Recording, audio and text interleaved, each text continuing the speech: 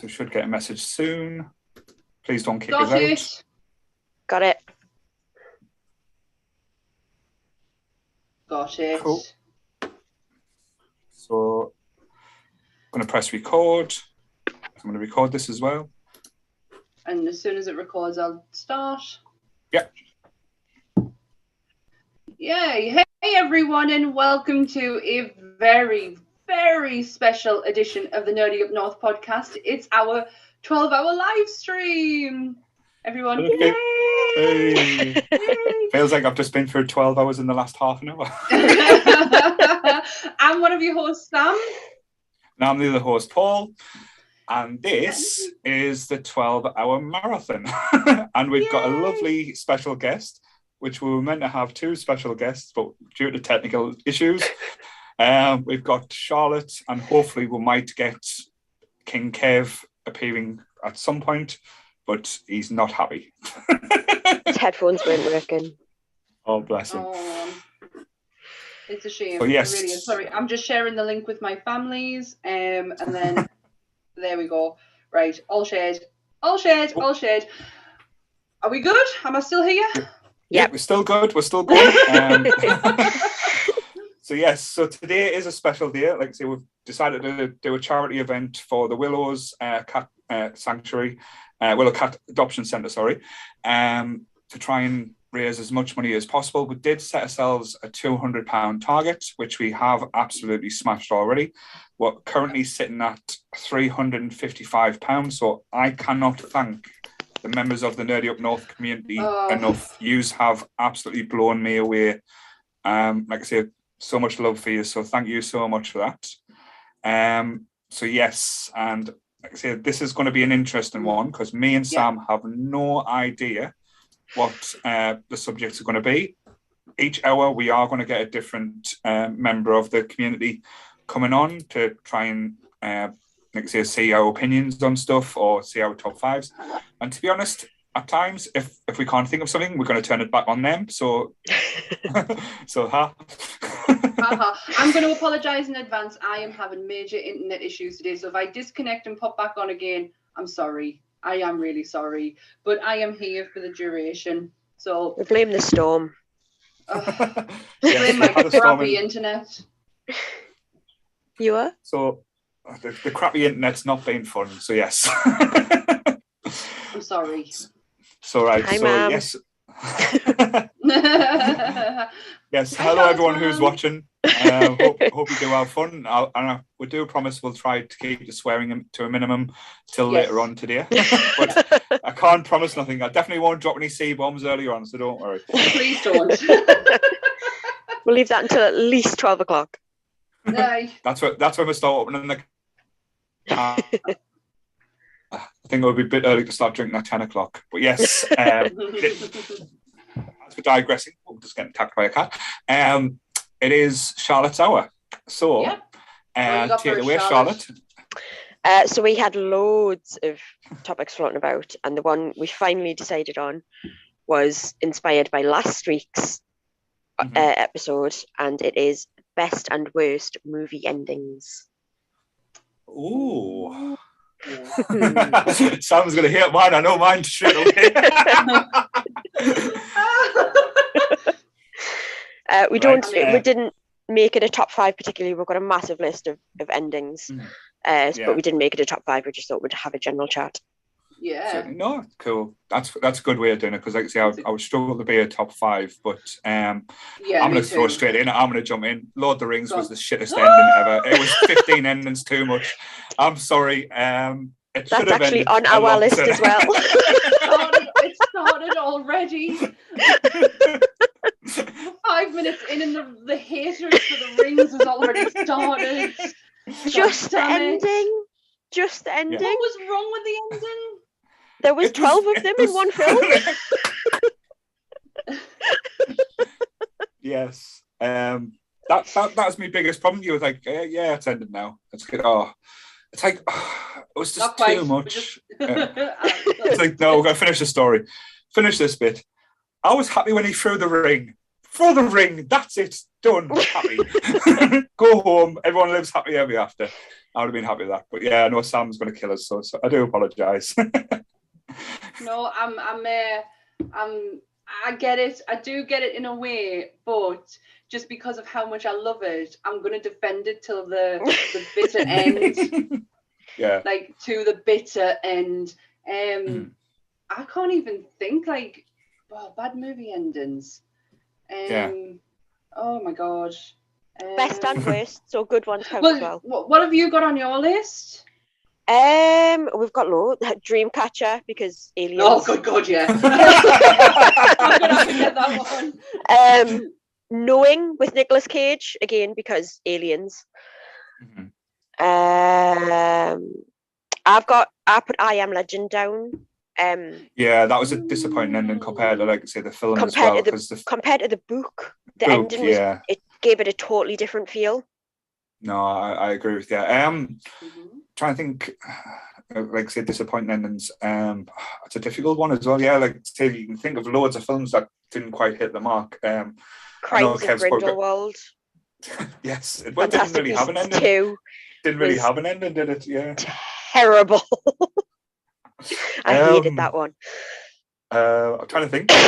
Kev's going to probably hate us, but probably Predator. It was such a great build-up, but the ending was just so, like, it just didn't quite hit the mark for me. It's not on the list, but we did talk about it last night this essentially the ending is he survived because he's Arnie. Yeah, pretty much. Yeah. So... But like there was this great showdown, and Predator decided rather than like they just do this creepy laugh thing and blow up. So yeah, that was kind of like the thing that didn't quite live up for me. But like I say, I'm trying to think of the other like ones I love, like probably the recent ones, the Quiet Place. Oh, they were brilliant. Both, like, even though they're like 2 parts, both endings left you like with an impact, and it made you want to watch the films again. I'm going to go back to my 80s roots. One of the best endings ever, fuck yous, as the Goonies. Seeing them joyous on the beach after saving the town. What more could you want? For twist endings, it's got to be Usual Suspects. Yeah, or The Sixth Sense as well for twists. It's got to be. Because it's one of those endings where because of the ending, you can't watch it very often. Yeah. Because if you watch it too much, it's going to take like the impact of it away. You'll lose that type of aspect. No, I completely get that. I think we've lost Sam's sound. It's just sound that's just not working today. Oh, bless her. We can see you, Sam, but we can't hear you. Bless you. Well, because she's not here, I'm going to say Ghostbusters Afterlife is one of the best endings. All right.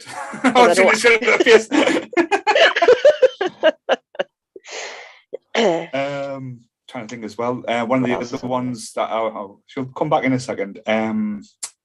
What ones I love, probably Stand By Me. That probably makes us cry. Like it does generally make us cry. It's one of the saddest, but well done endings. It's like the story throughout, from start to finish, is just so well done. And like say, I like the bit where it rounds up and tells you about all his friends and what happened to them and where they went and so on. That one has probably the most emotional impact. Hi, Sam. Hi. That was one of Kev's as well, actually. Stand By Me, yeah. Yeah. What I miss? I was just talking about Stand By being one of the more impactful or like better endings because it rounds up the story nicely and it's not like a happy ending, if that makes sense. Yeah, it was a realistic ending. Like it's not like everyone walked off into the sunset. You know, the event. You know, real life actually happened to them. Yeah. Yeah. No, 100%. What about you, Sam? What would you say is probably one of your better endings? Michaela will probably shout and saying if she says Ghostbusters, she'll kill you. Well, Ghostbusters is a really good ending, but it's not like an impactful ending. It just, you know, they save the day. Gosh, impact. Charlotte, you've really stumped it. Oh God, Jurassic Park. Jurassic Park is such a. Because they get out. Not everyone alive, but they do get out. Yeah. Yeah, and life finds a way. You see the condos at the end flying away from the island, and it's like that little bit of a reference. What else? I forgot. Phone booth. Brilliant. I love the end of Phone Booth where you just see his hand on his shoe. That was brilliant. Again, similar type of thing. Remember that film. Phone Booth. It was like say Colin Farrell, just basically, and Keith Sutherland, in a phone booth. Yeah. Keith Sutherland, yeah. Keith Sutherland, and, it was Katie Holmes, isn't it? I think. Yeah. It's just, is she? It's so stressful though as well, and when you think about it, it's just like so confined. It reminds us a film that came out a little bit later where Ryan Reynolds buried where he's buried alive, and it's literally the film. Or the film is just sorry to spoil it. It's just him in a coffin in Iraq. He plays like a merchant, and where they've using him as a hostage to try and get money, but he's literally buried underground, and he keeps getting a phone call saying basically the person needs to pay $2 million to get you out, and like say he's trying to ring people, and the battery's going down, and literally his air's running out, and at the end he's talking to like say this guy, the people who's trying to rescue him, and I think they found him, and they hear the digging and stuff, and he's getting excited, but it's a different grave, and then the battery goes off, and it's just. I'll have to have a look for that one. Yeah, it's not like the usual Ryan Reynolds affair. But I was talking about like good Ryan Reynolds endings as well. Voices. Have you seen that one with that? Yeah, that's the cat and the dog are telling him to murder, but like at the end, he's living in this nicely. Then he like realizes he's had a complete mental breakdown, and he sees all the carnage and everything that he's caused. Yeah, that was quite a good little turn as well. Are you still there, Sam? Yeah, can you hear us? I can hear you, but you're not moving, bless you. You're not moving for me either. You've completely froze. I am going to lose my absolute... Sorry to roll this out, but shit in a minute. This is starting to do my head in. I don't know what else to do apart from jump on my phone. Paul's now frozen on my screen. Oh, you're moving now. You moved a little bit. I can hear people, but no one's moving. I'm still here. Oh dear. Well, we'll get there somehow, so don't worry. It's going to be an interesting 12 hours. For emotional endings for me, A Little Princess and Secret Garden, because I remember watching it with my mum, and she cries every time, every single time. But it is like A Little Princess is like really, I think, is quite emotional when she's reunited with her dad and stuff. Yeah, just because of everything that she goes through. No, it's definitely like I think it's because you've been a child of the 90s and stuff, that was the type of film that was like say the kids of the age was brought up on, I believe, like where I had like the Goonies and like Lost Boys. Jesus, we haven't even mentioned Lost Boys. What Lost Boys is on the list? It is, yeah. Sorry, Donna, don't hear this. I forgot Lost Boys, but yeah, Lost Boys, like say all the way through, and it's the typical. I know it's like they do the little twist thing where you find out who the most obvious Grand High vampire is, even though they try to throw you like off with a few curveballs. But I still like Lost Boys as ending. As a film, it's got very few flaws in it to start with as well. So I would always go back to Lost Boys. Green Mile. Yeah. Green. Oh, it's too sad. But it is sad. It's impactful. We have completely frozen on YouTube as well, by the way. Like all of us, we're all frozen. So sorry guys if you can't see us or just that you can hear us. The whole screen's frozen. So it wasn't just me. It's everyone now. Oh, right, strange. Hopefully you can still hear her. Yeah, it's still moving on mine, but I don't know. Like say, we'll get through the technical issues and we'll get there in the end. So don't worry. On sad endings, actually. My husband's just pointed out if on sad endings, I wanted to put Bicentennial Man down as one of the good endings, but Kev hadn't seen it, so we watched it last night, and I cried like a baby. That one kind of missed the point with me. I didn't quite enjoy it as much. I know it was just like a modern version of Pinocchio and stuff like that. It didn't really have the same impact for me. Oh, Robin Sam's Williams moving again. Oh, Robin Williams. It was. We'll put it on. Mm-hmm. We'll put it on, and Kev turned to us and he went, "It's too soon." I went, "It's been 7 years." He went, "It's too Use soon." too. Use them around. I can see yous. We'll just go with it, Sam. Don't worry, please. We've got 12 hours to go through. We'll deal with what happens, but like I say, we'll let that go. Try and think of other ones as well that like probably has a big impact. I love Big as well. How creepy. Well, Big is a bit of a creepy film when you think about it deep down, but it's I love the innocence of it, but like how he like he realizes that he has to go home, and I'm trying to think of all the Tom Hanks films now, but like I like say when he goes back to being the kid and the suit's too big from him, and then he walks in the house and his mum gets excited, and as such that's probably another one.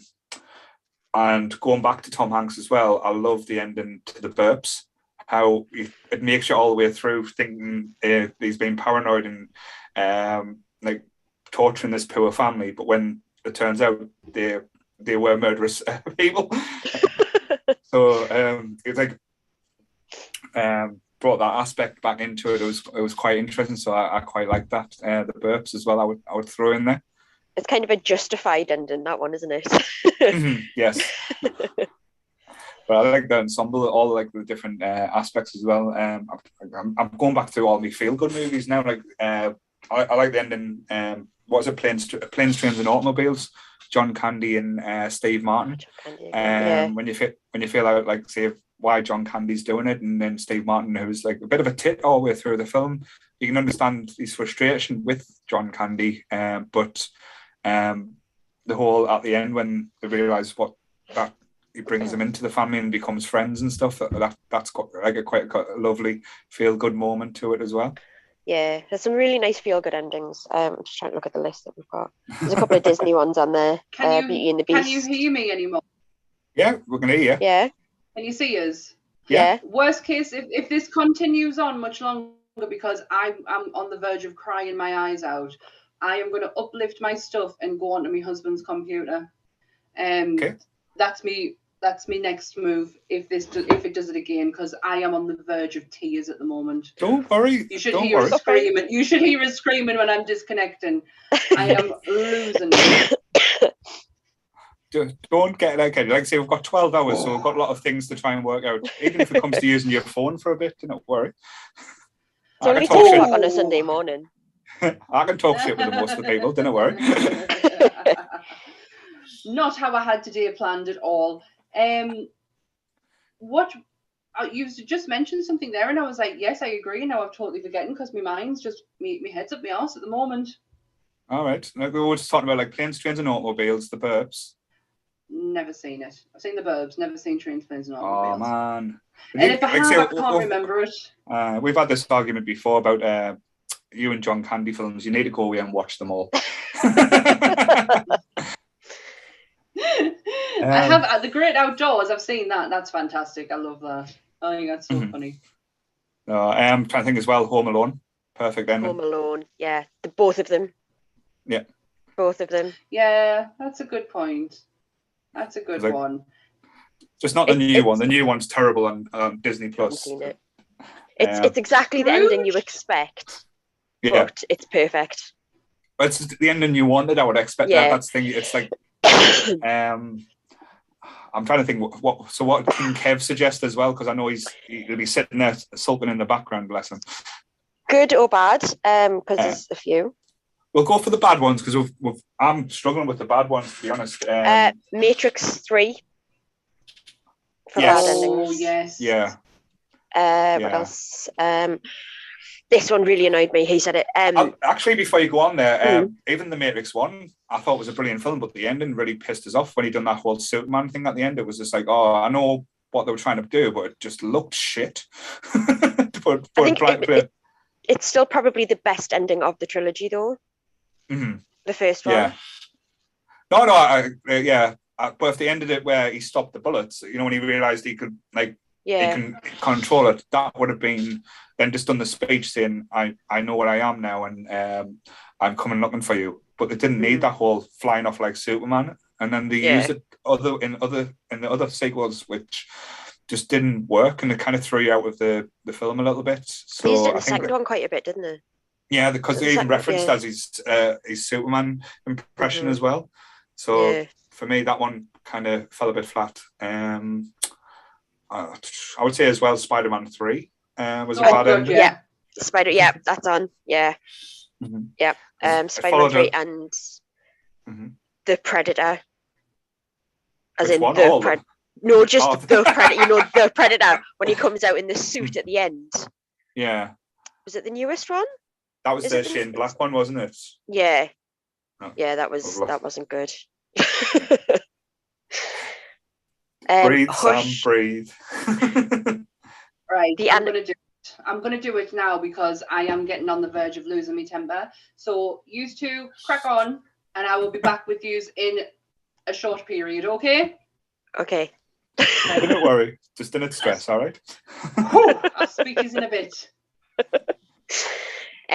Hush, the animated Batman. Yeah. Oh well. Yeah. Because that annoyed us so much that they changed the ending. So the Tommy Elliott thing. Yeah. Because it made no sense to have the Riddler as the bad guy when he was actually scared of Tommy Elliott. So the comic was iconic as well. It made him such a pointless character in the animation as well. Like. Yeah. What was the point of that?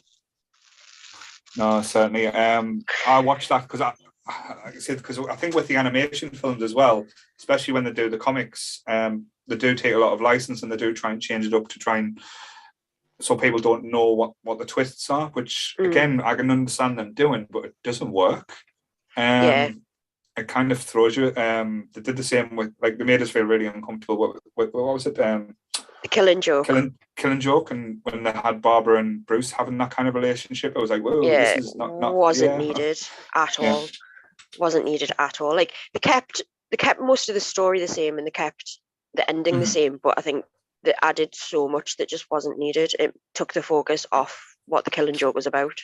Yeah. There's been a few good, like I said, the animated ones. Like I like the ones where they do the Justice League, or they've done the recent one, the Dark Justice League, where John Constantine kind of had Justice League. Had to do something where it kind of reverted everything back and changed the timeline again. I love Dark Justice League. That was always done well, but yeah, like the Hush one probably was the biggest disappointment as well because I loved the comic. The comic was absolutely brilliant.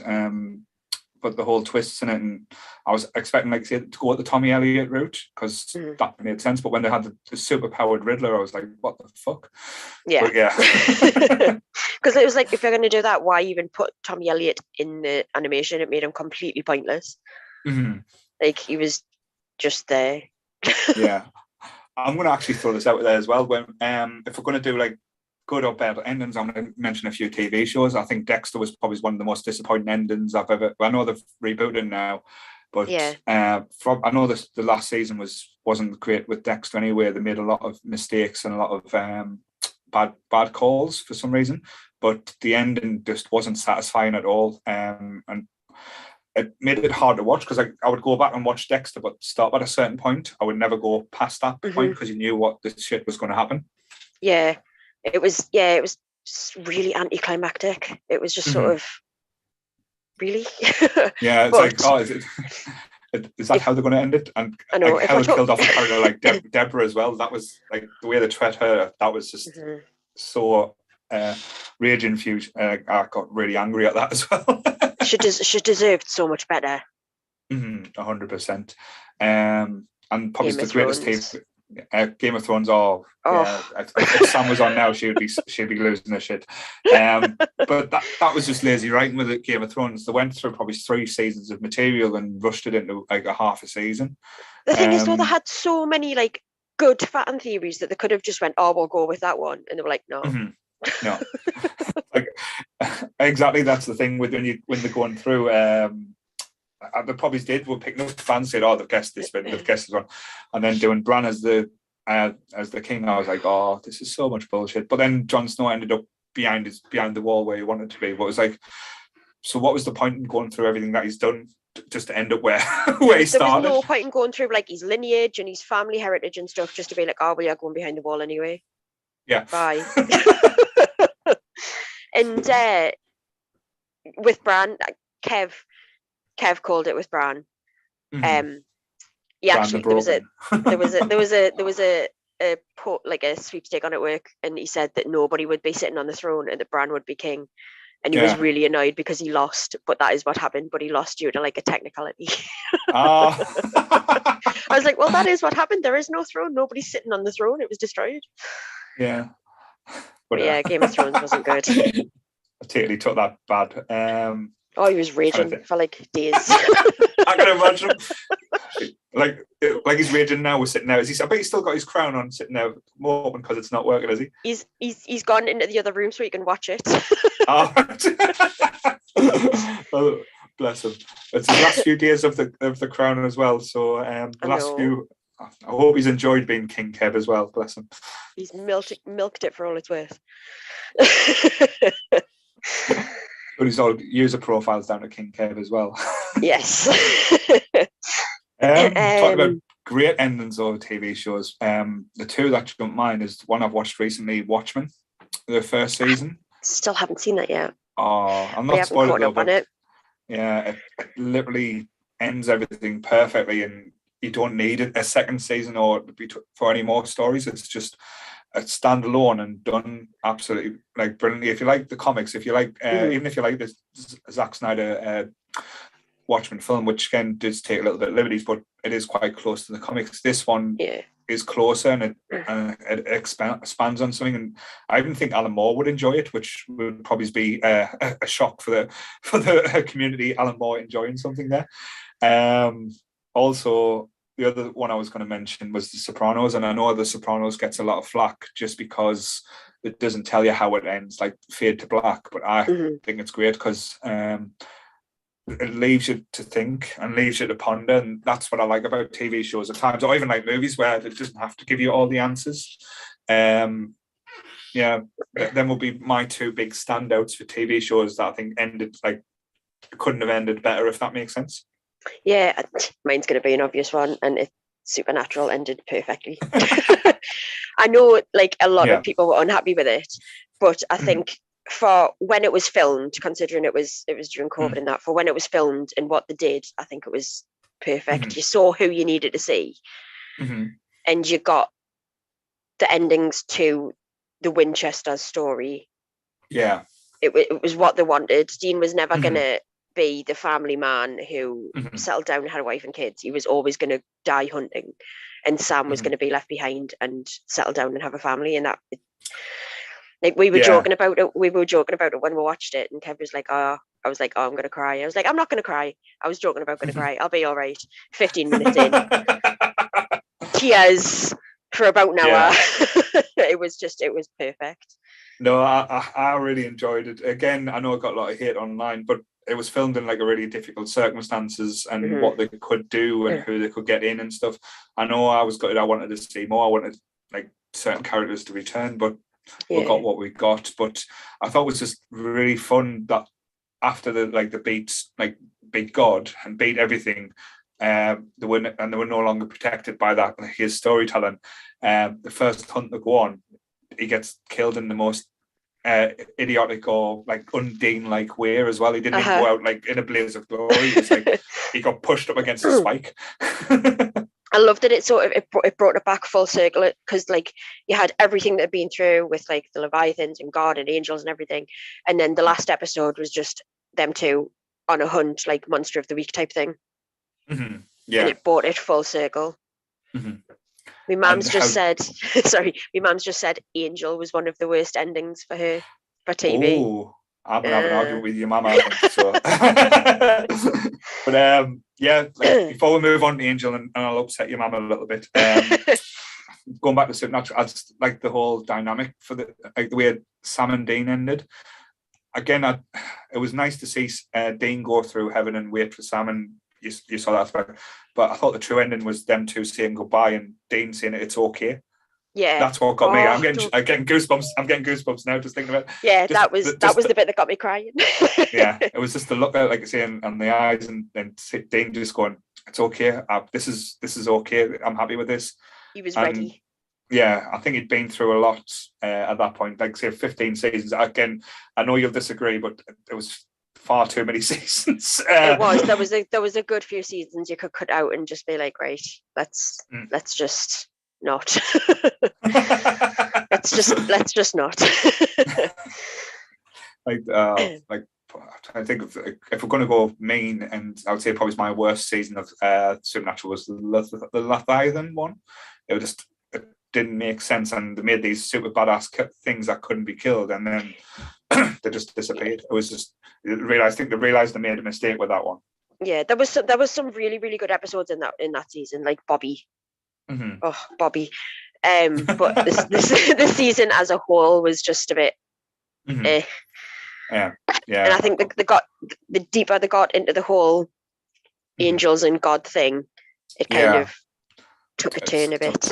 Took it away. Yeah, no, I completely agree. But they had some interesting characters. Like I love Crowley. I thought Crowley was one of the best written characters. Crowley was one of my favorites. Like I'll always and will always be a Charlie fanboy. I fell in love with that girl, and I still I've got a pop somewhere as well. But I think she might be there somewhere with Dean. But them were two of my favourites. And I was disappointed the way they handled with the Crowley ending as well. I know. Yeah, he deserved a better ending. Yes, but I think with Supernatural as well. Again, this is me not being overcritical, but there was no. It started off the point where you weren't even bothered when people died because you knew they were coming back. So it lost that impact. But as I said, with the last episode, it did end well. Like I say, it was probably about 4 or 5 seasons too late, but done well. So now, sorry, Charlotte, man, but Angel's ending was great in my book because I like the fact that again it's similar to like The Sopranos, where they beat the big bad, but then there's worse to come, and they're getting prepared to fight and fighting this fight that they don't know that they probably won't win. But you don't see it, so it leaves it up to the imagination. I know they brought out the comics to explain things a bit more, but I thought it was like quite a fitting ending for Angel because he didn't deserve a good happy ending. I think it was the best ending they could do, considering it just got cancelled. Like it got cancelled and that was it. Yeah. And I think it was quite brave of them not to, because I think they found out they got cancelled about halfway through the season, didn't they? Yeah, I believe so. Yeah. And I think it was quite brave of them not to sort of rewrite it and put like a rushed sort of wrap of everything up ending in and just leave it open like that. Yeah. So I can understand why people were disappointed, like Mum. But I do think it was sort of the best of a bad situation because it meant the comic sales were a bit more as well because people wanted to know what was going to happen next. No, certainly. I think as well with when you put the two back to back, I prefer the Angel ending over the Buffy ending because I can understand why they did that with Buffy, but it kind of lost track when they said, "Oh, all these girls are now going to be slayers," and it gives that potential. It just made it made Sarah Michelle Gellar's character less special, and I think she deserved a little bit more than that as well. Yeah, I think. It was kind of a catch-22 because I think it was kind of a perfect metaphor for like Buffy in general, because Buffy in general she always felt really pressured and why am I the only one and stuff, and that ending kind of opened it up so she wasn't so alienated, but it did take away from her being the Slayer as well. So it was kind 100%. Of a it was kind of. I don't think that, to be honest, with how long Buffy had gone on and what was happening and stuff, it was always going to be a little bit of a difficult one to end right, if that makes sense. Because some fans, again, wanted it to go out in a blaze of glory, but it kind of didn't go with the prophecies as well, because the prophecies was always like the Slayer must die or the Slayer must end in a certain way type thing. So that was always what you thought was going to happen, but you kind of didn't get that. which I can understand more. I know again with afterwards they brought out the lore and they brought out like the comics and the books and stuff and extended the story a little bit that way. But I don't know. I don't know. I think it's one of them shows that it's about time for a reboot, I think, as well. I know it's doing well on Disney Plus and stuff like that, but I wouldn't mind seeing a new story or a new tale about the Slayer. You watch it now, and it's quite dated as well. Some of it. Oh, I'm watching the X-Files now, and some of the special effects and that you go, oh. but yeah, see, it was just when the special effects was coming in and start using this like the CGI over the practical effects and stuff like that. But yeah. Some of the early seasons of Buffy, especially when I think one of the episodes when was it Xander's teacher that turns into the praying mantis? It was just the most awkward and weird thing I've ever seen. The prom episode where they've got the hellhounds in the cages? Oh, that was awful. That was terrible. Even for then, that was terrible. Yeah, I think a lot of the time, but yeah. Just trying to think of like other shows that see your mum's got us talking about Buffy and Angel now. At least Donovan's sister Sam will be happy. I think with shows as well, some shows don't know how to end. For example, like the Arrowverse universe, they've went on for too long, and now any ending we get is not going to be like say the ending we want or live up to the hype type thing. But I think with especially like say the TV format, it's hard to get the perfect ending. If you think about it, there's not many TV shows where you can think and say everything ended perfectly or ended the way you wanted to. Like especially in the last 10 years, like one of the ones I would say probably Red Dwarf. I think they're so scared of ending Red Dwarf that they just keep churning out more going. Yeah, and it's kind of it's lessening the show now because like the show was so brilliant. Yeah. And the more they push it, the more it go on, people are like, oh well, it's another Red Dwarf, and it kind of just takes the appeal away a bit, takes the specialness away a bit. Yeah, completely understand. I'll probably say another disappointing ending for film wise, like I say, I'm trying to take over my head as well. The new the new the second part. The first part was like done well, but the second part, the second film in all was a bit disappointing for me. But the way they ended it, again, if you go back to the original it as well, it wasn't handled well. It didn't end well as well. So that was always a little bit of an issue on my side. I think we've talked about this before when we were talking about Stephen King. He doesn't do horror endings well. Yeah. That's where I've got the idea from for the topic. It's weird as you say, because I'm sure we've mentioned this in the podcast before, but when he does like when he gets adaptations from not his horror stories like Stand By Me, Adapt Pupil, The Green Mile, again, I'm not one of my biggest fans, but I think it works well. Shawshank, the films kind of end better, but when you get like films like they're in horror, you get like Dreamcatchers, like say the TV show The Tommyknockers, which again was bizarre, but I think Stephen King's one of the only ones where you could have like if you're making a list of good and bad endings, you can have them on both. Yeah. And you can guarantee that the majority of the bad endings will be his horror stuff, and the majority of the good endings will be like his drama stuff. And he's probably one of the only writers that you can actually do that with. Certainly. Well, not his newest stuff. I still kind of finished any. Like I tried reading Estelle, and that was terrible. I'm sorry, I just couldn't get away with that book. Although watching the film. Talking about Stephen King, Castle Rock season 2 was brilliant. That ending was brilliant. I'm so gutted we're not getting another season.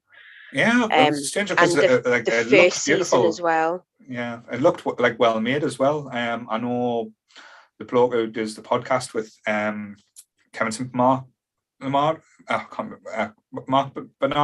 He was the writer on it as well, and some of the stuff he's wrote was great. But we watched a couple episodes of Castle Rock, and it seemed to be quite interesting. but it just didn't quite get there, if that makes sense. It didn't grab us to the point where I was like, had to binge it type thing. It would have been one of them ones I stuck on from time to time. But I know with you being like one of the plugs we haven't got in yet, a co-founder of the Nerdy Up North Book Club, you, like I say, you are the book nerd. So it would have been singing to you like everything about that. The amount of research that went into it, because like literally every other scene has like a little Easter egg or something from a Stephen King book, and let's face it, there's a few Stephen King books out there. But like you can just, every episode you can connect to some part of the Stephen King universe in both seasons, and it's just and Lizzie Kaplan, who plays young Annie Wilkes in season 2, is unbelievably good. Like unbelievably good. She's terrifying, but she's brilliant, absolutely brilliant. Oh, cool. I will go back to it. Yeah, I will go back to it. It's one of them shows that I probably would like try again. It's just having the time. There's that much things now. Like I'm absolutely loving the new Dexter as well. Glad that like rebooted, but I was quite sad to see that one like kind of go. It didn't kind of get what it does. So it looks like Sam might be joining us. I don't know if she is. Are you there, Sam? Oh, she's going to be losing it. It's getting angrier and angrier now. No. I can't see her. All right. It must be still connecting on her side then. Yeah. But yes, just trying to think as well. Because I can see you. Need to turn your sound on. Just smiling, but can't hear you. She's smiling on the outside. Oh, bless her. I can imagine what she must be going through. I would be absolutely distraught. It's all right. It's only the first hour. Nobody's up anyway. It's Sunday. Yeah, we've had a kind of few, like say, looking in the chat, there's been quite a bit of a conversation going on there. People agreeing with you with Supernatural. Donna's keeping everyone informed. Jake's there. The little shit Sean's there, the little bastard. I know my mum's watching because she keeps on texting us. Oh, bless her. She's just said for endings, The Birdcage. The Birdcage. Oh, with Robin Williams and Nathan Lane. Yeah. That was a good one. I like that one. Such a long time. Yeah, I haven't watched that in a long time. I love the colours in The Birdcage as well. I know it sounds strange, but it was really entertaining. Like everything about it. Like I say, I'm a big like flamboyant musical fan and everything. Bless her. Can't hear you, Sam. Sorry.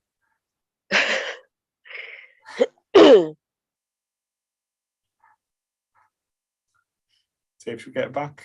Is she working? No. But we can see her apparently. Yeah, we can see her. You look lovely, Sam, though. But as far as musical endings go, I love the ending of Sweeney Todd. Yeah. I'll let you talk about that one. I love the ending of Sweeney Todd because it's such a dark musical as it is. Yeah. And you think because the rest of the musical is so dark, you think, oh, it's going to be a happy ending, but it's not. They just end up all dying, essentially. Yeah, I was going to say it's not a joyous film, but no. Again, I know it's a musical and I shouldn't be too, but to me, a musical, you don't have to sing every word. And with that one, when everything was singing every word, it kind of threw it. And bless Johnny Depp, he tried, but he doesn't have the best singing voice. Again, they must have went through it like crazy with autotune as well, just to try and get a bit of a melody and stuff. But yeah, that wasn't for me. Wizard of Oz, the end of Wizard of Oz, when it goes back to black and white. Now you'll make us cry if we start talking about the Wizard of Oz. That is such a special legacy. I've got so much connection with the Wizard of Oz. Like I say, growing up, like I say, with my grandparents, my dad, my mum, watching it as a kid and being totally amazed when it goes from like that sepia to the Technicolor, which totally, like I say, you hadn't seen anything like it, and the characters in it as well, like even the Munchkins, the creepy little bastards they are, reminds us of Sean, being quite. The witch quite is well still the witch terrifying. is still terrifying, just horrible. Yes. No, amazing, but like. I'm trying to think of the words to think, because like even during my wedding we had like element, like we didn't, because Nick, my wife, doesn't like in your face references to things. She likes little hints. So during the wedding she wore ruby red slippers. I've seen them, they were gorgeous. Well, that was the second pair she bought, because we'd actually bought, because she had her eyes on these Vivian Westwood ones that went out of stock years ago, and we had to try and locate them.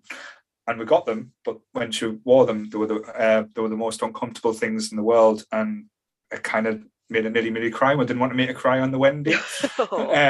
So that was that. But other than that, like all the bridesmaids had like each colour of the rainbow, so they weren't wearing the same dresses. They were just like, they were given a colour, and that they had to find a dress that matched that colour.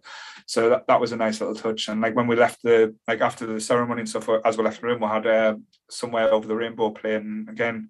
It was just a nice little touch. But and as you said, that ending, like say, you can't help but get emotional when she goes back home and she sees everyone's like, you were there.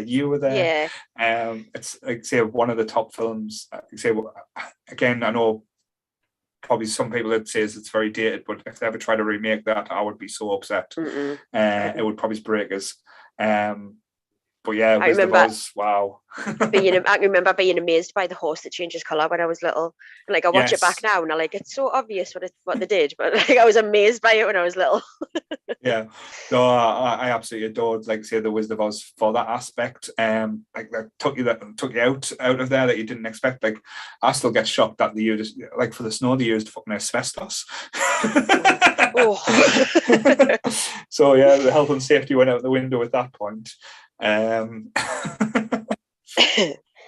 was trying to think what we've got on the list. Cool. The Lion King. All right. The end of the Lion King.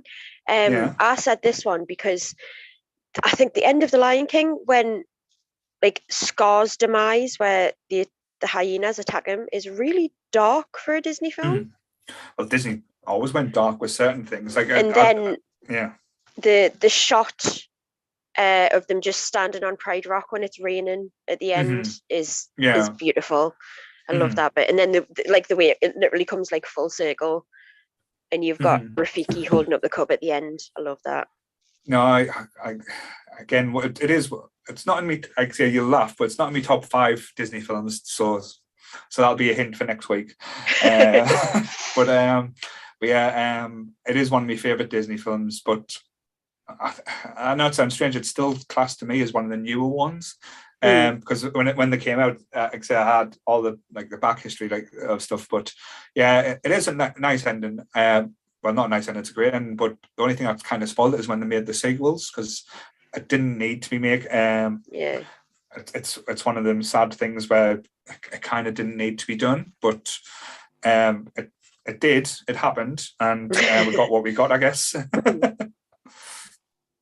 But I think a lot of things as well is, especially like the Disney films, a good villain would make a good Disney film and a good ending, because you always want to see the comeuppances. Like I say, the more modern ones, like a good Disney ending probably is the film that broke me was Up. It wasn't the end of Up that broke me. Oh no, I'm saying the start is like heartbreaking, but then you go through and you get the ending that you get, and it was just like a nice note. And I know you done, I think it was a post the other day saying which characters would you want like to live longer. I think I've disagreed with the Ellie one, just simply because she lived a good life. I know she didn't get to go on that adventure, but she got to experience like what she did, so that's why the others ones kind of played a thing. But I love Up. It's one of my favorite Disney films. Brilliant, it is. And Doug Days was brilliant as well. It was the perfect addition, Doug Days. Just before Poet Ed Asner, bless him.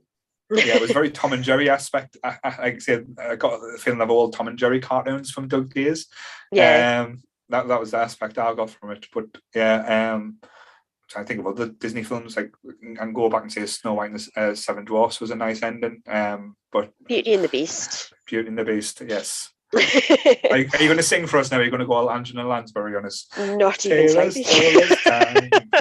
We'll save that for the Disney one.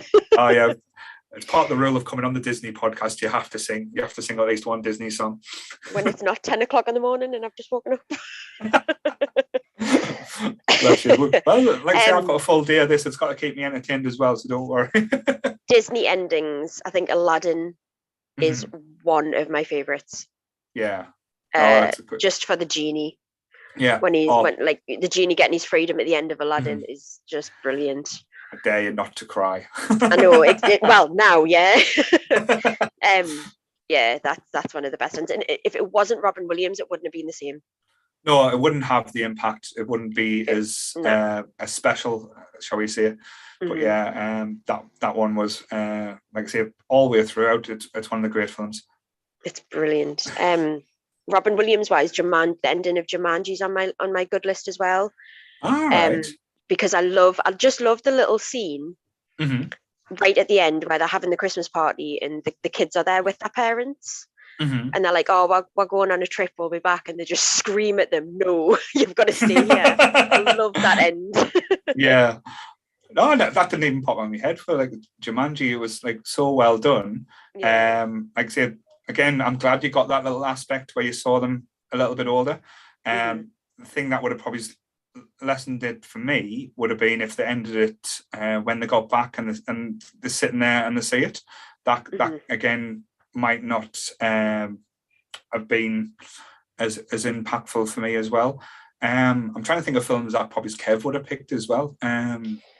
Alien 3. Alien 3, all right. Alien 3. When she goes into the lava. Yeah. Yeah, they should have cut it off there when they made the next one. Was it the Alien Resurrection? That was absolutely dire. Yeah. Sequels that we didn't need. Terminator. Right. The first one or the second one? The first one. Great. Good choice, Kev. And Inception. Ah, yes, the little spinning top. Yeah. Yeah, so you don't know if he's still there or out of there. Yeah, he also said the original Night of the Living Dead, where the only survivor gets killed because he's black, basically. So the original Living Dead and The Mist. Yeah, The Mist. And The Mist. Oh, yeah. Oh no, you weren't there. Oh, that was horrible. What a good film, though. I cannot let you walk past that one, The Mist. Wow. Because you don't see that coming. You do not see that coming. I know, like I say, it's a remake and stuff like that, but I didn't see the original. I saw the first one. I don't think I've seen the original. Yeah, and when you see that, Jesus Christ, and when you realise, because he's killed them so they don't have to be eaten, and then you see the soldiers knocking on the door, you just think, too late. Fuck. Yeah. Yeah. Oh, you've nailed it. I think you've won with that one. I think you've actually don't think you're going to get much better than that. He also said, which is a really surprising one because he hates the film, The Thing, the end of The Thing. Yeah. Right. Yeah. I can see it. I can understand it. Sam looks really upset, bless her.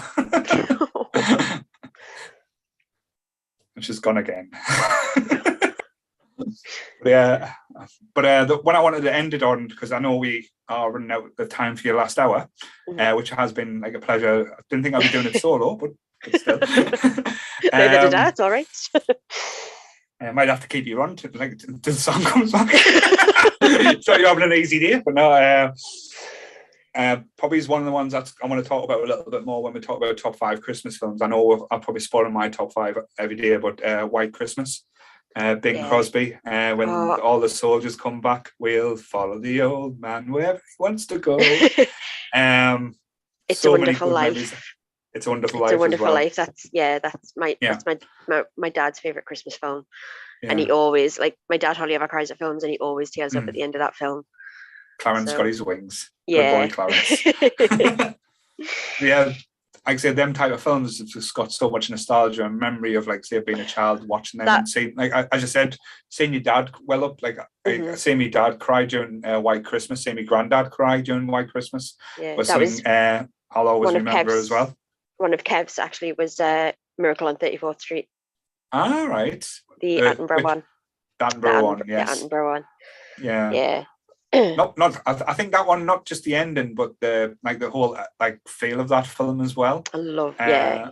It's just got goosebumps all over, and especially with it. I think we've talked about it before, not on the podcast, but in the Facebook group, the scene with the deaf girl when she's doing the hang signals, and she's just and they says that she just wants to see Santa Claus, and the reaction, and he says, "Oh, it's fine," and starts doing it and seeing her reaction. Jesus, I'm well enough now. He was born to be Santa Claus. Absolutely born to be Santa Claus. Cool. Yeah. No problem. So I don't know what's happening with Sam. So again, I'm just going to send her a quick message, say she's okay. I'm just going to send Donna a message as well. I can stay on until Sam, if you want. If you don't mind, that would be great. Unless somebody else wants to jump on. So was there any others you wanted to mention just while I'm messaging? How to Train Your Dragon was the trilogy. Every single one of them had a brilliant ending. I loved that one. The third one made me cry, actually. When it's really sad. It was when they were saying goodbye, because we went to see it not long after we lost my mum and dad's dog, and we went to see that, and we were sitting in the pictures and they were saying goodbye, and I was just like, nope. And I'm and Kev looked at me and went, "Are you crying?" I was like, that one really got to us. Oh, bless you. That one's probably passed me by, because I liked the first one, but then I didn't watch the others. I don't think it was for me. Are you there, Sam? No, we still can't hear you. Have you tried your phone? She's gonna have to go on to her phone. Yeah. Bless. No, the How to Train Your Dragon films, the second one is it's beautiful. It's some of the best animation, like the colours and all the different dragons. It's just absolutely stunning. It really is.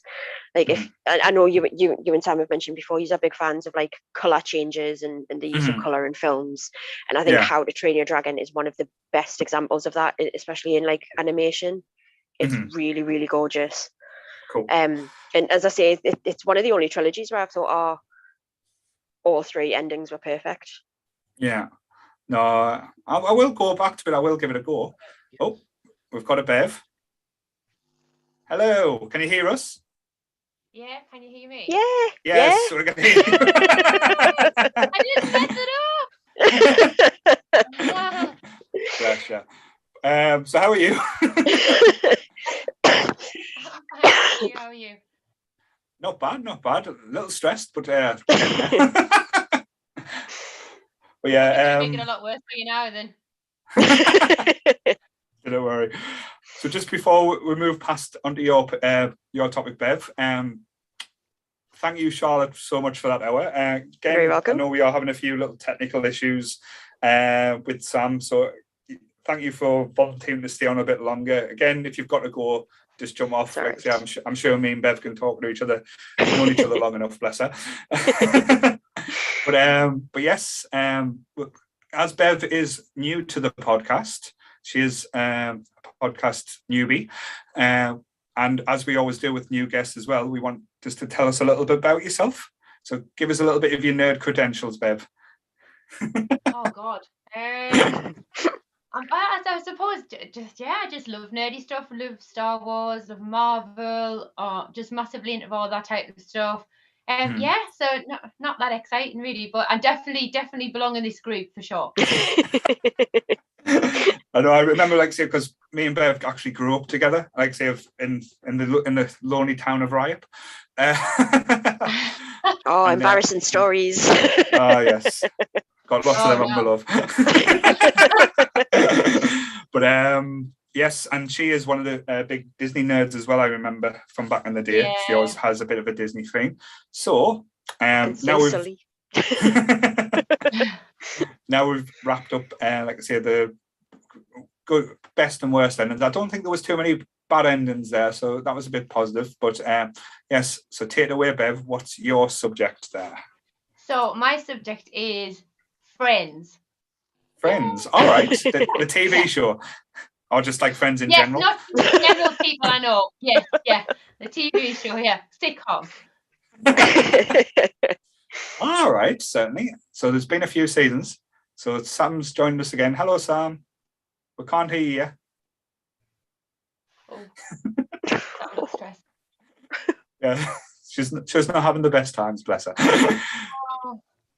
But yes, so Friends, right. So how do you want us to talk about Friends? Like, do you want us to go through top episodes, episodes we didn't like, or how do you want to play this out, young lady? Okay, so young, bless you. Okay, so I have picked 5 of my top ones, which was so hard because there's like so many 10 seasons and all. There's so many, and I don't necessarily think the ones that I would have picked, maybe the ones that you might like, which is why I love this. I wanted to do this topic because there's nobody gonna have the same. So yeah, so I've kind of gone for 5, and I'm cool to run through them and why I like them, and then obviously see what you guys like and what was your top, what you liked about it, you know. Spot on. Yeah, no, that sounds good. So yeah, I'm just, so what's the little furry one's name as well? Thor. It looks very majestic there, like looking out. So that's why we're donating as well, guys, for the cats. Remember, Willows Cat Sanctuary, this is what we're trying to help, keep them fed, especially in this time when it's cold outside. We don't want cats outside. Yes. So cheap little plug there, so please donate. But yeah, I know I've paid him a lot of money to sit here. This is costing me a lot of cat food, can I be seen? So please donate, because we've got to pay the cat. he's the star of the show there, so don't worry. So yes, Friends. So we'll start off with your. Don't have to go for the top 5 straight away, but go with one of your first picks there. Okay, so it's important to say that this is my top 5, but in not that order, because there's just no way I could pick one episode that I love that much. So the first one that I'm going to go with is, well, it's one of the ones that I use this phrase a lot in life, and I just don't know how I've never moved an item of furniture without using this phrase. I know what you're going to say. The one with... Oh, me and my sister, like, this is one of our favourite episodes. Like, we'll randomly just look at each other and go pivot and burst into laughter. Oh, we've lost the Bev now. Oh, she's back. Did you pivot there, Bev? You know, I did. I totally did. Don't worry, like I say, I can handle anything. So yes, so the episode where they're moving the sofa up the stairs, is it the one with the sofa? It's called, is it?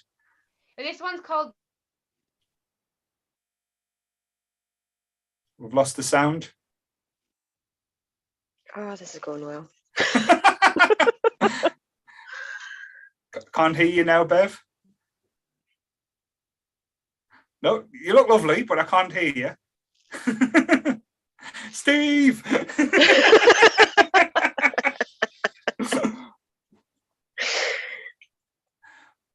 But yeah,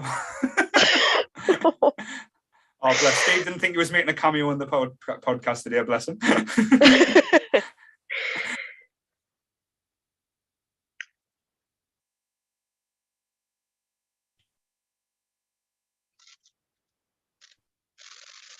And it's going to be me and you all day today, Charlotte. It is. This is going to be interesting. My mum's still watching. She's just sent us a taxi and a lobster.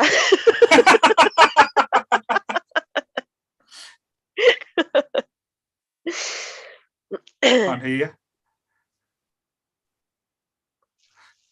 I'm trying to think back to that episode as well, the pivot episode. Because that was the one where like was the stupid sofa that was going up the stairs, and Ross was just having the worst time as well. Hello, King Kev.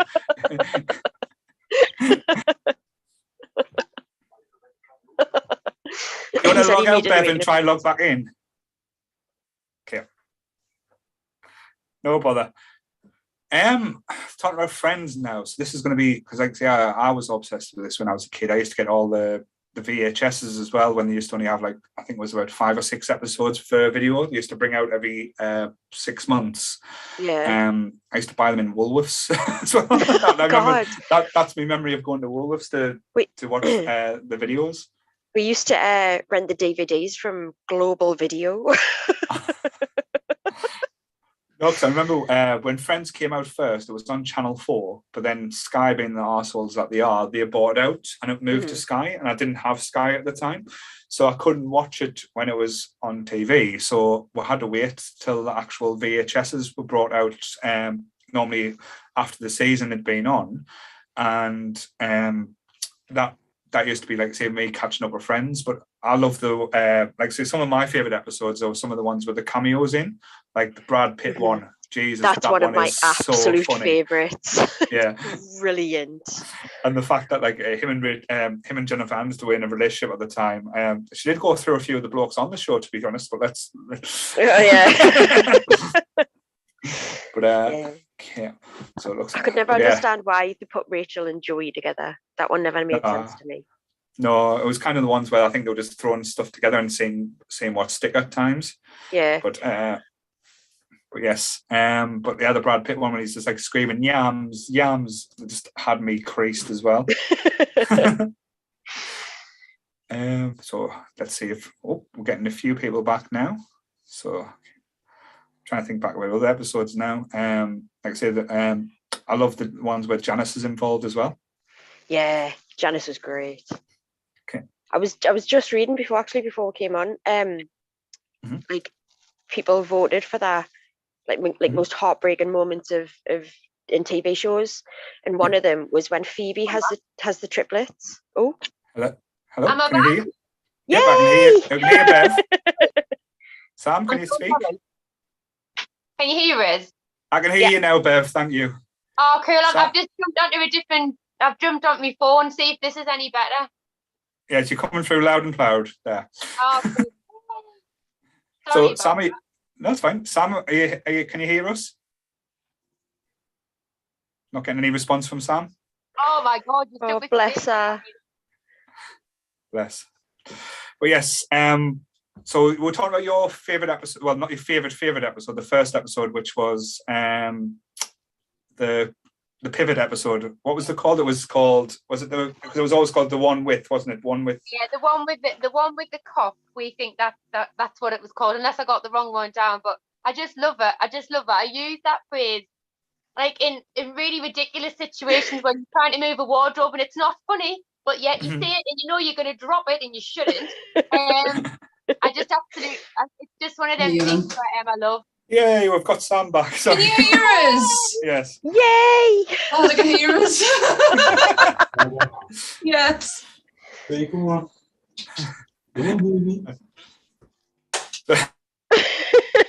us a minute. Sorry. All right. So yes, I love that episode as well. Like, just seeing the whole is that I can't get my words out now.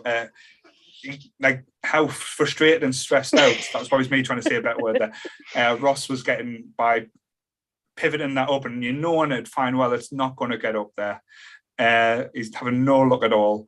But I absolutely cried laughing at that point. What we're talking about? We're talking about Friends, the TV show. Right. Right. Seeing as Sam is back, I'm going to hand it over to her and say goodbye. Cool. Sorry, Charles. It's absolutely fine. Thank you. If we need you, I'll send you a message. Let me know. Thanks. It's been an absolute pleasure. I hope things go well from here. Bye. Thanks. Bye. I've got my Mac all set up. If this goes tits up, my Mac is there ready to take the blunt of it. It'll be a shit camera, but you'll be able to hear us. I will be able to see you. I have just had an utter meltdown in the living room. Bye. Right. But that's what we're talking about. Bye, Charlotte. Bye, Charlotte. Bye. Thank you. So yes, but now we're talking about fun stuff. We're talking about Friends, the TV show. Yay! What have you already talked about? Pivot. Oh, Ross is one of my favourite characters. And my favorite of episodes is where him and Chandler go up against each other, and it's all Chandler. Ross told everyone that Chandler was gay in college, and then Chandler told everyone that Ross had sex with dinosaurs. Yeah. Absolutely greatest episode ever. His tannin episode was hilarious. Oh my god, that's on the list. That's on the list. Oh, love it. So what we're doing, Bev's got a top 5 episodes. So she's telling us the top 5s, and we're just going to jump in with, like, say, our opinions and our favourites as well. I'm not going to pick a top 5 because that will be fucking impossible. Can I just point out, this is ridiculous. Have you seen it? This is Anthony's really. He's getting a new one for Christmas, but this is Anthony's really terrible headphone. I think this is the computer I will be using from now on. I can see you perfectly clearly. There's no glitching or anything like that. Right. Hey, yes. Let's get into it. Yes. So that one was a great episode. One of my favourite ones, and I've got a little bit of a prop which I've just spotted as well. And let's see if you can see. Oh,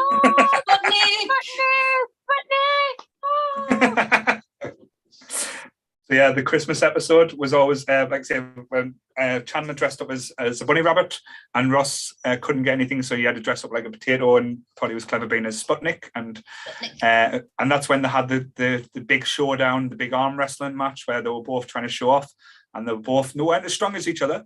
They were both as weak as each other, and that was when Ross was dating Mona as well, if my memory serves rightly. Pathetic character. She was absolutely pointless.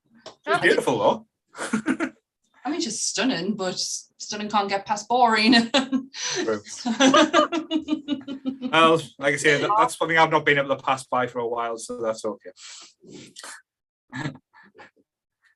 So, are you still there? I'm still here. All right, you both went really quiet. I was like, oh, fuck.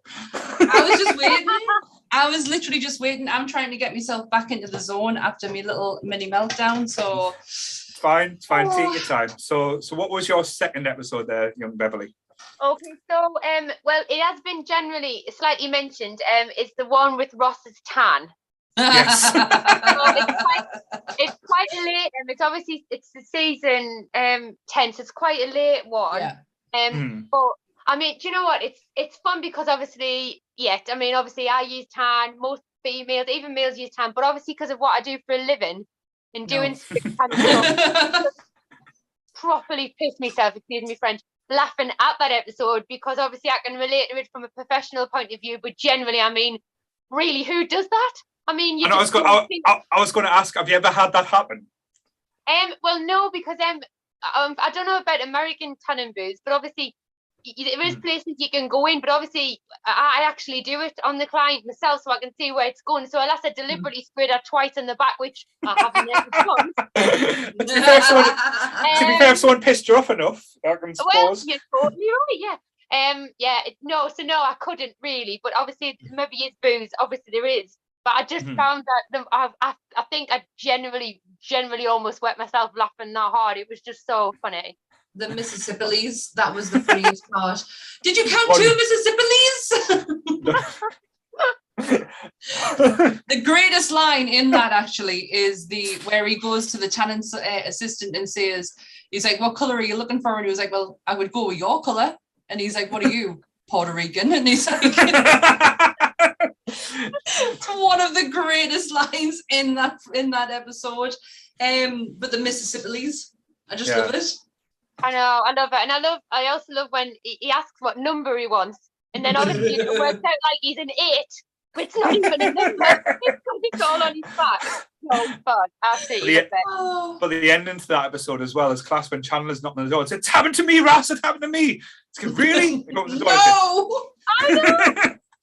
It's so fun. It makes it just generally. I mean, the episode and general friends in general. I think we've said this before in podcast, online in the group, and that I can't not fancy watching it. If it's on, I can't not watch it, and it just makes us smile, and I just think that's really powerful. If it can do that, any of the episodes, I haven't even got a one I don't like. I mean, that's amazing, isn't it? Really, they can do that and have that effect on you. Oh, no, 100%. Like I was telling Charlotte about it. Like I remember watching this as a kid. It started out like I know going over bless with you both being back now. With it starting out on Channel 4, then Sky bought it out and it moved to Sky. And I didn't have Sky at that time, so I couldn't watch it. So I used to have to wait the VHSs come out. So the VHS used to come out like with a half, like only 6 episodes in. And you used to go to Woolworths with my mum, like with me pocket money to buy the VHS to try and catch up with Friends. But now, literally, you can't even turn a channel without missing an episode. Yeah. It's literally on every single channel. But I do remember when it came out, because it came out and nobody had heard of it. It was like a proper unknown.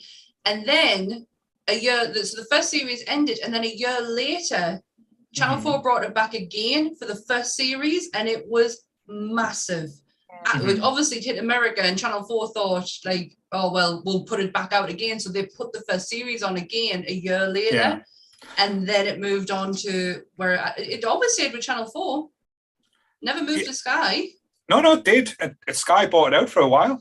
It was during the Chandler, Matthew Perry being addicted to drug stage. Which time? The first, when he lost all the weight. The difference though between him and so you end one series, it's the engagement, isn't it? So you end him on the engagement where he doesn't look well, and then all of a sudden he looks terrible. It's like literally meant to be the same day, and he just looks so bad. He didn't look great on the reunion either, but I know he just had dental surgery apparently. That's why he was still. Well, that's what they came out with. But who does that though? You've got this massive reunion. The world is watching, and you go and get your teeth done, knowing the consequences and how that could come across. Seems a bit suspect to me. Yeah, it was a good reunion though. I bawled from start to finish.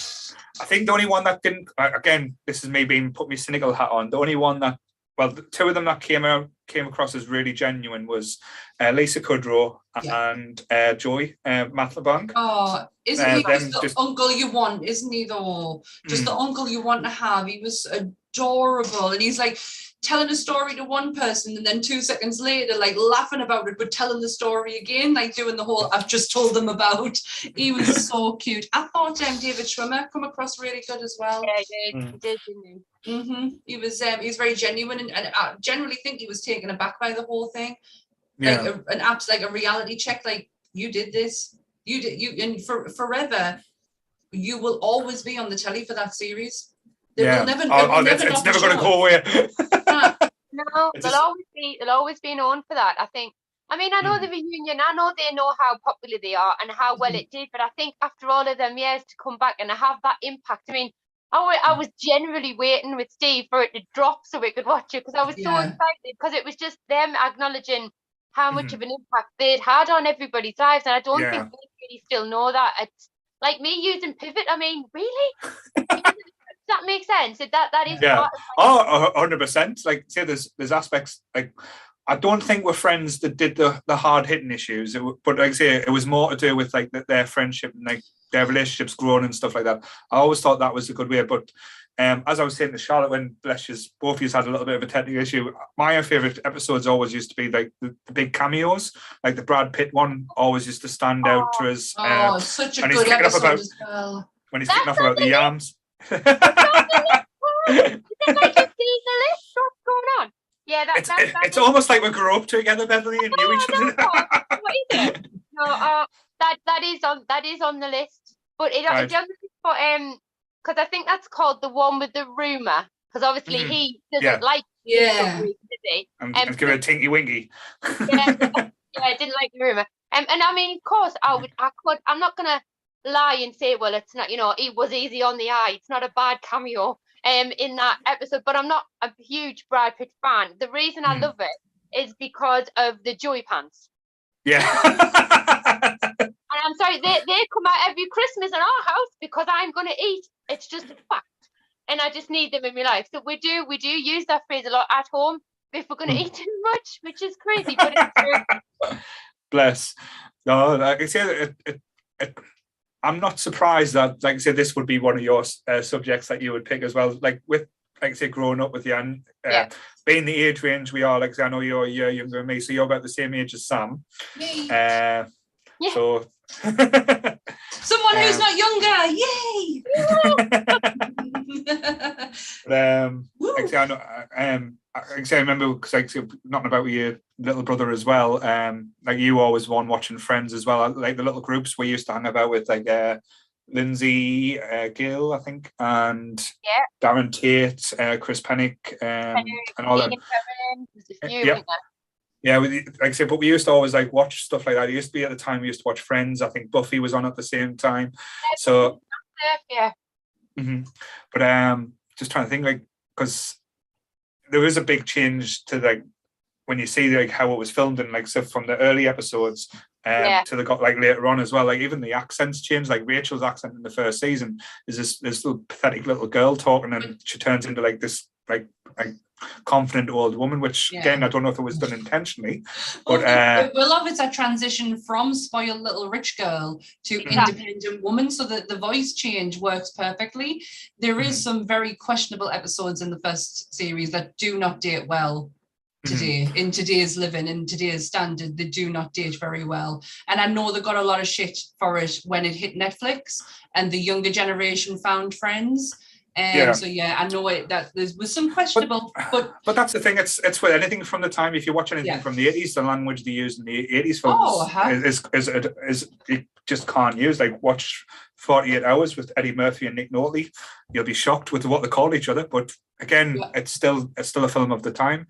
I don't think it's, again, without going into a big debate about cancel culture and what should be no, that's not where I was aiming that conversation at all, because I don't agree with that, but I don't agree with the shit that Friends got when it was literally when it hit Netflix. But the same happened to Only Fools and Horses. When it hit Netflix, people lost their mind. But I think the progression of the show and some of the messages that they got out there, for all that, for what they were getting people were getting annoyed at, I don't think they realised that they addressed them issues later on. They know what they've done, it's progression.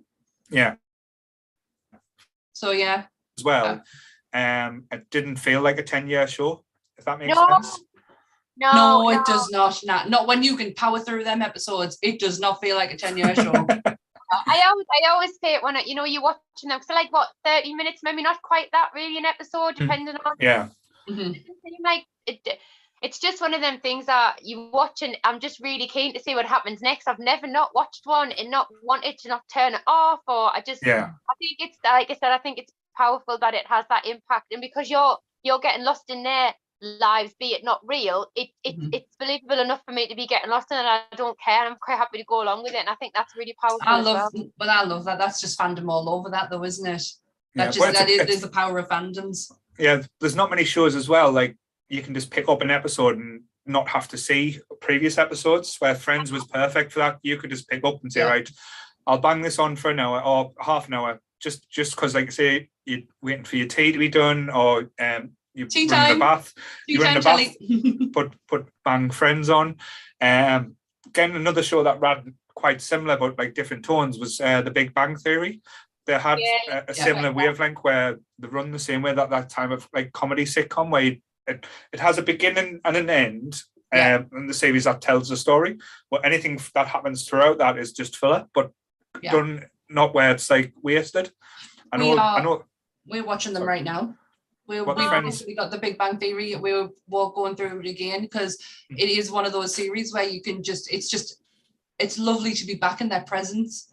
And these are two series, actually, not only do they mirror each other in the way that they're structured, how long they went for, even the channel that they're on. They were actors that knew their worth and went for it, and they got $1 million an episode because they knew what revenue. Big Bang Theory casted it, and the Friends casted it first, obviously, but the Big Bang Theory did it. Wasn't it the Frasier cast that got the price hike first? Then everyone copied Frasier's, because that's when Frasier. I didn't know that. Because Frasier went, I want to be paid like. I think it was the first. Again, I could be completely wrong, but I remember reading Frasier was the first TV actor that to get paid over the 1 million episode mark, and then other shows kind of changed that afterwards. But again, I could be completely wrong, but that's where my memory sits. I've never heard it, but I wouldn't be surprised, because that is the kind of person Kelsey Grammer. He definitely knows his worth, and definitely knows his worth of his show. But the Friends, I just always remember the Friends cast doing it, and then the Big Bang Theory cast. But the main three did it first. So Penny, Leonard, and obviously Sheldon, and then Howard and Rajesh came in, and then the rest of them came in. But yeah, it's a powerful move, knowing your worth. Exactly. They were ready to walk away from that if they didn't get what they knew they were worth, because look at the amount of money that was bringing in. Not just on the TV show, merchandise. Look at the amount of merchandise. Like, I know Friends is not really, but I think Friends at the time, not merchandise wise, but just how much it was airing, how much it was and how many countries it aired in as well. That was making people a lot of money, and the actors knew that they should be getting their share as well. But I think we're Friends. Sorry, Bev. What were you going to say? No, I was going to say. I think I was going to say maybe what you were going to say. The merchandise for Friends now is crazy, and it's finished. It's not. I mean, there's still such a lot you can buy, T-shirts and that now. I think that is something that is amazing. If you can still buy that type of merchandise, and it's not even aired like new. You know what I mean? Exactly. Revolution did a whole makeup line on Friends. Yeah, I know. Well, I think Primark still got its own section for Friends. Yeah. But what I was going to say as well, going back to the pay things, I think Friends was the first TV show that the male actors said the women actors need to get paid the same as us. That was one of the first shows that did stick to that point. Because I even think at that time when I first started, the male actors were getting like a lot more than what like the three women were, which when you think about the show's dynamics is absolutely crazy. Yeah, that's true. And I think, I mean, I'd probably ask you guys, which is a super hard question, who was your favourite Friends character? But I know, baby. But when you look at them dynamically, this your three guys, your three girls, all of them had a place in that it was none of them was the weaker link, and they didn't work neither without each other. So they would massively deserve the same money, if not more, because as a unit that worked, and without one of them, it wouldn't have been the same. And then that's like it's rare, really. It's really rare, that, to be fair. It is. It's rare to find a cast who don't want to constantly battle each other for airtime, that they're all happy to share the screen with each other. Oh, 100%. It's great though as well, because a lot of TV shows and stuff that struggled is when they chopped and changed characters, removed people out or thing. And like, as again, Friends and the Big Bang Theory, they never kind of did that. They kind of added new characters to it, but rather than like never replaced any of the main cast. And for the show to go as long as it did, it's quite a unique thing to happen. But to answer your question, Bev, without a shadow of doubt, Phoebe, I absolutely like. It's weird because I never used to go for blondes when I was a kid, but I had the biggest crush on Phoebe. I think it was just an energy, an attitude. Like I say, the whole thing. Like I absolutely loved Phoebe. Her general Phoebiness. Do you know what? Ross is still one of my favorite characters because he has some of the most memorable quotes. I mean, I'm fine. Exactly. Like, and F is for one, and it's just so funny. But it's the when him and Monica argue with each other, and they did the whole telling of truths. Oh God, yeah. And it's like, you were my first kiss. You were my boyfriend ever. I've probably got that all mixed up because I've got a load of things running through my head. But that when them two go at each other, they are hilarious. So Ross Geller is definitely my favorite character. Well, I have to say, I mean, obviously, I do. I mean, God, I think Steve says it 100 times when how you're not. He says like you're so like, but more qualities of like OCD, cleaning, all them. No, I'll tell you where it is. The competitiveness. You were the most competitive person that I've ever met. Like, I thought I was bad when we did sports, but Jesus Christ, you used to terrify me as a kid. Ever play a Bev at darts? It's scary. No, you're totally right. I am fairly competitive, and I just, you know what? I remember seeing the character on it and thinking, oh my god, she's just, I just love her. She's just amazing. She's like my hero as a character. But I do love them all though. Like you said, if I could pick a little bit of each, I mean, I love how sarcastic Chandler is. I love how cheeky, and I love the whole women's man thing about Joey. I love how Ross is really sensitive, but he's also really funny. I love Phoebe. Like you said, Phoebe just doesn't give a damn, and I love it. I love it. And again, if she's listening, she'll probably kill us for this, but she reminds me so much of my friend Emma. Like Emma's got the same type of Phoebe vibe, I think. Which Emma? Emma Thompson now. Emma. Oh, right. Yeah, she always used to remind us of Phoebe. Just I was out with her last night, and she was definitely living her best Phoebe life, dancing all over the place. So yeah, I get that. And I would love to just go for a run like Phoebe as well when she runs through that park. That is one of the most hilarious things you'll ever see. And Rachel's been embarrassed to be seen with her, then realising that it's just a joyous thing to do, just to let go. Mm-hmm. Yeah, I must admit, I think I probably do run like that, actually, in my head. I probably But no, Phoebe's had some like quality one-liners, and just her general aura about everything weird and smelly cat. I mean, I cannot not say anything. I've even taught my kids that song. They don't even know what it is. I've just had to teach them it because it's just something they need to learn as they grow up. It's so with you saying it now, Bev, you're going to have to sing it.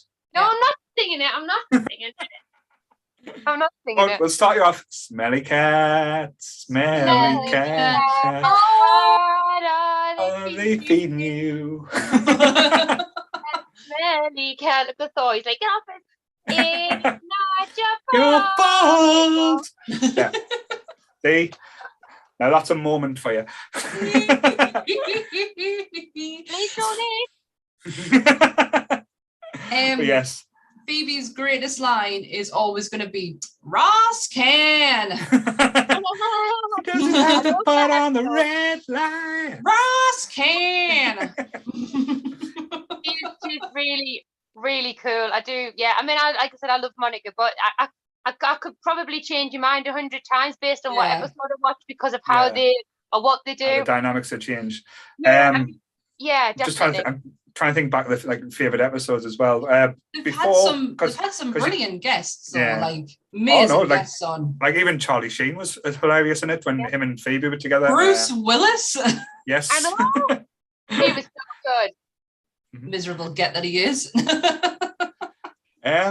They even done like a little bit of a crossover between the TV show as well. What was it? Mad About You. Mad About You, yes, because Ursula, who is the original character, and then Phoebe came afterwards, was a waitress on Mad About You, and then obviously Phoebe came. And then the show is over.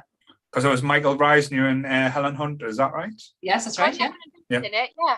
Yeah, but because I remember like the crossover episodes and stuff. But there was an episode where there was a bit where Billy Crystal and Robin Williams was in. They were sitting on the couch. Yeah. But like having a therapy session.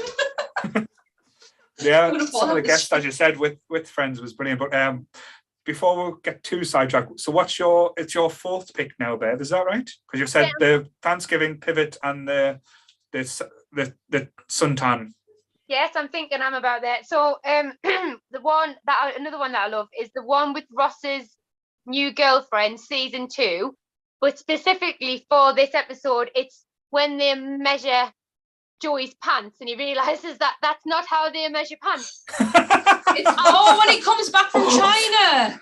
Yeah. And yes, that's how they measure. And then he says like, well, that's how they measure in prison. I just love it. I mean, don't get us wrong. We don't measure each other's pants in this family on a regular basis. It's not like that. It's just something that I absolutely we don't. I can't not watch it. I just cannot not watch it and laugh my head off. I absolutely love it. Just Chandler's face in that when he's like, "You took advantage of me." And Joey's like, he just measures it one leg, swings it to the right, and then drops it down the other side. It also has Rachel being the petty bitch that she is, when she puts the phone down, when they do the whole, no, you hang up, no, you hang up, and then Rachel hangs up. Oh, I thought you were talking to me. Because Rachel is awful. Let's to other people outside of her core group, she's not a nice person. But our sisters were fantastic. Yes. We had the best sisters. Christine Applegate's episodes are amazing. Yeah, Christine, I was going to say Christine Applegate and Reese Witherspoon as well. I was just going to say Reese Witherspoon was one, and she played an excellent part as well. They bounced off her really well because they were a bit bitchy as well, weren't they? Yeah. Oh, but like I say, Christine Applegate are so, it's taken us back to me to Married with Children love phase there, where I absolutely adore her. Oh, Kelly Bundy. She was Yes. class, but she was so good as Rachel's sister, especially when she got Emma's ears pierced. That was hilarious. And she kept going, saying she was taken away from her flaws. Yes, sorry, that's just when you point to the nose. I love the flashback scenes. The episodes when it showed Rachel's nose. I'm sorry, I got really excited there. I'm going to follow my chair. When you just say Rachel's nose, or shall we say a robust Monica? Because I don't want to use the F word. No. But yeah, I'm seeing Chandler's haircut and really used to change. The flock of seagulls. Oh my god, that was amazing. Ross's Jerry Curl perm. And his porn tash. To be honest, the prom episode is a really good one where they show you the flashback prom scene, and obviously Ross and Rachel get together at the end of it, but that is such a good episode. One of my favorites is actually a really obscure one. It's from the first season. It's where Rachel gets her first paycheck and she realizes who's these FICA guys? Who's FICA? And George Snuffleupagus. And he's like, who's that? And it's like first friend. It's the best line ever. And then they end up having pizza watching George Snuffleupagus. It's the fact that Phoebe just goes, Big Bird's friend. I think I've gone. Gone. But for a show as well to like say to span so, but I think there's not that many bad episodes as well. I know every show has like one where it's a bit of it kind of doesn't hit the mark, but with Friends you don't get too many of them, which was always quite good. Like I said, the ones that probably didn't work for me as well was the London trip. I didn't quite like that one. For some reason I thought it was a little bit too fast. That's the one that stands out the most. But again, one of my favorite episodes, we were on a break, and basically all the others are stuck in that room for that full day. Pretty much what me and Sam is at the moment. Now finally sorted. It's the where he goes 15 pages front and back.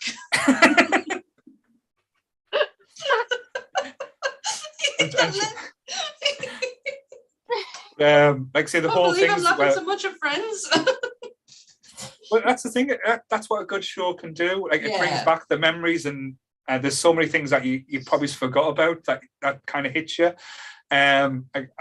This used to be like because I remember when it was on Channel 4, it used to be on Friday nights. Because it used to be the Friday night comedy thing. Because it used to be Friends. What was it? The Will and Grace used to be on at the same time and stuff like that. And then, like I say, went to Sky. I think then it was on a Tuesday night for some reason, or Monday night, because it used to be broadcast in America over there. But Jesus Christ, if we had online streaming, then that would have broke it. We would never have left the house. Like we would never have had the social life we had in our early 20s, because we would never have left the house. I would never have left the house. My first ever series I watched was bloody Prison Break. That was like my first ever proper like series I watched. Like, I mean, don't get us wrong, I watched Friends and that, but like as in a proper series. And when like that's the only thing I didn't really watch television a lot, because obviously I was never in the house. But if streaming services were around, I would have been straight there. And again, it has one of my favorite all-time actors in as well that came in later on, and he fit in perfectly. Paul Rudd. Oh my god. Yeah. When Phoebe asked him to play the piano and he's like, well, I don't have one in front of us. And she's like, well, a true pianist wouldn't let that stand in the way, would he? And he just starts doing Paul Rudd at his best. It was so good. And the whole Princess Banana hammock. Oh my God. You can't say banana in our accent because it doesn't sound right, does it? Princess Banana hammock. You've got to Americanize it. And crap bag. This is my husband, crap bag. I tell you what, I've tried to use that in life, Princess Cunts with a banana hammock, more than I care to mention because I just think it's super funny. And I mean, we did our little boy did some live filming in lockdown last year. We did some live streaming things for him. He had to pretend he was a news reporter, so we went all out. Was in the garden, had the brolly up, did everything, and I was the correspondent that he was trying to move over to for this video, and he had to introduce me as, can you just bring in Lady Banana Controller Hammock, which we got it in. And when he went to school, one of his friends referenced it, actually recognised that we'd used it, and I thought, oh my God, I mean, legend. Yeah. I just thought it was absolutely hilarious. That it's just got to be used. I have to use it in life, and I don't really care what anybody thinks. I just think it's perfect name, absolutely perfect. What I love about Friends as well, and again, take it a little bit not serious but quite interesting take. Like my old job where I used to work before I work now. One of my friends was going through an interview to progress in his career and stuff, and he needed to have like a board and do it like a presentation on the different types of people. Like you get like with our line of work, me and Sam know, you get like amenable, aggressive, and how to deal with them. I went, well, just use the Friends cast as a reference. You went, what do you mean? When you've got all the different, like you've got the amenables, you've got the overly aggressive, you've got the plausible. You can use them and talk about them, and then you can put them in any type of situation. And he used that reference as well, and he actually got the job. Oh, my God.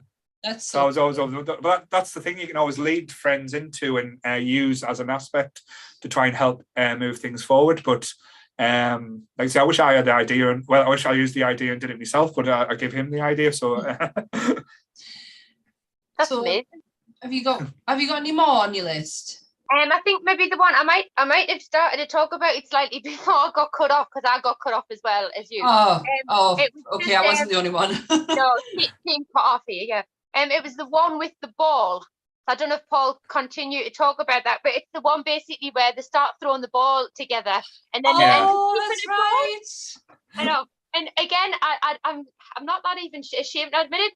Totally done that in the house. I mean, I just don't care. I just know it was just such a good laugh. And again, we get that if we do duck stuff in the garden, whatever. And I'm like, yeah, don't let Jake play. He's a dropper. He's a dropper. I remember the amount of times you used to shout at me as a kid. I can totally imagine you going off it. Like when we used to play football, like on the green next to your house, and you used to proper kick off us when I used to do something wrong. If we used to lose, I can still remember that you shouting. So I can imagine you if they dropped the ball. Jesus Christ, them poor kids, bless them. Yeah, I mean, let's be honest. Monica was fairly bearable. I'm worse. I was like, don't talk to him. You've just reminded us that. Did you know when you said Thanksgiving episode? Was that the Brad Pitt one, or was that the football one? Brad Pitt. I love the football one. That's my favourite. That is such a good episode. I did not. It was obviously doing out, aren't they? And they're outside doing it, aren't they? In the park thing. Yeah. No, funny that one, because my good wife Nick, she made a friends frame for a member of the Nerdy Up North group, because she makes these custom like Lego frames. Yeah. It was Carolina who she made the frame for her brother, but she actually made the statue, the little figure of the troll. The Galliball! The Galliball. She actually made that and put it into the frame. I'll have to see if she's got a picture, or if I can get a picture of Caroline to show it, because it was absolutely amazing. And again, that whole reference, like I said, Joey, because they played off all the characters against each other. You had Joey and Chandler over the girl that was from the Netherlands. So where's Holland? Where's the Netherlands? So Netherlands is a made-up world. That would say Peter Pan reference. That was hilarious. Oh, what was her name? Because he couldn't say her name. Was it Maha? No, it was Maha. I remember, like I said, trying not to laugh now. Like I said, the Geller Ball thing, that was hilarious. And when Monica and Ross are out in the field, still holding on to the ball, and why is it always just me and you that's left outside, and they get, I don't know, maybe they just don't care enough for as much as us. But again, not to reference our childhood, that totally reminds me of you and your brother though, Bev. Like I say, that kind of like dramatics as well. I don't know if Luke's watching, the pain in the arse he is, but that kind of dynamics used to always be, because used to be really, really close as kids, and like it used to be thick as thieves. But when it comes to like a game when you were on opposite sides, the competitiveness between each other was hilarious to watch. Like say, even like when I used to be involved in stuff, I used to just sit back and watch you used to go out, because you used to like absolutely make me piss myself laughing. It was either you're either with us or you're against us, so pick a side. Simple as that. So you really were the Ross and Monica Geller of your street. Quite possibly. Luke was not Ross. I'm saying Luke was probably the cross between Chandler and Joy. The laziness of Joy, but with the smart ass comments of Chandler. Wow! If you could nail somebody in one sentence. I love it. Oh gosh, well, I'm gonna just take 2 minutes because I am complete. I don't have my phone, I don't have anything. I literally, the minute I realized this was working, I jumped straight on. So I'm just gonna go and quickly grab my stuff, and I'm gonna go and get my food because I'm starving, right? I won't be 2 minutes. I'm very sorry. We're not even 2 hours in, she's already nibbling away. I know. I'm gonna come back before Bev leaves. I won't be long, right? I'm just gonna quickly grab stuff. 2 seconds. Yes. So before we move on as well, I want to say a big congratulations to you, Bev, because I saw pictures on Facebook the other night of you winning an award. Oh yeah, it was for our salon. It wasn't me personally, but it was for like the team. Mm-hmm. So well done. So what was that for? Like, you want to tell us a little bit? So it's general. Most salons can enter. It's just general awards, but you've obviously got to do a lot of work to back it up. So obviously to prove what the award you're going for, what you've done in the salon. And one of them we got was most sustainable, which is a huge thing at the minute about everybody going green. And it's really tricky to achieve that in maybe in a salon environment, because you can't always recycle everything like hair and so on and that. But actually, there's places now and companies that are starting to look at that to help the environment. So we've got on board with that, and we're trying so hard to be on the good side of that. And so we got an award for that, because obviously we'd managed to do that. And we had the salon refurbed a little bit in lockdown and stuff, and obviously all the team had gone in on their own because you weren't allowed to go in together, and all painted and did loads of stuff. So it was a really big team effort, which is nice. Thank you. No, cool. Like I say, I did notice it. So like I said, I wanted to point out, it's always good to hear a positive story. As you said, during this whole thing, it's always nice to see good things come out for good people, shall we say? Oh, thank you. No bother. So yes, so back on to the Friends topic as well, because like I said, that one episode with the Monica, like I said, the Monica trophy and the Geller Ball was just hilarious. But I used to love the dynamic as well. What we haven't touched on was the relationship between Monica and Ross's parents, with both of them as well, because again, it typifies the type of people they are, because Ross was always a little bit spoilt, and Monica's just starving for attention to the point where she pretty much ate the whole house at times. But like I say, I loved the episodes when it had like Ross or Rachel's parents in, because you used to see that, like, it was almost like Monica and Ross reverted to childlike as well. So they went back in stages. And then when Ross's dad gives Monica his Porsche, or Porsche, and Ross is kicking off saying, "I was a medical marvel." That was always a good, like I say, element I used to love about Friends as well. That little bit of a dynamic. Yeah, well, they had even very briefly. They had. I'm sure was it Phoebe's? Wasn't Phoebe's? It was her grandma and aunt she used to live with, and she appeared in it the odd time. It was something. Yeah, I think it was her grandma. Was that her grandma's flat she was in at the very beginning? And she was like batshit crazy, but she was really funny. But you only saw, like, you don't see a lot of others, but when they do come in, quite significant, and when they leave, you do remember them, which is quite nice. Yeah. The one that's just with you saying that though, just laughing me head off at when they forget to invite Rachel's mother to the baby shower. Oh God, yeah. and Monica gets so much shit from it, even though it wasn't her that made the mistake, it was Phoebe. But Phoebe kind of just like sits back and lets Monica take the shit for it. It's almost like when they're all, I think, the struggle with the venue and stuff, and it's like if you want to come, like, bring your own food and stuff. It didn't really turn out how it should have done, but that was a really funny episode. Actually, I forgot about that. See, there's so many that I could have picked. Did you mention the Danny DeVito episode? I haven't yet. But that's going to be ingrained on my memory for the rest of my life now.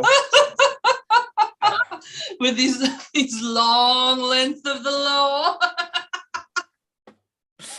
I think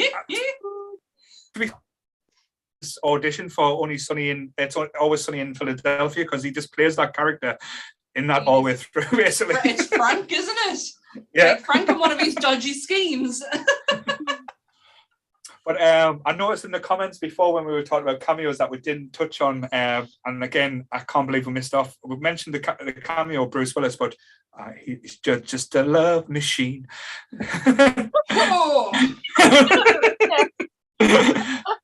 Oh God, that was just so well done though as well. And seeing Bruce Willis being very deadpan and trying not to react, and then just turn around and going, "Oh yeah, Russ is a nice guy."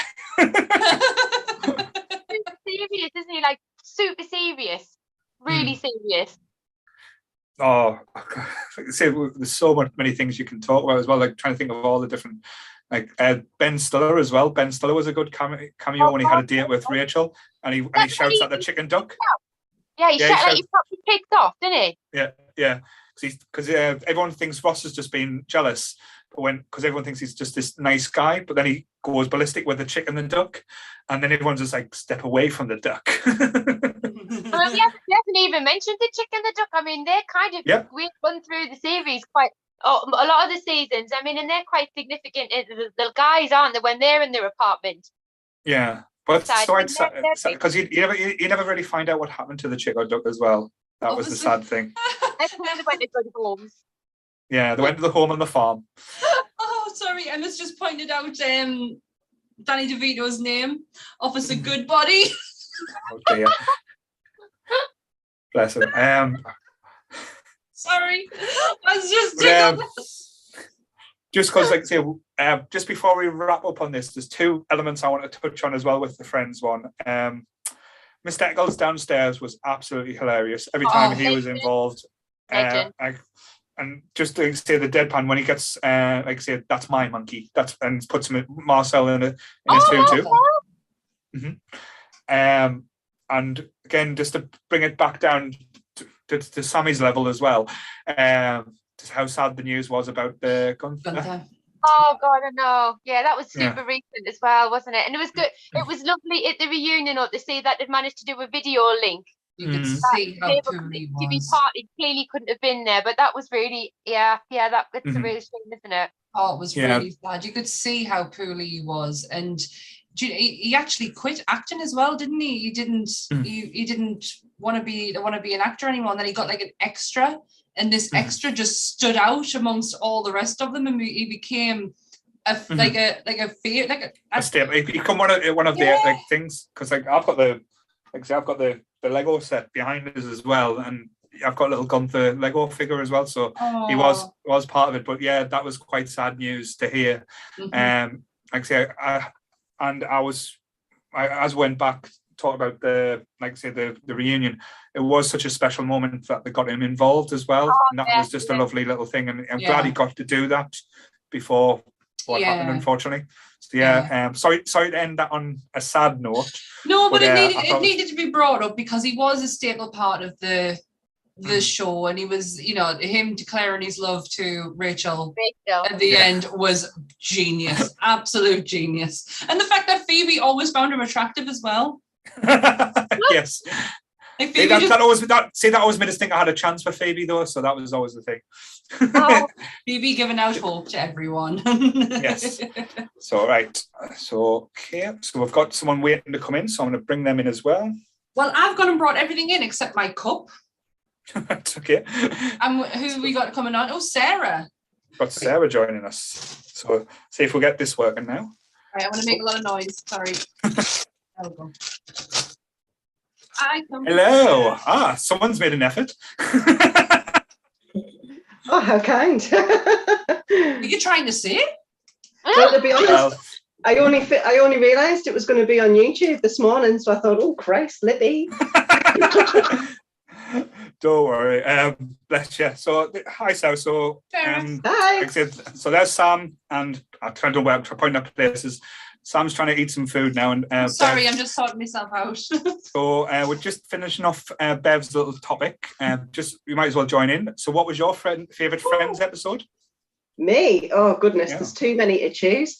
I mean, seriously, that was when I was watching Friends. Obviously, I was in my early teens and whatnot, and I spent so much time thinking, like, what are they talking about? Like, when you look at it later as an adult, you start to like understand all the references. Yeah. And obviously at the time you couldn't Google it, so I was like, what's he on about? No, there's certainly. Again, you don't get that aspect because I think that's what Friends kind of works with, because it's got like the juvenile humor as well, and it's got like a little bit of the serious humor, like the jokes for the mums and dads. Yeah. That the kids don't get. So I think that's why it worked so well, and probably is why it still works as well now. But you couldn't Google what's a phalange. Yes. Yeah. Because even if you could, where would that take you? I'd love to see the search results. I daresn't do it. I couldn't do it on my work computer, I'll tell you that. But yes, so thank you very much, Bev. Thank you, Bev. I'm sorry I pleasure. missed the beginning bit. So Mark, because I did. It's okay. Hey! It was almost me just talking for 12 hours by myself, but that's fine. Bev, I gotta say before you go, loving the background. Oh, absolutely love the background. I've been spotting all the different, like the Goonies and Captain Marvel, and I love it. Love the background. Oh, thank you. And thank you. It's been an absolute pleasure. Please donate if you're watching. It's a very good cause. Thank you, For the Bev. cats. For the kitties. Bye. See you later. Bye. Dramatic style. Yes. So yes. So again, please, if you're watching, donate. Every little helps. It's for the Willow Cat Sanctuary. Like I say, help the kitty cats, especially in the weather out now. Yeah.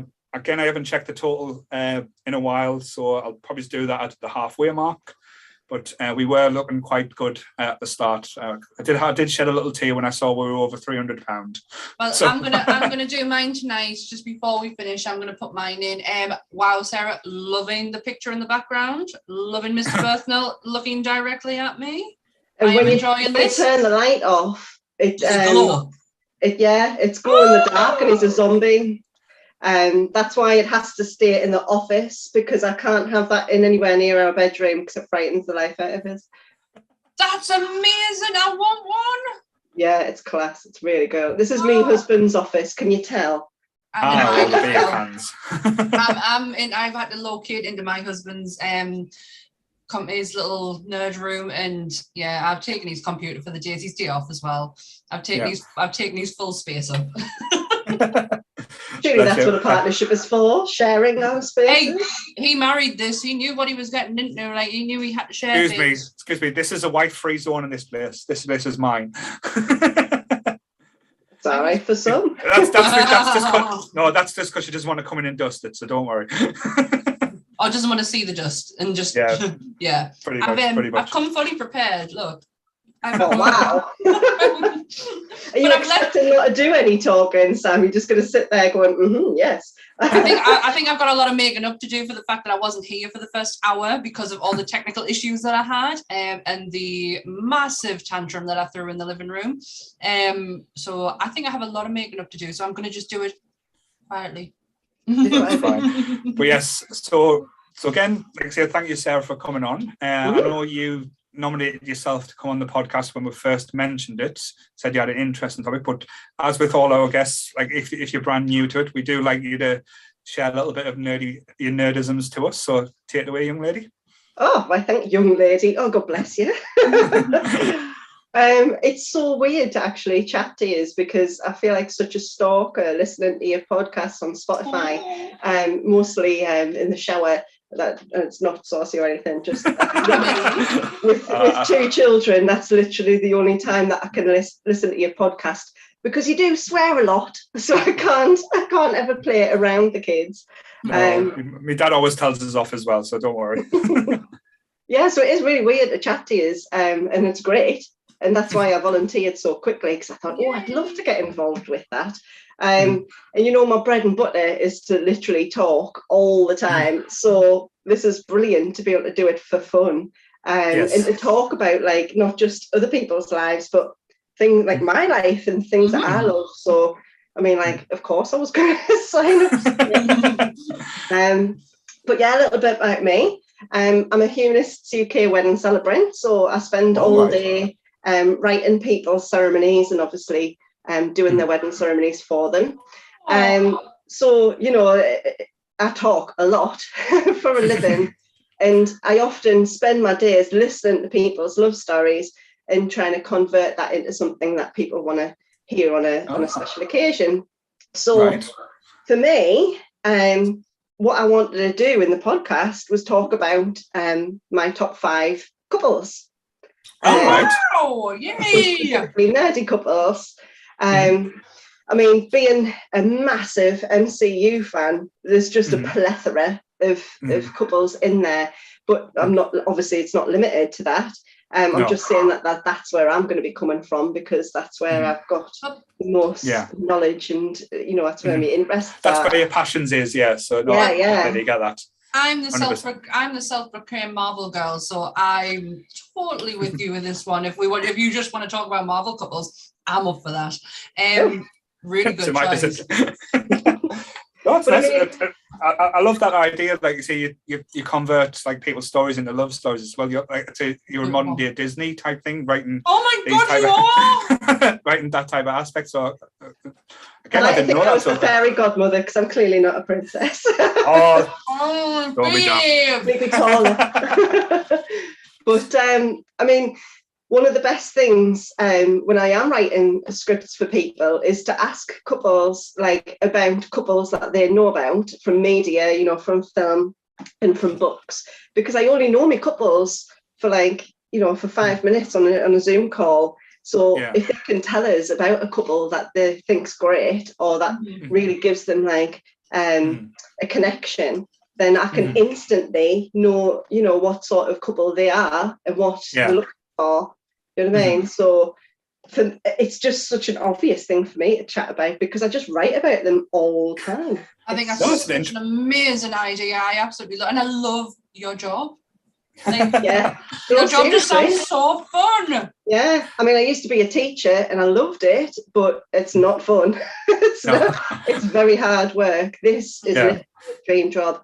And if anybody in the nerdy community would like to join us, please, you know, give us a quick message. I'd love more nerdy celebrants to work with us, because when I go to the meetings, I often mention things and they're just like, what's she on about? I'm sorry, what are your referencing there? Yeah. Well, because like, I'm desperate to do a cosplayer wedding, and I keep saying to all the other celebrants, if you get anybody who asks for like a Harry Potter themed wedding, or do you know what I mean, any sort of like a Shrek wedding, I mean, like, I know I've seen that online. I've seen a Shrek one online as well.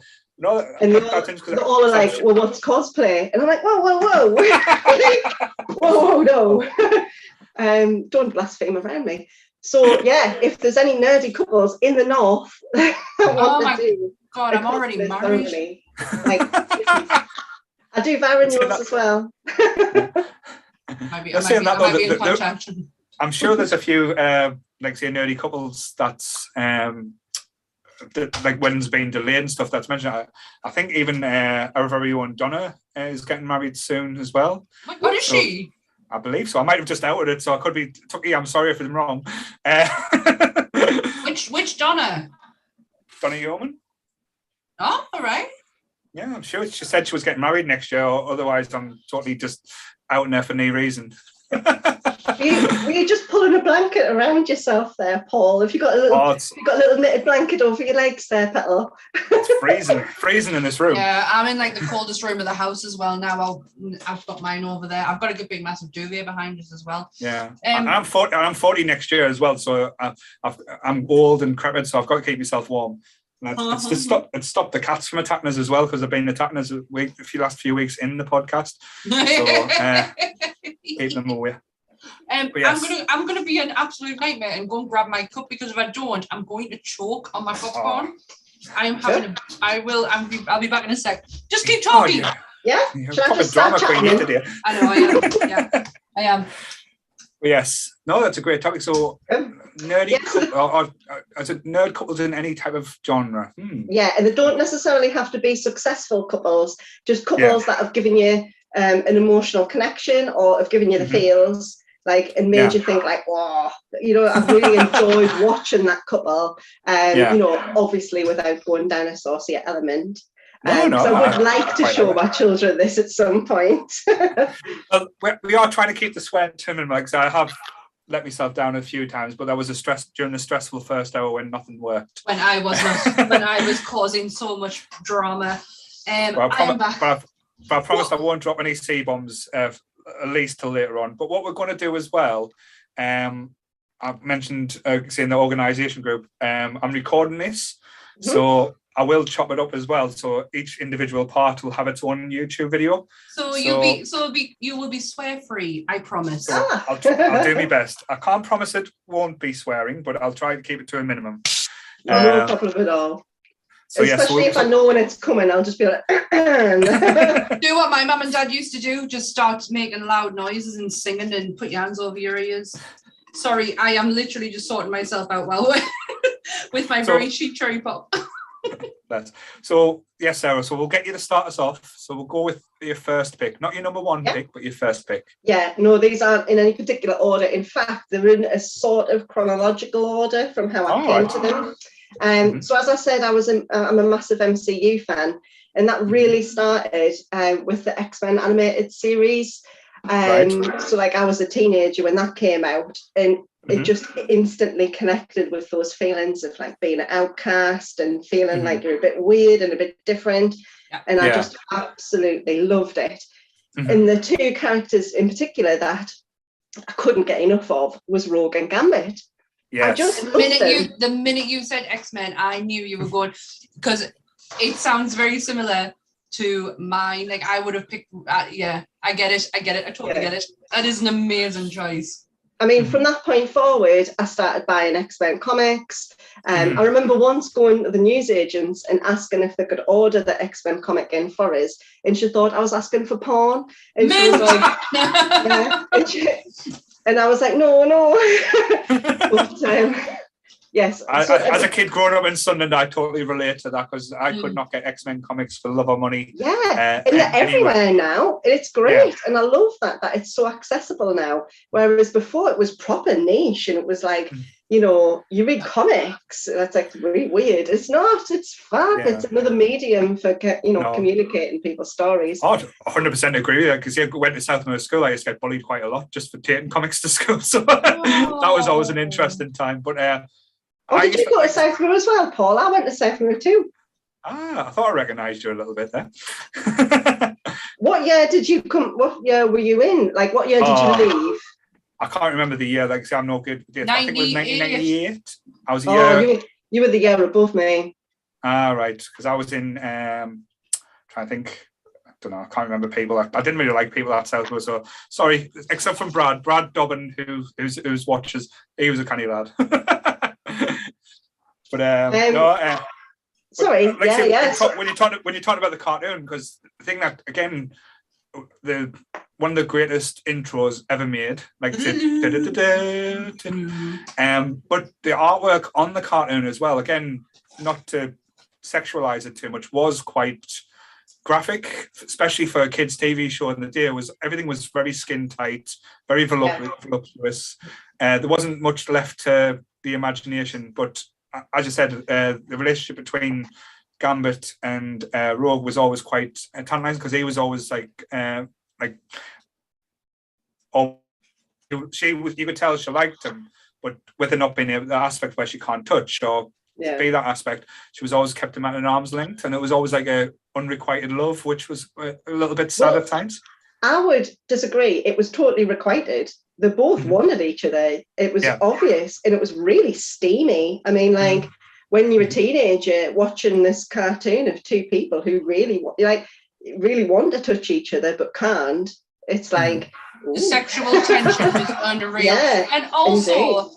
Finding being a young teenage girl and having unrequited feelings for an animated character was all kinds of wrong, because I felt at least totally, it was human.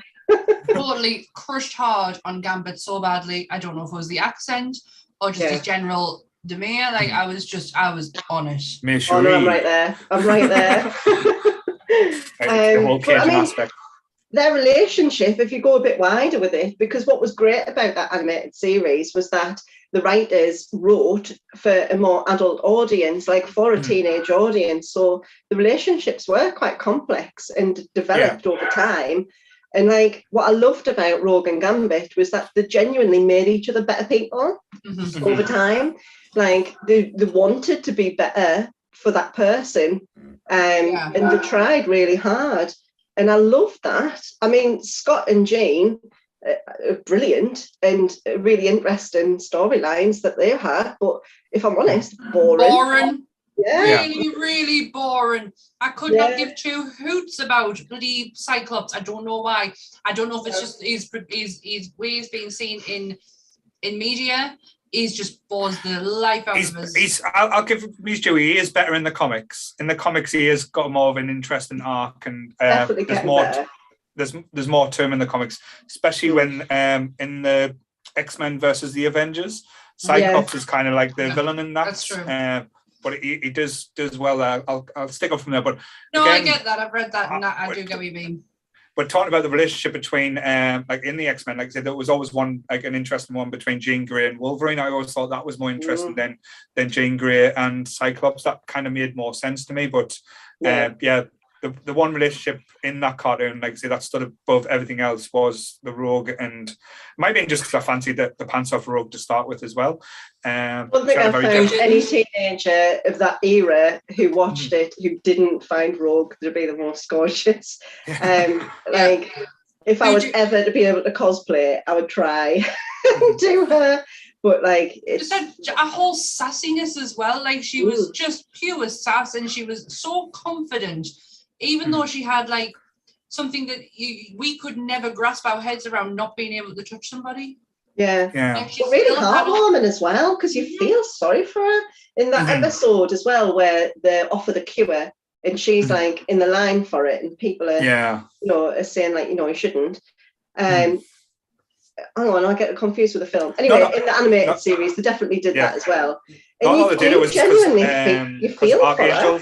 Because it was the Age of the Apocalypse one, wasn't it? Because I know, like the later seasons in the animated season, the quality kind of went down. Like the first two seasons were absolutely unreal. Unreal.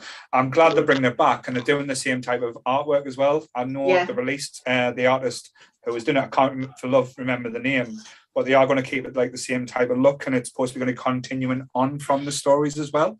So that's quite exciting. That we're going to get more X-Men cartoons instead of we're going to get X-Men films when the MCU pull the finger out the arse and fingers out the bottom and do that. But that's the interest. But yeah, good first shout. That's quite an interesting one. And hopefully we'll see Rogue and Gambit's relationship maybe go somewhere. With the continuation of the series, we might actually see. 100%. Or see it in the live action as well, because we've never had that in the live action. Because Rogue was always portrayed as a young girl, and Gambit was only in X-Men Origins, which we don't really talk about. No, but in the film, she was so dull. Like that's not Rogue. Rogue was so full of life, and just like that Louisiana accent was just unreal. Oh, I loved her. And then you got a Southern Belle. I'm gonna go with probably one that jumped out of me head straight away as soon as you said couple, but it's quite dysfunctional, was Firefly, Mal and Inara. Yes. I'll try and do it. Inara. Like the sexual tension, like will they, won't they? You can tell they both have that feelings, and it was something that was never addressed fully in the TV show or on the film, but how protective of her you become, and how protective of her you become as well.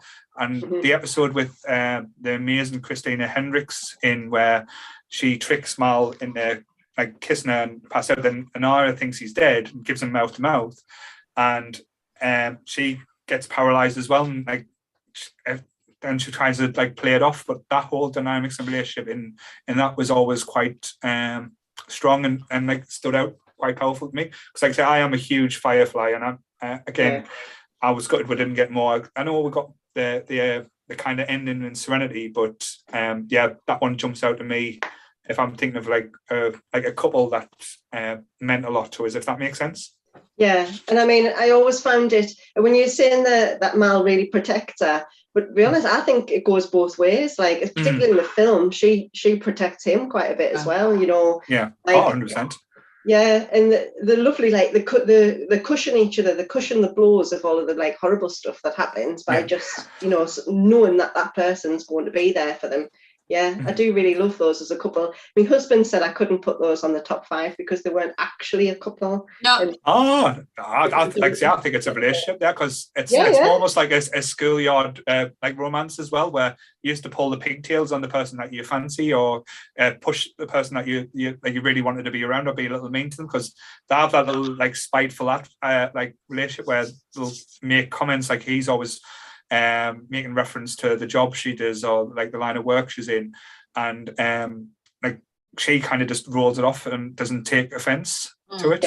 But that was always the kind of dynamics I kind of related to. But 100% they are a couple. I couldn't see them, like, if Firefly kept on going, I could see them both settling down, or being like, say, in a little farm, or like in a little cattle and stuff, raising that along the time. But that was always the pipe dream for me. I've just had to adjust my mic. Can you, just because I could get I was getting feedback on it, can you hear it still? Yeah, you still can hear you, don't stress. That's okay. That's okay. No, I could hear you. I can, there's bits that like coming through in my ears, and I can hear stuff, and I was like, oh, is it because I'm too loud? But no, right, that's all right then. Oh, that's okay. Shall I move on to my next one, the number 2? Yeah, go for it. So I went for Tara and Willow from Buffy. Beautiful. I know. It's like all the feels. It's just so bad. I mean, too early to cry. Sorry, it's too soon. It's still too soon. I mean, in that program, you're literally, swimming through interesting couples. There's loads of different relationships that you can talk about. Yeah. But for me, I mean, like, I'm trying to go a bit chronologically. For me, as like a nerd, and that Buffy started airing just as I was starting to work at 16, and like seeing their relationship in my early years, and Tara and Willow particularly, it was really like interesting to see like how their happiness was dead infectious, and it like really bonded the group and made the group feel a bit more like family orientated, and less teenagery. It helped transition more from like less teenagery into like proper family. 100%. Yeah, it was done beautifully. And again, sorry to jump on there, but I think what it did as well, that broke down barriers with that relationship, where a lot of like I say, gay or lesbian relationships weren't really shown at that time, especially on big TV shows. But if they were shown, it was always like gritty or kind of dirty type thing, where this was wholesome. Secrets and like this was quite wholesome, like the relationship. There was nothing seedy, or it wasn't over sexualized or anything like that. It was just done like where as you would with you, like meeting like your partner and growing with your partner, like that, the same type of trials and tribulations. And like I said, I remember the time when Willow like kind of broke Tara's heart by casting that spell, and then Tara found out. I remember crying at that aspect, because you knew how much it hurt Tara as well. And that's what made them more believable, and that's why it was so well written, because that is like a normal relationship. You make mistakes, you do things that at the time you think are amazing and it's such a good idea, and actually it hurts the other person. And it's through that trial and error do you start to like form an even stronger relationship. And that's why I really enjoyed watching them, because I just thought they were really like, I don't know, like really pure in the sense that it was just lovely. I think pure is such the right word to describe them too. That episode when Tara's family comes back and you've got a very young oh my gosh, what's her name? Redhead, really famous actress. She played Lois Lane. Help me out, please, people. What's her name? Oh yes, Amy. Not Amy. No. Anna Fields. No. Anna Fields. She was in Enchanted, wasn't she? Yes. What's her name? But she played Tara's sister. I will figure her name out in a bit. And when they come in to take her home because she's got a demon in her, and not just Willow, but the lot of them stand up for her and say, like, we're a family. You're not taking her away from. I bawl every time. And it was such good character development for Tara. She became Amy Adams. Sorry. Yeah. Right. Sorry. You were saying? No, she became so much more like self-aware and able to like speak up after that, and like a real like cemented character within the Scooby Gang. That it was a real good turning point, their relationship. I think it really made the program a lot better. It really added tons to it, and obviously. Like, we're not going to mention how that ended, but I liked how, like, it wasn't like I know it was a big moment, but it was understated. How she would, and I thought it was done like perfectly well, and that was what brought on Willow. But as you said, absolutely perfect. And casting wise as well, I don't think anyone else could have played them parts as well, or made that magic work as much. I really enjoyed it. And I mean, what Willow obviously did at the end, I defy any couple in the same scenario not to react in the same way, obviously given the same circumstances. And that's some of that sort of like emotion and emotive language, and it really inspires us when I'm working, because that is how big it feels. It does feel like end in the world when you're away from them. So all of these characters that I'm talking about today are fantastic examples of just what we live through every day. And then just like snippets of the human experience. And I'm really grateful to writers of being able to encapsulate it just so beautifully. And Tara and Willow are a fantastic example of that. Yeah, probably my favourite episode with them two in is probably the musical episode as well, Once More with Feeling. Just like say you go through all the different aspects of their relationship, like from them being purely in love, then Tara finding out what Willow had done, and it just like say it's such a, I wouldn't say a feel-good episode, just it's entertaining, but it takes you through the emotions from start to finish. And it's one of my favourite episodes, full stop. Some of the songs in there are actually quite catchy, even though half of them can't sing. It's entertainment for that. Yeah, they all give it a good go, though, bless them. That's a bit like me on this podcast, shall we say. For me, goodness. Cool. So shall I move on to my third one then? I don't mean to like plough through them, but I'm desperate to talk about all five, so I don't want to miss any out. No, don't worry. We wouldn't let you miss any of them out, don't worry.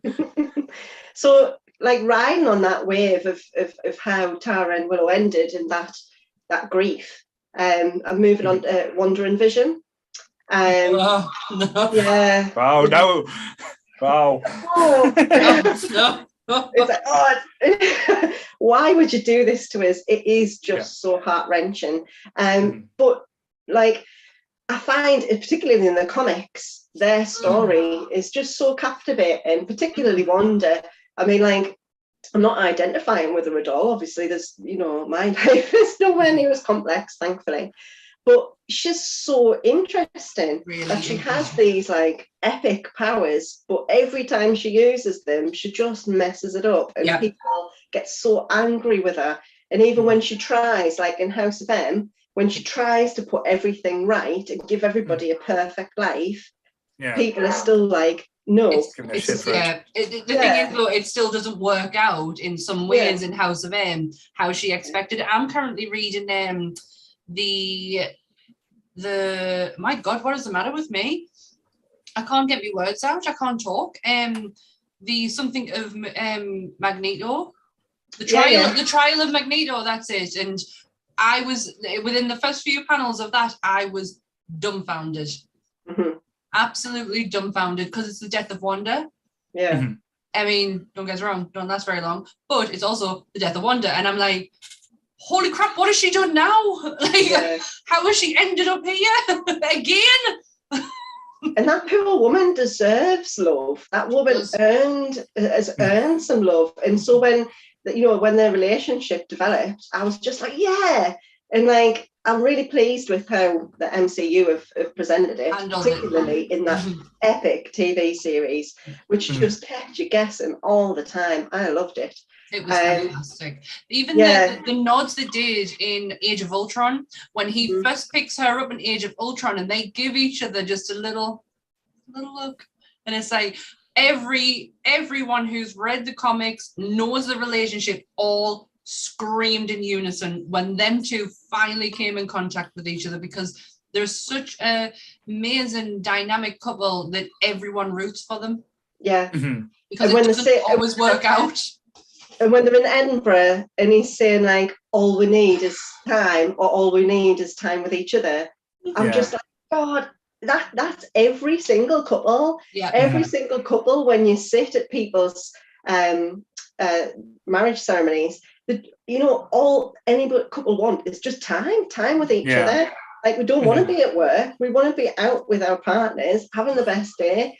Like, it's so I think it's quite amazing, but also quite bizarre as well, that the most relatable couple that you can think of in, like, say, this type of aspect is between a machine and a witch. But on a human level, like, say, you get so much from it. Again, from the TV show, I know we did like a podcast review of the episode, which we didn't. Did we not? No, we didn't. No, we weren't doing the podcast. We did Falcon and Winter Soldier. We didn't start the podcast until way after WandaVision finished. I'm sure. All right, I'm sure we talked about WandaVision. But we might have talked about it a bit, but we never did. It was Falcon and Winter Soldier and Black Widow. All right, because I'm not talking about Black Widow again, but I've had the conversation about WandaVision like loads of times. That show is just magic from start to finish. I know a lot of people said because they didn't know what they were getting. But I love that aspect. As a show, I've never guessed so much about what's going to happen, who's going to be the bad guy. Like that meme with all the maths things behind that woman's face. You're like, who's that? How do they connect? What's that going to be? I still think it was Mephisto, even though I was just going to say, when's Mephisto coming into it? I got so much shit, but sorry. But I absolutely, like, say, love the dynamics, because even when they've done the whole, like, going through the sitcoms and having that relationship then as well, it felt organic. It didn't feel forced. Like, a lot of the, like, relationships, again, when you go through, like, the past, like, TV shows, you don't get that time to grow, that time. And I was so glad we got to see that aspect of Wanda and Vision. Again, I wouldn't have been too sad if they left it at what we got in, like, Infinity War, because I thought that was quite magical, seeing at least that spark, because there was something definitely there, and that's probably what was the catalyst to getting WandaVision. I just hope they don't ride it out now and ride the death of it. I totally get that. But the reason why she created that world in the first place was absolutely heartbreaking. Just grief. It's just how to handle grief, and that's the only way Wanda knows how to handle grief is to just ignore it. And it totally took over her, and I think that connects with so many people. I mean, thankfully, I've never experienced, the desolation of that type of grief, but you can connect to it so easily, because it is just such a human thing to just want it. Right, I just want it back, and guess what? I'm the person who can do that.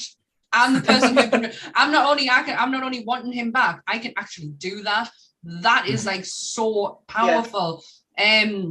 But their goodbye at the end, I was like, and when she had to get rid of her kids, I'm sorry to interrupt you there, Sam. Just don't. I mean, like, I've got 2 kids, I've got 2 boys myself, so I was just like, no, it's not happening.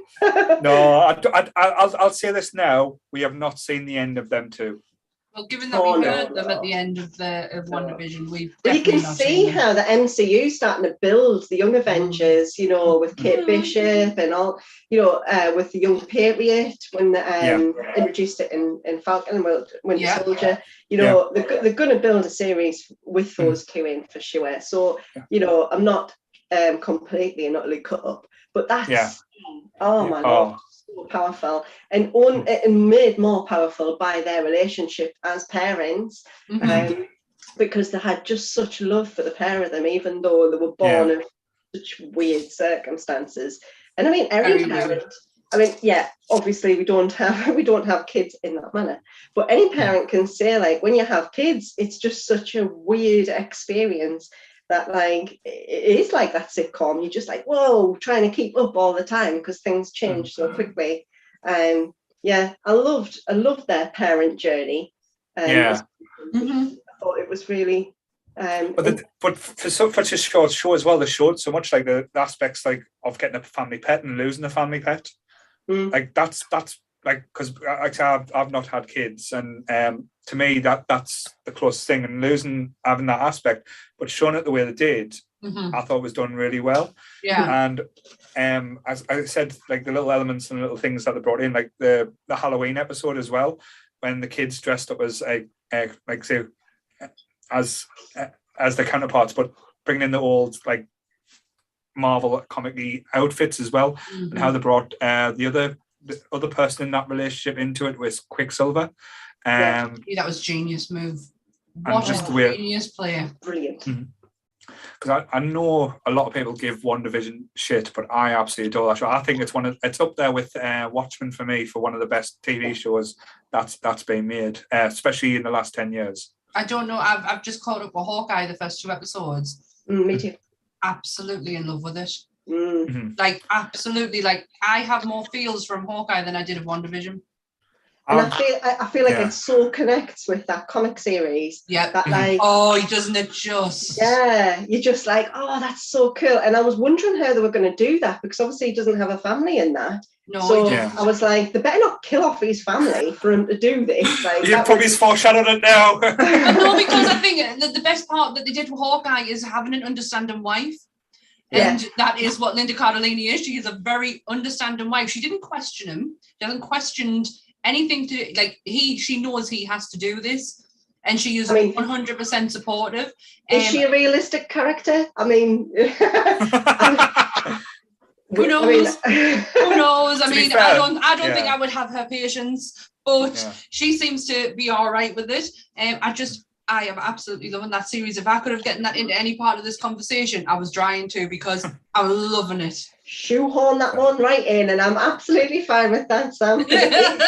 Bless you. I'm really loving it. Not only because it's given us tons of festive feels, but I'm wanting to desperately go to New York because of it. The character development and like the interplay between Kate and Clint is just really cool. I say to Anne that this is going to be the first time where people are going to fall in love with Hawkeye. For real, going to fall in love with Hawkeye. Yeah, he's not a background character anymore, and I think Jeremy Renner has easily got the chops to just lead it up. He's doing really fantastic so far. Love it. Yeah, I like bringing Kate Bishop in is never a bad thing, but like Pizza the dog as well. I'm out of the moon. But I got it's funny you're saying the festive feels, like, because I said to my wife, the first episode I got a lot of Home Alone vibes, just because of the music tones and stuff like that. So I was expecting Kate Bishop to do a little Home Alone maze, like traps and stuff. I was expecting go all Kevin McAllister on them, but he's so cool. Possibly later on, but I think this one's going to be one of the top ones. I know, as I said, Winter Soldier was a bit of a not a letdown, just was a thing. Then it went crazy with Loki, where you didn't know what you were going to get. But I'm going to enjoy the ride with Hawkeye. I think I don't want them to be too many surprises. I just want it to be fun. What I've enjoyed with the MCU TV series is like the really different feels between each of the you know, like the themes that you're going for in each of them. They feel completely different. Wonder and the Vision is completely different to Hawkeye, and they're both just fantastic in their own right, but then they all just brilliantly fit together. You know, I'll take my hat off. They've done really well with that, and I'm so pleased because it's something that I've grown up with and grown up loving. And when they started doing it, I'm just like, goodness, please do this right, because I want everybody else to love it as much as. Yeah, me too. Especially, I've just read Matt Fraction's 2015 run of Hawkeye, and I was overjoyed because I love Matt. Kelly Sue is his wife is one of my favorite writers of all time, and I love Matt as well. But I never really, Hawkeye is probably the first thing I've ever read of his, and to see that he is working on the show, that's what made me feel they've got it. They will get Kate completely and 100% right because he's involved with it. Yeah. But it's interesting as well. Yeah, a point that you made about the Young Avengers as well, because I think I read somewhere, again, you know, with the rumour mill, it was a few years ago now when Tom Holland got cast as Spider-Man, that he was going to be playing the Tony Stark role to the new Avengers. So the Young Avengers is going to have him leading them out.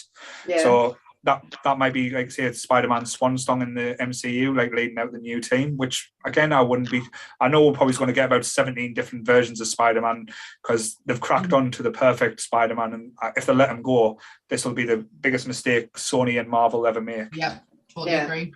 I was a complete Maguire fan and couldn't get enough of him until Holland. And then I was like, oh my Lord, nice one, son. He's fantastic. And then when you see Maguire in comparison with Holland, you're like, wow, Maguire's really old. It feels really uncomfortable because you're like, yeah, he's not a kid, him, he's no. I think what I liked about the Holland thing, I think what sold it to me, I know it sounds really cheesy and all the actors do it, is when they released a video of him going into the children's hospital. And a little kid was saying, oh, it's Spider-Man. He took the mask off and he was good. It's really Spider-Man. And Tom Holland was acting all these weird, and like, because he can do the moves, because he's a gymnast, so he can do the somersaults. So the kid was getting, oh, a bit like on Spider-Man Homecoming when the kids get, yeah, Spider-Man, do a backflip. The kid was doing that, and he was doing that for the kids, and the kids were just going absolutely wild in the children's hospital. And I was like, yeah, he's got this nailed. So he just loves it. You can tell he thoroughly enjoys the role, and you just wish that more characters had actors behind them that are that committed. I've said this before on the podcast. There is nothing more thrilling than watching an actor be behind the actual character they're playing. It's not just a role. It's not just a paycheck for them. It's an actual investment, and I feel like that's what you get with Tom Holland. There's quite a few actors who do it. Obviously, Tony Stark, Robert Downey Jr. was a definite power play for that type of person. And I think he probably had a lot of influence on Tom and how to navigate himself around with this character. We totally went off the track there, mind. We went from like One Division, now we're back to Spider-Man. Spider-Man. So yes, so we'll bring it back a bit. So we'll go back to your fourth pick now, Sarah. Yes. So fourth pick, because I talked about Tara and Willow and Wonder and Vision, and getting on a bit of a downer, I thought I'd try and lighten things a bit and talk about Laszlo and Nadja, because I just love them. I didn't realize who you were talking about. Sorry, what we do in the shadows, I should probably specify. We got the reference, don't we? It took a minute. I was like, oh my God, yes. Great couple. That is such a top-notch choice.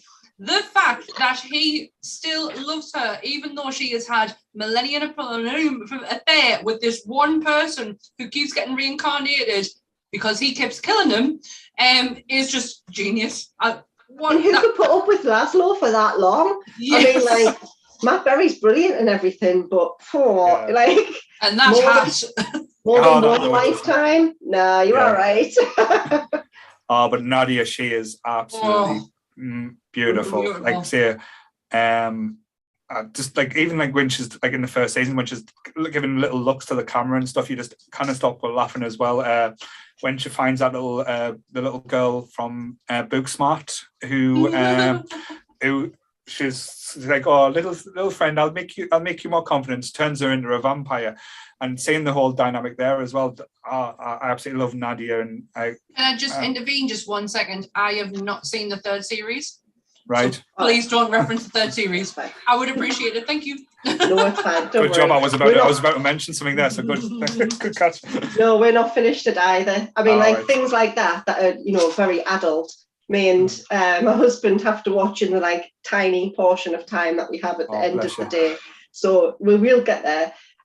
But no, what I love about those as a couple, I mean, obviously as part of my work, it's just so easy to write scripts saying, I'll love you for an eternity and, our love is forever. But for that couple, it genuinely is.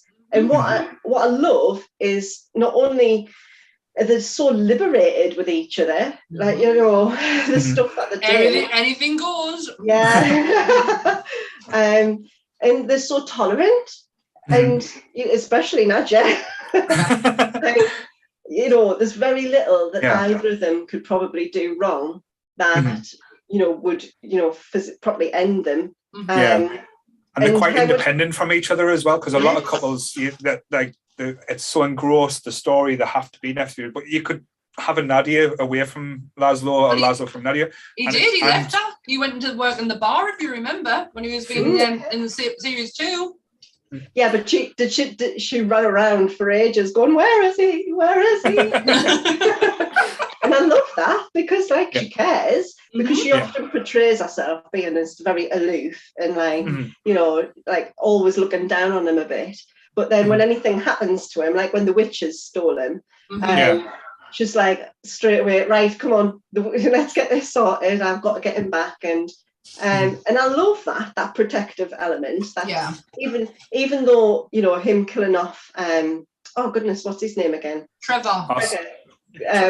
When he's always chopping off the head of Gregor. That's it. Gregor. Even though that's not particularly a great thing to do to your partner's lovers. No, but she found it romantic when she found out it was him. She was like, that's like the most romantic thing ever. Yeah, and I'm just like, oh, go on, Nadia, well done for spinning that into a positive.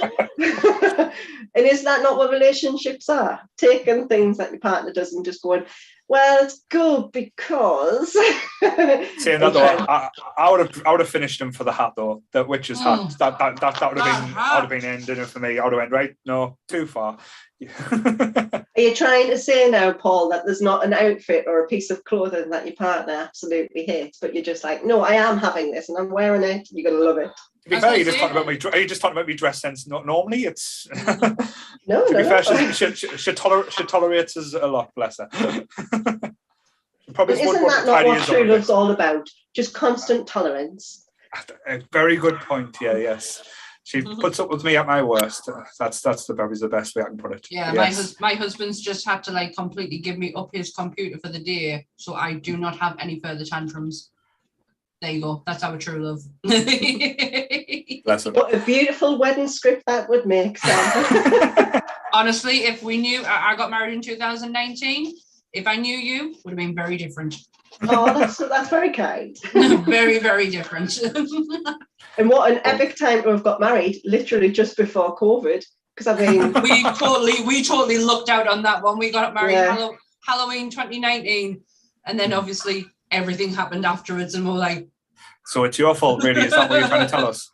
Oh yeah, I created COVID. Your wedding was the super spreader event that really ended it for us. I've seen Contagion. I know what can happen. I would love to see I had enough people in there to cause a spread. There was literally 13 of us, so I did not have a lot of people at my wedding. I was there very. See, I kept the numbers low. And a lot of people do that, to be honest, particularly now, post-COVID times. It's a safer wedding to keep it small, and budgets are so small at the minute. And that sort of big, epic, big fat Greek wedding is totally fallen out of favour. But there's so many couples lost out. Honestly, I've got couples on my books for next year that are like 3 times rebooked because they've had to just constantly change it. And it's so sad. Oh, dear. So it's great that we're doing stuff like this, you know, to give people an opportunity to like enjoy themselves and just feel great about nerdy culture and not feeling a bit weird about it. Because to be fair, this is our therapy session. That's all. Because basically before COVID, this is what I used to do: sit in the pub in the borough with me mates and talk about this type of like who was the better place, what film was good, what film was great, and that's what birthed a little bit of Nerdy Up North. Just missing that type of conversation. Because that's all it was. But then it was Sam forcing us into doing the podcast because I'm not the most confident of people, which I know that doesn't normally come across. But yeah, it seems to be working so well. So, because I know we are getting on a little time and you really wanted to talk about the last pick. So moving on slightly there, but great pick for for that one. Okay. So go with us on this last one, right? I mean, you might know them or you might not, but they're really important to me and Steve and my husband. So my last choice is Ben and Leslie from Parks and Rec. Oh, Leslie, no. Yeah, because we are Ben and Leslie. It's quite frightening. Like some people think that Leslie Knope is a really annoying person. She is not. No, she's amazing. She is one of the most loving, supportive, brilliantly intelligent women you will ever come across. If you see annoyance in her, then you are not watching Parks and Rec properly. Oh, Sam, honestly, you're preaching to the converted. Seriously, that woman is so passionate and I find her really inspirational, and just that sheer energy. How can that woman keep going? But what I loved when I was watching Parks and Rec, not just, when they started showing that they liked each other, which would give you all the heart flutters, because obviously I was an adult then in my own relationship with my husband. So it was just so exciting to see them starting to interact with each other in that sort of sense.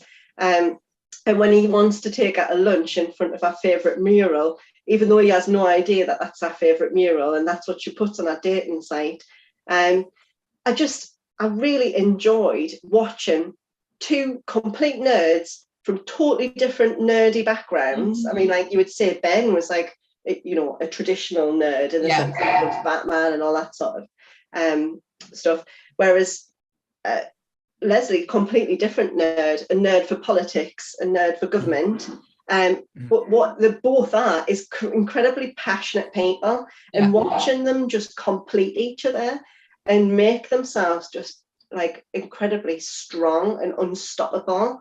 And then when you see them like later on when they do like the fast track in years, and they just get better and they do more and they achieve so much together as well. Like without each other, they're doing like small things, and then once they get together and like cement that relationship, they just achieve so much more. And like I find it really inspirational, and I'd like to think that that's what me and Stephen are like, that individually we were fantastic people, but together, like, wow, there's nothing to do. And when I was talking to Stephen about it last night, he came out with something which is not particularly from my from my interests and what I was into, but it was such a good point that he made. He was talking about X-Files and Mulder and Scully, which was one obviously I considered. And he was saying he was watching an interview with David Duchovny, and he was saying, like what is their relationship? Where do they stand? This was back in the day. And he was saying like Scully is like his human credentials, like his way of fitting into humanity, and that without her, he's really separated from humanity. And I find like Ben and Leslie are like that. Like, they take like the really annoying bits of each other and they make them easily slot into society, and it's just fantastic. No, I like that. I do like that as well. It's quite an interesting point that you talk. So like we only did an episode last week on the X-Files, and we did discuss the relationship between Mulder and Scully and how it was more sexual tension than anything else, and we didn't want them to get together like for the show, because that would have kind of killed the dynamic. But yeah, I've never looked at it that way. That she's his validation in a way. So that's what he's kind of not. Well, yeah, kind of using her in that aspect. But it's an interesting viewpoint. I've never looked at it that way, and it's probably changed the way I'm going to look at it now. So thank you. That's great. Same here. Okay. And I would say that's our experience and why our relationship's so successful so far, because we do provide what the other person lacks, and I love that when people do write characters that have that capacity, and it's not just like the really boring like, oh, we've got to shoehorn a relationship into this. It's an actual valid relationship that grows and develops and changes, just like real people. The proposal is one of the best proposals. It doesn't quite beat Amy and Jake's in Brooklyn 911, but it is, or even Michael's and Holly's in The Office, but it is up there. The fact that she says yes before he even asks is so Leslie no. Yeah. And I wonder if you wouldn't mind, because obviously the time's going quickly, just to make a quick honourable mention. I mean, obviously, as an MCU nerd, I could talk about them all day long. And I wanted to include not actually a couple, but sort of a couple of Logie and Sylvie. That's not who I thought you were going to say. Who did you think I was going to say? I thought you were going to say Captain America and Winter Soldier. Well, no, I would have probably said. I would have went one further and said Captain Rogers and Tony Stark, the two power couples, because that was a relationship that had a breakdown together. It's not really long enough. Like Bucky and Steve go back to 1940 something. That relationship has been palpable. I can't even talk since then till now. Like Tony's and his is so new, and obviously if things didn't go the way they did, could have been more complex because they're never always and they never agree with each other. Like there's only certain times like they'll meet on the same page, but then all of a sudden that page will just go. But that's a good one. I didn't even think of Loki because they're so new, like to the to visual. It's such an interesting concept of loving yourself. Without getting like super creepy. But I mean, I've never been a particular Tom Hiddleston fan because I mean I know loads of people do really like him, but I think that man likes to whip his hair and it does me nuts. But when I watched him with her, I got it. I got it a lot more because she gave him the capacity to open up a bit more. There's a vulnerability that you didn't see before. That aspect. I think the only time you saw it is when he found out his mother died in Thor Dark World. That was the only time you saw a little bit of like that aspect to Loki. But 100%, like it dragged it out and kicking and screaming. But it wasn't even being the hero. He was just being vulnerable and wanting to not protect, just do something that he might not have believed in, but thought was the right for once, which again, he did the right thing for once, and it wasn't for his gain either. It wasn't something he was going to get advantage of, like he has done on everything else. Everything he's done has always been to his advantage, and this time he put somebody else before himself. And that is massive. And because if you think about it, when they started the series, he was coming like straight from that battle of New York, and so he was coming from a point of being like, I should rule this planet, and he had none of that character development that we're all used to. He was starting from there, and to then end with him falling in love, and as you say, Paul, being super protective of this woman. That journey was really well written. But again, trying not to lower the tone, but would it be classed as masturbation if they were together, or I don't know. Well, it took until before 1 o'clock for the tone to just drop a bit.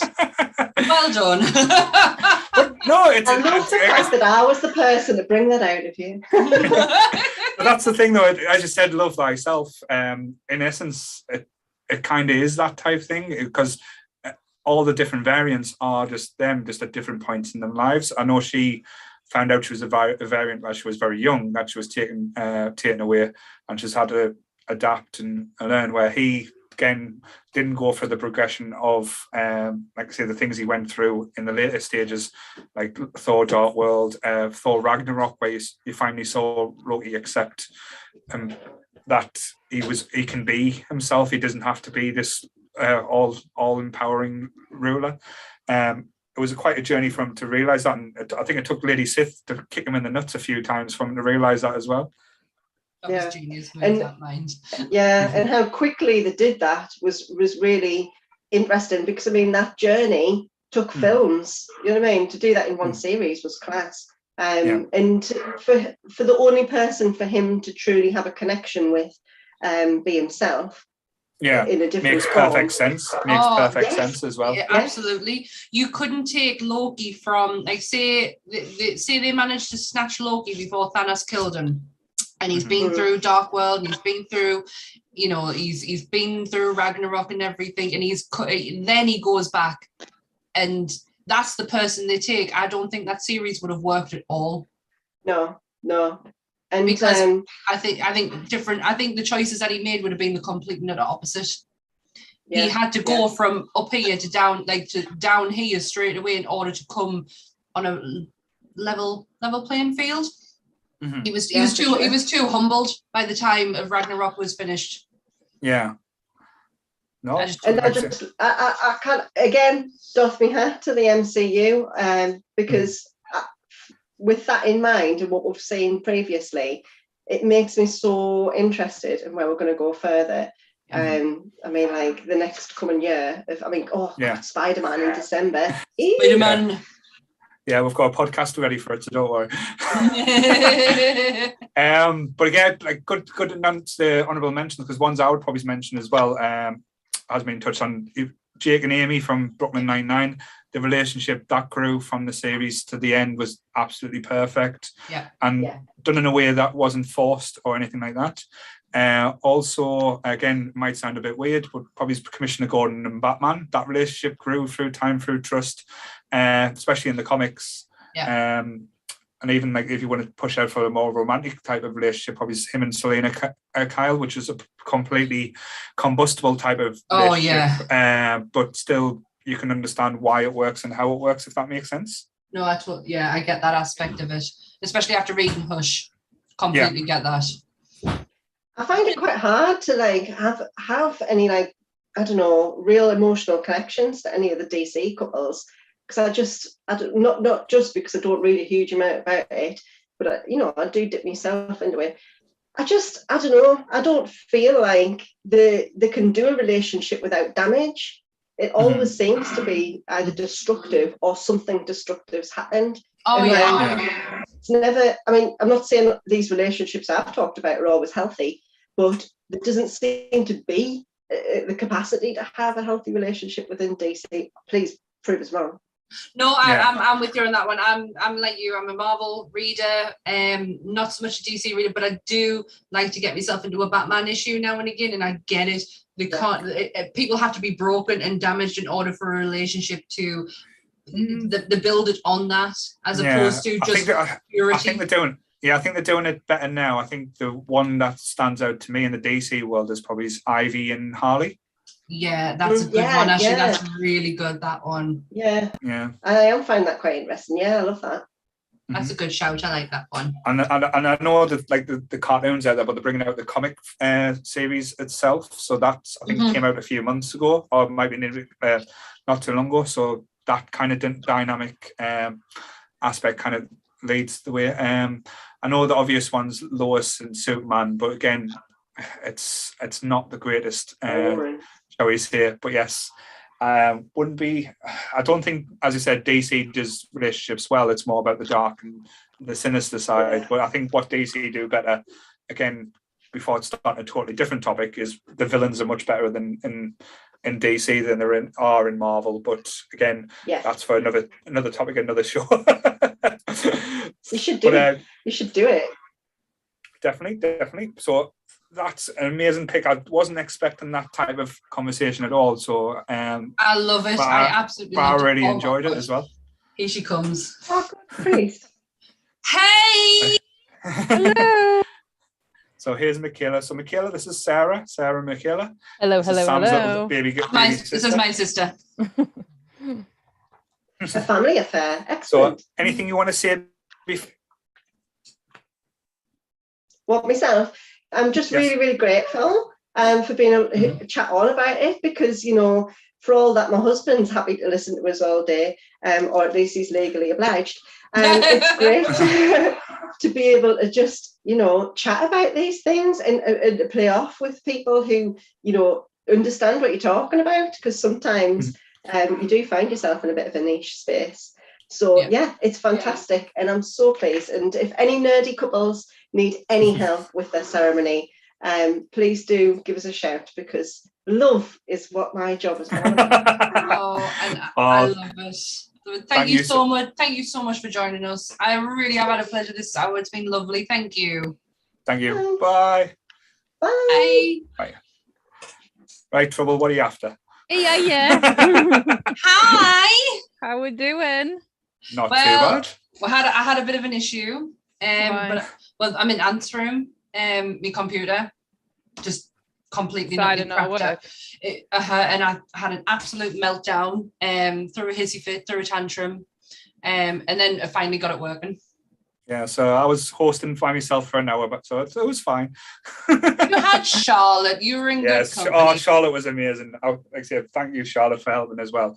And just before we get on to Michaela's topic, because it sounds like it's going to be an interesting one, just want to plug as well, please, like I say, thank you for everyone who's donated so far. Like I say, it's for the Willows, it's for the kittens. Please continue to donate.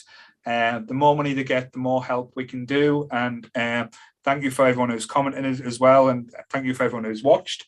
I know it's going to be a long day, so I don't expect everyone to stay throughout, but I promise at the end I will cut everything down into segments so you can watch the individual ones, and I promise I am trying my best with the swearing, but it's not really working too well. So yes, Michaela, so we've already been introduced to you. We've had you a few times. We don't need to know more about you. No, to be fair, you're not really a guest anymore. I would say you're now team podcast. So Podcast, I like that. I've got Pad with us today. Paddy! Oh, bless him. he's like, what are you doing to us? Don't do He's this. just sitting there looking sad because he wants to go out. He didn't get out yesterday because of the storm. Bless him. So yes, so this is your hour. So fire them at me, young lady. What you got? Right. So I'm going to try and do this with your phones too. So I'm going to do the hour and we're going to have a whole cat quiz. So we're going to do a quiz. We're going to do a quiz all about cats and TVs and movies and all that stuff. Do I just need to be on your WhatsApp? I'm just gonna send them to your WhatsApp. Yeah. And then I'll like hold my phone up and then like see like so people can kind of play along. I was gonna put them on Facebook, but me and technology is not working today. Don't tell me about it. So having an interactive type of hour now. So this will be sort fun. of. So let's see. It might last 5 minutes, it might last the hour. Did you get this idea off my dad by any chance? Like when my dad used to do the quizzes? Probably. Well, I was like, I'm gonna do this and then I'm gonna do this and I'm like, I can't talk for that. I can waffle on, but not for that long. So I was like, I'll do a quiz. That's a big cup. It's one you got us. So anyway, right. So there's going to be 3 rounds, and the first round is going to be to name that cat. And do we just have to shout it out, or? Well, you can write it down. Where? Have a pen and paper somewhere. I have absolutely nothing in here. I'm not prepared. I'm not in my room. I'll write it in my notepad. I'll get my notepad up. Okay. Is that good enough? Go whiteboard. This is the first one coming now. Oh my God. Okay. And then it's this for people in the audience. Have you got it, Paul? I've got it. So it's some kind Name that cat. I've never seen that cat before. So that's the first cat. Right. It's gonna be so dull. It's gonna be so dull to listen to. Of just me and going on my phone. Right, okay, let's see. Oh, load up! I'm gonna put it here too. Look, name that cat. Got it. I should have music too.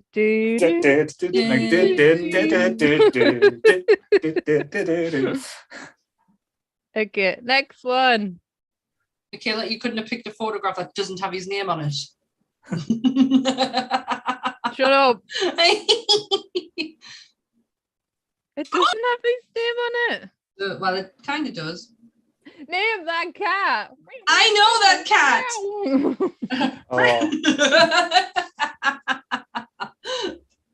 Oh, I think it is. Dun, dun, dun, dun, I was not getting the spelling right. Name the kitty. Name that cat. Name that cat. Everyone's like, I'm out. Give us me money back for the charity. This is the most surreal experience of my life. I'm not gonna lie. Okay, next one. Wait there, I'm getting there. Oh, I know that one. That one made us cry. Name the kitty. Oh, so cute. I think it's that name. Next one. I'm trying, I'm gonna like say them out loud when I'm looking at them. Okay. Where are you? There you are. Name the kitty. Got the kitty. You want us to start? Do you want us to give you some answers? Or okay, let's do that because then it's just it's just us writing kitties' names down. Okay, so the first cat was this one. No idea. Did anyone know what it was? Do you want me to check with comments first? Have we got comments? Yeah. If you know, quickly type it in because I'm coming to the comments right now. Did you know who it was, Paul? No, I just wrote cat bus. Paul? Yes. Donna has put cat bus. The right answer is cat bus. Someone's just write that. Michaela, someone's just asked, is Michaela drinking red wine from a tea mug? It's peppermint tea. Oh, it's me mum and dad. It's me mum and dad commenting. Peppermint tea, I haven't got that much of a problem. Yeah, so Donna's wrote cat bus, right? Okay, right. So that is from a film called My Neighbor Totoro, and Donna will be the expert on that. Bless her. Studio Ghibli thing, isn't it? Yeah. And I don't know anything about it. It kind of gets Stephen's like, watch this, you'll like it, and I'm like, no, it's foreign. Not for you. And that film, actually, I absolutely loved it. I thought it was like the cutest, loveliest animated film ever. Absolutely. So it was actually called Cat Bus, which is really interesting. Donna's like shouting it in the comments. Cat bus. Okay, so the next one was this one. Oh, Zachary Binks. Zachary Binks, yes. Yes. Which was one of my favourite films. I absolutely adore Hocus Pocus. And like I said, there's always been where I always wanted a black cat. I was either going to call him Salem or Binks. We called him Salem and he turned out to be a bit of a monster. But which I went for Binks. That would be my next cat's name, to be honest, if I do get another black cat. No, oh. I know, but are you glad you didn't? Because now you've still got the chance of keeping Binks' name. Yes, because like I said, Salem just wouldn't stop attacking Peru, to be bless her. But like I say, one of my friends, Roz, does getting down and he attacks the dog. So it just shows you how energetic the lad was. Right, next one. Next one was this Crookshanks. one. Crookshanks, yes. And if I had a cat, I want one of these. Imagine that cat. Look, imagine that cat with my doggy. Well, I'm sure. So cute. Well, that's Carolyn's cat. Yeah, I'm sure there is a cat on the Willows page looking for adoption that is actually looking for it. I'm not allowed one. Carolyn has 2 Persian chinchillas, 2 white Persian chinchillas. I know, and they are bloody adorable. Absolutely gorgeous. The next one was hang on, is Garfield. Garfield. He likes lasagna, but that one was voiced by Bill Murray as well. I hate Mondays. It was. Do you know a fact is that Bill Murray only did it because he thought he was going to be working with the Coens brothers, and it was actually like somebody else called Coens. No. But why did you do the sequel then? Probably money. Yeah, very money talks. Yeah. Hang on, I need to open my phone up again. What were you saying? Oh, it's gone. Oh, that's what I was going to say. I was going to say I would love to see the Coens brothers take on Garfield. It'd be interesting. Well, they've just recast him and they're doing another animated Garfield with Chris Pratt doing the voice of Garfield. Oh, yeah, I know. Yeah.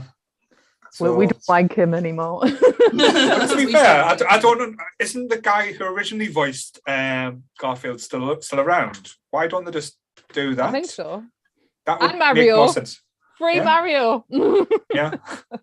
Yeah. Why have they got Chris Pratt doing Mario? Like, no. Because he's clearly an Italian plumber. Oh, clearly.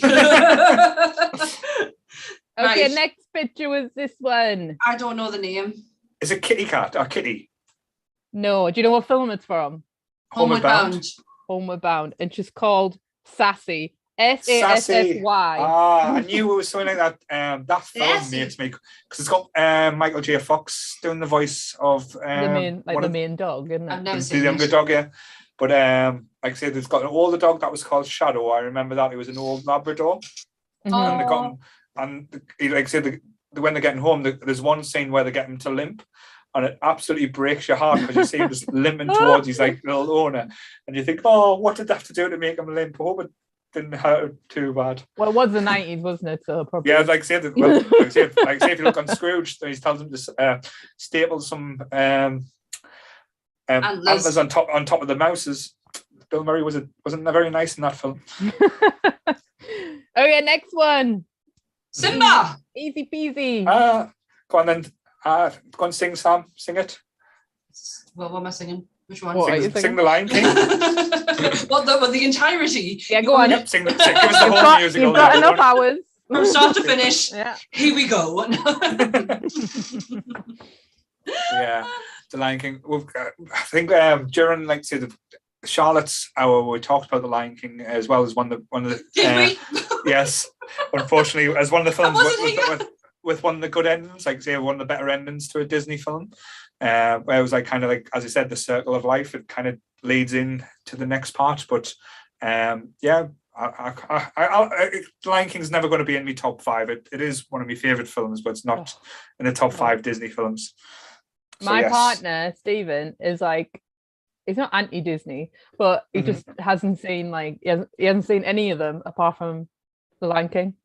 Right, okay. He absolutely loves. I do love the stage show as well. I went to see it in Sun and Empire, and like it is pretty much just a live action version of the Disney movie.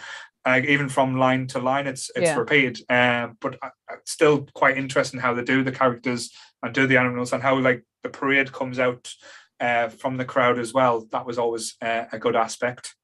I'm talking about cats. I've just been attacked by one, I think. Yes, she's here. A little menace. And then the live action film, we just don't talk about that.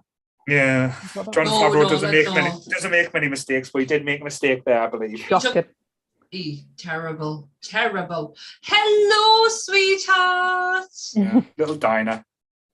Anyway, do we want more cats? Cats. Yeah, we'll go with it.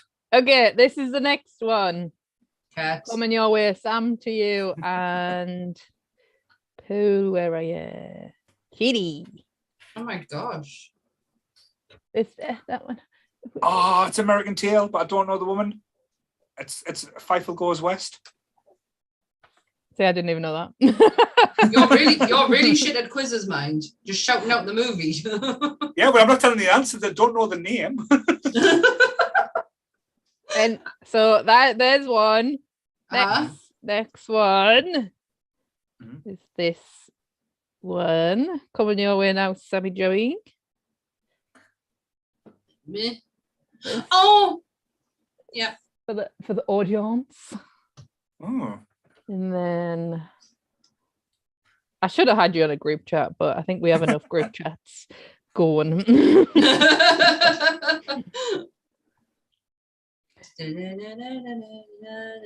Beep, beep, beep, beep, beep, beep, beep. And then this one's the next one. God. I'm gonna get really bad points here because I can't remember the names. And then last one for this round. Oh, got it.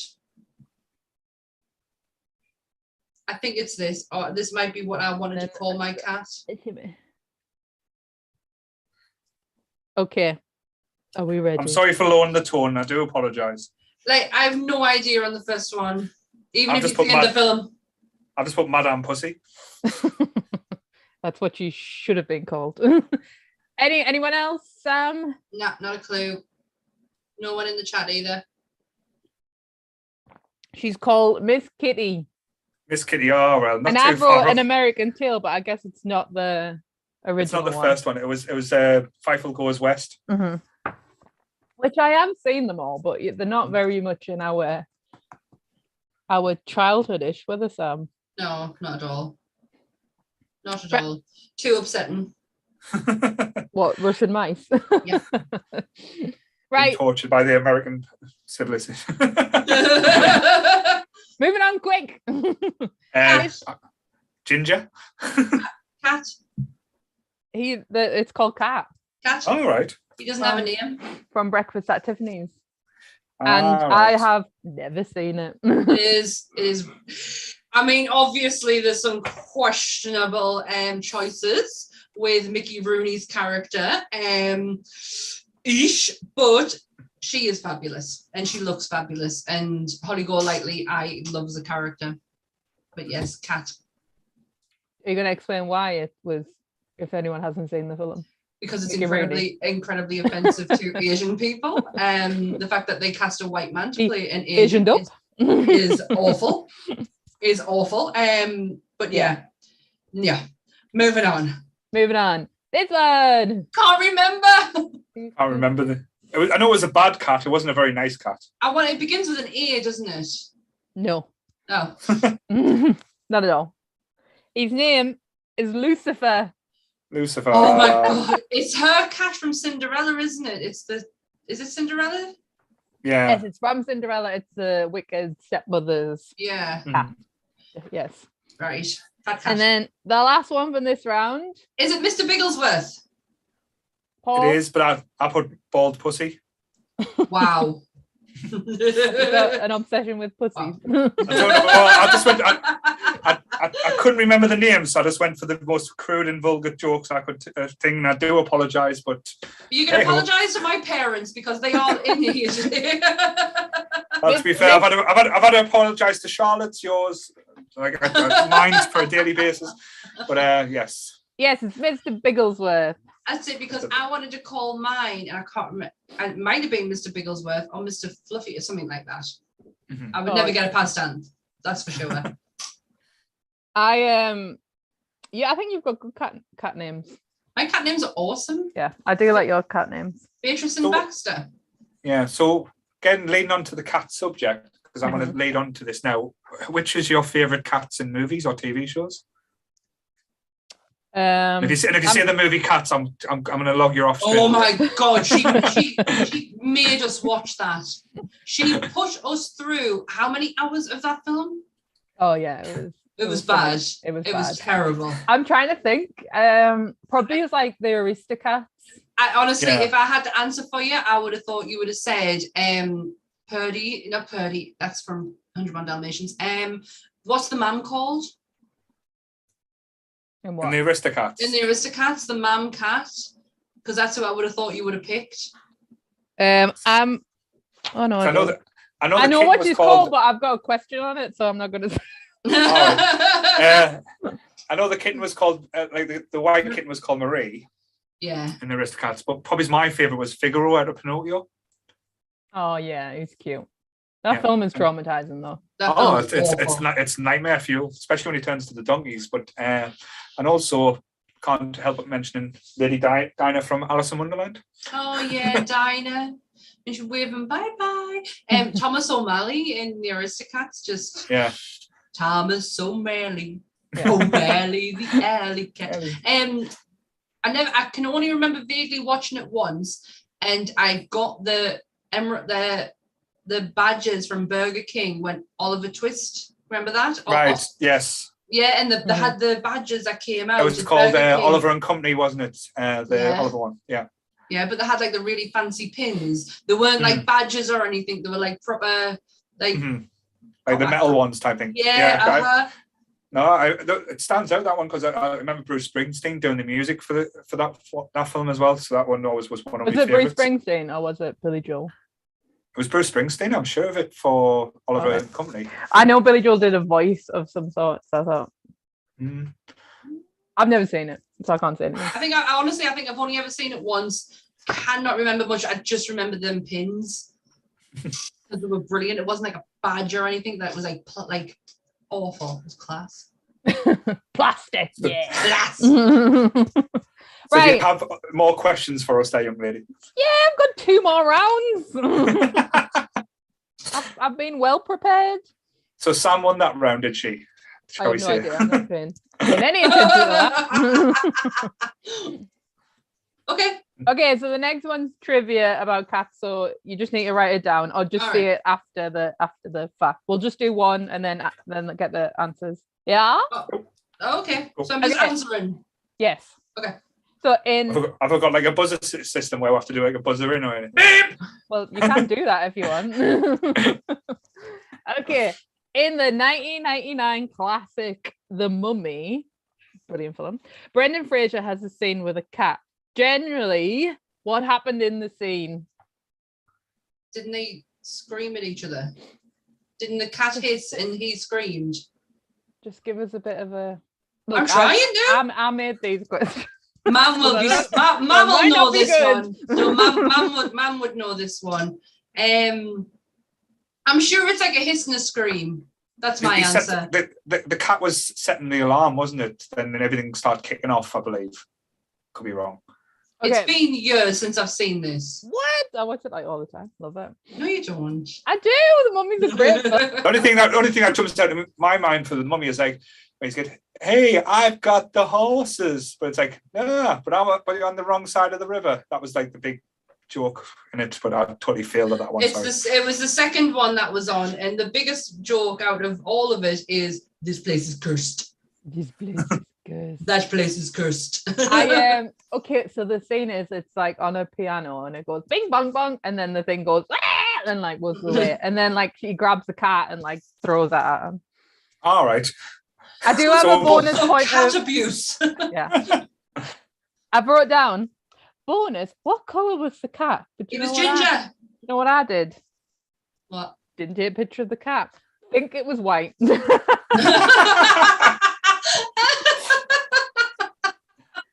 The quizmaster who doesn't even know the answer to the quiz. Pretty much. Brilliant. Did I write this one down? Right, what's this one? Dad says, hang on, Michaela. Dad says coolest cat has to be Top Cat or the Pink Panther, and he's from Durham. Right, Durham. Wow. That was a dad joke. Oh dear. That was a dad joke. Yeah. Go on then, Michaela. Okay, what? Again, wrote the question down and not the answer. What is the name of the Disney's 1988 American animated musical film with a cat-focused main character called? Love it.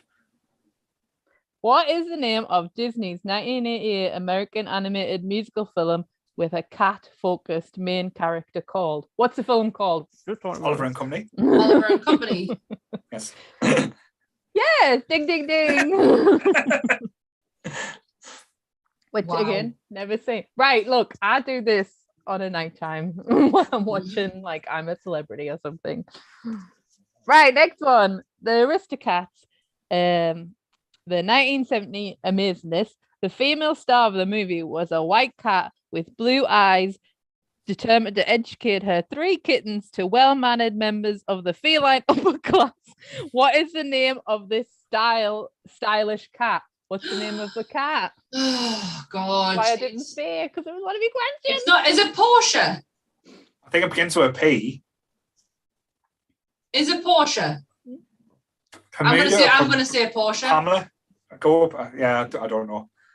Nah, you're all wrong. What was it? She's called Duchess. Duchess, yes. Oh, Right. I am so sorry, Emma, for not knowing that. Emma will kill us. Hi, Paddy. Hello. He's like, I want to go outside. Oh, hello. Okay, and then I've got a bonus point of what breed is she? Persian, wasn't she? No, isn't she a grey shortback? No, she's not Persian. Is she Persian? Is she Siamese? Oh my God, I don't know. She wasn't Siamese. She is. Is she Burmese? No.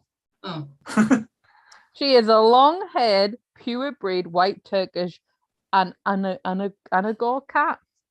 I don't think the artist pulled that one off. Angora cat. Angora. Is that how you see it? I think so. Angora. I don't know, but I don't think the Disney animation's done it justice, and that I just think it was poorly drawn. Just saying. Right. Next question. Yes. What actress had to wear 63 different cat suits as Catwoman in Batman Returns? Michelle Pfeiffer. Michelle Pfeiffer. Bing, bing, bing! Who, still to this day, amazing. Amazing. I don't even think it's like the best film. No. It's the best Tim Burton version of Batman, shall we say. Yeah. Wow, I've just had deja vu. You said, I'm sure this has been brought up before. It gets brought up every time it gets mentioned. Right, next question. What, my little fella? Cats. What am I saying? Right. Rumor has it that the producers on Cats the Musical, the movie, wanted something removed. I'm saying this all wrong. Their hands. Yeah. Cats the Musical. Rumor has it that the producers of the Cats the movie got visual effects people to remove what from the cat? Their buttholes. Was it their buttholes? I thought it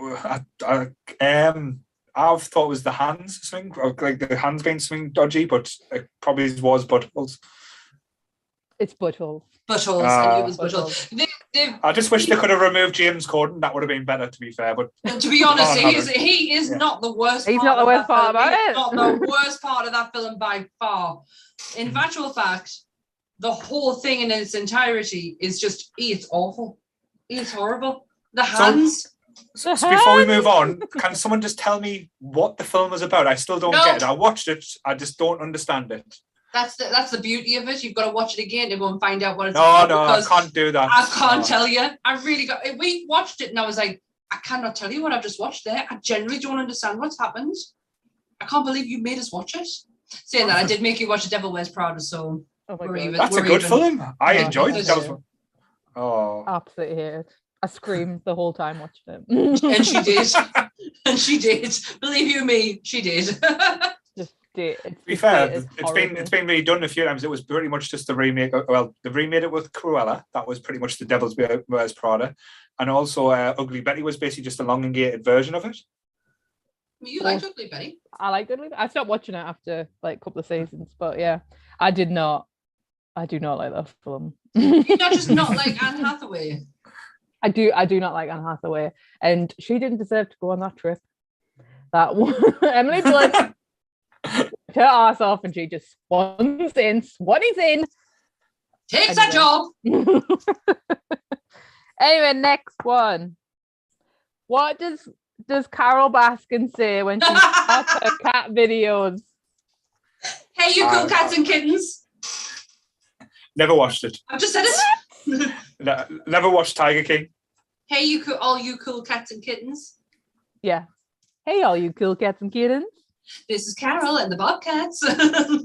And I might have killed my husband. Didn't they prove it in the second season that it didn't? Or am I totally just misreading it? They did. Did you not see Michaela's rant in the group about it? It's called Tiger King. They do like one episode on him. they do 2 episodes on this murder, which really to me, there's like it just kind of all got resolved in the first season. Yeah. And then I think the next 2 then I did a rant. I was like, how dare they? and then I watched the last 2 episodes, which were a little bit better. I didn't mind the last 2 episodes of it, but they still do not go into much detail because they're like, oh, he needs to be free because of this plot to kill Carol Baskin was kind of not his idea, kind of thing. But he was also in prison for abusing animals. And they don't want to say really what he did because then their whole enterprise, the whole link in the chain breaks. It's an amazing how a documentary series on on animal abuse gets totally overshadowed by the absolute batshit craziness of the people who are in it. You completely forget by the end that you've just watched a documentary on animal cruelty. But that's the thing. I'm really, as Sam said before, she's quite sensitive, like animals in films. But when it comes to documentaries and real life things, I struggle to watch anything where it's horrible to the animals. So that's why I haven't really been able to take it in.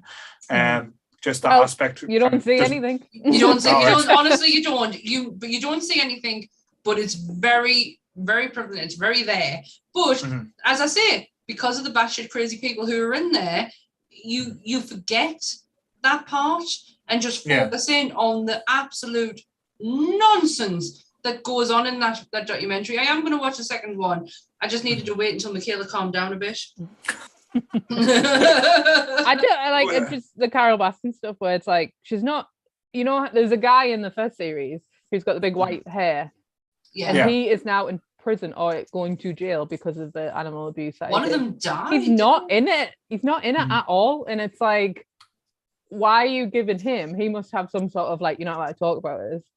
But why are you talking about Carol Baskin? Like, you're slandering her. She's not a nice woman. I'm not a fan of her. But why are you slandering her and not these men? There's definitely some misogynistic boop, boop, boop in there. Anyway, cat quizzes.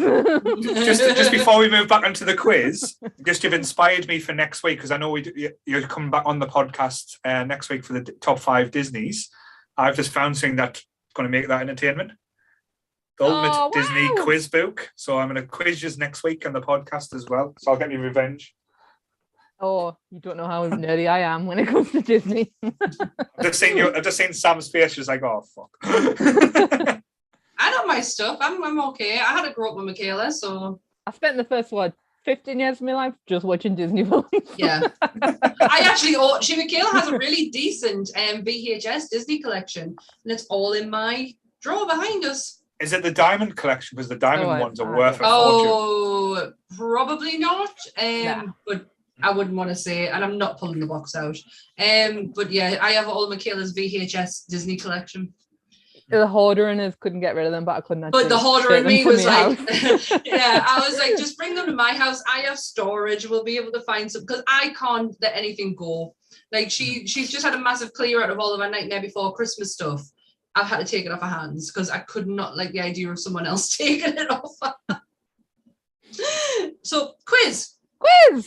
Okay. Which American writer and poet had a cat called Katerina, who was the inspiration for his story, The Black Cat? Dolly. Which American writer? I wasn't listening. A cat called Katerina, who was the inspiration for his story, The Black Cat. Edgar Allan Poe. Oh, was it? Bing, bing, bing, bing. I really wasn't paying attention there. I was going on my phone, sorry. Oh, wow. I'm only here an hour, thanks, though. Michaela, you're getting my full attention. That's all I'm saying. Oh, stop sucking up to her. So, Paul. In the Garfield comic strip, what is the name of Garfield's owner? John. I need these. Arbuckle. Sam? I have no idea. No idea. John Arbuckle. Bing, bing, bing, bing. And I do have, everybody knows what's Garfield's favourite food. Lasagna. Also, my favourite food. Are you trying to tell me you're Garfield? There he is. He hates Mondays. I am a bit of a cat. I sleep a lot and eat lots. That's true. Yeah, I love Garfield. Garfield was my staple as a child growing up. Not just in because he used to be in, I think, the Times, like a little bit of a comic strip. How posh are you? The Times. No, my dad.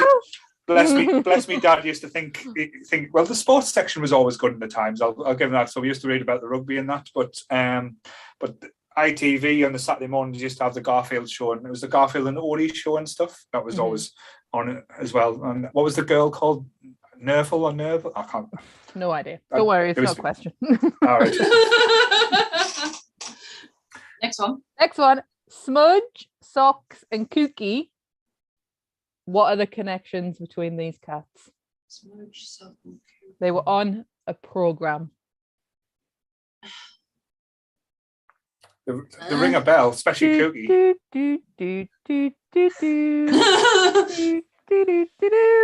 Any idea? I didn't know. I've got this online. So. Nah, I haven't got a clue. Does anyone know in the comments if we're doing the comments? Don't know. No one. I think your dad's just trying to work out how to donate. I'll send you the link. Who? My dad? I think. I don't know. No one knows. No, I don't know. Oh yeah, that's my dad. They are Blue Peter cats. I was never a big Blue Peter fan, I'll be honest. The only time I was interested is when they done the Tracy Island. Yes. That's oh my god, what are they called? The little things. Thunderbirds. That's it. That's it. Okay, last question from this round. Ready? Cool. Yeah. Sam, are you actually paying attention? No, I'm just telling my dad in the comments. Michaela will send you the link. I will. What is the name of the Flintstones pet saber-toothed cat? Oh, I was going to say Dino. It's not. No, it's not. No. Oh my gosh. I should know this. Aunt's mom, she loves the Flintstones. Boop, boop, boop. Shut up. Boop, boop, boop, boop, boop, boop, boop, boop. Nah, I haven't got a clue. Nah. Is it toothless or something like that? Teeth? A fang? The name is Baby Puss. Baby Puss. How did you not get that one, Paul? I know what I'll call a saber-toothed tiger. Baby Puss. Flintstones. Sort yourself out, Anna. Anna. Was it Anna or was it Barbara? Okay, the last round is name that movie. So we're going to be back on our phones again. Right, okay. Oh, you've gone very, very loud. Oh. What am I doing? Can you still hear me? Yeah, we're not going to have that problem again. Don't worry. Just my volumes went way up. I can't put it down. Never mind. Okay. Can you hear us? Yeah. Yeah. Right. Oh. So here we go. So it's a movie poster. Oh God. All right, Dad. and then you've got a and I've scratched out the thingy. So it's to Sam it's going. And balls. And here we go. Because I did this the other day, it's further down. So this is what the movie poster is to anybody playing. Oh, it's something in this one with the cat. There's a book about it as well. Isn't it like a real life thing? Yeah, there's a story, but there's a book about it. I'll send a couple and then we'll go through them. So next one. Something like Bob or something like that. It is, isn't it? It's Bob that. Oh, yeah, I think I've known it now. Thanks, Paul. Sam, did you get that? What? What? What are you doing? The picture. Send you a picture. She's also. No, I have now. Have you got yours? Yeah, I've got it now. Oh, I know that one. I thought it was Sinbad at first, but I don't think it is. No, I know. That's that one. The Beast of Bugmore or something like that. And then I'll send one more. And then we're going to say them out loud. Yeah. This one. And...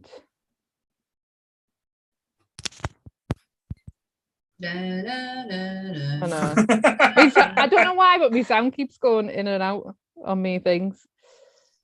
Where are you? I take too many bloody pictures. I gotta find them. Here you go. And that is the next one. Yeah. Oh, so that Dawn cat. Okay. Have you got the three? Oh, of them, is it the cat that came from outer space or something? Well, that would if you. That's what I need to know when we get to it. All right, sorry. I thought we were just. Oh, my bad. The Taskmaster is talking. Right. First one is this one. Bob the Street Cat. The Adventures of Bob the Street Cat. The singing Bob the Street Cat. You are close-ish, but it's a street cat called Bob. Ah, right. Ah, that makes sense. And the next one is this one. Is it just black cats or something? Any idea? Or something? No, it's like black cats or it's something with cat. I know Final answer. Black cats. I don't know. It's the black cat. I knew it was something like that. And this one with the little kitty in the spaceship. So the cat from outer space, I believe, because Disney done a few cat things. There was like that Dawn cat around about the same time, but I think it's the cat from outer space. I thought it was like Men in Black or something. What? There was a cat in that. What's there? Had the thing on. He had in his collar. You're right. Yeah. Shut up. It's called The Cat from Outer Space. Cool. Yay! I got a Disney one right. Right, next ones. Should have been more prepared. I think that's the right one. Yeah, that one. Oh. Bing bong bong, bing bong bong bong. Doot. You could just show us Paddy while you're sorting your stuff out. Oh, there we go. Hey, Paddy! Paddy! and then it's this one. Oh, Keanu. Oh my God, we're not there, man, Paul. Oh, meant to be writing them down. Yeah. Oh, we're just shouting them out. Oh, no. God. I'm gonna send some more. Right. Oh, right, okay. And then I said, "You're Sam another played one." the game wrong. You're ruining Mickey. My WhatsApp is just not connecting. I have zero internet in here. Like, I'll have to go and get the booster in a bit. Well, this is the next one. Yeah. This one. Oh, right. Okay, got that one. Don't say it out loud, Jay. I'm not gonna. And then the next one. Don't worry, it'll be all over soon. You'll get far more interesting people. Oh, I'm getting your photos now. Where is it? Aha, here it is. Is it this one? Kitten, please. And Oh. then... To be fair, after Sam texted us last night, I thought I was going to get a rant about UK Drag Race, but we can talk about that in a bit if you want. And that's the next one. Oh, don't get me started. All I said was that I got a rant from my sister. I know I got talked at from my sister for 7 minutes on the Drag Race final. I didn't tell him the state you were in while you were I was doing really it. drunk. I was out celebrating and came back home and watched it and was livid. Right, so what was this one called? Oh, Yeah, no. Sam's not even paying attention. I am. I've got it on my phone. I'm looking at it. I just don't know what it is. Yes, it's called Keanu. I've never seen it, and I don't know why, because I do love Jordan Peele. both of them. Keen and Peele. Keen Peele, that's it. Couldn't even think of the name. That's how much I love them. Can't remember. Seen the show, can't remember the names. Right, next one is this one. Well, it's Pet Cemetery, right? And it's even got it on the poster. Shut up, right? Sometimes dead is better. I thought this one was a bit, the poster's a bit more interesting than the It is. other one, but I've never seen the new one. I've seen the old one. I've never seen this one. The new one's actually quite good. It's done well. John Lithgow plays a good part in it. But John Lithgow could play a tree, and I'd still find him fascinating. Yeah, he's very good. But that thing, the sister, the where it's like a flashback. Yeah. Mm-hmm. That is the freakiest thing. Even terrifying. Like 2D, it is absolutely petrifying. Yeah. Like that scene where she gets out of bed. Zelda. Was she called Zelda? Yeah. I think so. Yeah. I've only seen it once, but I was like, that is absolutely petrifying. I love the guy who plays Herman Munster, and I love the line, sometimes death is better. Have you seen the South Park episode when they do that? No. Very good. I probably have, because I've seen loads. This one. I don't classic. I really don't know. I put Boss Cat. I can see why, but no. I don't know. It's called 9 Lives. Right. All right, okay. And is that why he's pointing to Kevin Spacey? Because he needs 9 lives. Oh. A controversial comment. He gets put in the cat. Mm-hmm. Oh God, right? No. That's it. No. Obviously, when Kevin Spacey could sell a movie, because now, oh boy, even though he's trying, bless him. he's still out there. He's still pushing his luck. Bless him. Don't bless him. I think I've got 1, 2, 3. I've got 4 more, and I'm just gonna send them. Ping them all over. Ping them all over. Ping, ping, ping. Okay, I think that's right. Right, I've sent them to you, Paul, and Sammy Jammy. Me. So I'm not allowed to say it out loud. No, keep your gob shut. Keep thy trap shut. Until I pick one. Oh. You got them? I've got. It should be 4. I've got 4. Oh. Okay. Right. Can we go to the first one? First one is this one. Cats and dogs. Did you see that, Paul? Yeah, Cats and Dogs. Sam's favourite film. Oh no, baby puppy, it is you who is in trouble. It's one of it. I fucking love it. Sorry, I swore for the first time.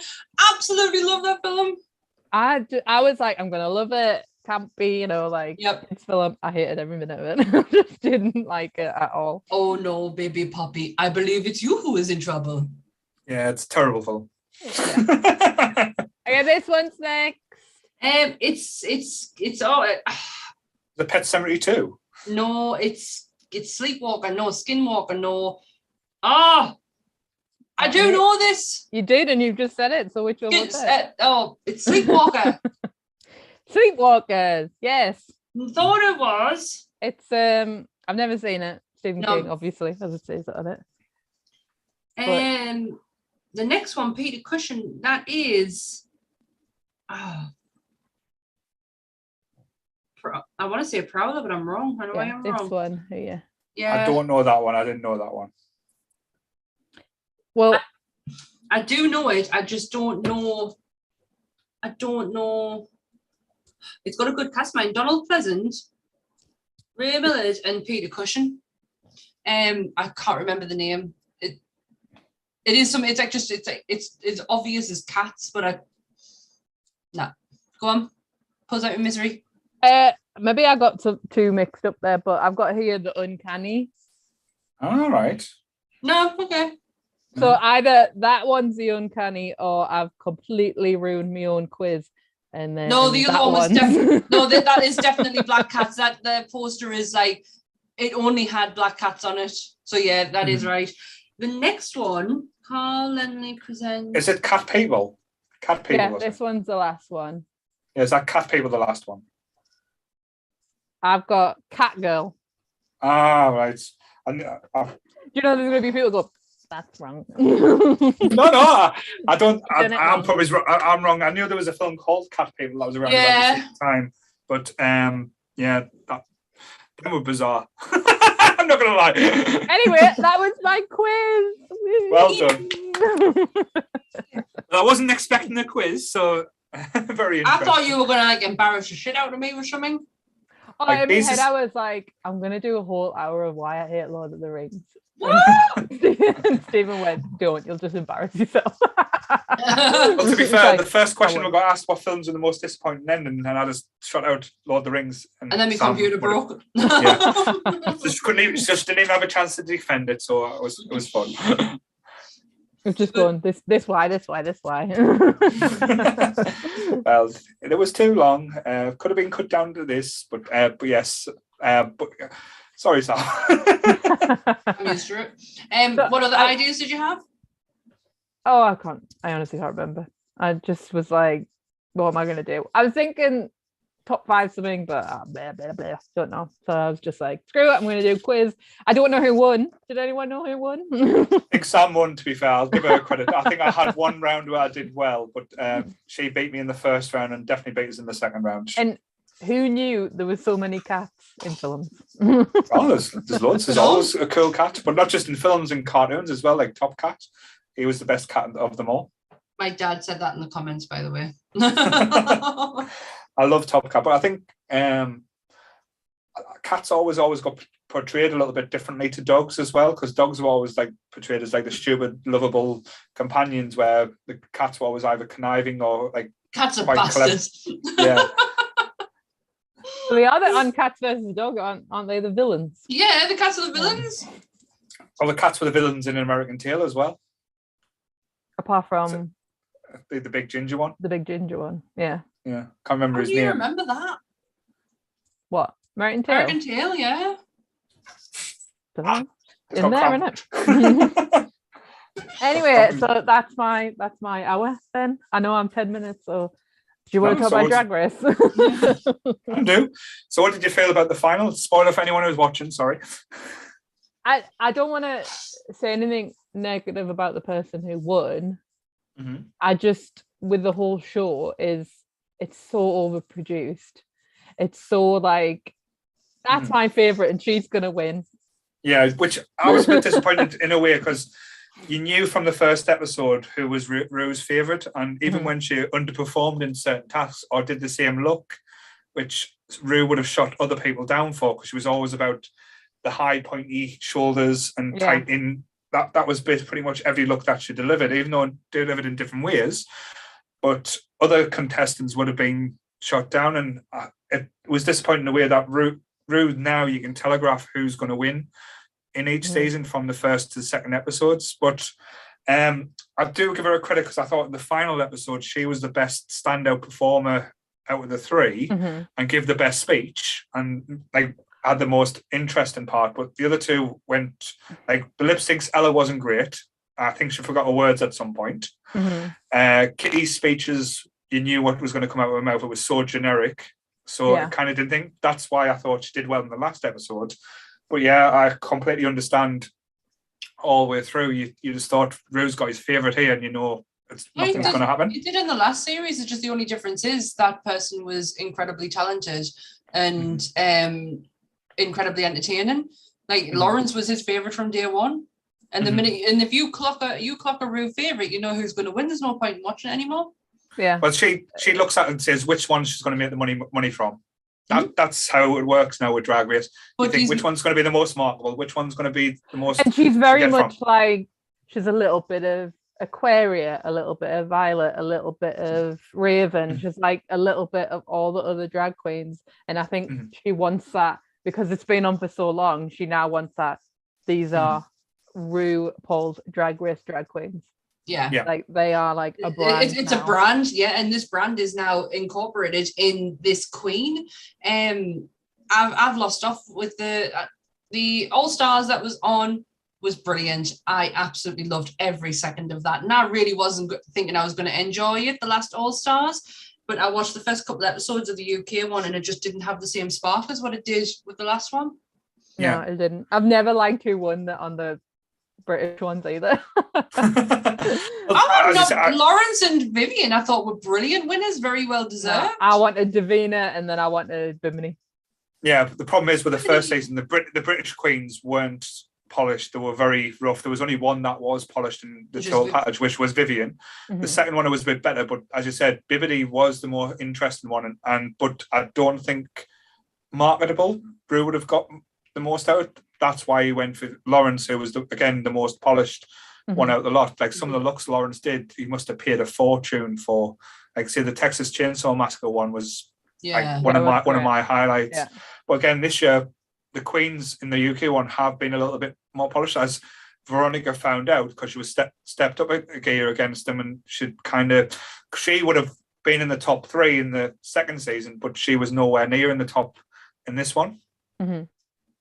Yeah, it's getting a bit too I don't know, samey and very like a certain way, and like you know, like it's just a bit too I don't know, but you're not going to stop watching it. That's the problem. No, 100%. Like I say, I want them to bring back a championship one, bring back all the winners against each other. That would be interesting. Like, I think an all-star British one would be fantastic. Oh, I think the British ones could go into the other all-stars. Just to get Chase back on the telly, because that she deserves to be on the telly constantly. Yeah. But one of the ones that I was like, oh, I can't believe she did win was when Violet Chachki won. Yeah. I just love Pearl. I absolutely love Pearl. And I know lots of people thought Ginger Minge. And honestly, Violet Chachki is probably one of my most favourite ones now.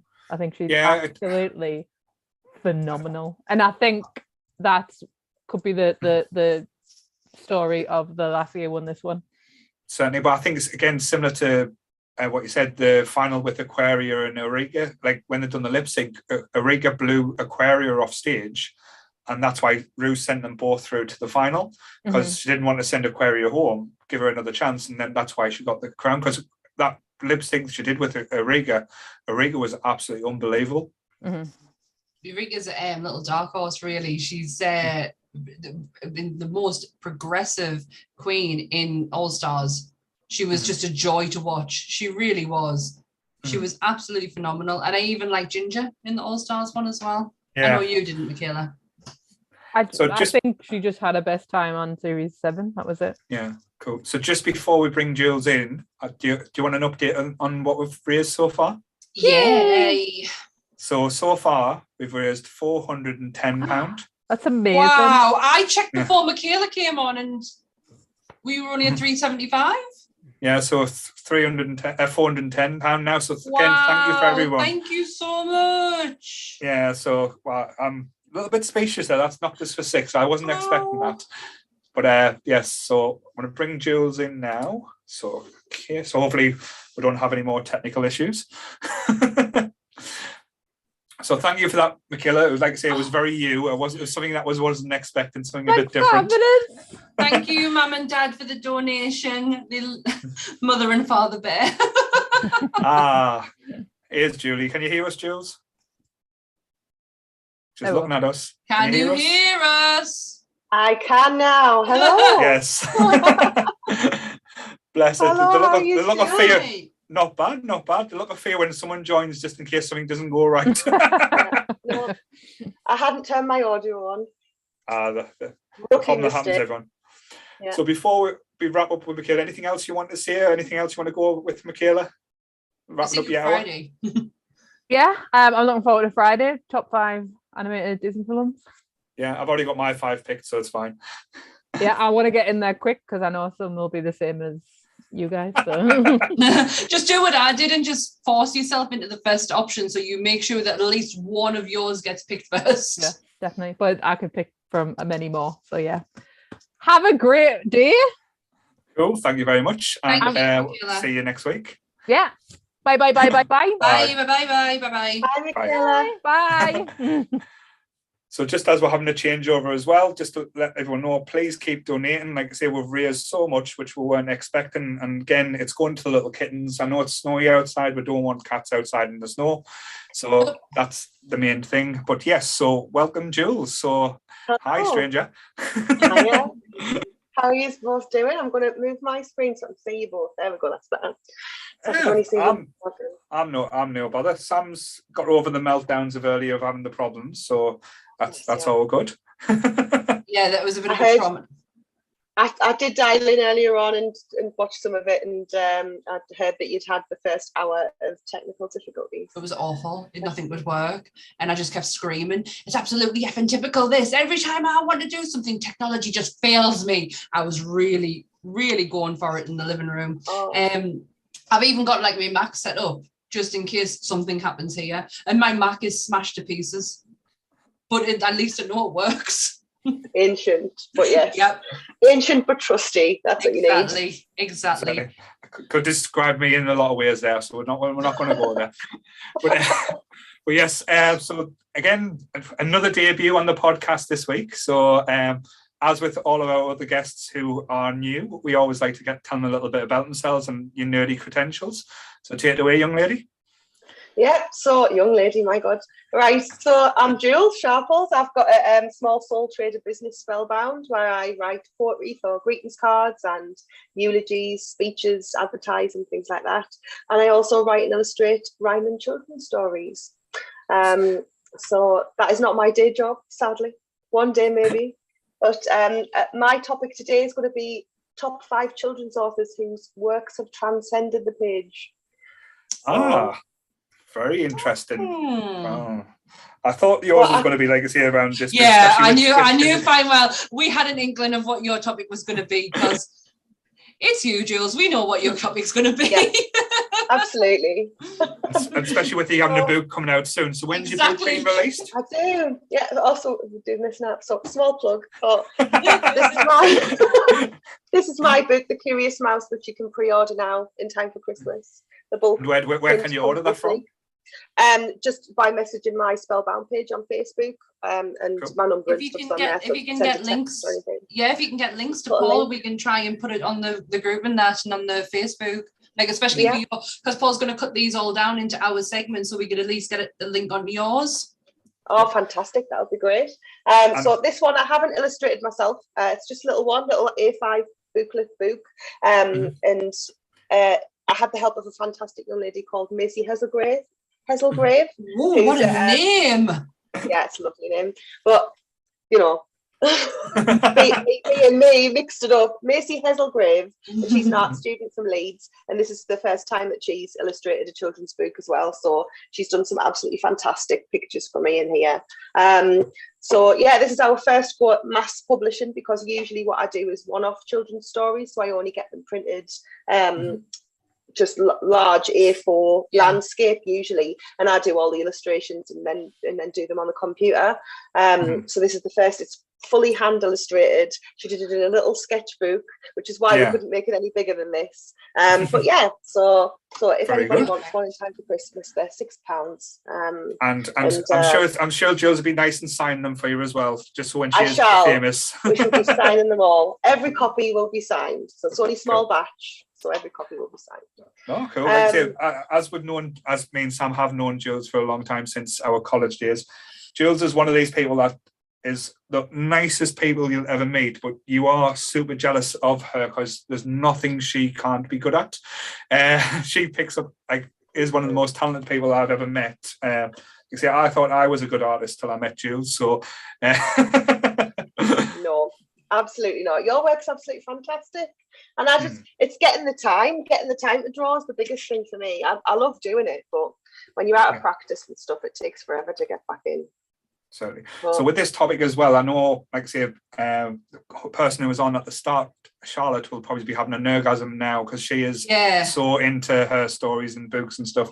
So this would be quite a good topic as well. So have you got a top 5, or have you just wanted to... I have. Cool. So I was going to originally do my top 5 children's authors, but I just thought, you know what, well, I was chatting with my husband last night and totally decided to change it at the last minute. So we thought, let's do the ones that have like been so good. I think for books that have transcended the page, they either fit into one of 2 categories. It's either work that's so memorable that children can learn from it, or it's work that's been world building. So the Tolkiens and the Stephen Kings of the children's world. So yes, we shall start. So cool. I'm going to start with one of the first authors that got me into rhyme, which is Dr. Seuss. has to be Dr. Seuss. Yes. So not only because his work's so fun and so easy to remember, that it's also a lot of them, not all of them, but a lot of them have got like a really powerful message behind them. So the Lorax is one of my favourites. I absolutely love the Lorax. And I think that's very prevalent at the moment, very important at the moment with everything that's going on with the environment. But yeah, we have all of the green eggs and ham and everything like that for my little boy, and he loves reading all of the Dr. Seuss books. One of my favourites that used to stand out for the Dr. Seuss ones was Thing 1 and Thing 2. And like I say, I remember when I went to Florida for the first time and going into like was it Islands of Adventure, I believe? Yeah. And it's got the Dr. Seuss world. And you go around, you see the hats, you see the green eggs and the ham. Like I say, even I got a Thing 1 T-shirt as well. that, like I said, it just brings back memories of your childhood as well. Reading them books, and the colours were absolutely like so stand out and jumping off the page as well. I think I had a cup from Islands of Adventure from Dr. Seuss World, because it has I am Sam I am. Yeah. Had to have it. When you find something with your name on, when you find something with your name on it that rhymes, like I still think I have it somewhere too. And that was years. It's got to be like nearly 15, 16 years ago. Wow. I love the Cat and Hat and Thing 1, Thing 2. There they are. Absolutely fantastic. Daniel loves reading these stories, my little boy. He's just turned 4 and he just absolutely adores them. And I think it's the fact that they rhyme. They're so easy for kids to remember, and they help with reading, because they know that the next sentence is going to end with something that rhymed with the first sentence. He's so universally loved, and it's all the places you'll go. And like you talk about, Seussville in Universal Studios is amazing. I loved it there. So I always like it as well, because there's a little bit of naughtiness to the stories as well. There's a bit of cheekiness to it. It's not like a straightforward, like I said, it rhymes and stuff and it tells a story, but there's always a little bit of a naughty element. Like didn't the he Cat in the hate Hat kids? was always. Hello? Didn't who hate kids? Dr. Seuss hate kids. I heard that. I did actually hear that. I don't know. What was the ping? That was my other phone, even though I thought I'd put it on. That was terrifying. I was like, something broke. I'm terrified in case there's another technical difficulty. I really am. I'm sure I heard that Dr. Seuss hates children, and also Roald Dahl as well hated children. Well, you can tell with Roald Dahl. That was quite obvious. I know the stories that Enid Blyton's not in my top 5, because I try to stick with people who are like still relevant today and have still got work to do, which she has a little bit, but a lot of her work's out of date now, even though I loved her as a kid. But apparently she wasn't great with kids and things like that, or she was better with other people's kids than she was with her own. All these children authors who hate children. It's crazy. I don't hate children. I was going to say, maybe I should start writing a book. I might get somewhere. But I couldn't believe it. I've only read sort of like, considering how much I love Dr. Seuss, I haven't actually read quite a lot of his work. And he's written over 60 books. And he's just become quite controversial earlier this year, because a lot of, like all dated children's authors and any authors become, when their work starts to become a bit censored and things, and a lot of his work is of its time and then doesn't fit with today's values and views. But the four that they've decided to take out of print, I think it was 4 or 6 that they've decided to take out of print, and most of them I hadn't even heard of. So I think he was huge in America. Yeah, he was huge in America. I think a few of these books came out over here, but they weren't as like widespread. But in America, he's huge. Like I think any type of like kids bookstore and stuff like is plastered with him. It's interesting. Like say, I know we got a few of the movies and stuff, and like say the one of the most famous ones is The Grinch That Stole Christmas. Now, I love the animated cartoon. That's like my go-to favorite. I will watch that over Jim Carrey's The Grinch any day, because I'm sure it's Boris Karloff's the voice of either the narrator or the Grinch. It's something like that, but I've watched it. I've got videotape in the box. Oh, you going to the old animation, not like the new. No, the old one. Yeah, the old one. It was on, like, remember Toontime with Tony Robbins? It was on there, and that's where we recorded it from. And I have it on a VHS. I have a VHS player as well, so I'm going to try and get it on this Christmas and see what's on our Christmas tape. But yeah, that was it's one of my favorites. I would pick that over The Grinch with Jim Carrey any day. I love I've never seen The Grinch with Jim Carrey. Never watched it. Really? Because, right, the reason why is because, you know the bit in Home Alone where they're playing the Grinch cartoon and then Tim Burton's face comes up and does the smile. Tim Curry, it was Home Alone 2. Tim Curry, Tim Curry's face comes on. Well, I was already terrified of Tim Curry. And when he comes on and does that smile, it totally put us off any human version of the Grinch. And I've never watched the Jim Carrey version. It was interesting because me nephew Ruben, he's he's okay now, but when he was younger, he would not watch the Jim Carrey thing because he found the Grinch absolutely terrifying. I get that. He looks pretty scary. Like he's not a good-looking chap. It was Boris Karloff who did the voice of the Grinch in the 1966 version of The Grinch That Stole Christmas, and it got 100% on Rotten Tomatoes. It's crazy. I love the song in it, because I remember this, the song that used to go with it as well. You're on Mr. Grinch. Oh, I thought we were going new. no, the old one, the old one. I haven't seen the new animation one, like the CGI one that came out. I think it was a few years ago. I think it was the same makers that done Horton Hears a Who and stuff like that. Oh, isn't that with Benedict Cumberbatch? Yeah, it is very good. Me and Daniel watched that last year, and it's one of the first films he's actually sat through full feature-length film because he's only just turned 3 last year. He managed to sit through nearly all of that. I think he just got bored for about 5 minutes, about 3/4 of the way through, and then he got back into it again when another song started. So yeah, I was quite pleased with that one, but still. I do need to get around watching the Jim Carrey version. But to be fair, I even look at the Michael Myers Cat in the Hat. That one's still quite scary as well. That was an interesting film. You're not missing anything really. Like I say, it looks amazing, but it's not really a positive film, shall we say? It's quite it's just strange. I think it doesn't hit on the tones that it's looking for. And Michael Myers as the cat is a bit creepy at times, but again, a man in a cat suit, can't really see anything too much. Yeah. Especially when we're doing this for the cats. Doing it for the cats. I'm gonna pop out for a second. I am busting for a wee. I have been busting since Michaela came on, and it's starting to hurt now. So I'll be 2 minutes, okay? Too much information. Just say you need a pop out. That's all I need. Today is the day about sharing, so I will share everything. Exactly. I'll be 2 minutes. One of the things as well, I think I would have had more collectible stuff for Dr. Seuss, but I don't actually think I own too much of its stuff. Because I think as a kid, I got to know Dr. Seuss a little bit later on in life as well. It wasn't really something, because I know I grew up on, probably is one of your picks that's going to be like Roald Dahl. That was always two.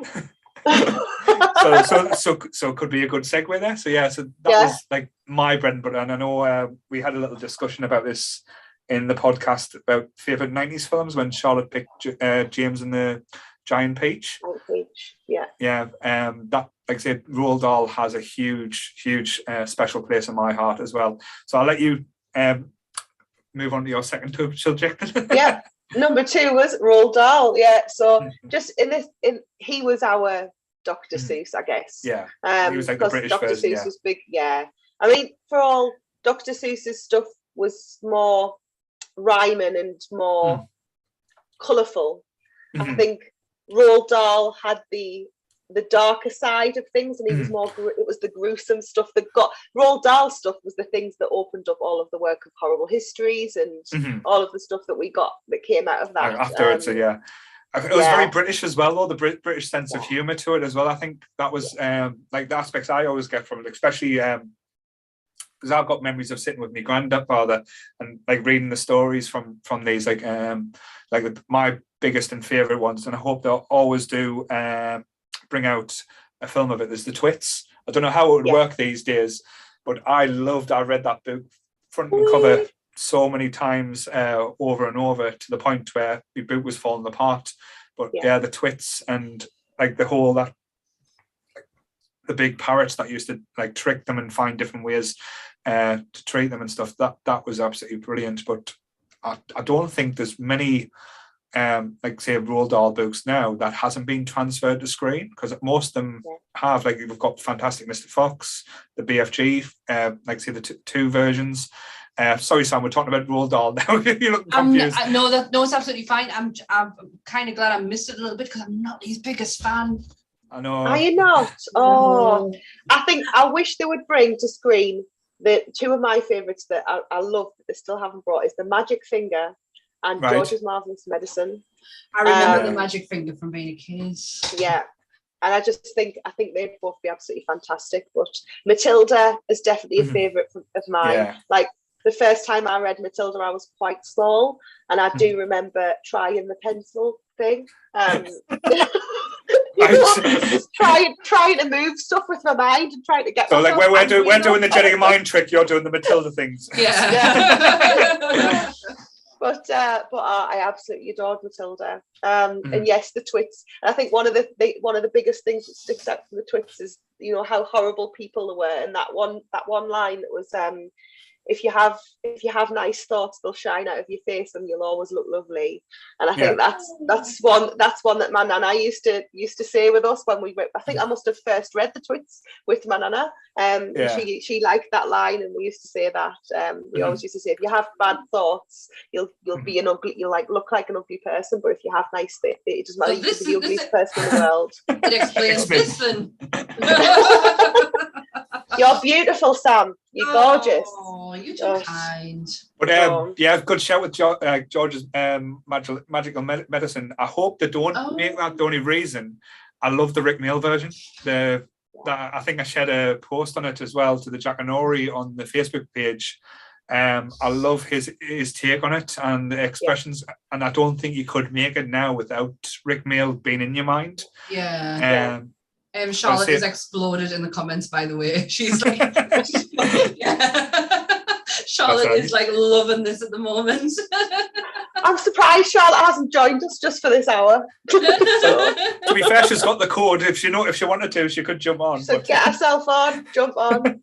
But I mean, again, and Roald Dahl, another controversial one. So there's been some controversy with his work and the fact that, you know, anti-Semitism in the work, and that, you know, he's charactered the antagonistic characters being depicted as dark and long noses, and, you know, coming from Jewish heritage, sometimes I think that's a bit more insulting to Jews than it is anything else. It's a hard one. It's a hard one as well, especially like say with the time when you go back to some of the old Disney films as well, like how they're looking to change, like Childcatcher. Like look at Dumbo, the taking out the crows and having the Peter Pan, which I never saw. I was so naive. I never saw any of the racism that was in Peter Pan until it was pointed out to us, and I was like, oh yeah, that makes sense. That totally makes sense.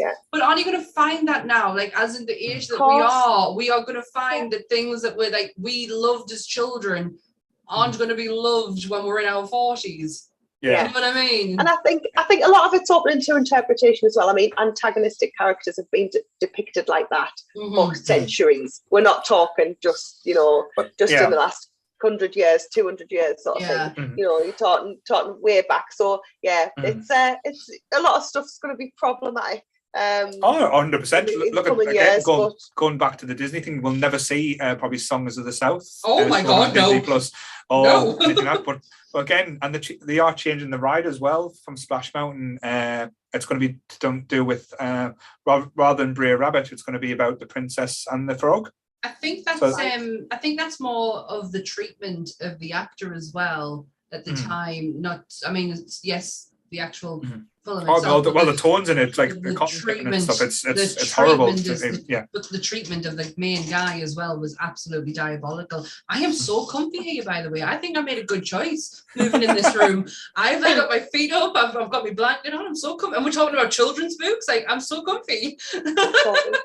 Hey, I was going to go and sit on the couch, and I thought, you know what, I can't be bothered to plug in the printer, and I've prepped all of my stuff on the computer, and I'm just much more comfortable here. That's what my feet are currently on at the moment, is a printer. Luke's just put ours on casters so I can roll it about. So you'd think it was much easier to just roll in and plug in and sort out, but still can't be bothered. So, right, we've got a little bit of a surprise here, it looks like. Oh, it's Charlotte.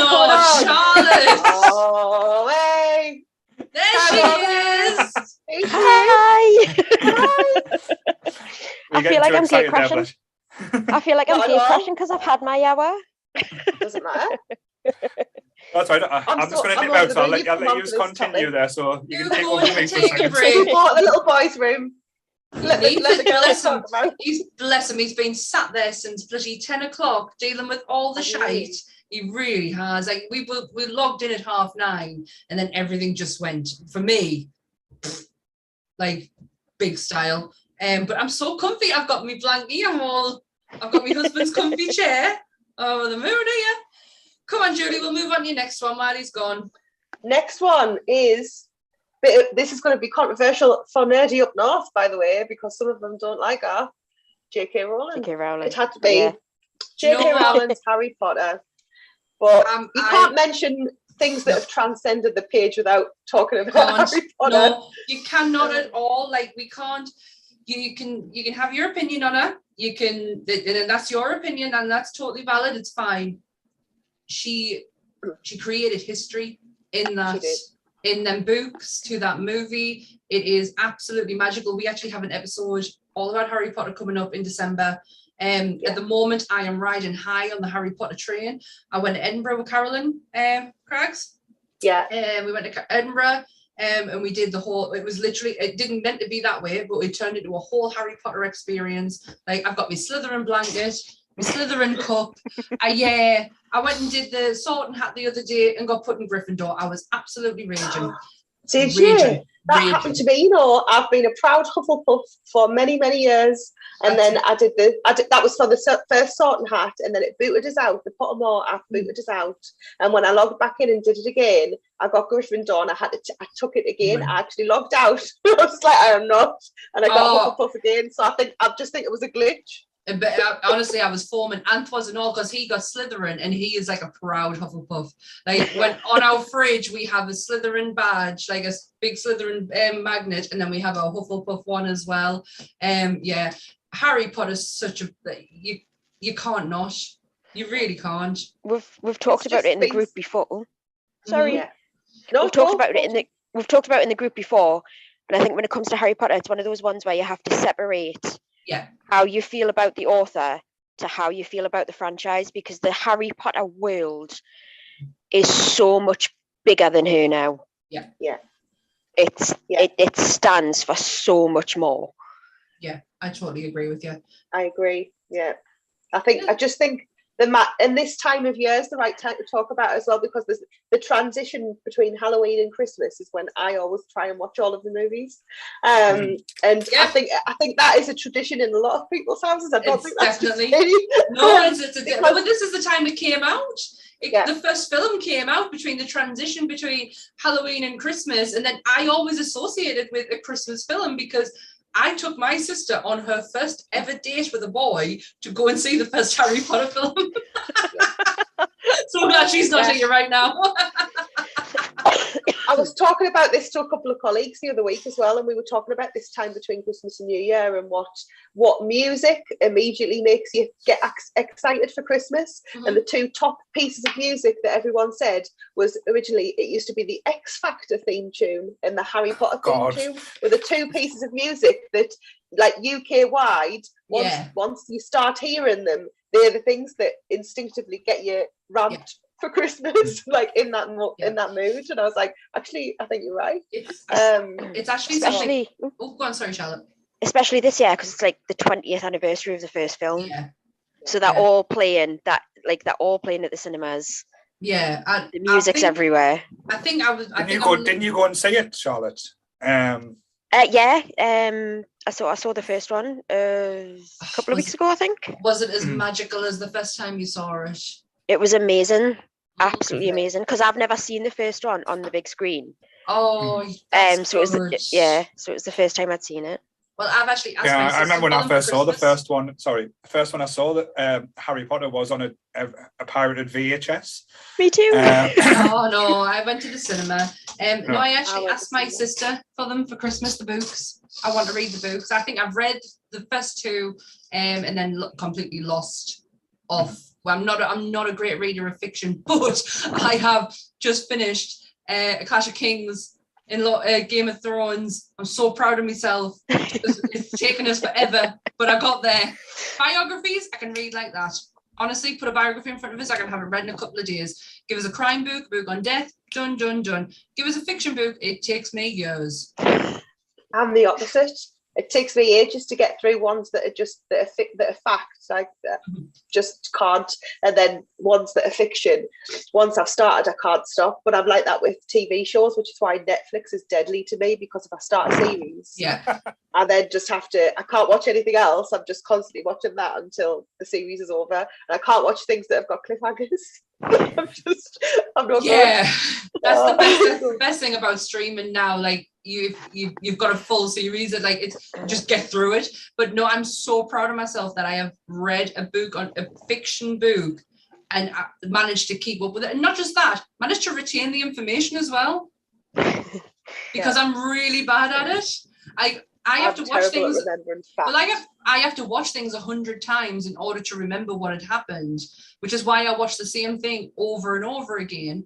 And I thought I'd be the same with books, but no, I've actually retained this information right up there. So I'm going to try with the Harry Potter books. With the Harry Potter ones as well, and like I said, I pretty much know the answer to Samson. Were you introduced to the books first or the films? Mine was the books. So someone bought my little brother the first box set. Right. So I think it was the first 4 books. I've got them on the bookshelf just over there, and I stole them from him. So I must have been about. It was the year when it had just been released. It was just about to get released, the first film. So I must have been 16, 17. And I stole this box set of books from him because I knew he would never read them. And I ended up reading them, and I was totally addicted. So when that first film came out, I'd just finished reading all of these books, and it was just absolutely marvelous. So 37 going on 38 now, and 20 years later, and that was probably 21 years ago that I was first introduced to them, and I just read those first 4 really quickly, and I was itching. And I was like, Mum, I know these are Peter's books, but can I please have the next one for my birthday? And then that was it. It just became a thing until she finished the series. Yeah. How different is the children's version? Because I got introduced to Harry Potter through Michaela. Michaela had the first book when I don't know when it first came out or around that time. Is the children's book very, very different from the adult book, or is it just more dumbed down in the children's book? No, it's the book hasn't changed. It's the same information. The same. It's just the covers. Is that it? Yeah. So bloody hell! I'm asking my sister to buy me all the series for nearly £20 more than what I could if it was just a children's version. Yeah, it's just a posher cover. Oh, right. but like I say, it's interesting because, like as you say, with the books, being an adult tone, the first 3 books are quite childlike in tone and quite playful, and as the books getting bigger and bigger, the more adult theme comes in because the kids are getting older, so it does kind of grow that aspect. But I can still remember now. I unfortunately didn't get introduced to the books till I saw the first Harry Potter film, but as soon as I did, I can't like say I love fantasy and all that. And it was my dad who got the books rather than me, and he read them first. And my dad's not the greatest reader; he doesn't like reading. He likes films and stuff. So I picked them up, and I stopped watching the films till I read the books because the books were so much better than like the characters in the books. I still annoyed that we didn't get the ghost properly. What was it called? Jeeves, Peeves. that was the one. Peeves. Peeves. Spoilers, come on, I haven't read them yet. He's just more like he's just a bit of an entertaining thing. But what about Oh, you, the Charlotte? guys. Was it the books or the film for you? It was kind of a bit of both. I must have been about year 6 when the books came out, and everybody was like uber hyping them, like they're amazing, you've got to read them. And I tried reading the first book and I just couldn't get into it. And it wasn't until I saw the first film when I was about 12 that I then went back and read the books. So I just kind of read all the books and then the films sort of followed. So it's kind of a bit of both. Cool. Yeah. I'm not going to go into it too much. Sorry. Yeah. I fell in love with the books, but it was the films that then brought it to life, because I think they did such a good job of creating that world and all of the. For me, it was all. That's why I was so excited to go down to the Harry Potter studios and see how they did it all, because it was all of the.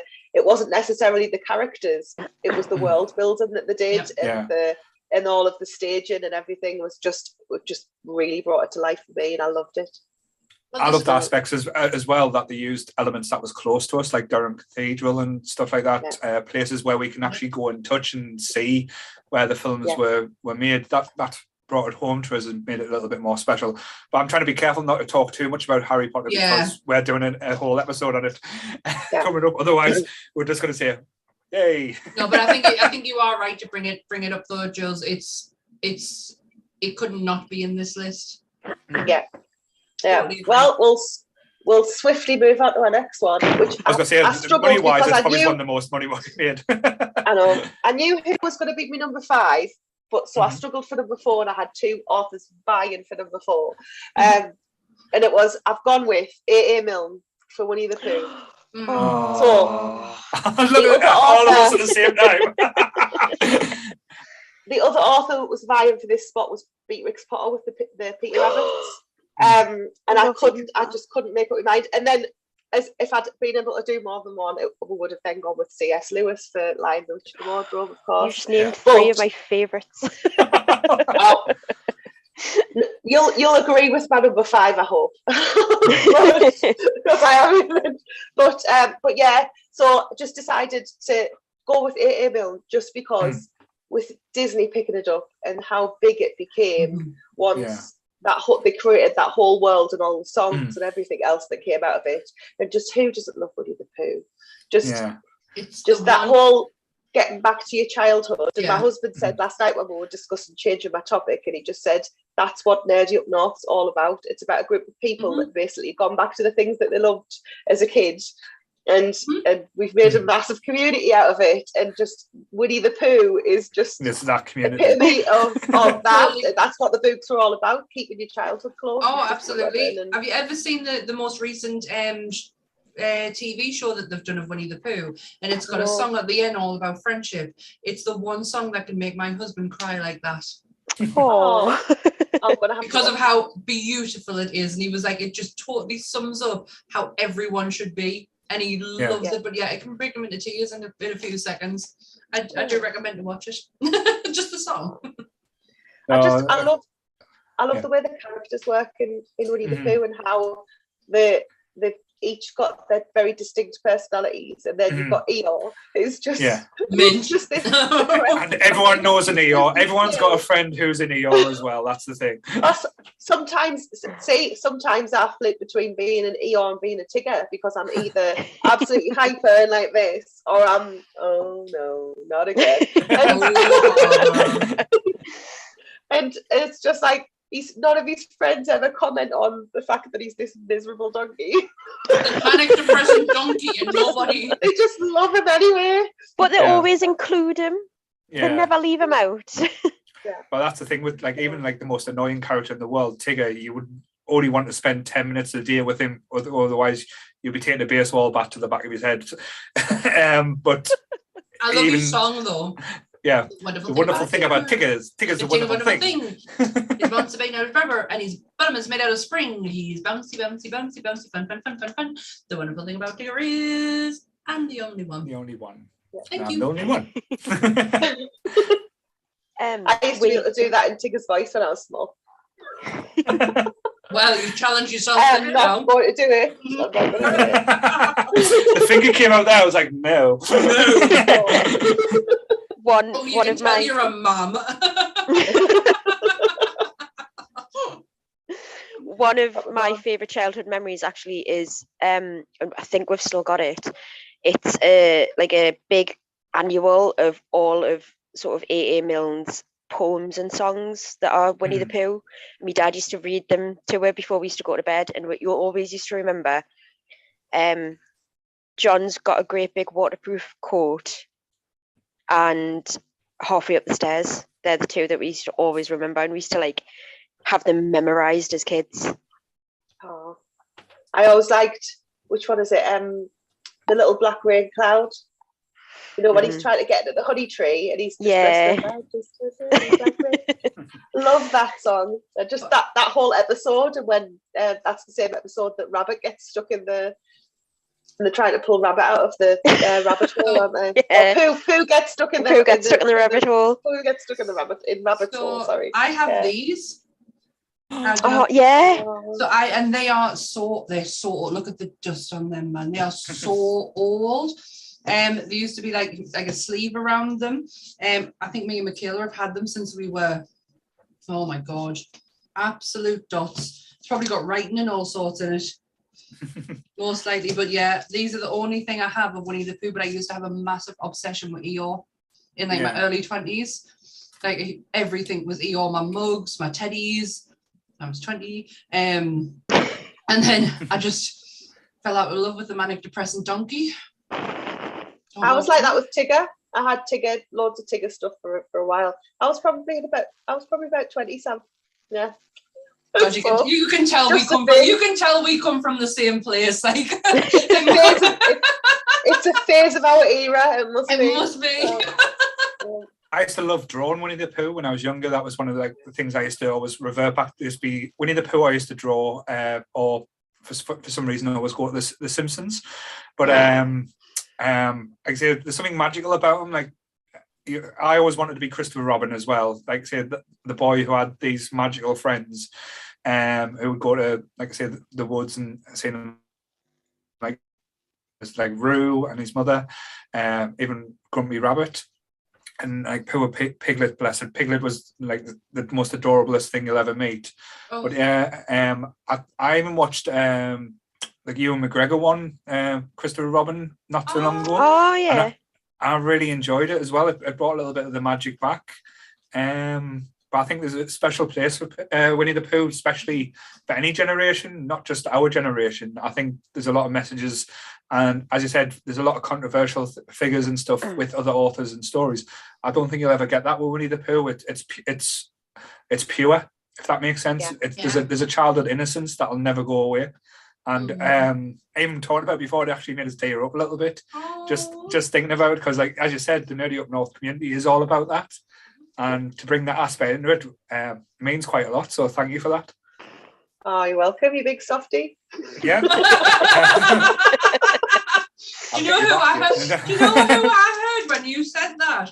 I could hear Emma coming out of you. Excuse me? She's not aware me here. Well, so the way she said it sounded like Emma. I was like... The way that I said it? Yeah. The way that I said you big softie? Sounded like something Emma would say. Emma would punch us all over.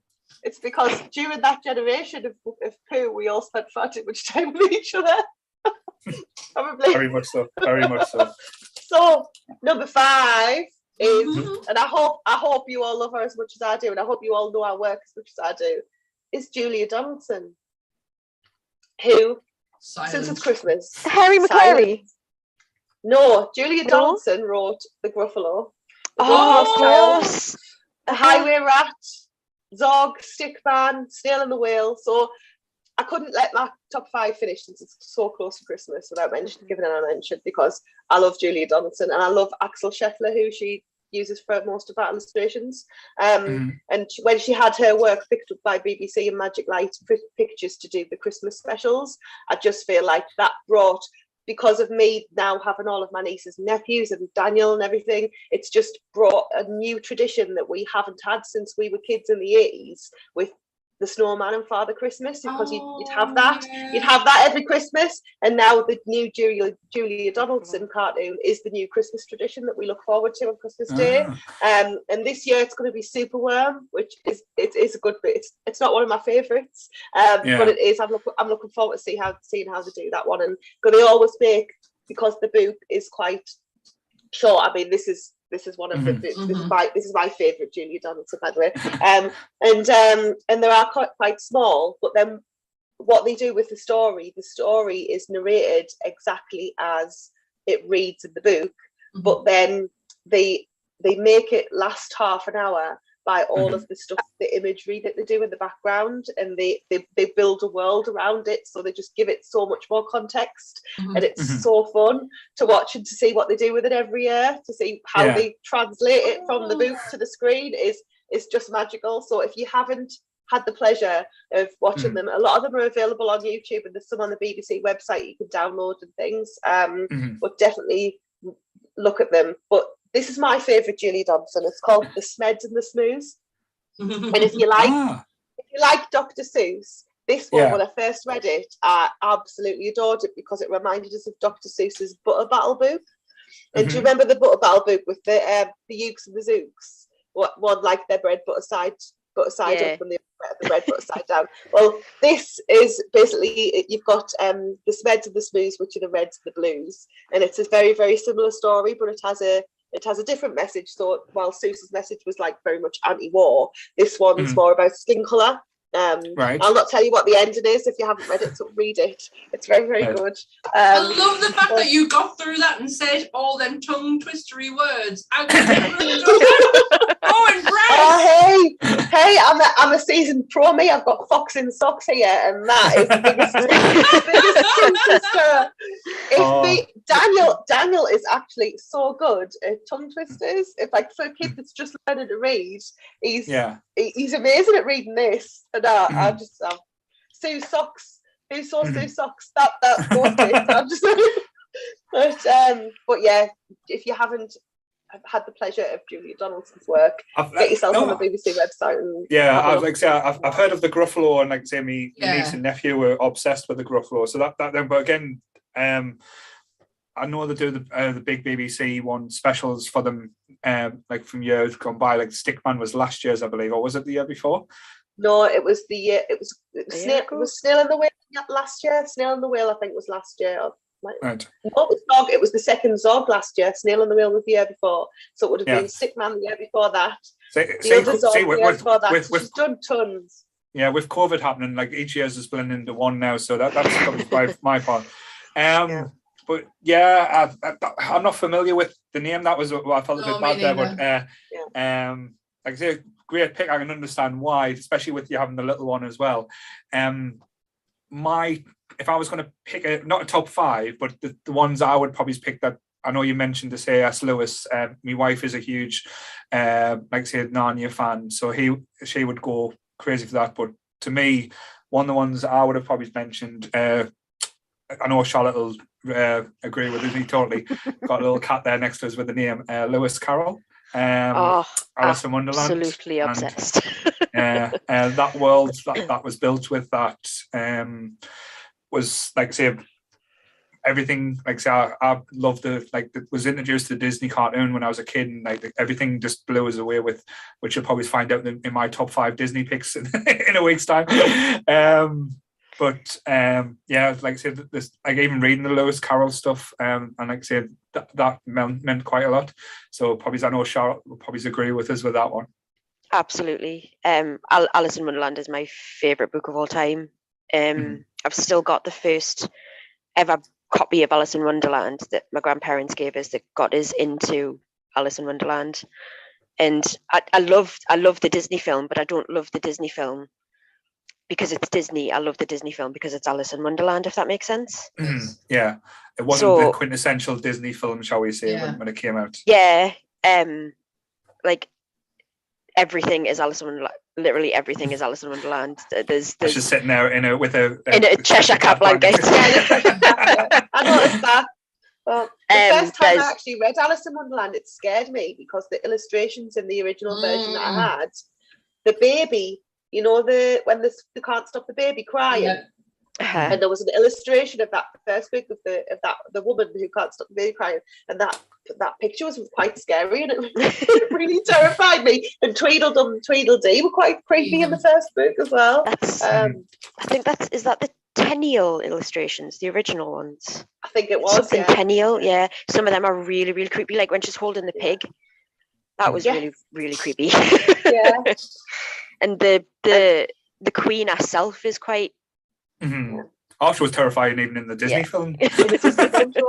It's so funny. I love Alice in Wonderland. I have 2 leg sleeves on my on each side of my leg. One of them is the caterpillar when he goes, "Who are you?" It's actually the words in blue smoke with "Who are you?"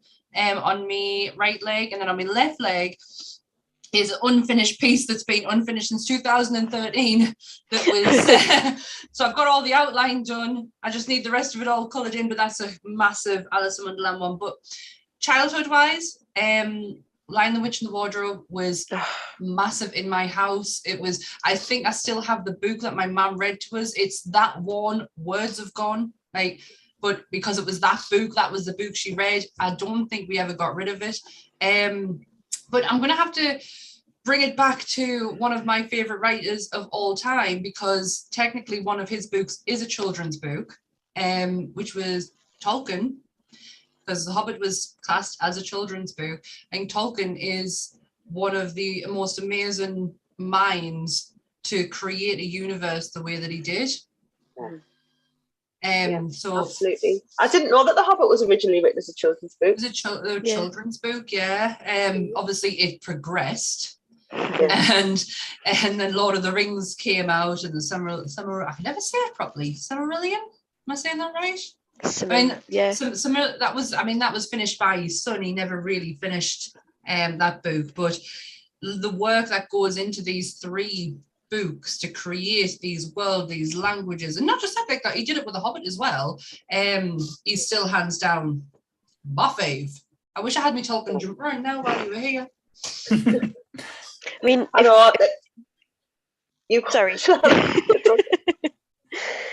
If we're talking about creating worlds, Terry Pratchett. See, I'm not the biggest of fans because he for some reason reminds me so much of Clive Barker. I don't know why. I just get this, I don't know what it is. I don't know if it's because it's very Clive Barker to me is very confusing, and Terry Pratchett can be very confusing. And I kind of and they use turtles a lot. So I probably wouldn't count. I can't remember words. I know that's totally thrown me. The Clive Barker comment. My sister's just texted us. I'm really sorry to interrupt, but my sister's just texted us. She has the book. All right. Oh, she's the book that you talked about earlier on. Yeah, I've got those. Yeah. I've got those. Yeah, I've got all the originals of those. Yeah, but probably the Terry Pratchett ones weren't. I wouldn't say they were childlike, but they were quite adult and themed. And like I say, I know they had the element, but if you're going to go along the line of world creating, there's not going to be beaten by this one. Sorry, the Frank Bauer, the Wizard of Oz. I'm sorry. Yeah. But then again, if we're getting into adult world building, we've got Neil Gaiman. We've got yes.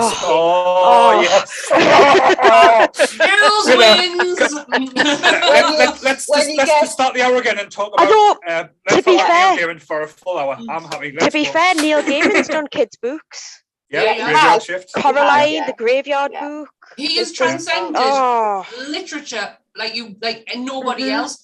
His children's books, his own work. He wrote for comics. I have Marvel 1960, 64, something like that he wrote.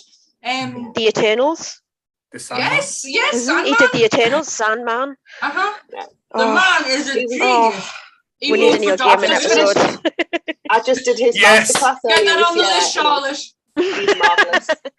So yeah, if I was going to go with older stuff, he would have been top of my list for the next stage up, but I've kind of gone for younger. I went for younger kids, like sort of primary age.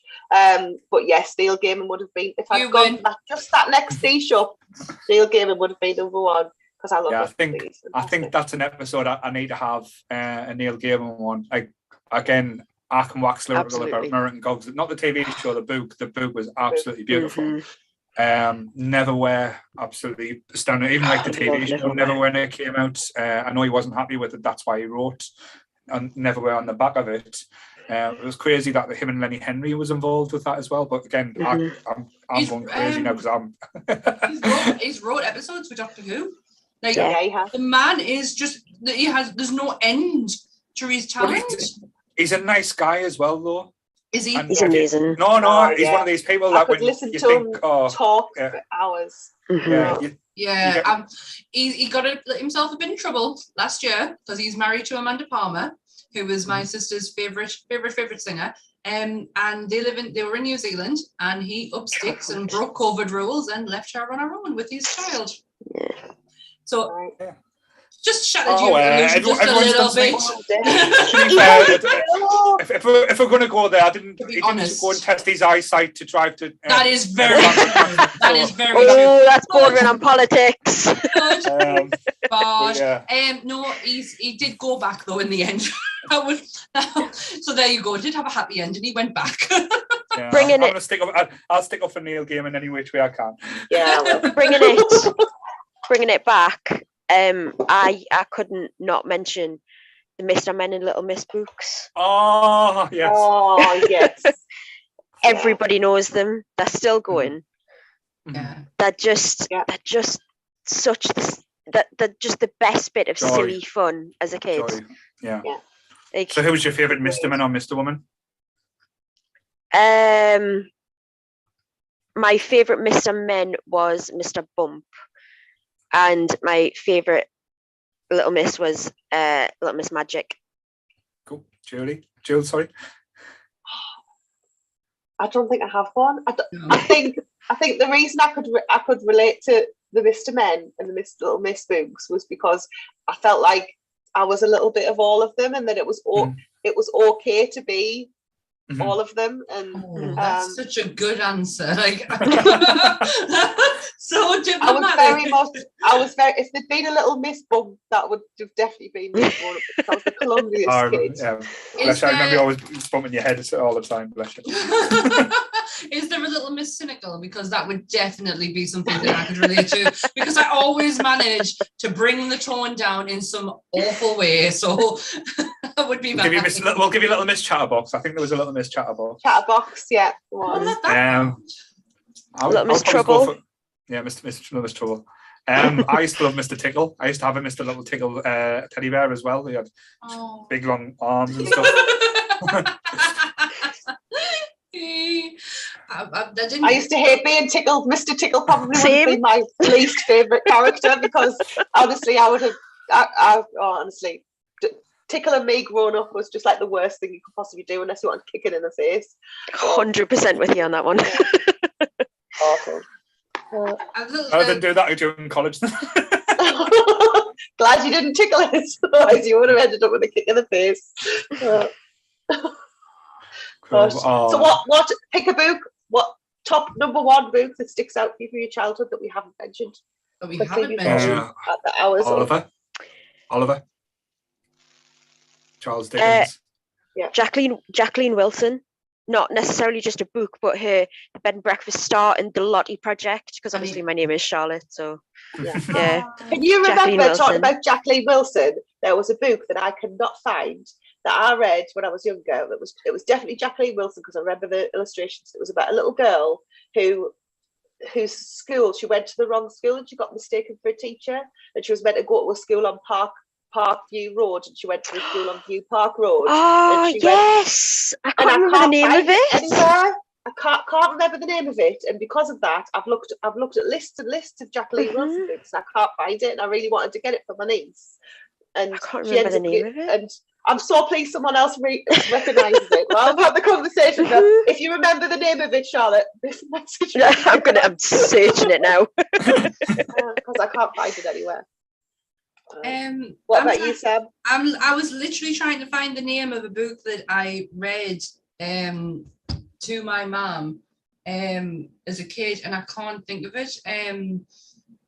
it's called the Solitaire. It's either the Solitaire Diary or the Solitaire Mystery, and it was all about philosophy. And as a young child, trying to understand that was difficult, but it was just a philosophy of mankind, and it was a lovely. I remember it well, and I remember why I had to read it.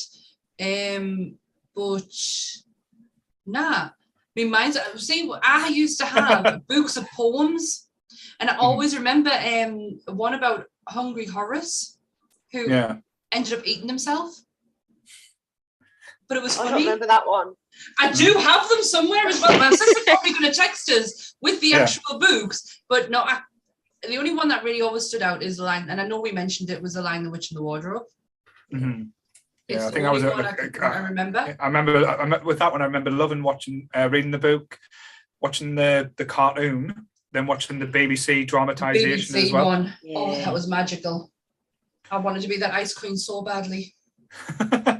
Not many people do like to see themselves as the villain, but if you want to go that place, I'm not always did.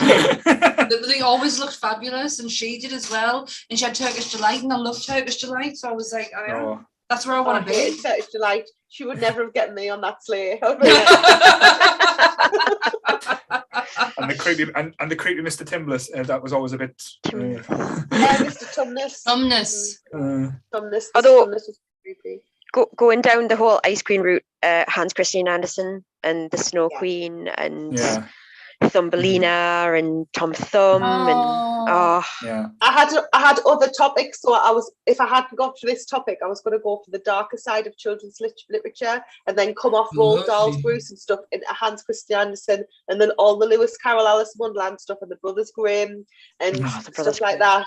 And did you know that Roald Dahl wrote the gruesome versions of all the fairy stories, and like Revolting Rhymes, Revolting Rhymes, and what was the other one? That's what you were shouting in the comments. What's she on about? When you were talking about poems, I was like, oh my god, Revolting Rhymes, because in Cinderella, the prince chops the ugly sisters' heads off and stuff. It's horrible, but it's brilliant.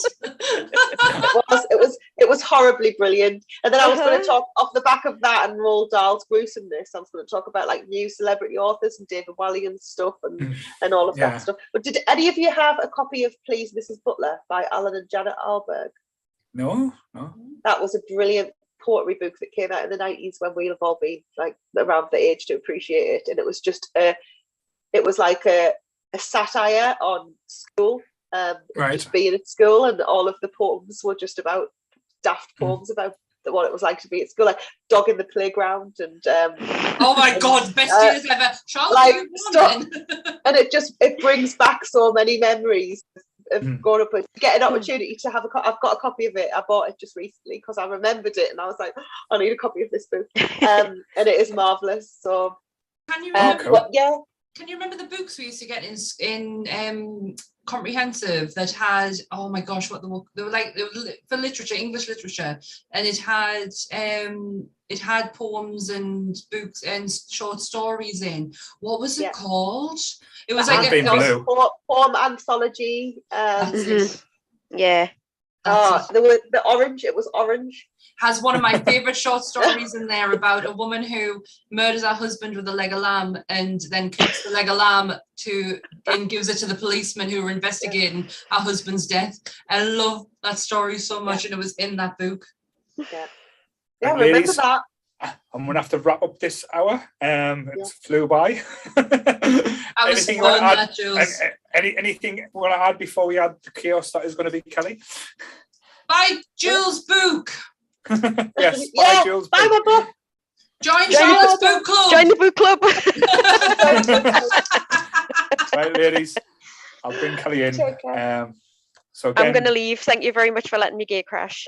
No problem. It's nice to see you, Charlotte. You too. I couldn't not come and say something. You couldn't. Right, I shall see you later. Bye. Bye. Is Kelly joining us? There she is. Hi, Kelly. Oh, do this shiz. Bless you. All so right. again, thank you so much, Julie, for Jules. you. Sorry, I will call you Julie. Jules. I know. I think I called you Julie a few times as well. That's absolutely fine. I love yous and leave yous. Thank you very much for having me, and take care, everyone. And donate if anyone's watching. Donate to the lovely little kittens. And that's what I forgot to mention. I did write a book, a children's book for a child that had a cat from Willows cat adoption centre, and it was called Scaredy Tad, and it was about a cat that had been was very scared, and how he'd come into the home and settled down and everything like that.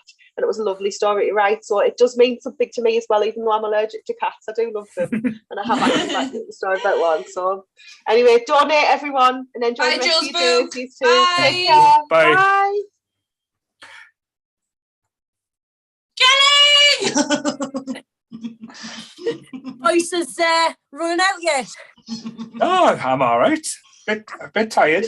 I'm just munching on Maltesers. I had one bathroom break, so it's not been too bad. Good. Right. How are you, young lady? And congratulations on your new job. Congratulations, my love. Thank you. Start tomorrow. Bloody hell. So again, if you've watched the podcast before, you know what you're going to get now. You know this young lady. I will fail to disappoint. So this is your hour, so take it away. Right, I decided on this particular topic. Cool. 5 music albums that have changed your life. Wow. We've not had a music topic yet. I know.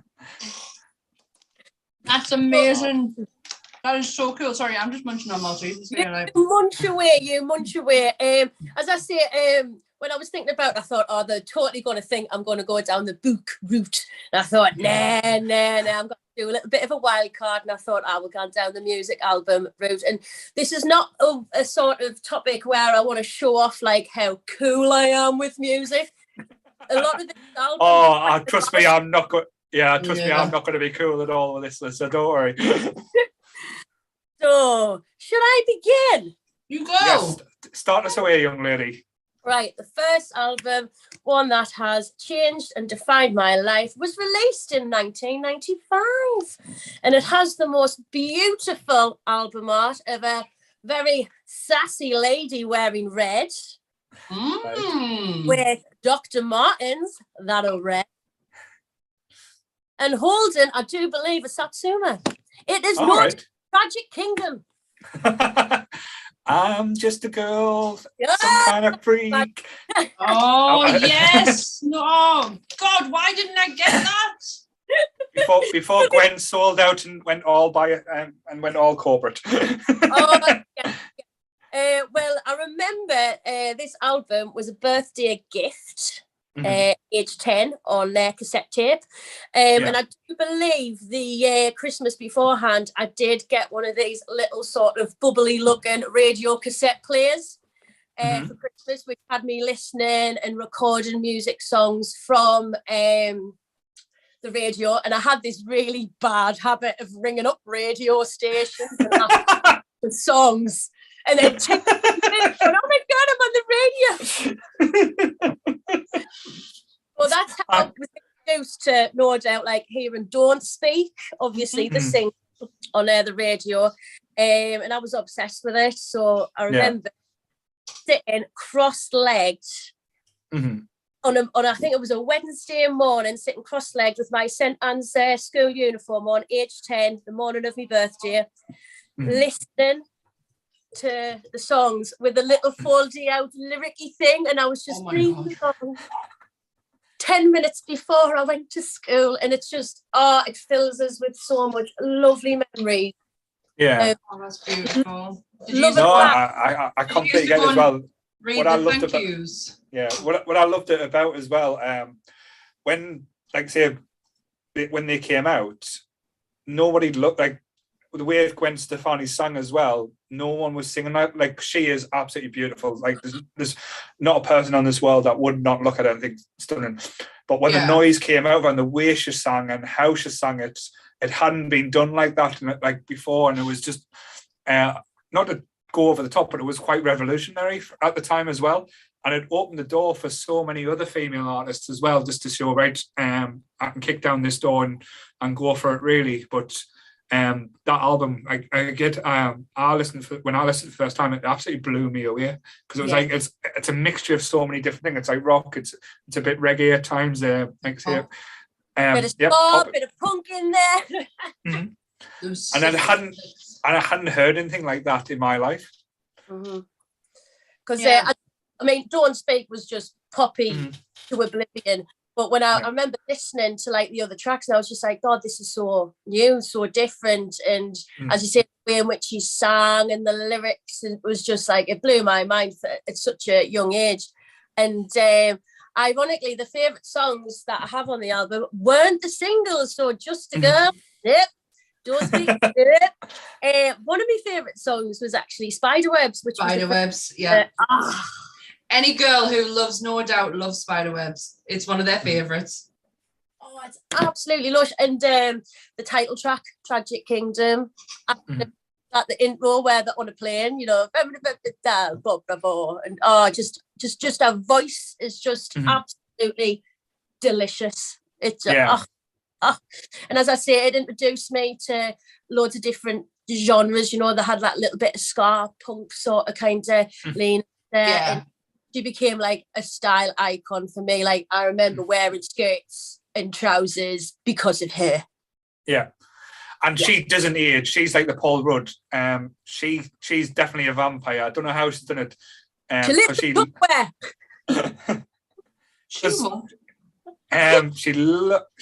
looks exactly like she did like 20 or even 30 years ago, and I get like mesmerized when you look at her, because she is absolutely stunning. Especially for like, what is she now, 50? Like, close to it, rocking the 50. Like, she looks amazing. I wouldn't say it was one that changed my life, but it is definitely one that's in there, because it's like, it's No Doubt, like it was revolutionary for the time. Like, female singer almost in like a scary punk, like it wasn't heard of. It was like not to explain, but it was like the female Sex Pistols in a way. A little bit out of it, yeah. I'd see where you're coming from, because with a punk ska element to it, the Sex Pistols were just assholes. No, I'm just kidding. I really do like them. I'm just kidding. Go on then, Paul. What's yours? If album that changed my life, it depends, because like, say I was going from like pre-teen, teen, or like adult. Probably the album that I wore out during my teenage years was probably Alanis Morissette, Jagged Little Pill. That would have been one of my picks. Yes. That is one of my picks as well. That I've been running through my head picks, and that is one of mine. It was an album that defined a whole year of my life. Yeah, I think from start to finish, like on the album, there's not one bad song or a skip song that you would do. You can listen to it on repeat, and like even though the iconic song doesn't make sense, but still, but like I say, One Hand in My Pocket. I'm not going to sing that one because I've got a Canadian accent, so I don't think I'm going to do it well. But Anxious God, like I say, she played God in Dogma, so you kind of dispute that. So I would probably go Jagged Little Pill. But before that, I would probably not go the. It's probably a bit generic, but probably John Lennon, the Imagine album. Because my mum and dad were both huge Beatles fans, and I didn't inherit the love of the Beatles, but I loved the Imagine because I had it on vinyl, and like I said, it had songs on like Jealous Guy on as well, and stuff like that. It was just the tone and feel to it. It resonated to us for a while, but again, I don't know why it didn't change my life. That was the album I listened to a lot when I was a kid. Yeah. Every time I think of Jealous Guy, I always think of Look Who's Talking. His jealous guy.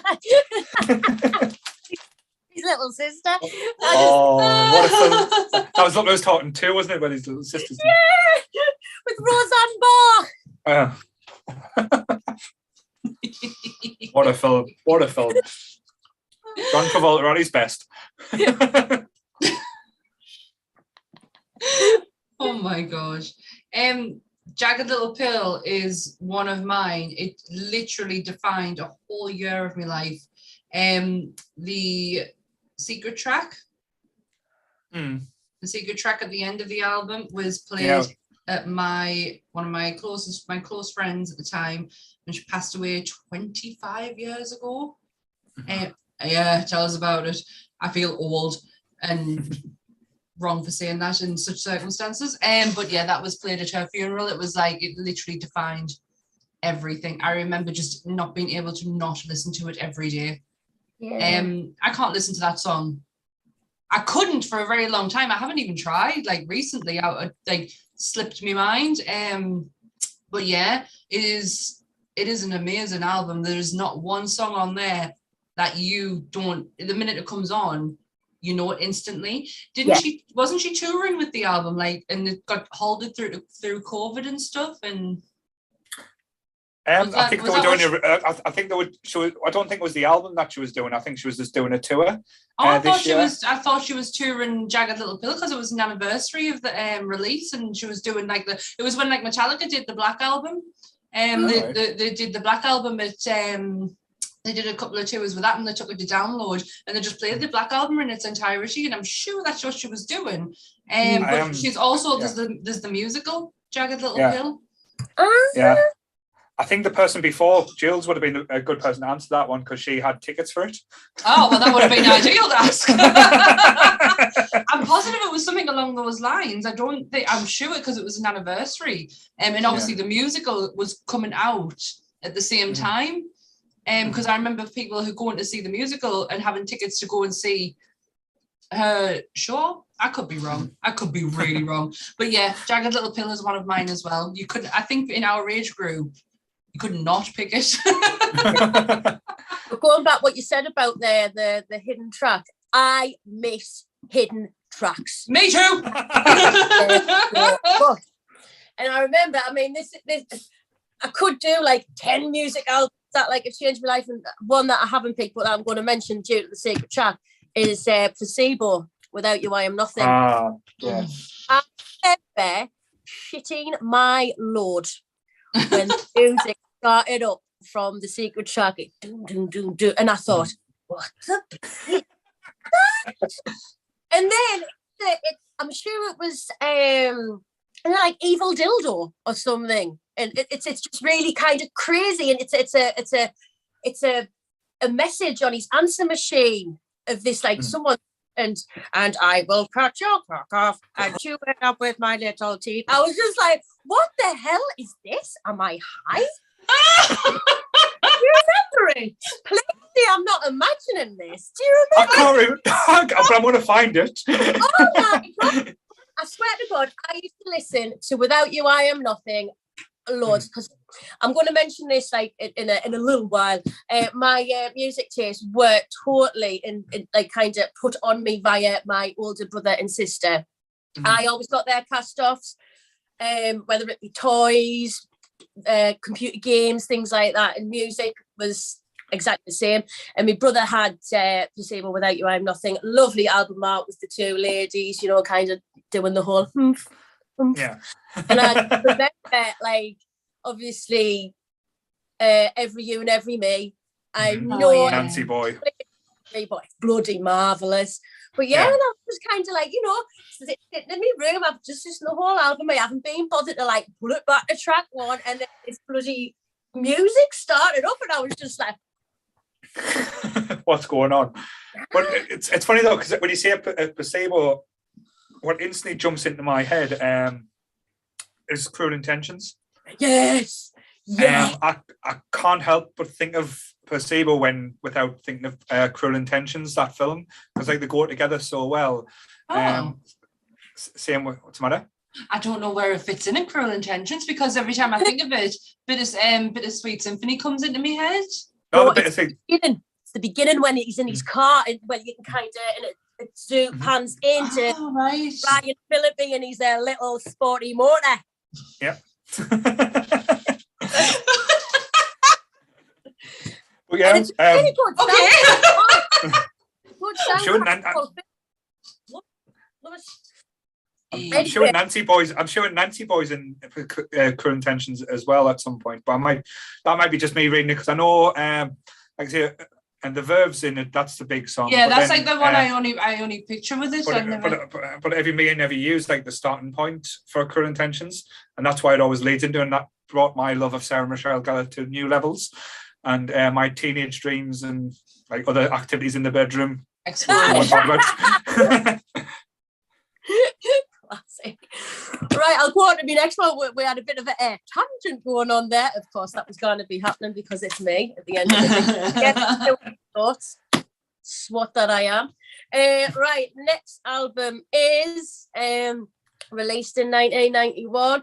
Unfortunately, it's a bit of a cop-out. Right. Greatest hits compilation. Oh, I know. Was it now 41 or something like that? Well, that was good. No, this is it's the definitive Simon and Garfunkel. Wow, you and my mum would get on like a house on fire. Yeah, I had to listen to this constantly in the car with Simon and Garfunkel. Yep.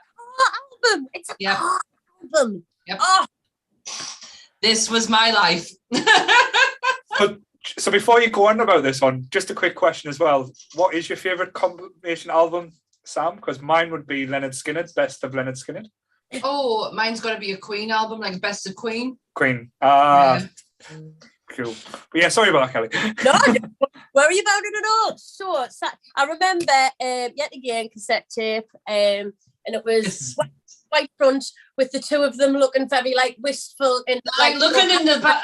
They're like looking into the abyss. Like, oh yeah, I can picture it. Gotta love that abyss. Anyway. I've just got memories of as a child driving with my dad in his red Ford Escort. What was hilarious? Oh my god! This car, right? Do you know cars nowadays when you shut the door, right, and you feel like you're in a cocoon of car? Yeah, cocoon of car. the outside just out and you're in. Whereas with my dad's Ford Escort, you went into it and you still felt like you were outside because they were like. You felt like you were still in the elements, but you were in the car. My mum had a red Ford Escort. I'm sure she did. I'm sure when she passed her test, that was the car she got. Did we live like in a parallel world where like my mum was in her red car listening to Simon and Garfunkel, and your dad's in his red car listening to Simon and Garfunkel? Well, I love going into the car because my dad used to let me do the gears. Oh my god, my mum used to let me do that on my way to pick me dad up from work, and she's listening. She can clarify because I was so good at changing the gears. She was always like, you'll pass your test pretty quickly enough, you know gears. It took me nearly 12 years to pass my driving test. You jinxed it. Right, anyway. So I remember sitting in the front with me dad, like, sitting in the front, the Ford Escort, everything's creaking and driving, and like, you know, the wind's gone through my hair and the windows are closed. So how does that happen? And I used to have like in the glove compartment all of these tapes and stuff like that, and a little bit of a sample of the tapes that he had in there. We had was it the greatest hits of ELO? Right. Okay. Mum's favourite band. The greatest hits of Supertramp was in there. Wow. As well as this definitive Simon and Garfunkel. So I just remember we used to, what my dad used to say, choose what we're going to have, put it in, and we used to sing the lot. I know every lyric, every song on there, and I love them all. I remember, I think I was about 25 or 26, went to a car boot, see him, because I wanted to get some material for some burlesque costumes and props and stuff like that. And I was just having a little gander, and I saw the flipping tape in a car booty, and I was like, it was £1. Wow. Silly bargain. I love that. But I love Simon and Garfunkel. They're the sort of band that just makes me tremble. And because of my dad having that in the car, obviously that led into, you know, Graduate, which is soundtrack by Simon and Garfunkel. So songs are just absolutely, the lyrics are absolutely beautiful. I am a rock, I am an island, a rock feels no pain and an island never cry. It's just so like, oh my God, so poetic. Yeah. However, my favourite song on there is The Zoo, because it's absolutely hilarious. Right. I can't remember The Zoo. Oh, I'm trying to think. You'll remember The Zoo. One tells me it's all happening at the zoo. I do believe it. I do believe it's true. Ooh, it's just so jaunty and lovely. They talk about the animals with character. One of my favourite, orangutans are sceptical of changes in their cages, and the zookeeper is very fond of rum. Lyrical, yes. Lyrical, Jamie. Ah. I'm gonna have to listen. I'm gonna have to listen to this now. You've sold it to us. I think I'm broken. Hey Kelly, you bitch. It's a really good song. Oh gosh. I like happy songs. I don't like zoos. I think they're shit. I think animals should be free. But I really enjoy song, and I just been in the car with Dad and like, was it zebras are reactionary? Just dancing and singing, and it was just absolute lush. Love it. Oh gosh. Paul, what's yours? I don't know what quite say. Like driving in the car song. That's going to be. I'll probably say, like I say, my dad used to listen to Queen a lot. So going back to the generic ones, that probably shouldn't say it, but probably Gary Glitter. My dad used to listen to quite a lot. And Dad was the same. It's like. Don't want to dare admit it now, but yeah, they used to listen to it. Oh my gosh. I totally get it. I have one that like, not like a car song, like Simon and Garfunkel, George Michael, Soul to Soul. They were in my mum's car constantly. But if I had to talk about an album that completely changed my life, Slipknot's first album. Yes, is one of the greatest ever metal albums that has ever been released. If you are in such a down and dark place, put that on and clear your mind, because that's it. It just wipes everything away. It's not everyone's cup of tea. I totally get that, like that music, that style of music. But if you are really listening to it, it is some of the most brilliantly written music out there. It just clears my head. If I am having a day, I've still got the CD, because I have a CD player in my car. I still have my CD, go straight in, just to give my head a good clear out with Slipknot's first album. Excuse me, is hands down my favorite. No, not just my favorite, but it got me through. It gets me through my little dark and depressing days. Similar type of thing. If we're going to go that route, probably the album that didn't change but made us feel a little bit more accepted in me, like especially after going to college, was probably Linkin Park Hybrid Theory. Yeah. Like say, I know it's probably a generic choice now, and like but the time that came out, like the new metal stage was just about to take off, just kicking off, and that was the thing that we used to like enjoy going to. It wasn't Mr. Blue. It wasn't Mr. Blue. It was Bar 36. No, Pilgrim on a Tuesday night. When was it? No, because it was when Michael Dixon used to, where nobody used to go in, and we used to play. He was meant to be the DJ, and me, Claire, Emma, and I think you were there a few times. But we used to go in to sit in the back table, and I didn't go quite a lot. Like I came out with the Liberty Days. But I remember when the album came out. So my friend, my very old friend Brian, he got it straight away. He got it on a copy. I don't know how he got it, but he got it on a copy, like copied it for all of us. And so I had it, and then all of a sudden MTV showing the video, and then the album's out, and then everyone's on it, and I'm like, I knew about this weeks ago. I thought I was the coolest person in the world, but nobody gave a shit. Like, in my head, I am rocking this because I knew them first. Nobody cared.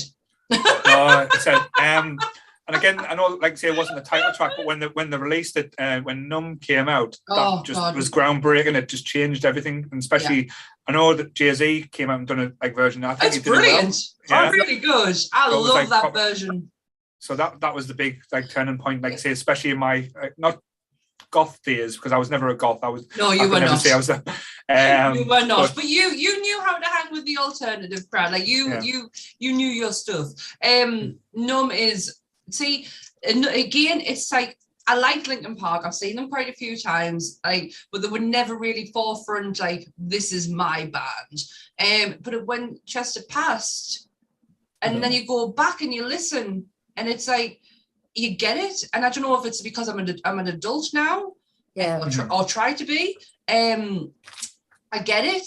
Like, I totally get it. And now I understand him and I'm appreciating him. It happens every time when someone passes away and I go and have a look at their body of work and I can understand things and I appreciate them more after they've passed than I did once they were living. But I don't know how to overcome that until because I don't know this until it's actually happened. But Chester is another one. Like, I watched his memorial concert the date, and listening to a room full of people sing Numb was absolutely unreal. Honestly, it was even just watching it, like being in the presence there would have been surreal, but even just watching it, that was like an experience. That's a really good call. I like that album.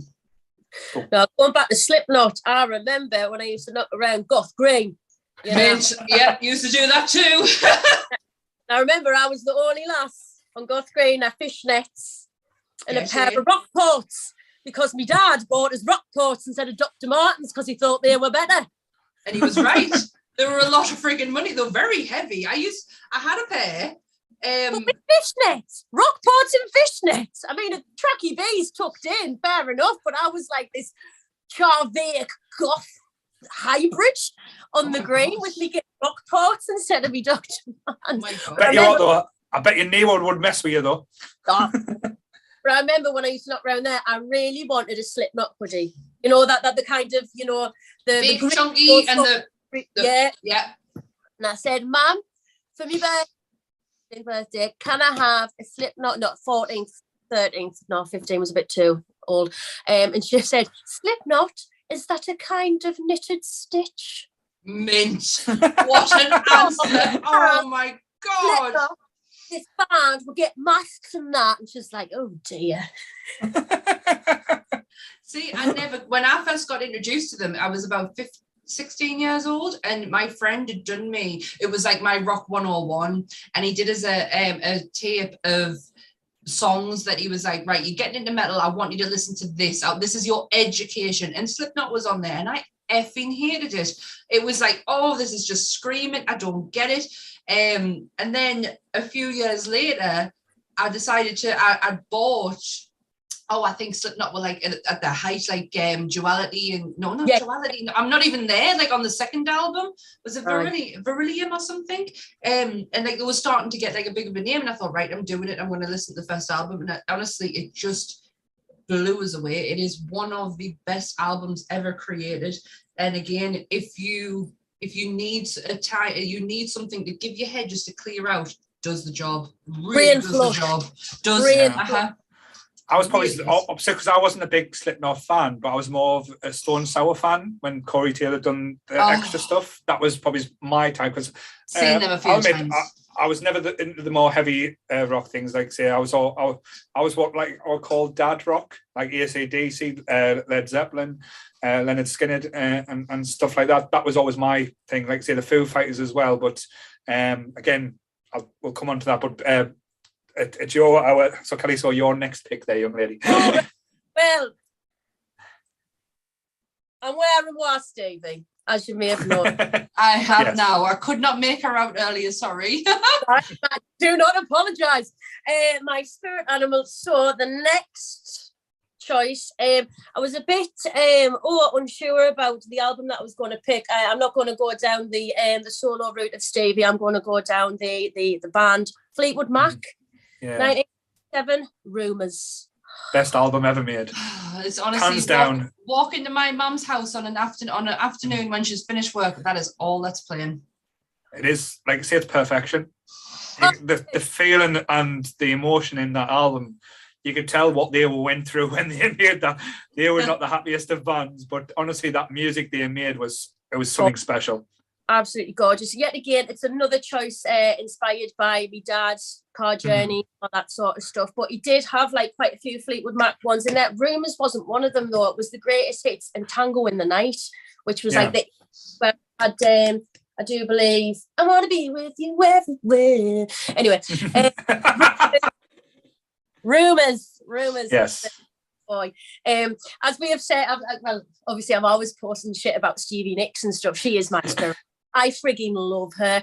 And I remember I was a very isolated child. Can you believe? My brother was 8 years older than us. My brother was 12, so they didn't want to play with us. I was shit crack. You know what I mean? But you've taught them now. You've shown them now, Kelly. Tiny child. So I remember going to my nana's. This is my mum's mum, my nana Ada, who was like total Irish Catholic, 33. Not that class. And I remember going to her and I said, "Nana, can I have the net curtain, please?" Oh my gosh. Goes in the airing cupboard, gets the net curtain. I gone outside and I'm going, pretend to be Stevie Nicks, singing at the top of me lungs, Gold Dust Woman. That's me, aged about 5 or 6, running around singing Gold Dust Woman. A song about cocaine. And singing song from a practicing witch as well. I was like, rock on, Gold Dust Woman. Running up and down the garden, and then I'd be like, "Oh, Dave, I'm bored. Will you marry us?" Marry us with the net curtain. Makes a lot of sense, but no. That net curtain, I had some good times with that net curtain. Oh my gosh. Oh, Kelly, I want to buy you a new net curtain just so you can have now. Yeah, so you can experience it. Please, next time you come on the podcast, bring a net curtain with you. I want to see it. I want to see the magic. What I'll do, right? I'm sure there's a photograph of me posing in the garden with the net curtain like this, going like the arm, the proper Nick's arm. You know what I mean? Yeah. But right, okay, about the music rather than my you know. Oh, I'm happy to talk about either. So that's. But obviously, I was very ignorant of the cocaine subject matter, but I absolutely loved it. It was just mystical, beautiful, and Stevie Nicks has just got this way of singing where this is my English language teacher coming in. The syntax, the word order is so bizarre. She like says stuff not in the order that you would expect. I'm kind of think off the top of my head, but the way in which she starts like a line of lyric with a subject and then it's so strange and almost like, and I'm like, this bitch is a witch and I love her. Yeah. Absolutely. It's like she's weaving a spell and I'm like, good. I used to absolutely love Lindsay Buckingham. Oh my God, what a hottie to trotty. And the chemistry between them, because obviously this album, Rumours, everyone was pretty much shagging each other. Yeah. Everything was just a boiling point. And they were getting through their angst via these songs. And it was like, Jesus. I mean, Go Your Own Way was about Nicks from Lindsay. And you can see her. If you see them live, right, fucking great. You've got singing, and she's giving him daggers. Because she knows it's about her, and he's singing and doing this, and she's singing and looking at him going, I won't get you. Yeah.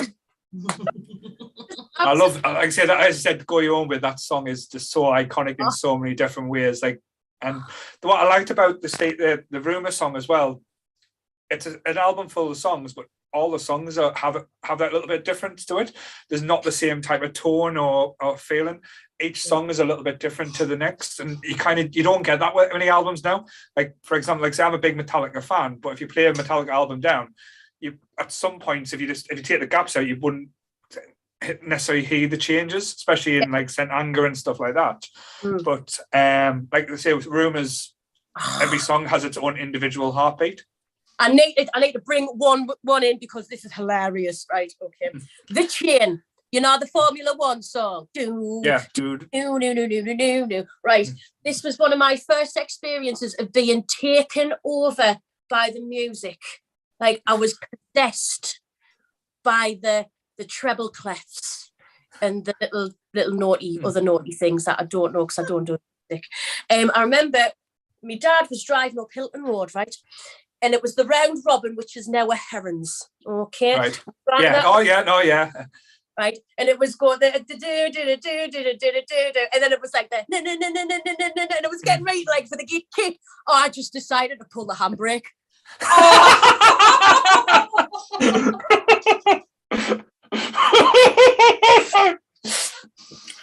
I would love to know what your dad's reaction was.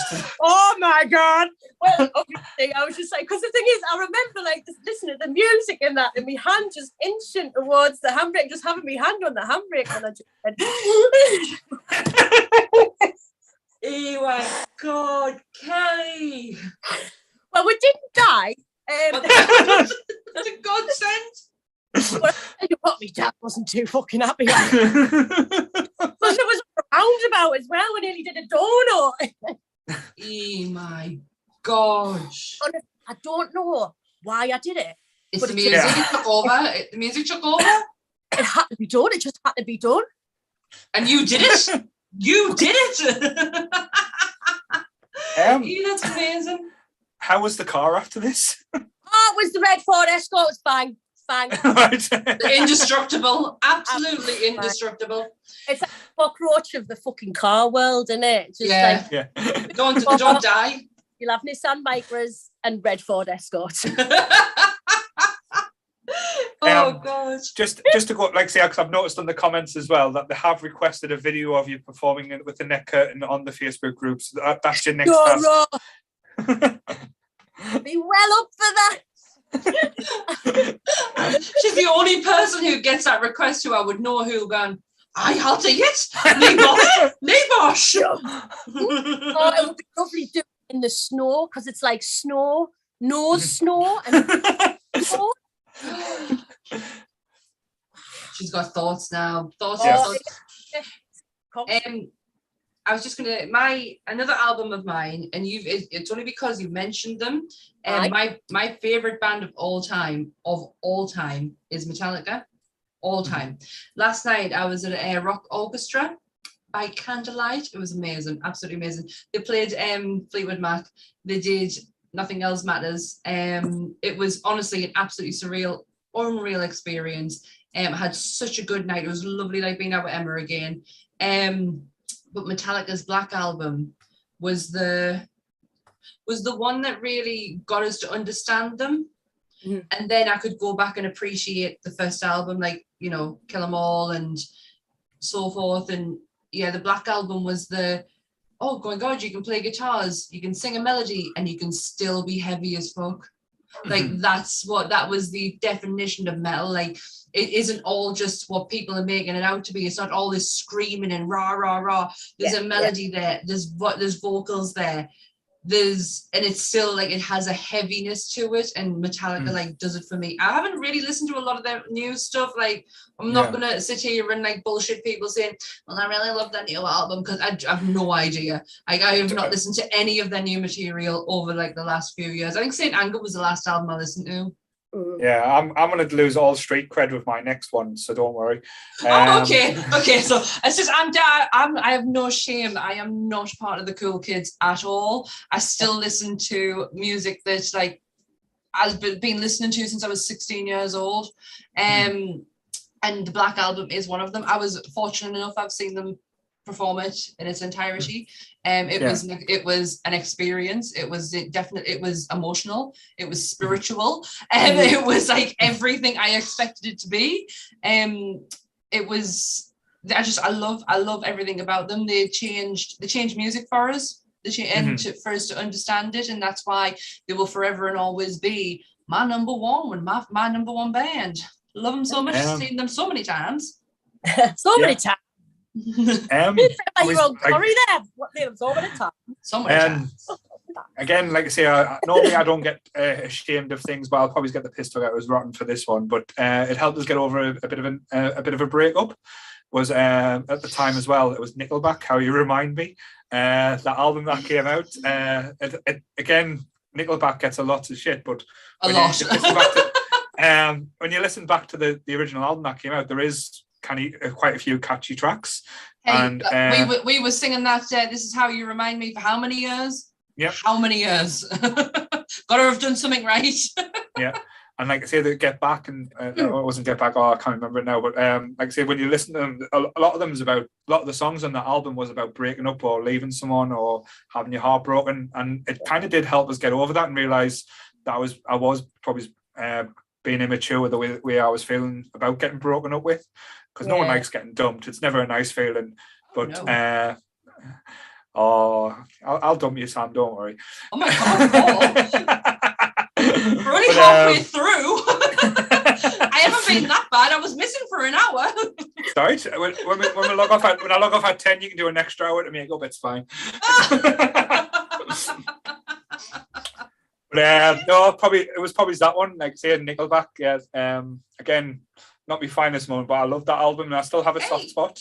If you love that album, then you love that album. Music is not a competition or anyone who can define or say this is good and this is not, because you mentioned earlier John Lennon. Can't stand him. Really can't. I have never been a Beatles fan. I've never gotten the hype of John Lennon. I just don't get it. That's my personal preference. I will never discourage anyone or even try to say, oh, well, they're shit. You shouldn't like them because they're shit. You know, not going to do that. Have you got any more, Kelly? I don't even know where we're up to. I've really enjoyed this night.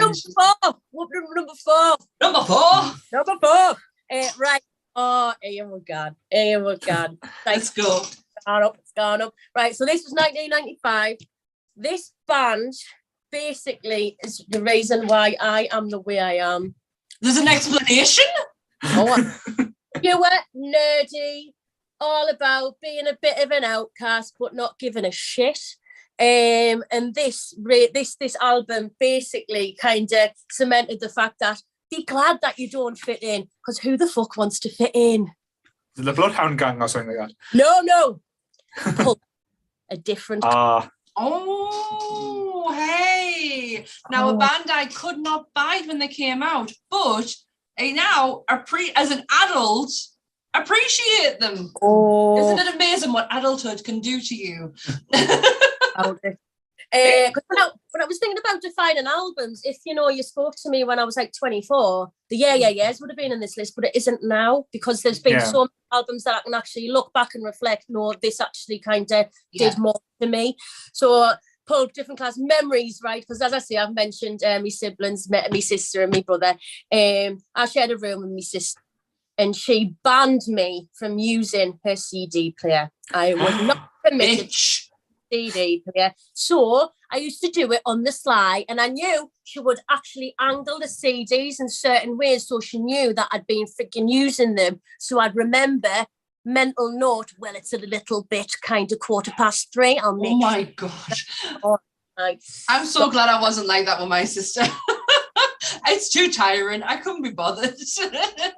But it's like I said earlier, my music sort of tastes were like moulded by my brother and my sister. I mean, my brother, I remember going in his room and twatting Catatonia International Velvet, which is one of my favourite. Absolutely that placebo. My sister was into Pulp and my brother was into Oasis. I fucking hated Oasis. And for me. I remember the different class album that she had. It was a special edition one where there was inserts where you change the front of the CD, CD cover, you know what I mean? And what I also know is Pulp, there so much thought that went in to their album art. One of my favourite singles from a different class was Misshapes, and I remember to support that single, and it was actually a pattern for a Jarvis Cocker jacket. You opened it out, huge kind of pattern, but it had the lyrics down the side as opposed to measurements. It was just lush. It was amazing. I was like, oh my God. And the CD, it looked like a spool of thread. Right. Absolutely class. Anyway, so Misshapes was definitely, because obviously you've got your main singles on there, Common People, which I love, but I wouldn't say it's a favourite. Sorted Out for Ease and Ways, which is just fucking mint. Absolutely. Oh, I lost a part of my brain somewhere in a field in Hampshire. It's just like, I think this thing that stands out about me, Jarvis Cocker, as well, was that Brit performance when they had Michael Jackson on. He kind of took over the stage. And they said in the Sun, because I remember this, right, and this gets good. They said in the Sun that he kind of like mauled children, and children were flying all over, and you know, Michael Jackson was like, oh my God, I'm Jesus. You literally saw him jump on the stage, do that, and then run off. I was like, where's the massacre of children? Where's... It's the Sun. If they're not blaming, like, if they're not making like an absolute drama out of it, they're not reporting news. That's one of the reasons why I just love Jarvis Cocker. I was like, get on your flash drive. So I've got a really funny story to tell you before you move on, right? Nikki, right? Our mutual friend Nikki, she's gonna absolutely kill me for this. So she is a massive Michael Jackson fan, huge. Like, she was huge, and we went to see him for it was my birthday. But we went to see him with her mom in Sheffield. Amazing experience, best live performance I've ever seen, hands down. Great, right? However, when the whole thing with Jarvis Cocker happened, right, we were in our bedroom taking the piss out of our giddy. Michael got what was coming to him, didn't he? She kicked us out of the bedroom. She kicked me out of our house. She would only let me in until I said I was sorry. She's gonna absolutely kill us for telling this story. She was like, get out. Do not return. Yeah. We fell out for like half an hour over Michael Jackson. I loved him as well. I was literally just winding her up, and she took it proper serious. Get out. Another funny Michael Jackson story from college. Remember a lad we used to talk about with, I don't know if it was the year before you started, Sam. It was definitely the Andrew Baker. I know who Andrew Baker is. He used to do a Michael Jackson impression, and he was like skinny white guy, like from Siam, and he used to be able to dance like Michael Jackson. So he used to do all the moves like moonwalking and stuff, and it was house. But anytime anyone said anything negative about Michael Jackson, he used to flip out completely. It was always quite amusing. But yes, so I just remember that story. I vaguely remember something happening in the canteen with him and Amy Lampton. And I'm sure it was something over Michael Jackson, and Amy had chucked a hot chocolate off him. Yeah, probably because it was cold. So it was a cold chocolate, cold hot chocolate. Cold hot chocolate. Yeah. Cold. But Amy launched it off him and got him right in the trousers, in the chest and the trousers. Oh, the good old days. Definitely. Well, what Jarvis Cocker, he was the inspiration for basically the Nashi glasses that I chose from Specsavers. I had Jarvis Cocker glasses for about 10 years because I didn't be Jarvis. And as I say, I just absolutely love this band. Misshapes was totally the anthem of the nerd. We don't look the same as you. We don't do the things you do, but we live around here too. There was just like a lot of like kind of community of like all the outcasts who were just a bit weird and a little bit quirky.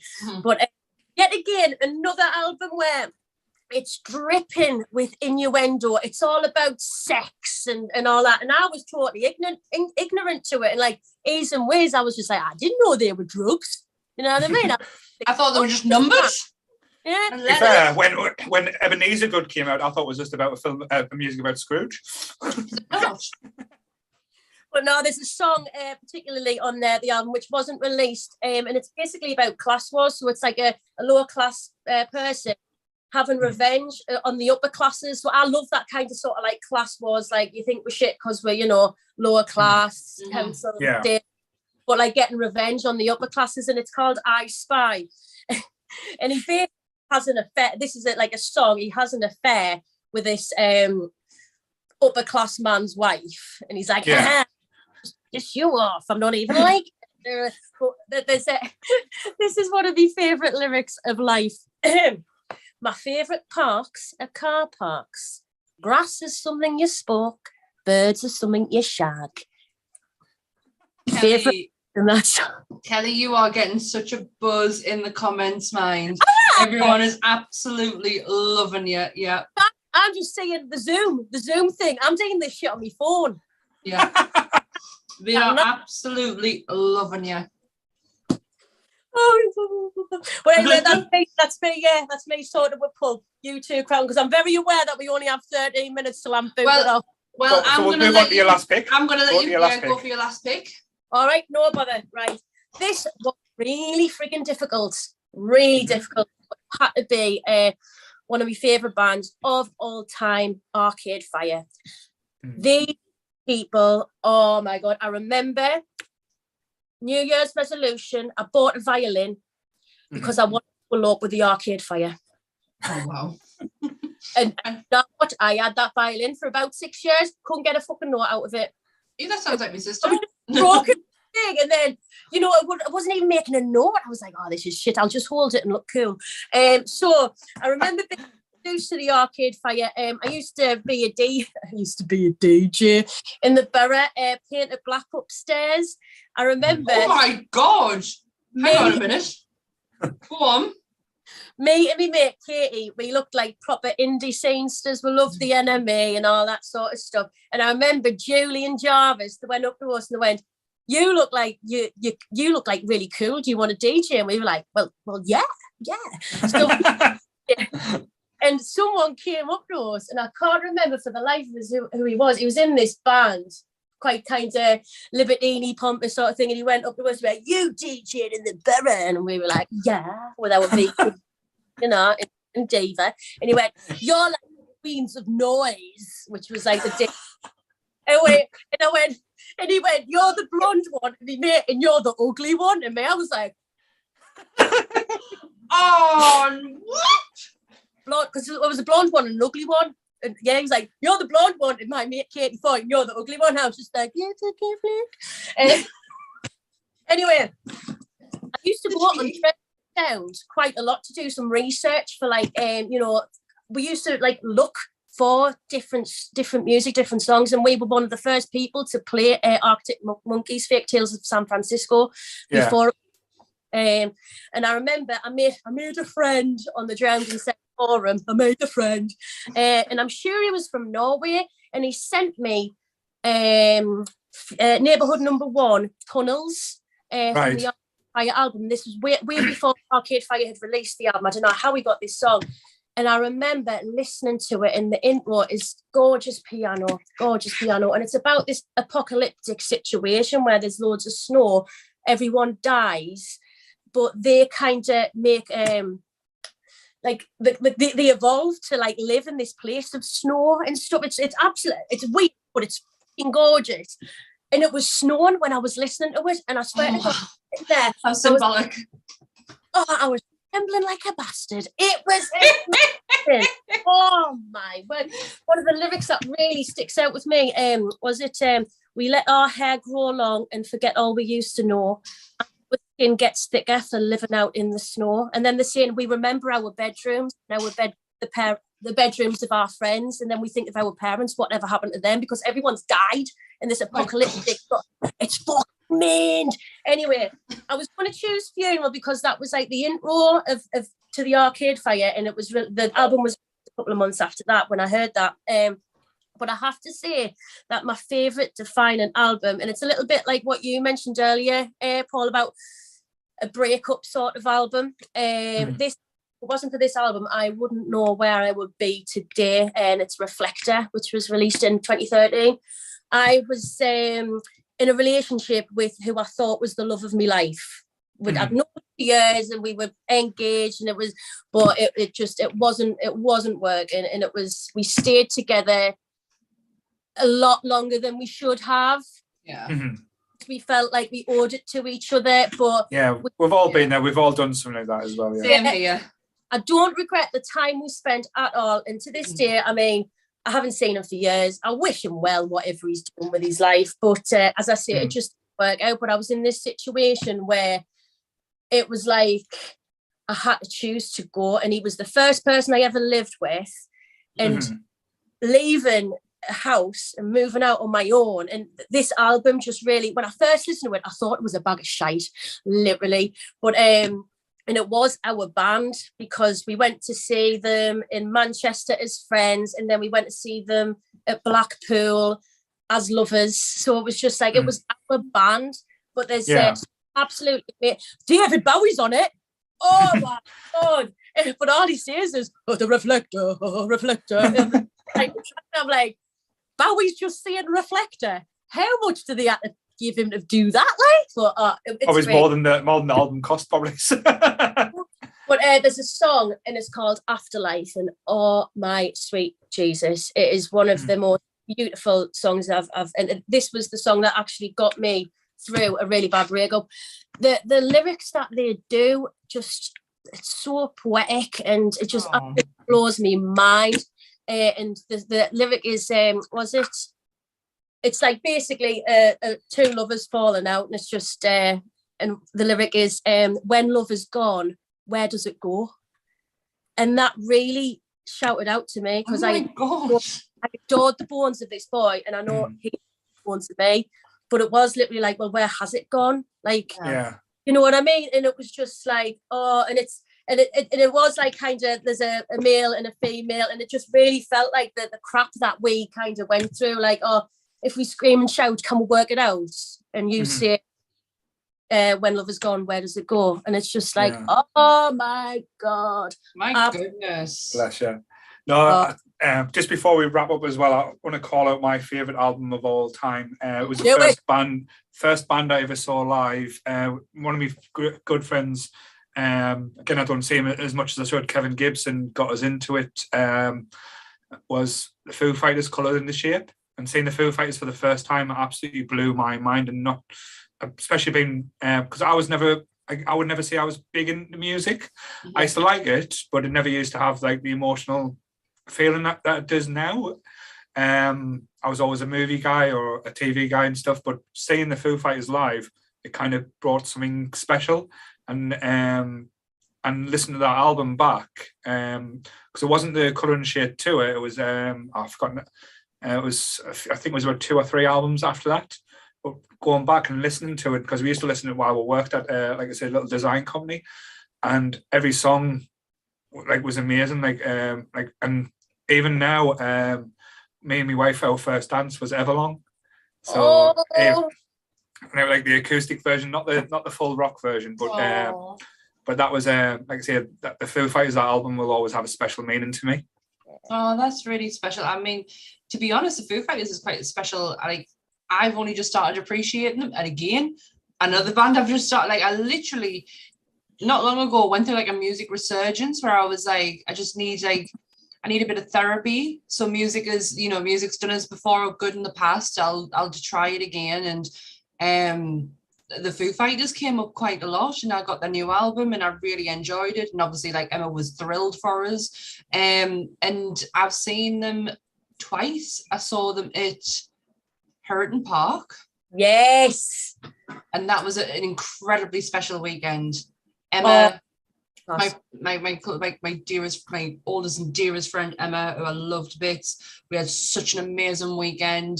And then I saw them again in Leeds. With Leanne, and honestly, it was that was so good. We were, I think we were incredibly hungover when they were playing. I know that for sure. I definitely remember that. Incredibly hungover, and they're like a 2-day hangover or something from the Friday night. But the Foo Fighters, I really love them. So, anything else you want to add there, young Kelly? No, not really. As I say, I'm really happy with talking because I was a bit like, hey, God, I'm going to literally bash these out in like 5 minutes, you know what I mean? Because there's only so much I can talk about. But as I say, Arcade Fire, they have literally been my favourite band since 2014. I've seen them 7 times. I even see them when little Huxley was in my belly. And it was just like, this is your first gig, my child. We have christened you to the fire. You know what? I absolutely it's me go-to. So I used to be really kind of on it with music when I used to DJ, because as I say, I DJ'd a lot around Sunderland and that. And I must say nowadays I'm a little bit out of touch. Yeah. I'm sort of like, music just isn't what it is before, you know what I mean? But it's been absolutely lovely sharing my stories of singing in red Ford Escorts and dancing with a net curtain. So we need the video of the net curtain, don't forget that, Kelly. Yeah. So work on that, like. Oh, who's joining us? Oh, it's Jake. Well, I tell you what, now since it's Jake, I didn't know who was coming on. I'm going to pop the toilet. Right, I'm going down because I think my Sunday lunch is ready. And it's look at you. So thank you very much, Kelly. It's always a pleasure seeing you. Oh, Kelly, it's lush. And I guess we'll have you again in the future, no doubt. Now Team Podcast is on the way. Right. Bye, Kelly. Bye, Kelly. Hello, Jake. Hi. Right. Hi, Jake. As we don't have to do any introductions with you, you can have a quick chat with Paul and go to the toilet. Cool. No bother. How are you today, sir? Are you okay? Yeah, very good. I've been watching most. I think I only missed a bit when I was making breakfast, but right. I've been watching. It's been fun. So you've been more involved in Sam then, so that's good. Yes, I was there for the first hour. Was it as car crash as I thought? Oh no, I mean it was fine. To be honest with you, like just before Sam cut off, she was actually like you could hear and see her. So I don't know if she even needed to change at that moment. It almost got there, but that's the main thing. But yes, so thank you very much. I know you're a friend of the podcast and now part of Team Podcast as well. So I am. Thank you very much. Yes, and I just want to make this announcement as well. I don't know whether to wait for Sam to come back.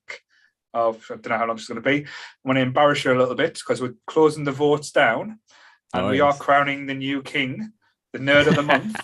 So we'll message Kelly afterwards to get you your crown. So yes. Oh, yes. So Jake won the nerd of the month. So you are nerd of the month for December. Please hold your applause. No, that's awesome. Thank you so much. It's a great community. I love it. I was going to shout out the mod team, but that's technically me now. But before I joined, you've all done an amazing job keeping it all, non-toxic as possible and stuff. And with like a big group, it's like a proper undertaking. So I'm happy to help. No, cool. And like I said, it doesn't really take too much work, which is always a good thing. I would always say, but we have had an interesting week, but we'll leave that there. Have you had like your charity total update? I think I missed the last 5 minutes in case you said it. I've just gotten a message off Charlotte. So far, and again, this totally blows me away. I'm just going to get this back up because, like I said, there's about 15 million things going on at once. The total is now sitting at £430. It's what? Yep, so £430 we have got a total now. Oh, really? Mm-hmm. Oh, yes. We're doing well. We're smashing it. Wow. Saving the kiddies. Yes. So I did actually get a message as well before yesterday because I messaged the Willow people just to see if they wanted us to do anything. And this is the things that they mentioned that basically the money is going to go towards potentially. Mm-hmm. So it could pay for up to 4 to 5 neuters, therefore stopping about 1,000 kittens being born in the next 5 years. Or it could be buy a row or two of bricks for the brick fund. We have a medium-term plan to raise enough for bigger shelters as our current shelter is cozy. So it's going to help the place grow. And also one of the cats needs dental work. She's a vintage cat who just spent £350 on getting teeth out and blood work. So it could help going towards her care as well. So them are the type of things that this, like I said, the money that we're raising will be going towards. So what we're doing, I know it sounds silly, we are making a big difference in these cats' lives. Yeah. So Again, without getting too emotional there. Let's not. I'm not ready yet. Oh yeah, it's amazing stuff, and I've said this before in the group, but donate or you're going to get banned. Jake does now have the power. I now have the power and the crown. Heavy is the head that wears the crown. Oh my God, are you king? Did you get it? Yep. Yeah. So this is where I do my I do my heel turn now, because the power will go up my head. The Ted DiBiase heel turn. Well, remember, I voted for you, so yes, you know, keep that in mind. I'll admit I didn't vote for you. Sorry. Yes, you'll have a place in the court Thank you. when the takeover happens. Thank you. and everyone's over the moon. You're getting called King Jake in the chat room now as well. So yes, I'm seeing that flashing up. All hail King Jake. Yes, heavy is the head. And Kelly wants to know how big is your head. So you have to measure your head for Kelly. But yeah, I don't know if I'm okay to intro the topic. Is there any other announcements? No, that's okay. That's it. Thank you for waiting for us. Oh no, it's no bother at all. But yes, so my topic is, I guess, kind of slightly different to what we've had so far, but it's kind of more like a nerd talk, I guess, like one of those episode-y typey things. I am going to bring to us one of the greatest grudge matches of all time in nerd history, Mario versus Sonic. Oh, oh shit. Which is, I mean, it could also double as a Sega versus Nintendo, but yeah, we're going there. We're going to the console wars, baby. Oh, so this is where it's going to get controversial, and we're going to lose friends now. This is why I love you coming on, Paul. You really know how to twist it up. Oh, it's not intentional. I think it's great. Wow. Yeah, I don't know. I guess like to start off, I was kind of going to be like, what was sort of the first Mario or Sonic game you played? Like, what was the first one? For me, I got like a quick go on like my parents' friends' NES and tried like Mario out, and I think like, what was that? Rescue Rangers as well, like the Chip and Dale game. Yeah. So I didn't own the first Mario. I think it was probably Game Boy Super Mario Land was the first one I played. And I never owned a Sega, so that was like a bit later. But yeah, how about you guys? Can you remember? I can actually. I really can. I can as well, yeah. I think we're kids in our age group, because Jake, being the beautiful specimen is a little bit younger than us. 33, not too much younger. So we still enough. I can remember these consoles and the console wars coming out firsthand as well. I was a Sega boy. I'll be honest, I started off with the Master System, so my first Sonic game was Sonic 1 for the Master System. I didn't progress. That one's not great, is it? Like the Master System version. No, it didn't get, like say, Sonic didn't actually get playable, shall I be honest, until you got the Mega Drive. and that's when it kind of got a bit more free flowing. But to me, it was always I enjoy playing Sonic more. I like getting the Chaos Emeralds. I like unlocking Super Sonic, like saying this, especially in Sonic 2, where I think it found its feet more. Yeah, I think that was the first Super Sonic, because I also thought that was an amazing idea. Did not know at the time it was ripped off from Dragon Ball Z with the whole like super golden hair thing. Because like Dragon Ball Z was like the 80s in Japan, but didn't come over here till like late 90s or something. But yeah. We're in my husband's room at the moment, and he has a shrine just above here. I don't particularly want to move my camera. Hang on. Here's where Sam gets logged off again. Yes, amazing. These little shrine to his Dragon Ball Z. He only started collecting this year when he realized that they were there. So it's amazing though, because when I buy a toy, he gets a toy.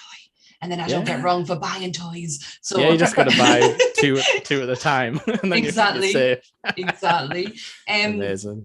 Mine's a Sega Mega Drive. I was the first kid on the block to have a Sega Mega Drive. I was honestly the coolest kid. Honestly, I was mint. But for all I had this amazing Sega Mega Drive that had Sonic. Who doesn't love Sonic? My cousin had a Nintendo, and it had Super Mario Brothers, and I absolutely loved playing it. Like I would just want to be at his house all the time so I could go and play it. And I've never owned a Nintendo system until I think I bought a Cube. Yeah, the GameCube. The GameCube, because I really wanted to play Resident Evil, and now I own I've had Wii, and I've had like these DS, and I've got a Switch, but I never had the proper like old the old grey square box. Yeah, never with the little square like rectangle. Well, you had to blow on the thing, push it in, push it down. But I think with this, like if we're going to go literal and say who had the better games, I think overall Mario aged better. Yeah. Like say, as we know, Sega didn't go. I think the last system that Sega had that was a Dreamcast. Could be wrong. So 99 was when that came out, and then they've been sort of out of it ever since. Yeah, so they've been actually producing games more for other consoles rather than actually bringing out consoles. Yeah, I believe. Yeah, basically all the new Sonic games are on Nintendo now. So I guess. Oh, are they really? I guess there was a winner. So does Sega not do anything anymore? Like nada. Like they don't do consoles, but they bring out games. Yeah. Like they churn out. They're still the same Sonic. Like anything that comes out by Sonic will still have the Sega name on. Yeah, Sonic Team. Yeah, like Sega are basically just software now. So like, but they're still putting out like stuff like the Yakuza games are like Sega technically. Because you can go to like the arcades in those games and play like loads of like old Sega arcade games, like the Ridge Racer and stuff like that. Yeah. But yeah, so like my first one I actually owned, it was probably like Mario Land on Game Boy, but that's not really great. But when I got the Super Nintendo for like Christmas 95 or whatever and got like Super Mario World, that was like the one that blew me away.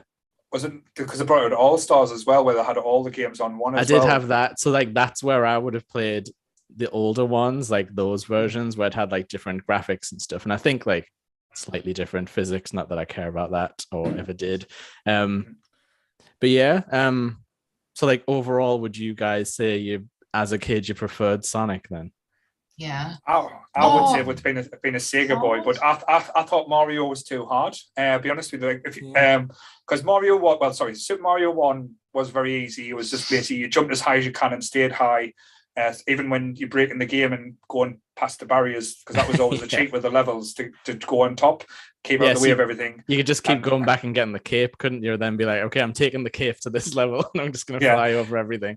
That was always Super Mario 1, but Super Mario Brothers 2 was very confusing. That was when you could play as Luigi as well, but you had to pull turnips out and carry turnips about. Yeah, I didn't quite understand the premise of that one. That one kind of passed me. There's a reason that one's weird. It's a very well-known like piece of trivia that it was like a reskin of this game called Doki Doki Panic in Japan. That basically starred, I think it was like Japanese television mascot characters. So it's like little guy in turban and stuff is Toad. I can't remember what the rest of them look like, but I don't know what the story is or why it got like reskinned. I mean, I know it was because the real Mario 2 was too hard for Western audiences apparently. So like the Doki Doki Panic thing, but it brought in like enemies that are still around today, like the Shy Guys and Birdo and stuff like that, like weird things. But I think when Mario started hitting its feet was with the Super Mario Brothers 3, when it realized like skinning Mario with different things like the raccoon tail and stuff brought that little bit of element, a bit of more fun to Mario, and I think that's when Mario started to take off. Because that, in my eyes, Sonic kind of went downhill. Because then you brought like Sonic with Knuckles, that didn't quite work. Then, oh wow, I love that. Oh, that was amazing. But like it's weird because like there was like Super Mario Brothers 3 was already out like a couple of years before Sonic 1 came out. So like they're kind of disjointed.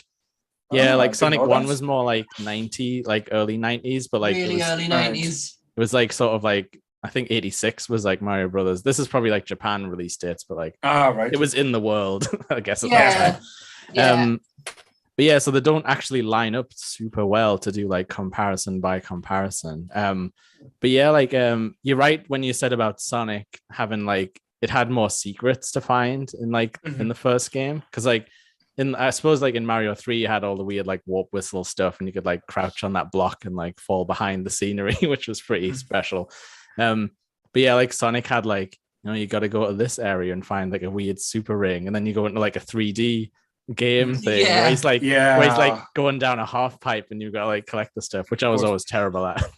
Is to collect so many rings, and you just get a kiosk. Well, the first Sonic used on each level, you had to collect over 100 rings to get the kiosk symbol at the end of the level. Yeah. Where this one you had to hit the little spinning thing to get the stars come out, then you jumped in the stars, and that's when you got into your secret bonus levels as well. Yeah. I was obsessed with Sonic as a kid. Sorry, I'm just no, you're fine. No, like I get it. Like I'm loving listening to you talk about it, because I'm like, it's bringing us back. Like I remember, like I was never allowed to have me. I don't think not the word allowed is right here, because I had my console downstairs. We used to have like a breakfast bar next to where the dining table was, and I used to live there. And I just used to sit and play. Like me and my dad used to like take turns, like. He would do a live, I would do one, he would do one, and I absolutely loved it. Like, I don't think I ever had my console upstairs. No, I don't know why. Mine, like Super Nintendo, was downstairs, and like that was at the point where like my dad still would like play the occasional game. Like he's like a ZX Spectrum guy when they were all like teens on the dole playing ZX Spectrum, but so like that was kind of like the only time, like when it went 3D, he just checked out completely. I think we played a lot of Mario 64, I guess, but yeah, so it was definitely like how you say it's too hard. I guess that was the time you would like pass it to your dad and be like, yeah, like dad, please. I can't get past the boss. I do that now with Anne. So a prime example. Oh my god, what's the game called? It was a horror game that. Oh, what's it called? Oh, it's going to do me head in. I couldn't do. Gosh, what were you going to say? I was going to say, was it Resident Evil? Because you were talking about that before. It wasn't Resident Evil. I played that all by myself. He never got involved in that. Evil Within. Oh yeah. Yeah. Yes. Yeah, I got the first. The second one wasn't good, but I like the first one. I've never played the second one, but I got the first one just on a whim. Like I always get a game at Christmas because I have a lot of time off over Christmas. So I got Evil Within. Why he never played it. I'm pointing at him because he's like back there. He never played it. It was very Resident Evil-esque type it's thing. It's by the guy who did Resident Evil 4. He might have done the ones before that as well, like the director or whatever. So yeah, he was definitely trying to make his own thing. Well, I am not a stealthy player. I can't, like, I am very much like in panic mode. If you've got to be like stealthy and everything, I'm like, holy shit. And so a lot of times I absolutely. We need to see a video of this now. That's gonna have to become a streamer like me. I am the worst gamer ever. Honestly, people would be ashamed to see me playing. Wait, anyways, there was a guy, he had like, I remember having this like thing over his head, and you had to like stealth around him and then like catch him from like the back or something. Oh, could I shit do it? I was on a day with it.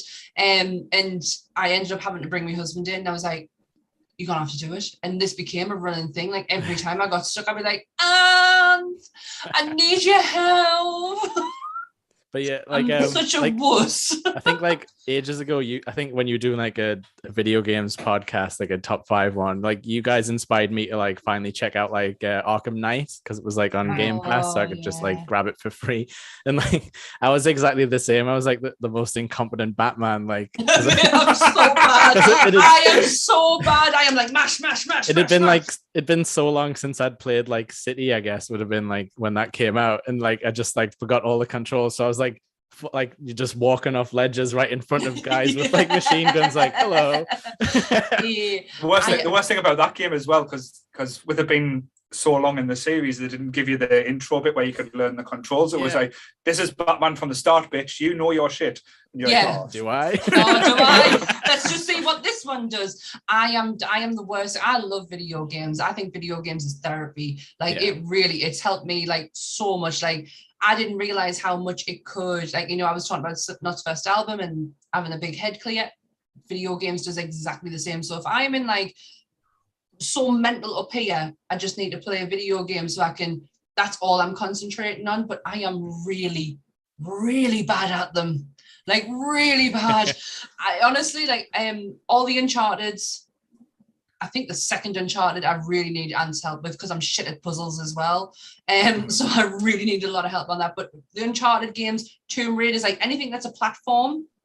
Like I'm good at that. But I remember playing BioShock, and I was that bad at it that I went into the final mission with nothing. Like you'd used all your items. Nothing. I had no life. I had no power. I had no resources. I had nothing.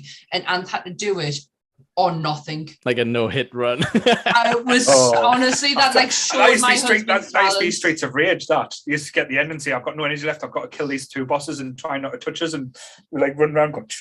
Yeah. Because like I think on Streets of Rage it would use your health to use like one of the special moves. Yeah, which was the move that would like get like, you know, if you had too many enemies on you, it would like just like throw everyone off you, but it used your health. So you always had to be, because I guess it was designed to be like, oh, you can just put another like quarter in, you'll get another life. But when you were at home, you were like, oh crap, I've only got 9 lives. I'm gonna make them last. I think the Turtles game was like that Turtles arcade game that came out. You used to get to Bebop and Rocksteady, and it was impossible to, because you would beat them up as much, and it was like you're just having to use lives to get in, like especially when you're down Seaburn. It was Rogue Arcades we used to play it. Because they had like a Simpsons arcade game down there when I was a kid. I think that was the same deal. It was like impossible unless you just had loads of money in your pocket, which I never did. Funny story though, you know, when they actually did first release, again I'm talking way back when, the Turtles arcade game, when you complete it you win a free figure. Wow. So like what, they would just have to hand you one over the desk? Like it used to have a slot at the bottom, you know, when you used to get money out, the figure used to drop out. So if you used to complete the game on the machine, you used to win a figure that was like a promotional thing back in the day. Wow. Well, that'd be worth putting 20 quid in, I guess. But they made it so hard, like you were literally spending hundreds to get to the end of the game, because it was back, if you ever played on the Turtles one, it used to be like a side scroll, and you used to go cowabunga. You used to get 4 players that play on it. But I remember you used to get the figure. I remember it was advertised because I really wanted it, but I was never that good to do. But yeah, I remember going back to, like I say, what you mentioned about the Sonic or Mario, I think aging well. I think the only thing that's always amazed us is the platform that Sonic should have been way above Mario at, but Mario has kind of taken over and probably been one of the better racing games. Mario Kart. In theory, Sonic should be the best racing game out there, because it is based on speed and race and being fast, and there's never been a good Sonic racing game in my eyes.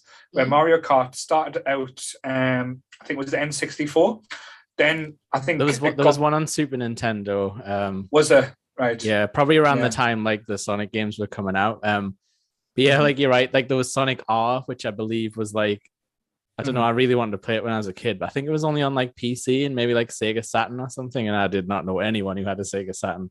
That was like their in between console. Wasn't the Sega Saturn like the Doge console? Wasn't it like not? Yeah. It was like a CD. It was like a CD based thing, but the PlayStation was out at the time, so it was like everyone just jumped on PlayStation at that point. Yeah.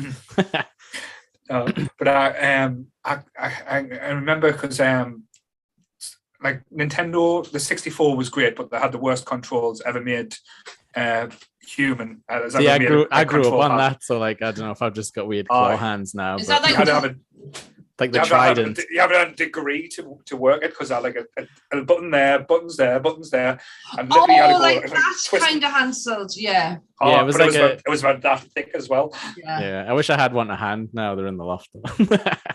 But I think where Mario Kart actually found its thing was there on the DS. And you could play it over, like one person only had to have a cartridge. And that's right. Everyone in the group could just play it together. And that's when like the co-op games played for like the handheld.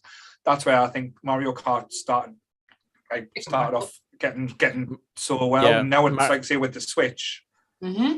Yeah, it's even easier to like play it together because you got like all the controls you can link up. But yeah, like you're right, like Mario Kart DS. I think if you did the one kart thing, everyone had to be like different colored Yoshis or Shy Guys. I can't remember. Like you just got a generic character. Yeah. But that definitely went round our like college class at the time, because I guess that was sort of like when the DS Lite was big, and because we're in Shiny Row and studying music, we had plenty of time to not be doing stuff when other people might have been studying. Did anyone actually study at Shiny Row College? I don't like say I know we got into trouble a lot for not.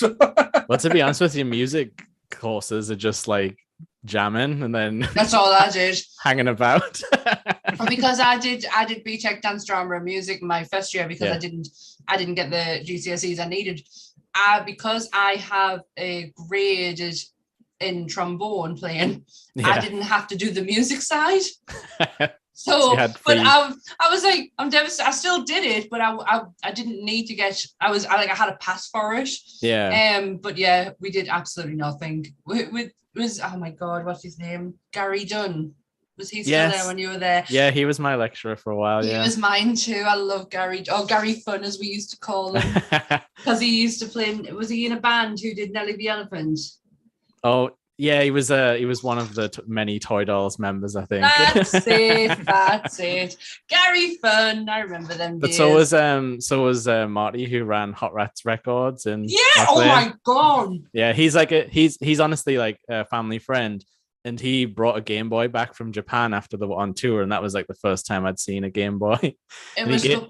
He gave us like a Japanese Ninja Turtles game, and like for like years I didn't know what the game was called, obviously, because on the front of the cart it's just like Teenage Mutant Ninja Turtles, then like a bunch of like Japanese characters underneath.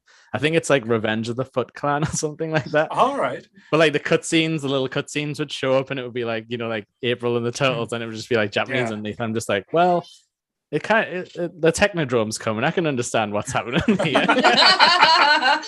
Funny story. Yeah, funny story about that type of thing though as well. My first wasn't really a gaming system, was an Amstrad 64. Oh yeah. It was like the tape deck where you got the keyboard and the monitor. Yeah, I had one of them. So you could tell your mum you were like, it's a computer. I swear. Pretty much. Learning. But the monitor I got was it was before color monitors came out, so it was green. Yeah. And I remember one of the games I bought was Bart versus the Space Mutants. Oh, and notoriously terrible. Yeah, and the premise of the game, you had to get rid of anything that was pink. So I could not do that game because everything was green. Well, so even I was going to say, even if you did have a color, I don't think you would have enjoyed it anyway. I don't think anyone could beat that game. I sometimes run into that because I'm colorblind with games, but they've gotten a lot better about stuff like that these days. They have accessibility modes. Oh, really? Yeah. I didn't know that. I always wanted a Game Boy and I never got one. I'm so hard done by. I didn't have like the best childhood and wanted for nothing, but I never got a Game Boy. Well, you know what you were saying about like the console being downstairs, like that was like a thing. So like when I got the Game Boy, that was like, oh, this is mine, and I'm not taking up TV time if I want to play it. If you know, I mean, I'm chewing through batteries like nobody's business and harming the environment in that way. We didn't know that was the 90s. We didn't know, and we were too young to care. Yeah, like I feel like that was the thing in my house. I don't know if my parents will agree, but I feel like I never like took the TV time away, if you know what I mean. Like they would watch their shows. I wasn't allowed to just be like, oh, it's like Super Mario all night. My grandparents let us take the TV, so it was just like constant cartoons. Oh my God, my granddad would have smacked me in the next year if I took his telly off him. Not a chance. Well, he got it back on the night so he could watch like his all like cowboy movies and whatever was on Sky Premiere or whatever. Well, I used to be the cheekiest little bastard as a kid. Because I remember the year I was going to finally get a Sega Mega Drive because I had the Master System. Yeah. And as you know, having your birthday in November, like I say, you get your birthday money. So I knew I was getting a Mega Drive for Christmas. That was going to be my big present. So I went out and bought a game for my birthday. Yeah. It was Aladdin on the Mega Drive. Oh, that one's great. God, we were talking about this last night, me and Emma. And so I had nothing. I had the game, had nothing to play on. But what we would do, because I lived at Rota at the time, but we would go to Rye on a Sunday to visit me Nana and Granda. And my cousin used to live around the corner from me Nana and Granda. So I used to go up on the Sunday, So it was a few Sundays before Christmas. So I took me game with us, 11. They had a Mega Drive, so I say, hello, Nana and Granda, leave out the front door of the game. This was about 10 o'clock in the morning, knock on the door, me cousins, say, hi, is Sachin? No. Oh, can I come in and wait? Yep, go on, turn on his Mega Drive, put me game in, sit there, not talk to anyone, play on the Mega Drive all day until they kicked us out or my mum and dad come and took us. So, so that used to be my Sunday mornings each time. You had to get through Agrabah, it was very important.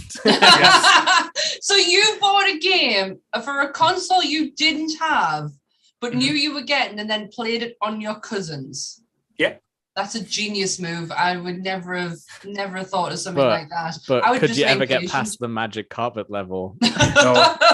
No, because it was, unless you hit at the right part or like had super reflexes, it was impossible. You just had to memorize it somehow. Yeah, but it was like a really long escape from the the tomb thing, the big lion mouth. The pattern as well. You're like one. Like I remember going with the joypad as well. You're trying to get the pattern down, but no. I think I completed later on, only a few years ago, when I went back to it. Yeah. Got a little emulator and played it. I went, right, I'm going to kill this bitch. But I actually did complete it. Same with the Lion King. That was the hardest game. I don't know how, because the end boss is Scar, but you can't just fight him. You've got to perform a roll and move to throw him off the mountain. Right. And again, on a Mega Drive controller, it's impossible to do special moves and stuff. You just got to bash the buttons and some kind of combination. But I remember the Lion King being one of the hardest games ever playing on the Mega Drive as well. I don't think I saw past the just can't wait to be king level where you were jumping on the animal heads, because it was the oh intro. My god, yes. You remember that? If you're jumping on the giraffe head and stuff. That was when I used to play Tomb Raider on Michaela's PlayStation 1, and all I did was just the obstacle course, just the training bit. Yes. I never moved on. I never moved on from there. I didn't even know there was a game beyond that bit.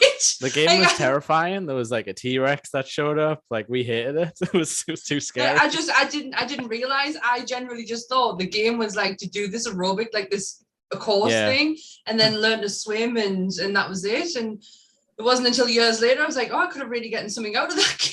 But inevitably, it just turned into what happens if you swan dive off the top of the stairs? Yeah.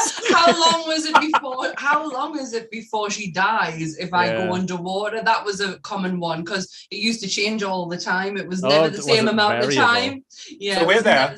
So Assassin's Creed is just ripped off Tomb Raider. Basically, yeah. Because that's all the swan dive was doing. That's all I did when I played Assassin's Creed, was doing the swan dive into the balls of hair. So nicked that from Tomb Raider, the bastards. Apart from she would break her neck if you did it. Well, I absolutely love the new, the reboot they did a few years ago. I think it was 2014 or something, and they brought it, and then obviously they've got other ones.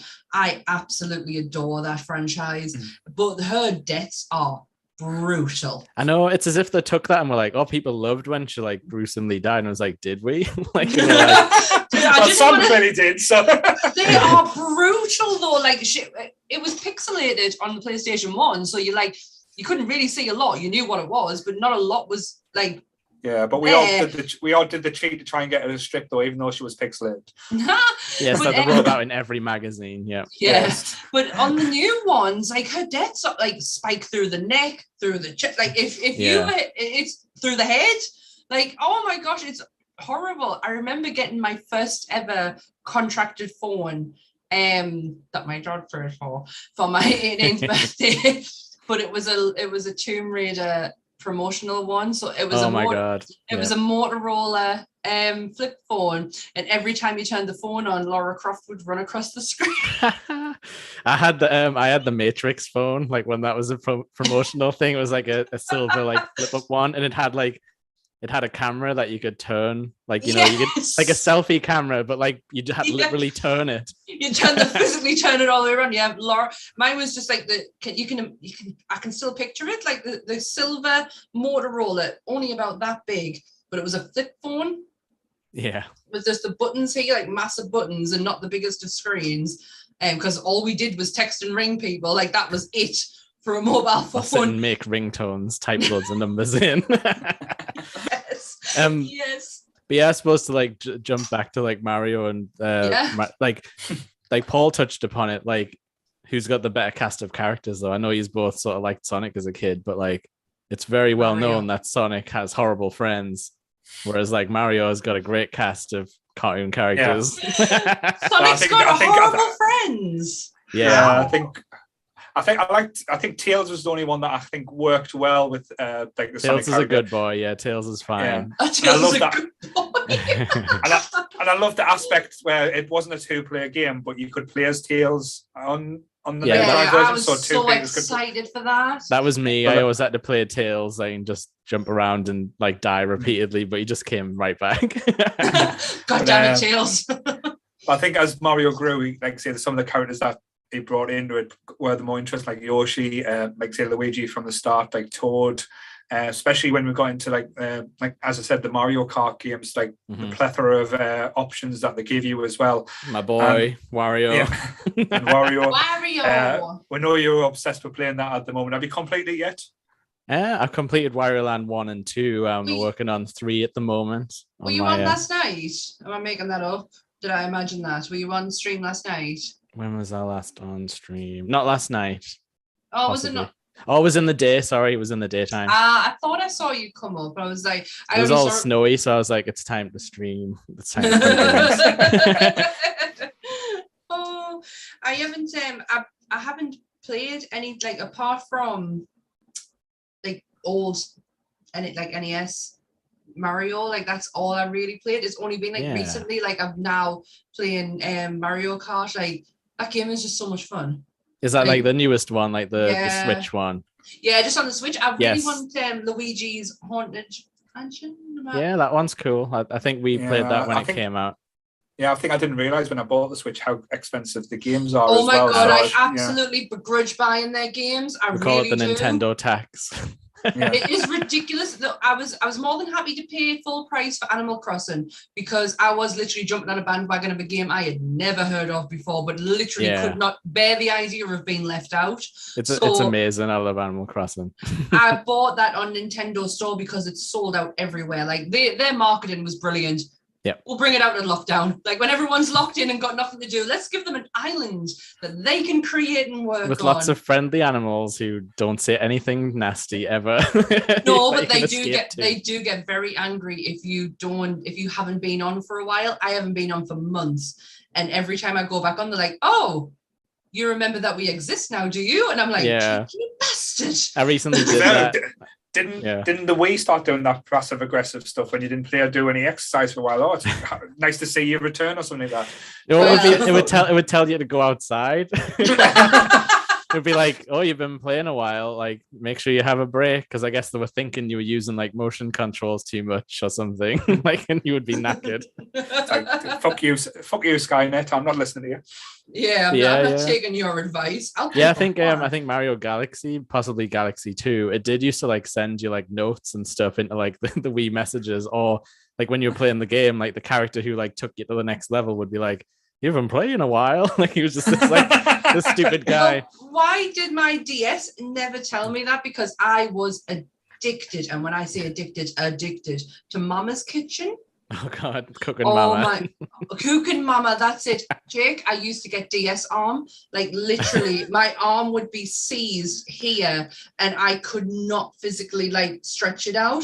I was obsessed. I used to make myself dizzy by blowing into the DS when you had to cool things down. Yeah, but was it cooking even better than Mama's though? Like, was it worth it? No, I can't cook at all. Like, I'm 40 and I've only just... I'm nearly 40 and I've only just started being the one who prepares mine and my husband's meals because he's always cooked for us, and now it's me who's starting to do it, and I'm getting there. But Cooking Mama taught me absolutely nothing. All it taught me is that I spend far too much time on that game. I absolutely love it though, and if I could, I'm sure there's one out for the Switch.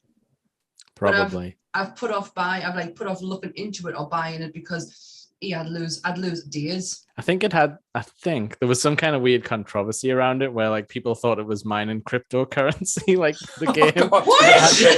I don't know if that was just like the PC version or what have you, but yeah, so maybe Mama's gone off the deep end on that one. Well, how it broke for me was Anth bought his Gardening Mama. Yeah. Doesn't have the same effect. No, you were like, this sucks, and that was it. And I was like, Your arm recovered. No, you know why though? Yeah. It's like you're going outside, so the games make you feel like you want to go outside. So no, I just want to stop inside and play the game. You know what though? It's so funny when I first got Animal Crossing, you've got to pick weeds and everything and like keep everything pristine. My garden was absolutely overrun. Can you remember how bad it was? I still wouldn't go outside and pick them out. I absolutely hated it. I got someone else to come and do it. You're like, Tom Nook needs a nice island. I'm going to do that instead. I can't let Tom down. Before we move on to anything else, I just want to call out as well. I did play Martin at Mario Kart the other day and I kicked his ass. So nice. We'll take that. Was it easy to connect up and everything? Like yeah. It was. It took a while to get because I didn't know what I was doing, but he connected us in the game. It was just me versus him. Mm-hmm. But yeah, it was just an abomination. And I just destroyed him. So sorry, Martin. Cool. Who's your Mario Kart pick then? Character? Like who do you go for? Yoshi. Go for Toad now. I used to be Luigi. On the DS, but I found out I like Toad on the Switch. Am I saying that name right? Is it Yoshi or Yogi? Yoshi. I think it is like Yoshi, I guess, but I guess in England would be like Yoshi. Yoshi.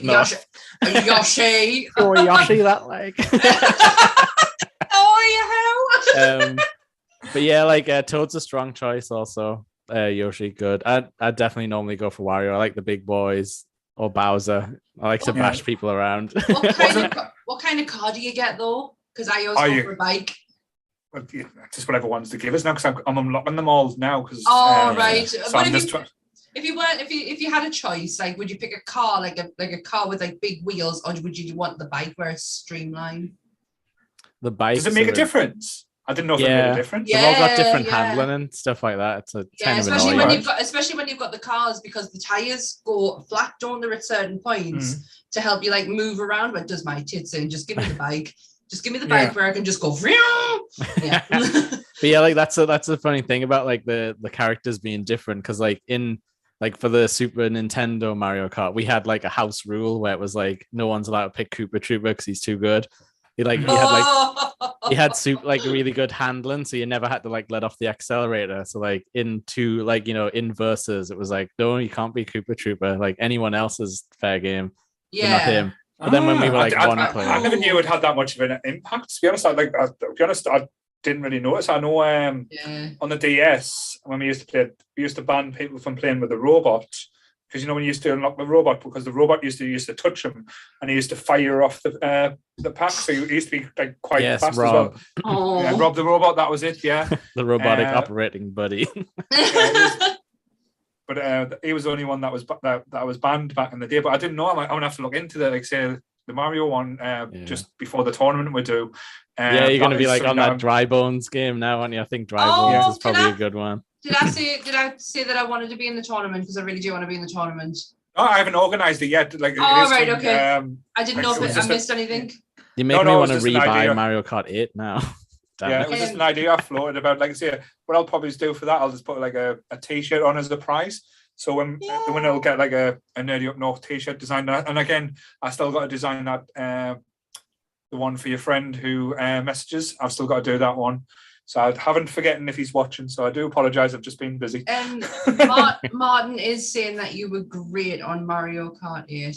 You were great. That's his words. And also, Will Robinson, to answer your question, Gardener Mama is relation to Koopa Mama. It just was not as good. Right. There we go. The only thing I was going to mention as well, if we're talking about Mario and Sonic, like as an ultimate who's better on things, I think Sonic had the better outcome when it comes to the movie franchise that's going forward as well. Because if you think about the Bob Hoskins travesty compared to what we got with the latest Sonic, I know we're getting a new reboot animation with, like we talked about earlier, Chris Pratt. Oh yeah, Chris Pratt. As an Italian plumber, that makes all the sense in the world. Jack Black as Bowser, though, that should be fun. That's an awesome casting, because that makes total sense. Because like you can feel the energy of Jack Black through that character, and he can do like the death metal voice if he needs to for like a big dinosaur. What the fuck were they thinking with Chris Pratt? Honestly, does the man need that much work? Like, surely he's got, like, he can do something else. Like, he has to know that's not a good idea. He's got some dirt on someone. That's my theory. Some executive. He really, well, he's Arnie's Garfield son-in-law as well now, isn't he? Yeah. He's Arnie's son-in-law as well. So there might be different connections now. Now he's joined the Schwarzenegger crowd. He must have though, because that is such bad choice. But has anyone seen the Sonic film with that was released? You know, the one that they had to redo because everyone hated it. It was brilliant. It was actually a really good film. It's really on Netflix. I really want to watch it. Oh, is it? I'm gonna have to. I was waiting for it to come on for free because I was like, I don't want to rent it. Like I said, because I know they had to read the CGI because the CGI was horrible when they first showed up, so they made him look more like Sonic the Game. But Jim Carrey is absolutely like, I hate Jim Carrey. I'm not the biggest Jim Carrey. That's a strong word for you, Mr. Watson. He killed my favorite book. I'll never forgive him for it. So what was that? What, the unfortunate events? No, Yes Man. All right. Oh, really? Yeah, that movie wasn't great. Like, I haven't read the book, but I saw the book changed my life. Like I said, if you ever want something that, when you look at, I know it sounds really stupid, if you're looking at a way that, how many times a day you would be asked something and you would say no to something, and how many opportunities you're not, if you just say yes more, and like Danny Wallace actually did it for 6 months of his life and said yes to every opportunity, and it changed his life completely. So if you look at it that way, so I'd not to that degree where I would say yes to everything, but I try to say yes more, and it does actually change a lot of the aspects, and the book brings that out. Is that why you said yes to the podcast when Sammy asked you? No, this was a long time ago. It is though. You weren't too sure about this. You sat on the fence for a very long time about wanting to do it, and then when we eventually started to like the Facebook group started to get bigger, you were like, okay, and you dreaded the first episode, and look at you now. We did it twice. We did do it twice. But you look had at a you rehearsal, now. a dress rehearsal. It was wasn't a planned one, that was for sure. But look at you now, because you said yes. Look at what you've done. Look at the community you've put together. And the cats. Anyway, moving on. He cannot take a compliment, can he? But yes. But Jim Carrey was actually really good in the Sonic film. So I genuinely want to see it, and I just love the fact that the studio were like, "Oh, do you know what? They really absolutely hated that. Let's change it. Let's do it." Because how many studios do that these days? Yeah, because it looked like a weird rat creature. Like his eyes were all wrong. It was like no, but I'm looking forward to the sequel. I'll not spoil it for you because at the end there's a little bit of a teaser for the next film. Yeah, I've heard about that. That actually came up when I was trying to like find like Sonic 2, like the original games released. Oh my God. It was like Sonic 2, the movie, like 2022. I'm like, what am I looking at here? But I guess that's taking over the SEO on like Google searches. The comments have blown up about Chris Pratt. Yes. Yeah. No, we're not allowed to hate. No hate in this group. But yeah, like on the subject of like the bad guys, like we got Dr. Ivo Robotnik, we got Bowser. Like I would say that I like Mario better, but I think Robotnik's more fun to like smack around in the games. Oh my God, yes, especially when he used I don't think he was in, and you used to just bounce off it. Yeah, that was the hit. Boom. And plus, Bowser like was sort of like relegated to the end of the game after like a while because he got like the Koopa kids and stuff. But like Robotnik just kept showing up like every 2 levels. He was like in some kind of new machine with his like dumb face, and when you'd hit him, he'd like look at the screen and kind of grimace. I liked you're right with Dr. Robotnik as well, because each level there was a certain point where if you timed it right, you can just keep bouncing on top of his hitting him. Oh yeah, is there any better feeling? when you've hit the sweet spot and you think, yes, this is it, he's gonna die. And then you had to make sure you landed, because it was on the base as well. It wasn't just being crafty of hitting him. You had to land in the right place, because there's always little areas that used to disappear or go into lava. And as soon as you touched the fucking lava, if you didn't have a ring, you were knackered. And also like he would explode a lot better than Bowser ever did. Like his machine would like explode and all the pieces would fly off. But then he'd run off again, so that was kind of annoying. You'd have to chase him. I worked with someone who looked like Dr. Robotnik. I actually worked with someone who looked like Mario as well. Oh my god, I had rivals at my workplace. I really did. The one who looked like Dr. Robotnik I went and worked down in Exeter with him, and the other one who looked like Mario I sat with him for years, and everyone used to go, just call him Mario, and he really did look like him. It was quite scary.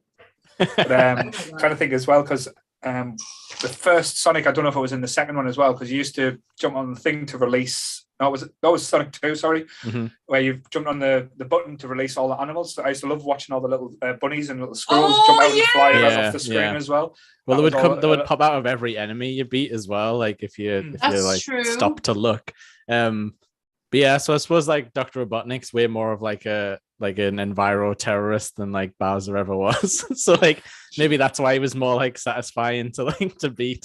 Yeah. But why was he always after the princess? What was so obsession with the princess? This big dragon that used to have his own castle. Well, he's kind of a sorcerer, isn't he? Like all his Koopa kids had like magic wands in like 3. So is there some kind of magical reason? Has he got like a ritual to do? We need to go deep diving back into the backstory, but in my eyes as well, I can't not talk about it. The best ever Mario game was for the N64, Mario 64. That blew me away as a child. I've never experienced anything like it. I didn't own the 64. My brother did. Yeah. And I loved the pod racing game on it. That was like Star Wars pod racing was the ultimate. But I wasn't a big fan of GoldenEye. Everyone seemed to love it. But Mario 64, that was the boyo when it come to Mario. Like bringing it into like 3D world and giving it a bit more depth. And I liked even when you're choosing your levels, you had to jump through like a magical portal in the pictures and stuff. Yeah, and other paintings. And I don't think I ever completed it though. That's the thing. I never got the end on that one. I never did when I was a kid. I rarely completed games because I think I would just play like the easy parts over and over again.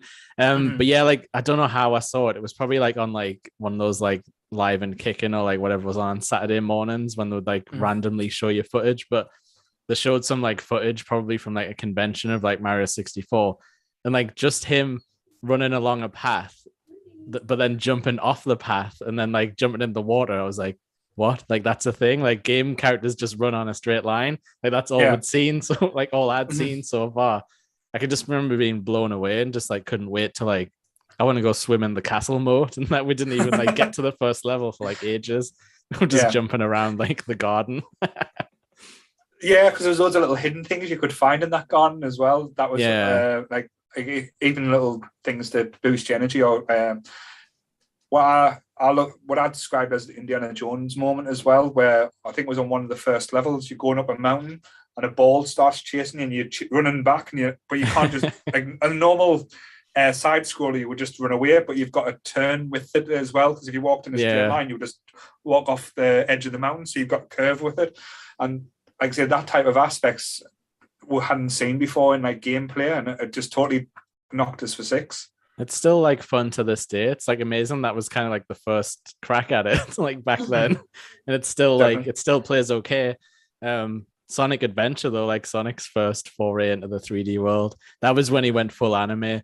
Like, I think this is something I rarely hear people talk about, but like the reason Sonic became bad was because it went anime, which is obviously its roots, but like, like I don't need to see like cutscenes with like friggin' Sonic and Tails crashing his airplane and screaming and all that stuff at the start of the game.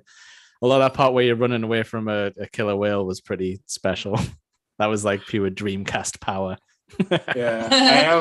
The Dreamcast was a kind of powerful machine that just didn't have the games to really do it. I remember I think it was WWE, was it Raw or WrestleMania that came out for the Dreamcast? Or something, it was one of the best looking wrestling games. But if it'll let you put more than 30 men in. We didn't have enough 30 men like in the Rumble, so you used to have like the same 3 wrestlers or 5 wrestlers all fighting each other. We'll just come back again in a different outfit. Like costume change. Yeah, the Mick Foley style again. But like a Dreamcast, it was all like my cousin had one, but it was like Soul Calibur was what we used to play on that thing. That was amazing, like the fighting game. But it ran great. Soul Calibur, wow. Yeah, Soul Calibur. But yeah, like you're right, like the Dreamcast was like a fine system, but it was just a weird in-between thing, and not many people had them. But yeah, it's got its fans. The Sega fandom is still like very big, but they just don't get a lot of stuff. Yeah. No.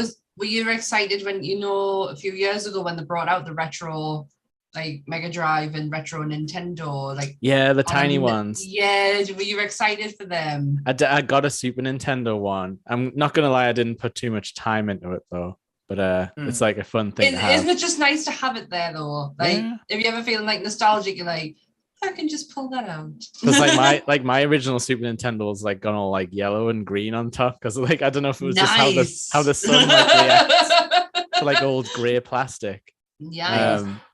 I was buzzing when Ant got Crash Bandicoot for us on the PlayStation 5.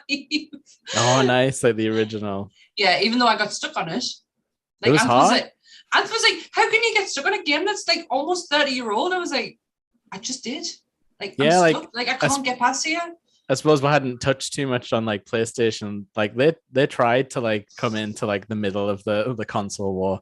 Yeah. And I think they took it and ran with it, because they were kind of like, I don't know if you feel this, but like all my friends who had Sega like jumped on PlayStation. Like the kind of went that side of it. Yeah. It felt like the more adult console. Like N64 was great and stuff, but like that was like, oh, you're getting like guys shooting guns and whatever the hell Abe's Odyssey was. For me, the big switch over for PlayStation for me was Tekken. That was the selling Tekken point. Was so good. Which one's Tekken? Is that the fighting game? That's not the game where you put the puzzles in. No, Tekken was the fighting game. Right, okay. Tekken 2 was probably the best fighting game I played on the PlayStation. That's when it started getting silly, but I hadn't played anything since that had the same effect. Like Mortal Kombat and stuff was great, but Tekken changed the dynamics, and that's why I went with the PlayStation over any other console for a long time. Yeah, we played a lot of Tekken 2, especially when like we realized you could like unlock characters like just by kind of playing like the arcade mode and get like P-Jack and Panda. It was mainly just color swaps, I guess, but like they were still cool. I didn't know which. I always get confused between Tekken and what's the one with literally the blocks where you've got a Tetris.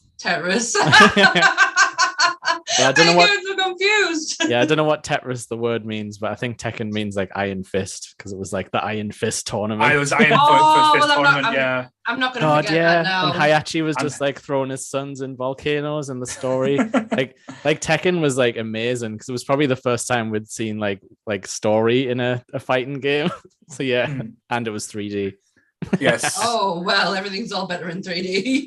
But it was the combination moves of Tekken as well. So you can punch, kick, then you grab them and you would turn them, like do a pile drive, especially if you're king. Oh, king. And then you would do like a figure 4 leg lock on them and stuff like that. You had to press these massive amounts of combos and buttons to get them in. I used to buy the actual binder of all the moves as well to try and learn. And let me like, hang on, stay still for a second. I'm just going to try this. But I won't hit you, I promise. My husband was obsessed with Street Fighter, and this obsession went on for a few years. He's got a binder over there with all of the combination moves and everything. He's even got. You're gonna pull a fight stick out. Yeah, it's a big massive, like I think. I've got a few. I've got a Tekken 1 somewhere, but I was playing Street Fighter on it. I thought it was nearby, but I think it's in one of these drawers. But yeah, he's got the big thing. He's actually got the controls down here for like aircraft simulation. Yeah. Ooh, a HOTAS. Yeah. So to wrap up and answer the big question, I think longevity probably is Mario 1 in the Game & Wars, but I think Sonic had the bigger impact at the time, if that makes sense. He did kick into that 90s attitude like way more than. I mean, Mario just looked like a 40-year-old bloke. That was like your dad. But like Sonic was like a cool teen when he came in.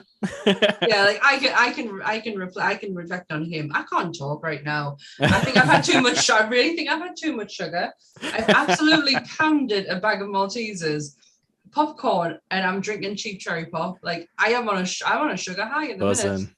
Yeah. I've got 5 hours left, so don't worry. Well, sorry, you've got 6 hours left, so it's okay. Oh yeah, I've got to do an extra hour. For me, fuck up this morning. You're just gonna sit by yourself and be like, I might sing and dance. So what would you say is your favorite there?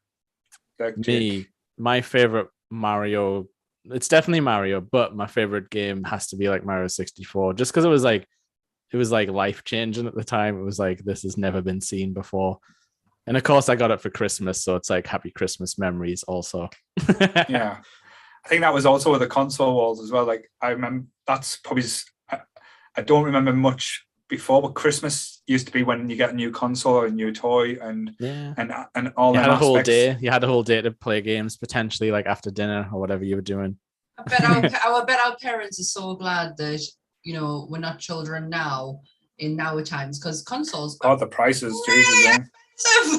I mean, I don't even have a concept of how expensive like the Mega Drive or Super Nintendo was, but I bet it was like 200 quid or something. It's about 200 quid. If you go and have a look on like YouTube, they have like adverts for like in the 90s and everything. Believe you me, I've lost days watching that. Paul Rudd's in the Super Nintendo advert, one of the first ones. Is he? But yes, I think my mum and dad might be watching, so thank you very much for buying me consoles and spending all that money at Christmas. Thank you, Jake's parents. And my sister-in-law is just joined. Hi, Michelle. Hi. There we go. There's my little nice family plug. No, that's fine. Like I say, I've just got a message saying Joanne's having a few little issues logging in, so we'll just... Don't worry, Joanne. I've been there today. I was really nervous about that after seeing you. I was like, I better go on and like check my audio in Zoom and like sit there waiting and have a backup ready. If anyone could have seen me in the living room earlier, it was like a 5-year-old having something taken off them. I went on ridiculous. All because I was so ready though. Like I had been up early, I was dressed, I was signed in, I was like, I'm here. I don't know, I was not here because I disconnected completely. But you know what's really funny? I've been thinking this whole time it's to do with the internet. So I bought a new Ethernet cable. I'm connected to the same internet using his computer, and I have not had one bit of problem. It's my computer. It's shite. Yeah, it could be like sort of like, you know, CPU usage, that old one. It could. I mean, it is his old computer, and we did do like a full reboot of it to like, you know, clear out all of his crap. But he said in the new year he was gonna like do some upgrades. I've got this computer, I've got my Mac, I've got things I can use. I'm gonna have to stop using it though, because it's stressful. It's another thing where, you know, like how you're saying you buy a toy for you, then for him it's like, okay, we'll buy you a new computer, then you get like that, you get the old computer, which is better than your previous one.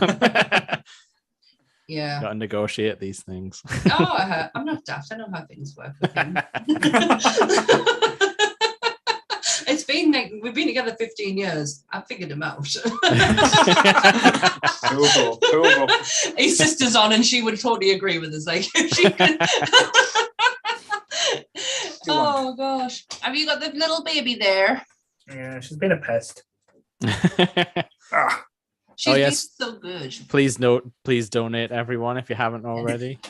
Yes, Jake will ban you. Yes, that's it. Are you liking your newfound power? It's a little scary, but no, it's been fine. I approved someone today, so that's it. Oh my god!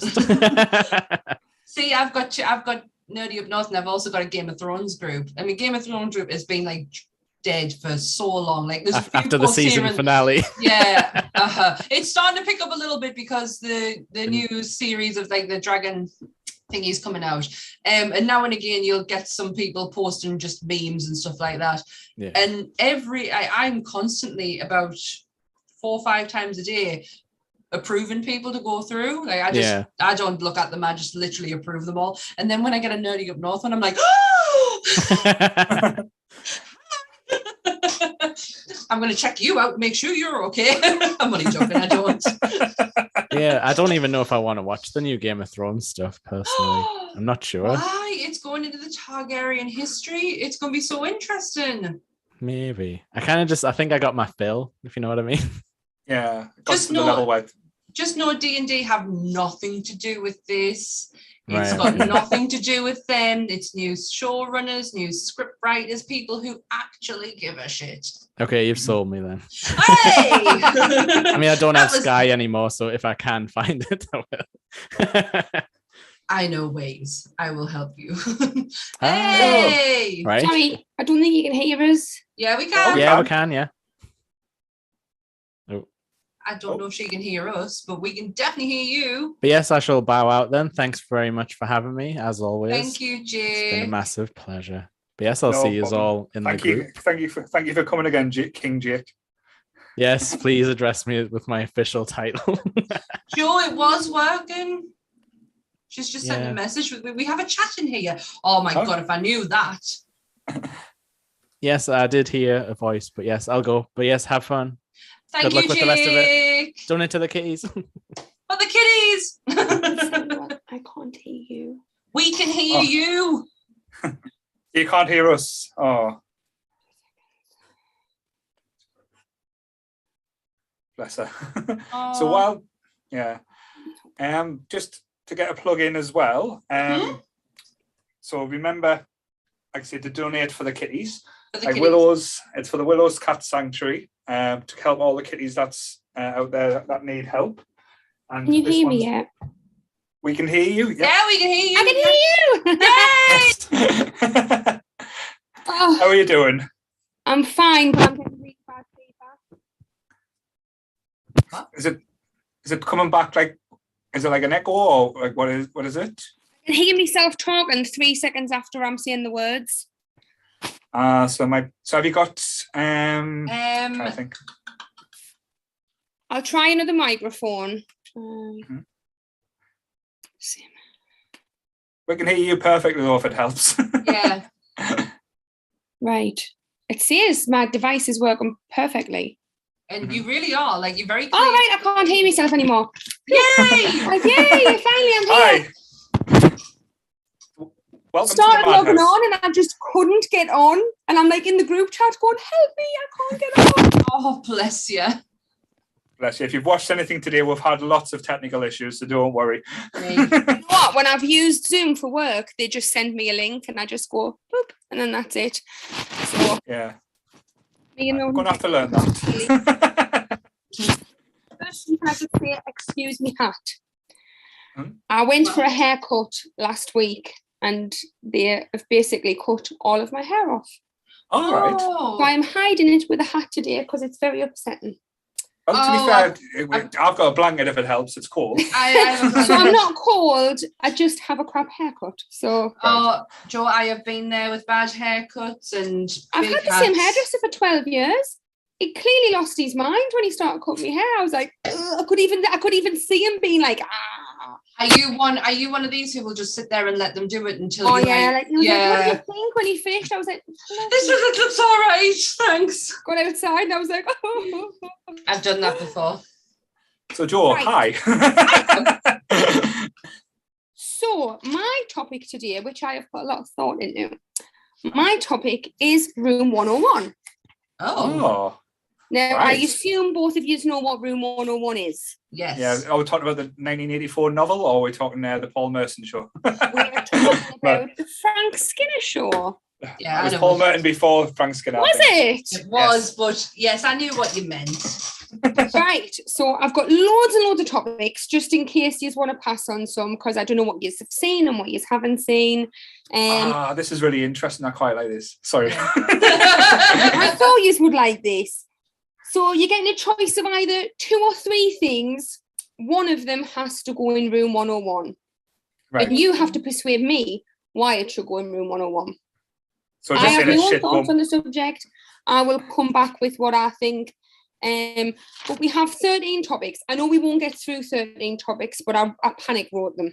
Okay. Don't worry, we'll be able to talk as much as you need. But as well, what we normally do as well with our new guests, tell us a little about your nerdy credentials. We know you're a bit of a horror fan, and I know you're quite friendly with my wife as well. So yes, I went to school with your wife in senior school. So I've known your wife for far longer than I care to admit.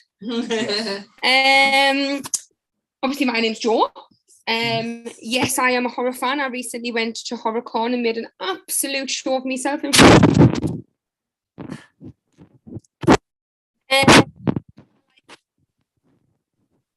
I like all horror genres. I like vampire films. Yes. I like Marvel films, all of them. Trying to think what else. The Labyrinth is my favourite film in the entire world, with David Bowie in. And I had a creepy crush on him when I was like 7. Yes. It hasn't aged well, but I still enjoy the film. Do you not think? No, it hasn't aged well. Some of the tones in the film is slightly creepy and like stalkerish. Yeah. Maybe she should have been 18. Yeah. 100%. Maybe she should have been older or he could have been younger. Either way, there should have been. It was a little creepy. Mm-hmm. But as an 8-year-old, never saw that. Never really saw it in that way. Just saw David Bowie looks absolutely mint with them trousers and that hair. Not even thinking of the sexual aspect of it. Exactly. Not even looking at the sexual aspect of it. Just like, you look absolutely banging with that hair. Amazing. Amazing. But this will take me to my first room 101. Oh.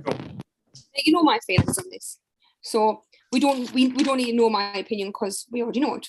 So if you have to put an old kids film into room 101, which would it be? I know exactly what mine is. Don't make us choose. The 80s films were the best.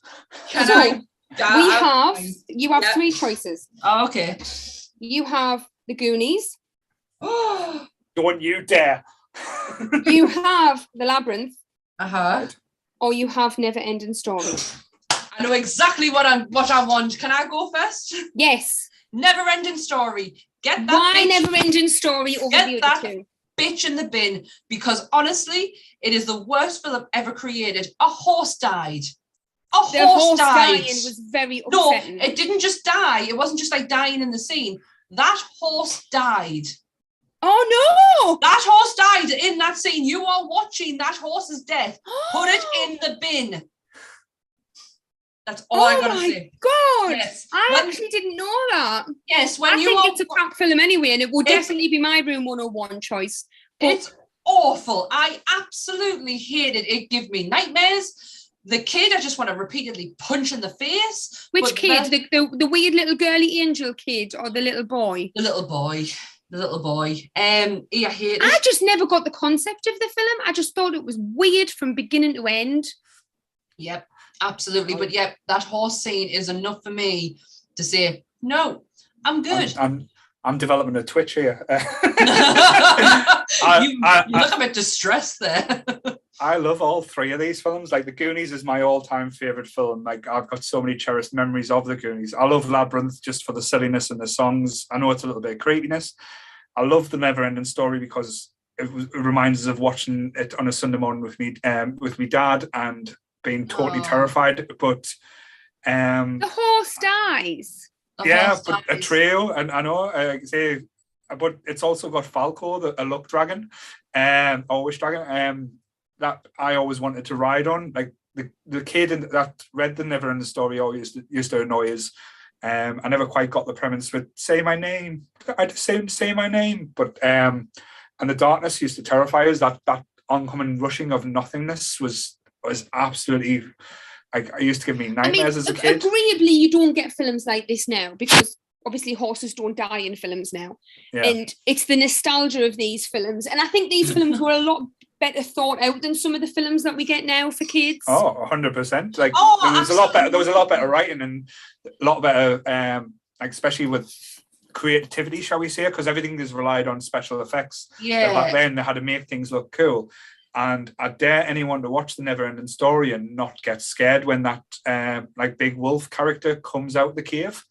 And the whole idea, because it's like pretty much a metaphor in death. Like darkness is always following you, darkness is coming, and that the darkness is coming to take away like this world. And again, when you watch it back, even though some of it is ropey, it is scary, and I think it's a brilliant film. I can't put any of 3 of them films in room 101. I'm going to be passing a lot here. I'm fucked here, isn't I? Julia, the Julia, get your dad, answer the door. Honestly, I'll leave the house for I go upstairs for 10 minutes, place falls to bits. And my wife's just texted us as well. Nicole has said that the horse didn't really die. That's an urban legend. No, it really did.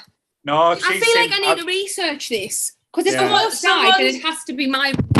Someone's put in the chat as well. They had a platform that was supposed to raise the horse back up, but it failed. Right. It could be one of these urban myths because I've never heard the horse dying, and that again would break my heart. But to be honest, regardless that horse dying or not, I don't. That kind of fantasy used to do my tits in as a kid because it always took us back to Time Bandits, and I hated Time Bandits. Yeah, well, Time Bandits I didn't like, so put Time Bandits in the bin, but I can't put any of these. I love Time Bandits now because I'm like getting into that kind of fantasy like realm of things. But like back when I was a kid, I hated it. Never ending story. I absolutely hate. Just despise the thing. Can we put it in room 101? I think it's 2 against 1, Paul. I mean, I must admit, I know this is really controversial, but I wasn't a huge Goonies fan either. Oh, I know. I'm really sorry.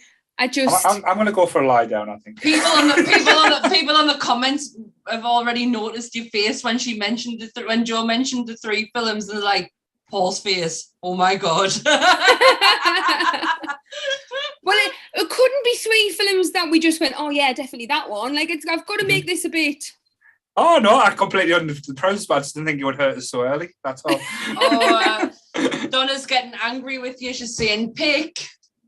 Right, I'm just because the horse possibly died. 2 against 1, I'll accept it, but I'm not happy. I will try and pick something a little bit less upsetting for the next one. So the next one, we are going to go with... now I know you like this one because I know this really bothers your wife, Paul. Really, really bothers me as well. So when we all love going to cinema. We all love going to cinema. Clearly, it's a big topic in our group. But what bothers you the most and what has to go into room 101? So we've got people who talk or rustle their sweets. People who sit in the wrong seat. Or people who are late and you have to move for them to sit down. All 3 of them absolutely grind my gears. I'm happy to go first with this one. The other 2 is fine because I can deal with them. The people sitting in my seat, I'll just move. I don't have that. I know, but when you move and then somebody comes and then goes, "Oh, you're in my seat," you're like, "No, I wouldn't move. I would move them. I would just say, "Use in my seat, move." I've done that plenty of times. That's easy. Like I say, I'm a big chubby bloke with a beard. Nobody normally argues with us with a bald head. That's why I'm my husband. The people coming in late, again, it is irritating, but you don't know what's happened. You try and think, but the sheer rudeness and impoliteness and just basically not caring about other people, like talking or making a big racket. I purposely don't buy stuff that's going to make noise in the cinema because I don't want to bother people.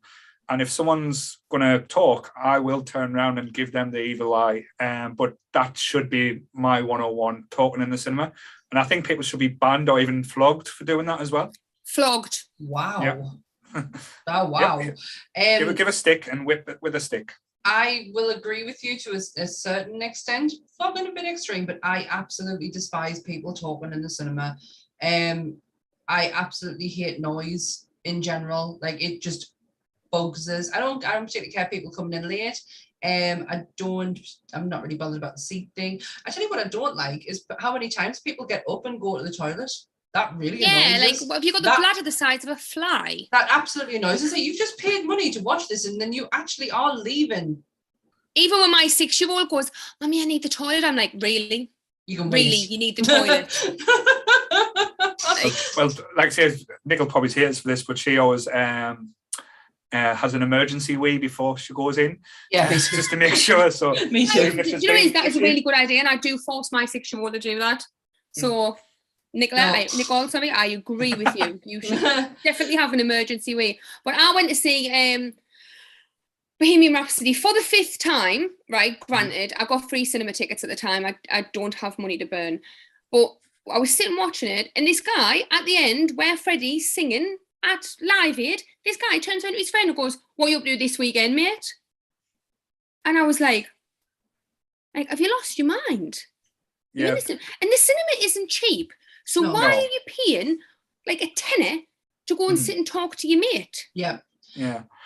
My friend lost his absolute shit. We were in Jurassic World, and it literally was 10 minutes in, and there was a load of kids, right? And if a load of kids in there and they make noise, I generally zone out. I really do. They don't bother us at all. But there was a little boy sitting near me, and he was so well behaved.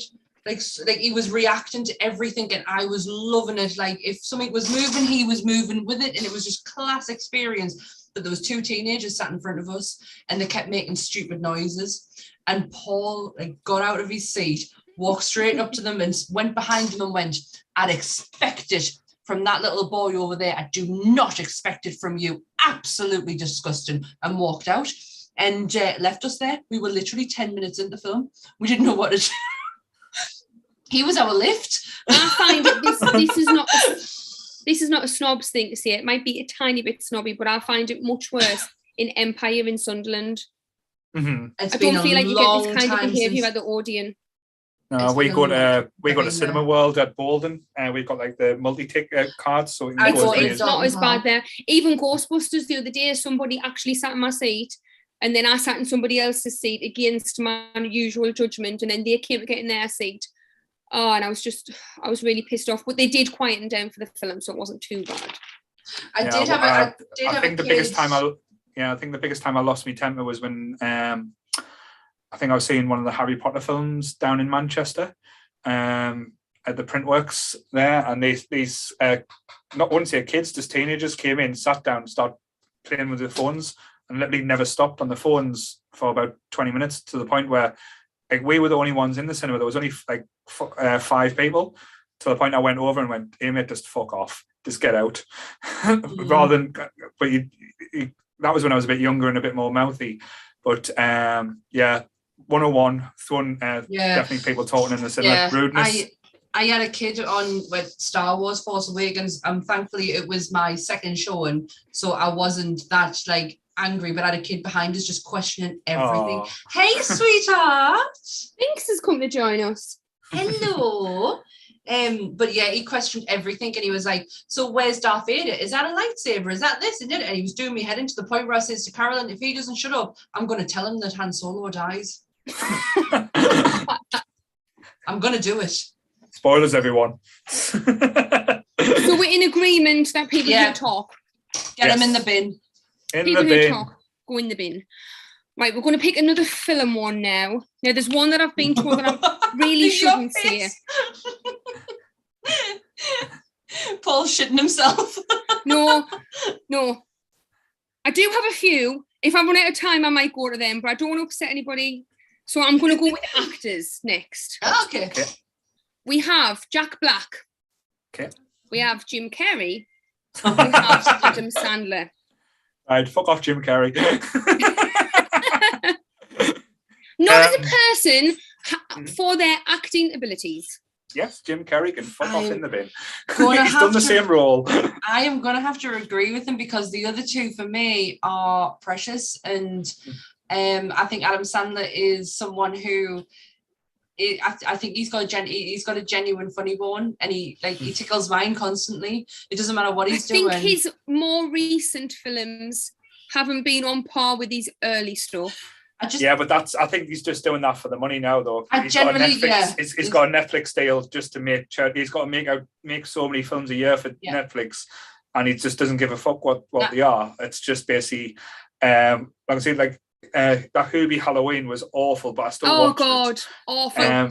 Yeah, but then when the flip side of it, yeah, he done the one with Jennifer Aniston. That was actually quite entertaining. But he also has done the one where he won a shitload of awards for it, where he plays the Jules dealer.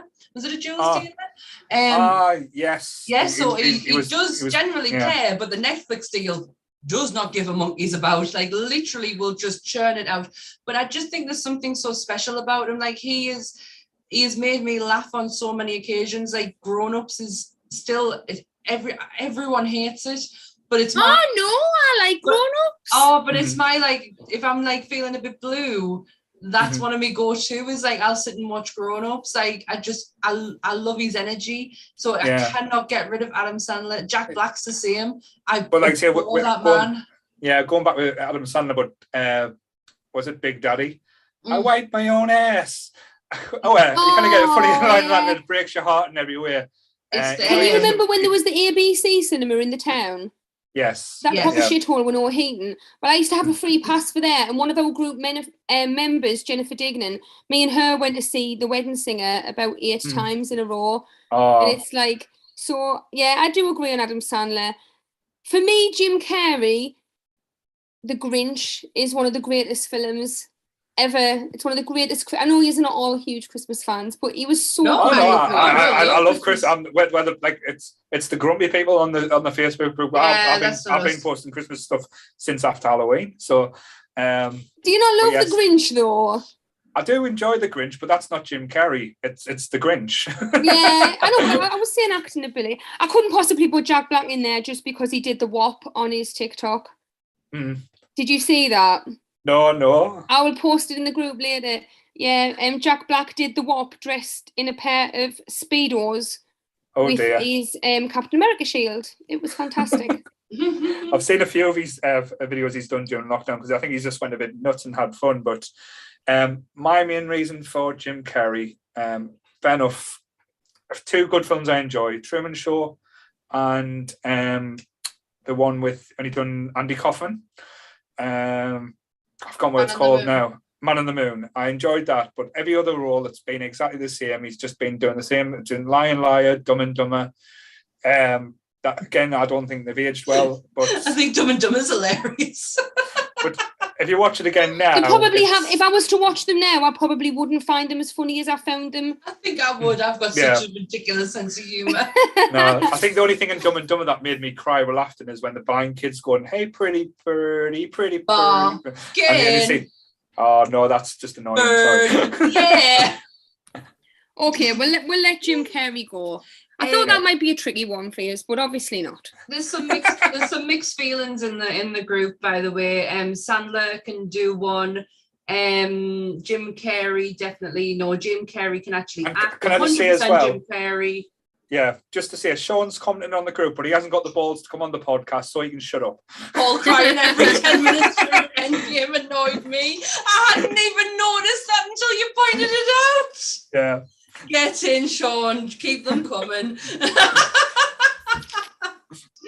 Hey, right. Next one. Next one, we are going to go with vampire movies because I do like a vampire movie. We are going with Interview with a Vampire. Right. The Twilight films. Okay. Now, come on. The Twilight films. I like the Twilight films. And I know your feelings on this one, or The Lost Boys. So The Lost Boys cannot be put in the bin. No. That's just off the table. I'm sorry. If anyone suggests that, even in the groups, I'm not even going to talk to you again. So between Interview with the Vampire and the Twilight films. Interview with the Vampire? Really? Yeah. Here's my call. Interview with the Vampire, I don't think it's aged well. I think it's like, if you watch it back now, it's quite cringeworthy. Fair enough, there's certain aspects in it, but I don't really like it. There's aspects I do, but I still get entertained by the Twilight movies, and I know that's going to make me sound like a complete dick, but I think it's fun. It's you can turn your brain off and just enjoy it, and the story was quite entertaining. But I would say Interview with the Vampire. Sorry. Honestly, Joe, you've got some of the best comments coming out of like this topic mind. People are just like the bin sparkly peckers. I'm sorry, I can't pick Interview with the Vampire. If you listen to our vampire podcast that we did, it really holds like a special place. It's one of the first fiction books that I read, like where I couldn't put it down. I love Anne Rice and I love her, you know, mythos and creation she made. Don't get us wrong, I do like Twilight. I like Interview with the Vampire better. Oh, so it's down to me to choose, really, then. Yeah, it's your choice then. Because Lost Boys is never going in the bin. That's a no-no. I am. Oh, we've lost your sound, Joe. Interview with the Vampire is really good for the first hour. But then I think after that it just loses you. I'm totally agree with you. Is it Antonio Banderas? Once he comes into it, it just gets a bit daft. Yeah. But I'm yet to read the book, and I think I would enjoy the book much more. To be honest, the book and the film are very much like on par with each other. There's not a great big difference. I mean, yes, you get a little bit more backstory on Louis and Lestat, but the film to the book is very on par. And I'm really shallow, and I'm really like Robert Pattinson. I'm really sorry. Oh my gosh, it's going in the so bin, you're thinking with your hormones rather than... I am. Robert Pattinson is a total fitty, and I can't wait for the new Batman. Again, very controversial, but I can't wait. No. Not on this podcast. We did a reaction to the Batman video, and like I say, we are very excited about that. I can't wait. So yes, right, we've been enough Interview with the Vampire. That does make me a little bit sad because I do like it. Yeah, I feel like I've won one there. What's the comment section saying? Bye bye Twilight. I'm not shocked by Paul's choice at all. I feel I can't be friends with Watson anymore. I bet guess who that came from. We all know he loves Twilight. See? Boycotting Paul now. So on this podcast today, I've admitted I've like Nickelback and Twilight. I've got nothing to come back with now. You really don't. Right, next topic. Right, you can pass on this if you haven't seen them. Because I have got enough for you to pass on them. But this is old Sabrina versus new Sabrina. Oh. Okay, so I have actually seen the new one. I love the new one, by the way. I love the new one. Loved it. I can't put either in the bin because they're both so different and different on the merits. Like the old Sabrina is just classic nostalgia, childhood, and entertainment, and you won't beat Salem. Salem as the cat is the best thing on TV. But the Chilling Tales of Sabrina, was the Chilling Tales, was it? Yeah. I love the dark element, and she was again when she was coming, she was amazing in it as well. And I love the whole occult reference. I know there was certain episodes that were a bit hokey. It should have kept it like thing, but I generally like both for different reasons. They're quite like poles apart. I know my wife absolutely loves the original Sabrina's. She binge watched them last year. Yeah. Did you know that the cat in the old Sabrina is the cat that was in Hocus Pocus? It's Binks. It's fun fact, it's the same cat.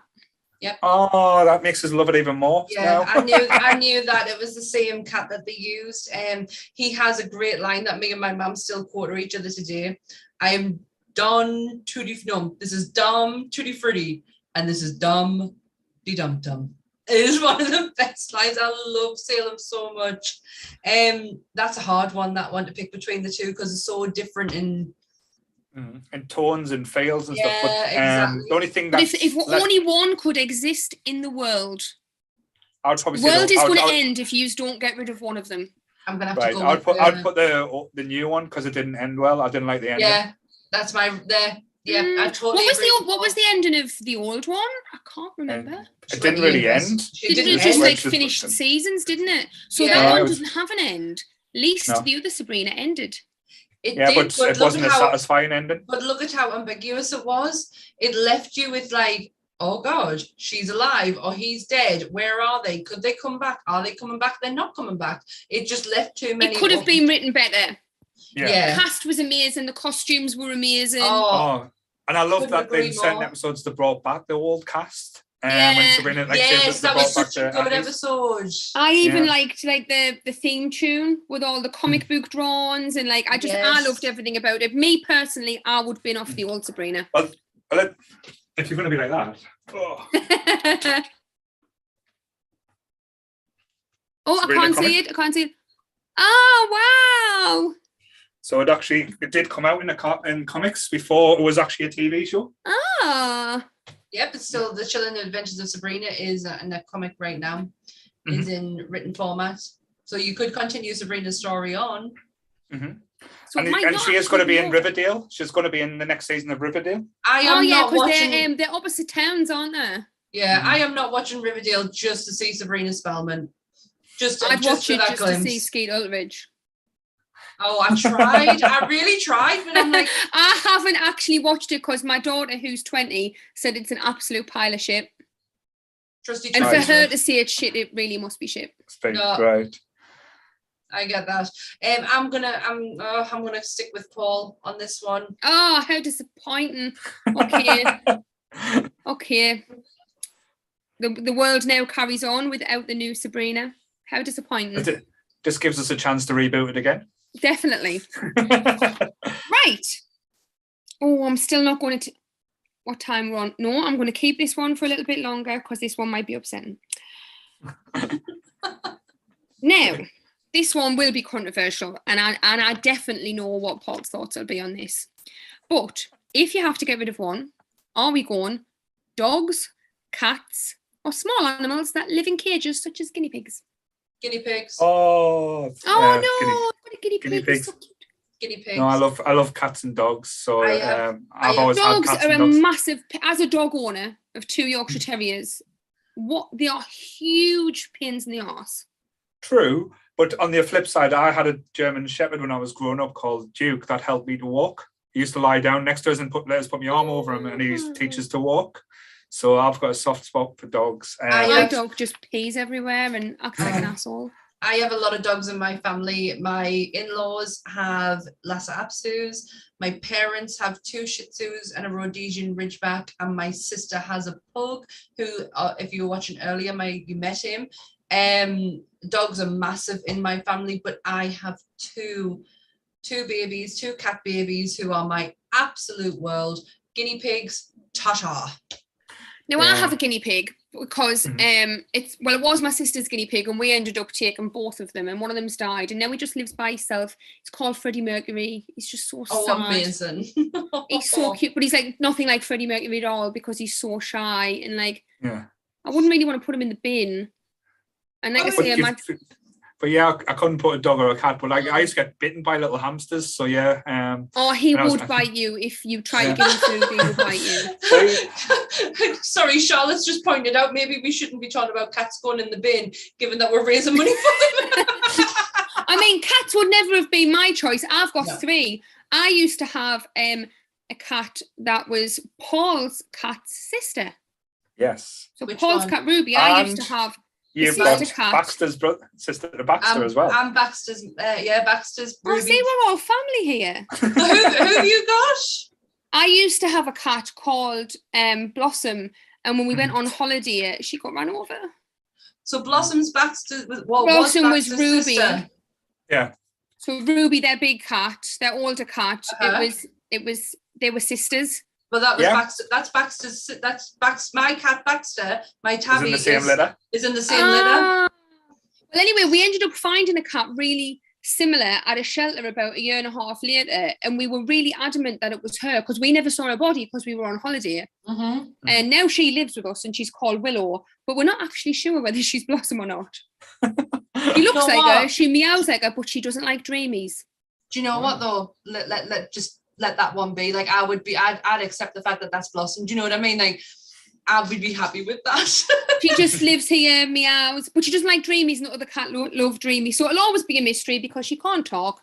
So obviously cats are not going in. We're all cat related then. We are. Family. But there's my Bax. I don't know if you can see him, but that's the little one in the this is what that's you now. Oh yes! Oh God! It probably looks like my cat as well. He looks like Amber, the mum. He's I'm in contest, and she's huge. She's like practically the size of our Yorkshire Terrier. See, Baxter's not. He's like, well, obviously 9 years old, and he's tiny. He's no bigger than what he was when he was 1 year old. Oh no, she's massive. I've got 2 girl tabbies who are enormous, and then the little black cat who you've just seen, Binks. He's the rabbit killer that lives here. In the summer, he drags rabbits in our back garden, and he's tiny. He's like a kitten. Oh, my Beatrice, my black and white cat, she is massive. Oh no, Binks is tiny but vicious. Well, it looks like guinea pigs have gone then. That is sad. Like I say, dogs are a huge pain in the arse, but they are. Fair, you made us make a choice. We had to make the choice. Yeah, I know. Poor Freddie. Go bye. Let's see what else we have got on here. We are gonna go to 90s horror. We're doing 90s horror films. We haven't, have we? No, we've done a podcast on them, but we haven't made a choice on them. So your choices are Scream 1, obviously, huge Scream 1 fan. I Know What You Did Last Summer, or The Blair Witch Project. Oh my God, that's hard. Not really. I Know What You Did Last Summer. It's a Scream rip-off. Yeah. It was pretty much, like I say, it wasn't greatly acted, but Blair Witch was a trendsetter and changed the industry for so much. And Scream was just one of the best horror films I've ever seen. Yeah, so, Blair Witch changed. They both did, didn't they? Yeah. Blair Witch opened the floodgates for people to use bloody camcorders in horror films, which just makes me sick the whole time that I'm watching them. Just like this, constantly. And it's like, I cannot watch a camcorder film. Oh, awful. I love found footage. I love found footage horror, and that's obviously the catalyst of it. That was the starting point. So that was that was a game changer then. And then Scream is the start of like the rebirth of the slashers, and also of horror in general, because at the time horror was an absolute shit show. It was terrible. Yeah, there was nothing decent coming out around that time, was there? Not at all. And then Scream, and it broke the rules. Yeah, it broke the rules. It absolutely did. So I totally agree, Paul. I Know What You Did Last Summer. Get in the bin. Yeah. Oh, have we lost Joanne? She'll come back in a second. You there? No, can't hear you. I can hear you. Oh, there you go. We can hear you now. Are you putting your hand over the... Oh, maybe it's because I'm holding my laptop up. Because I'm on the bed. It's the only place I get any peace and quiet. Oh, bless you. You must be putting it over the microphone or something. I must have. I don't even know where the microphone is on this. That's how tech savvy I am. I'll keep my hand underneath. Right. I'm not doing very well at this. I definitely would have put the Blair Witch in just because I hate films where it shakes about. But you wouldn't have Paranormal Activity or anything like that? Any films like that came out afterwards? Totally opened the genre up. So I can't put it in the bin. Do you know what it is? I wish I could have changed that now. I've thought of a better film. Right. If I could have took the Blair Witch Project out and put in Final Destination, how would you have felt about it? It would have still been it still would have been last summer. Okay. Right, well, right. This one is just about people in general, irritating people in general. So what do you want to put in room 101? People who wear pajamas in public. Right. People who have their earphones really loud. So if you're on public transport, you're on the metro or whatever, and you can hear their songs. Or people who walk slowly in front of you and take up the whole path. Oh, that 100%. That big slow walkers, because I'm an absolute giant. I'm 5'9", so my strides are long. So like I walk pretty fast, and then people like kind of in the bridges. The bridges is a prime example for people just to walk right in front of me and then just teeter-totter around. I hate it. When a family all walks, there's like 5 of them and they walk in a huge slow line. Yeah.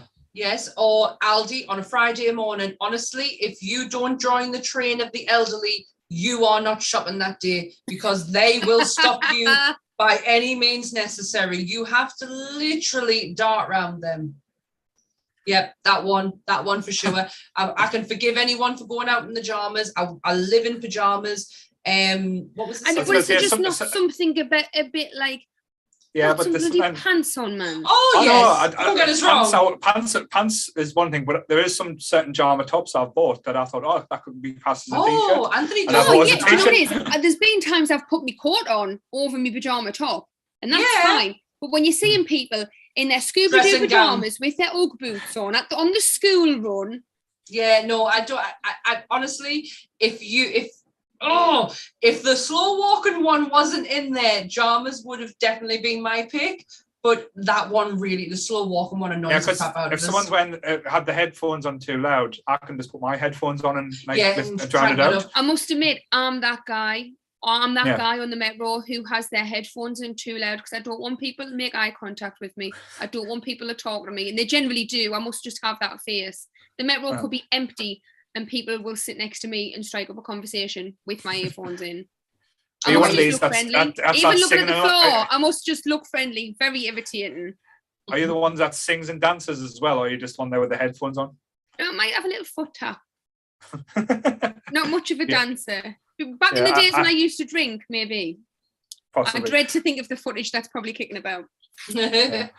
But the person that walks slowly in front of us or just stops. It's ones that just stop or on the phone, walking with the mobile phones and not looking where they're going.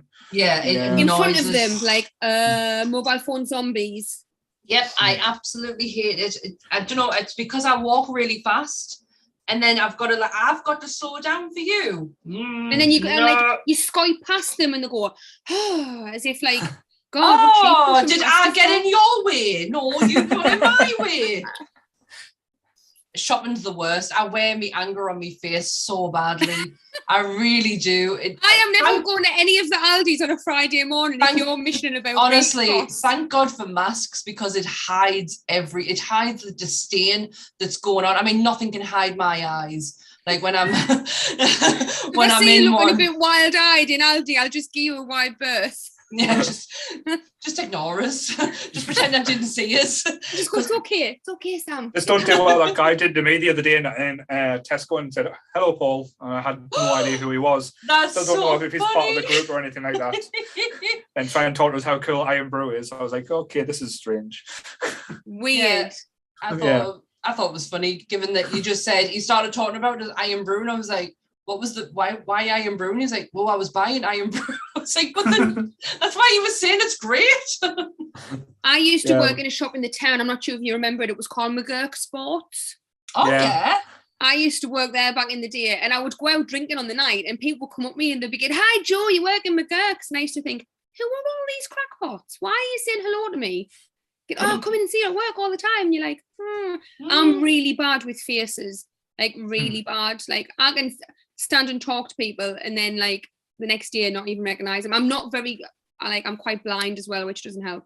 You literally have to come up with my face and go like, hi Joe. Like, see, I'm deaf, so there's like I just don't hear you. I always wear one headphone as well when I'm out because obviously I need some, so I can't put anything really in here a lot. Like I do have two normally when I'm in the other room, but I only place it on my ear. But yeah, I don't normally put anything in me deaf ear. It's great. Don't have to hear anyone. And especially when people with masks on are trying to talk to us and I'm like, I can't hear you. Can't hear a word you're saying. Yeah. So did we decide on the slow walkers? It's got to be for me. Slow walkers and PJs are both equally as irritating with me, so I can live with slow walkers. Cool. Right, I think I have covered that whole page. Right. Oh, I'm getting close to this one. Right. So one of these has to go in room 101. It absolutely has to. I know the years might be cross about this, but the world will end. Harry Potter versus Lord of the Rings. Oh my God. I've already been told that this will be an upsetting topic. Lord of the Rings. It's too long-winded and too many false endings. And it's all special effects, no flavour. Harry Potter has heart.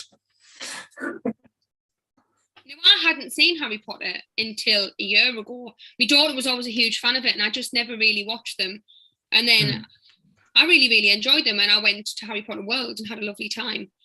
I do find Lord of the Rings really long. I know Harry Potters are longer because there's more of them, But I just feel it's really dragged out.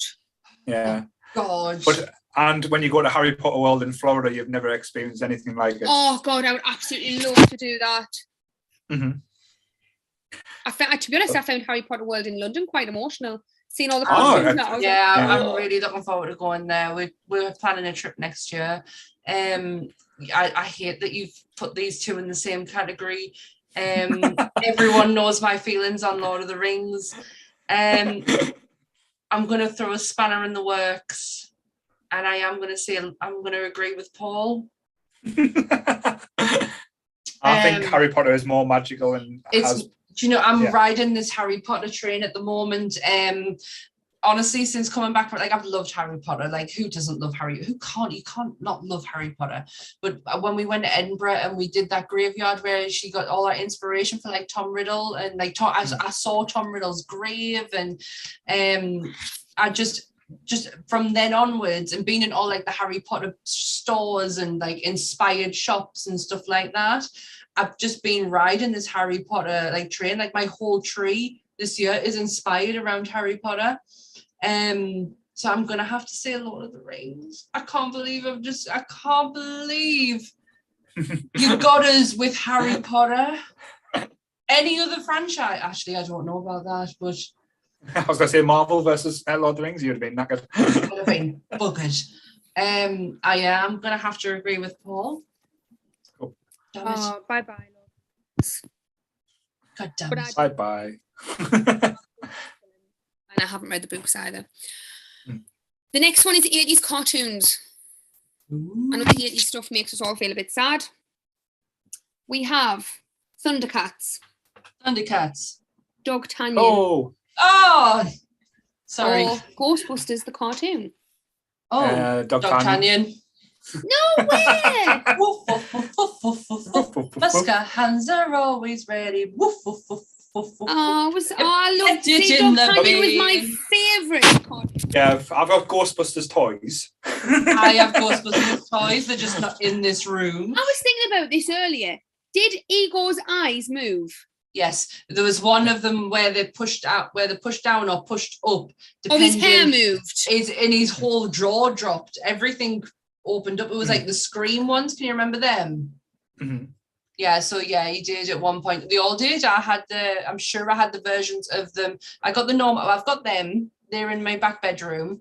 I should have brought them and just like paraded them in Aunt's room. But yeah, they used to have the Scream ones where you pulled the hair, or you pushed down, or you pulled up, and you pulled up. Their face and then like my cousin had them. I didn't have them. My cousin had the firehouse with all the, and I just remember you pulled Ego's hair up. I think. Yeah. Definitely, I had them ones that were the Scream ones, like where they literally screamed up. Yeah, Doug Tanyan. Sorry. I've got good memories of Doug Tanyan, just because, like I say, the theme tune and stuff, but it probably doesn't hold down. But Thundercats, I was more Thundercats than A-Man. I suppose the other two were a little bit more grown-up cartoons, probably when we got a little bit older. Thundercats are loose. And it had the best theme tune as well. Thundercats. Oh! Yeah. I have the sword somewhere. I have a Thundercat sword somewhere. It's in this room. It's one of Anne's swords. Yeah, a Thundercats cannot go. Sorry, it's like a staple of my childhood. Ghostbusters is obviously life. Sorry, puppy dog, get in the bin. I should have put Doug Tanyan in more with Gummy. Was it Gummy Bears? Gummy Bears. Gummy Bears and the raccoons. Can you remember the raccoons? Can I remember? Yeah, the but then Doug Tanyan would still go away in the bin.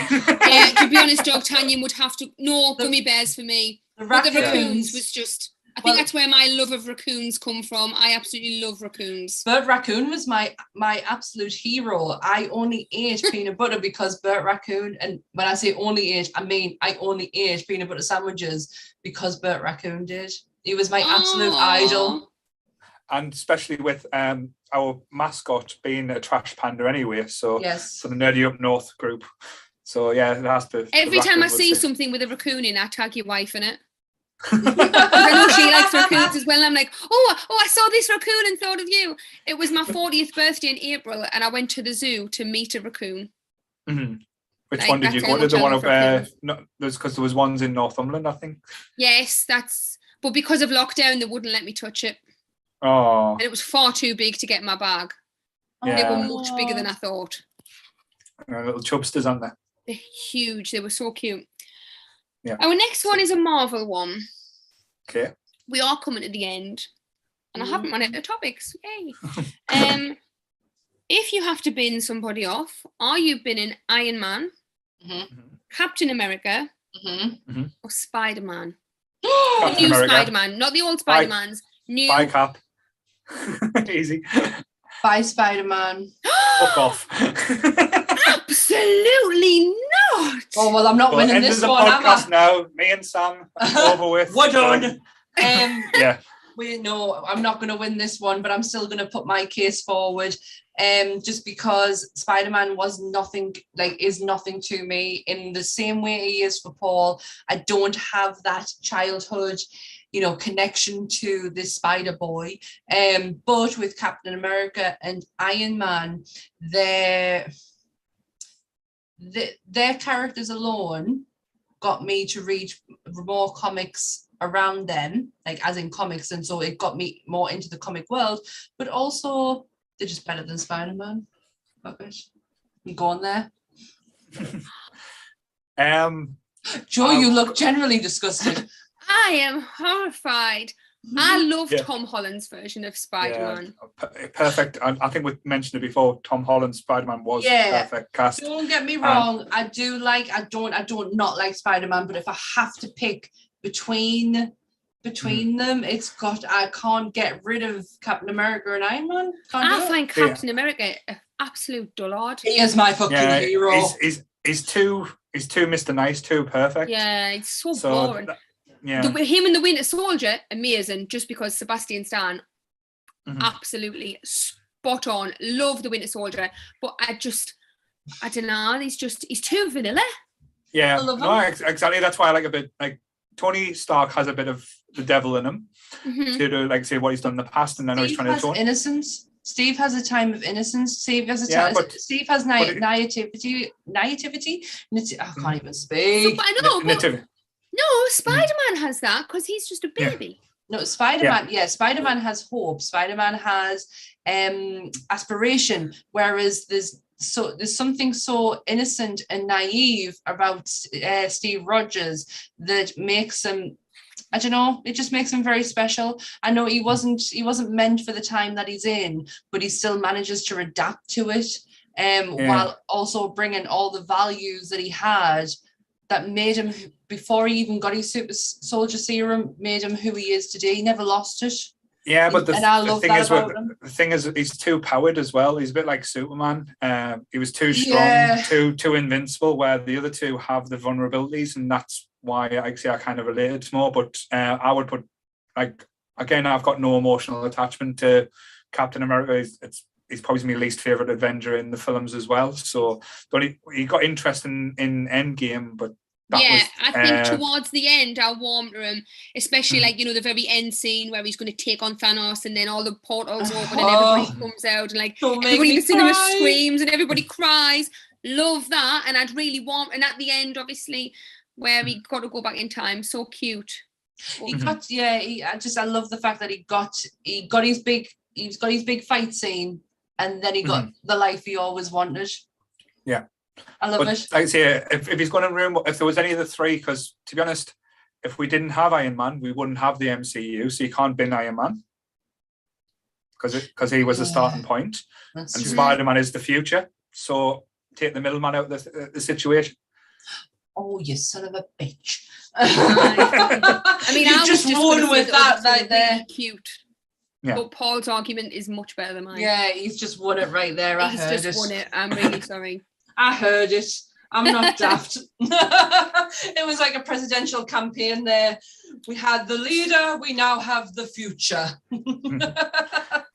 So that's pretty much, I know you've probably got more to ask, but have you enjoyed it, Joe? I've had a fabulous time. Thank you. Joe, that was such a brilliant like subject to do. I absolutely loved it. I was really nervous about picking my topic as well. I was like, oh God. Oh, I thought it was fantastic. Thank you for making us think. It's kind of like woke us up a bit. Someone mentioned in the chat, am I tired? I was like, I'm getting there. How many's left after me? I'm nearly the last, isn't I? Oh no. Oh no. So it's 6 o'clock now, so we've got 4 hours left. Oh God. Well, but it's not too bad. While But you do the changeover, I am going to go and run to the toilet. I'm drinking far too much pop, and I'm just going to go and check and see if my husband's okay. So I'll be 2 seconds. Yes. Anything else you want to fire off before we let you leave there, Joe? No, they were my best topics, I think. Cool. Like I say, I'll get my wife's opinion when I go downstairs and see her later. So I'm sure she'll message you later. But like I say, it's been an absolute pleasure. So thank you for doing this. And again, remember, like I say, to plug, get the plug in. This is for the Willows cat category, and we are like trying to support and help the kittens. So a lot of things hopefully will be happening because of this. And thank you everyone that's donated. You keep sharing pictures of these really unfortunate cats that need homes, and I'm like, oh Martin, look, and he's like, do not dare bring another cat in this house. Like we have 6 animals in this house. If I bring another cat home, like he would probably leave. I'd gladly have another one, but especially yeah, I know Donna's the same. We're trying to talk Donna into getting the cats. So that's who we keep trying to force it on now. So like I say, she's the next one we're hoping to get a cat. So fingers crossed. So I've got the other person waiting now. So I'll admit them in. You let them in. Cool. Peaches. Yes. See if we'll have any technical issues. Okay, is it working? Oh. Yes, hello. Can you hear us? Hi. Can you hear us all right? Yeah, you're coming through really clear there. Not like me, who took forever to get in and get me sound on. Yeah, I was panicking, thinking, watch mine not work or something. Oh, don't worry. That was at 10 o'clock when Sam couldn't get logged in for the first hour. So I've seen a bit of it this morning, and I noticed there was technical difficulties. So I've been sat here for 5 minutes making sure that I was ready to go. I love you, doll. Oh, thank you.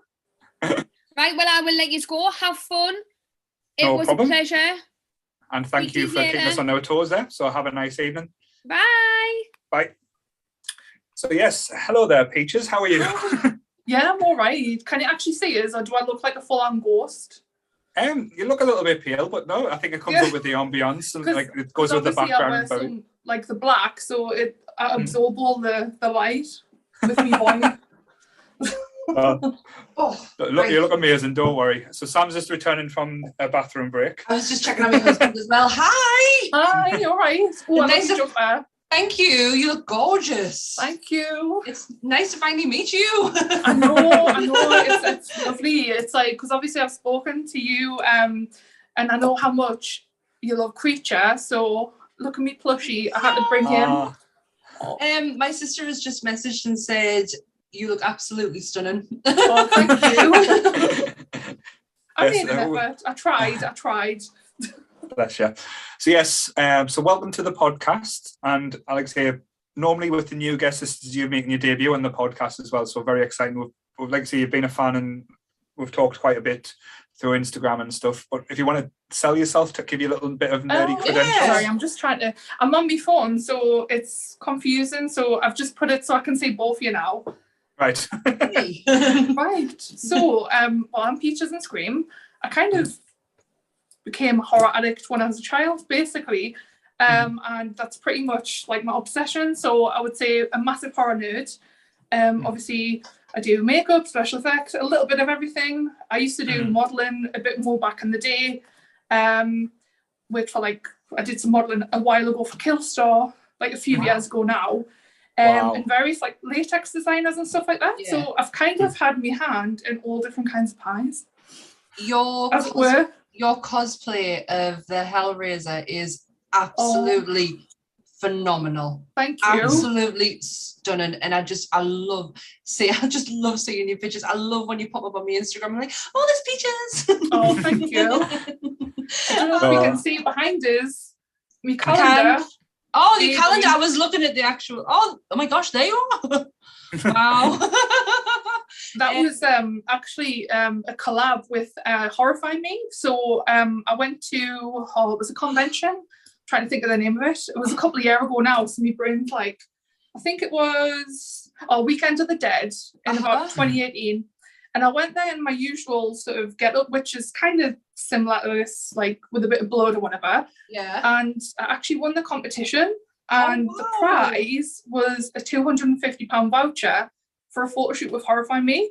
So it was just insane. And like Tom Savini presented it to us, and I was literally like crying. Oh my gosh. I love Horrify Me. I know they get a lot of criticism on Instagram. I am a full supporter. I think I found them through Pure Horror, her account. They're amazing, honestly. Like unreal. But yeah, you are getting a lot of love in the comments, and a lot of love off my sister. I just want to say hello everyone, but I can't see the comments. I wish I could. So I'll just say hello everyone, that I love them. I don't know who's on, like, because I literally can only see you two. And then in the background, Annabelle's there and all the other dead things and stuff. I was going to say, my friend Jo Lawrence, she's got an Annabelle that's actually from the actual movie. And she actually puts it up. I don't know if you drive through Ashbrook or seen the pictures of Sunderland. Every day she'll put Annabelle in the window in a different position, so people drive past and get freaked out by her. My God. I love that. I would love that. If Jo's still on, sorry if cutting out and not saying goodbye to her. I didn't get a chance to say bye. Oh, it's fine. But yes, so we know you're a big cat friend as well. Like you say, you've got, is he called Bruce? He's called Bruce Campbell after Ash from Evil Dead. That's brilliant. He's asleep at the minute, but I know for a fact he's going to intervene at some point. So if you see us like going like pointing and shit, it's because he's going to like try and jump up. I've got like a little table and... Sorry, I'm being attacked by my cat at the moment. Dinah's under the table at getting at my feet. So I've just had to go and remind my husband to go and feed ours because they haven't been fed yet. Oh dear. So yes, so this hour is for you, young lady. So what you got? What's your topic? Well, we're going to have to talk about horror, obviously. So I was just kind of going to go through things like, you know, where it started, like when did you see your first horror movie, stuff like that. Can you even remember when you first saw your horror movie? Oh, yes. Yes. What was it?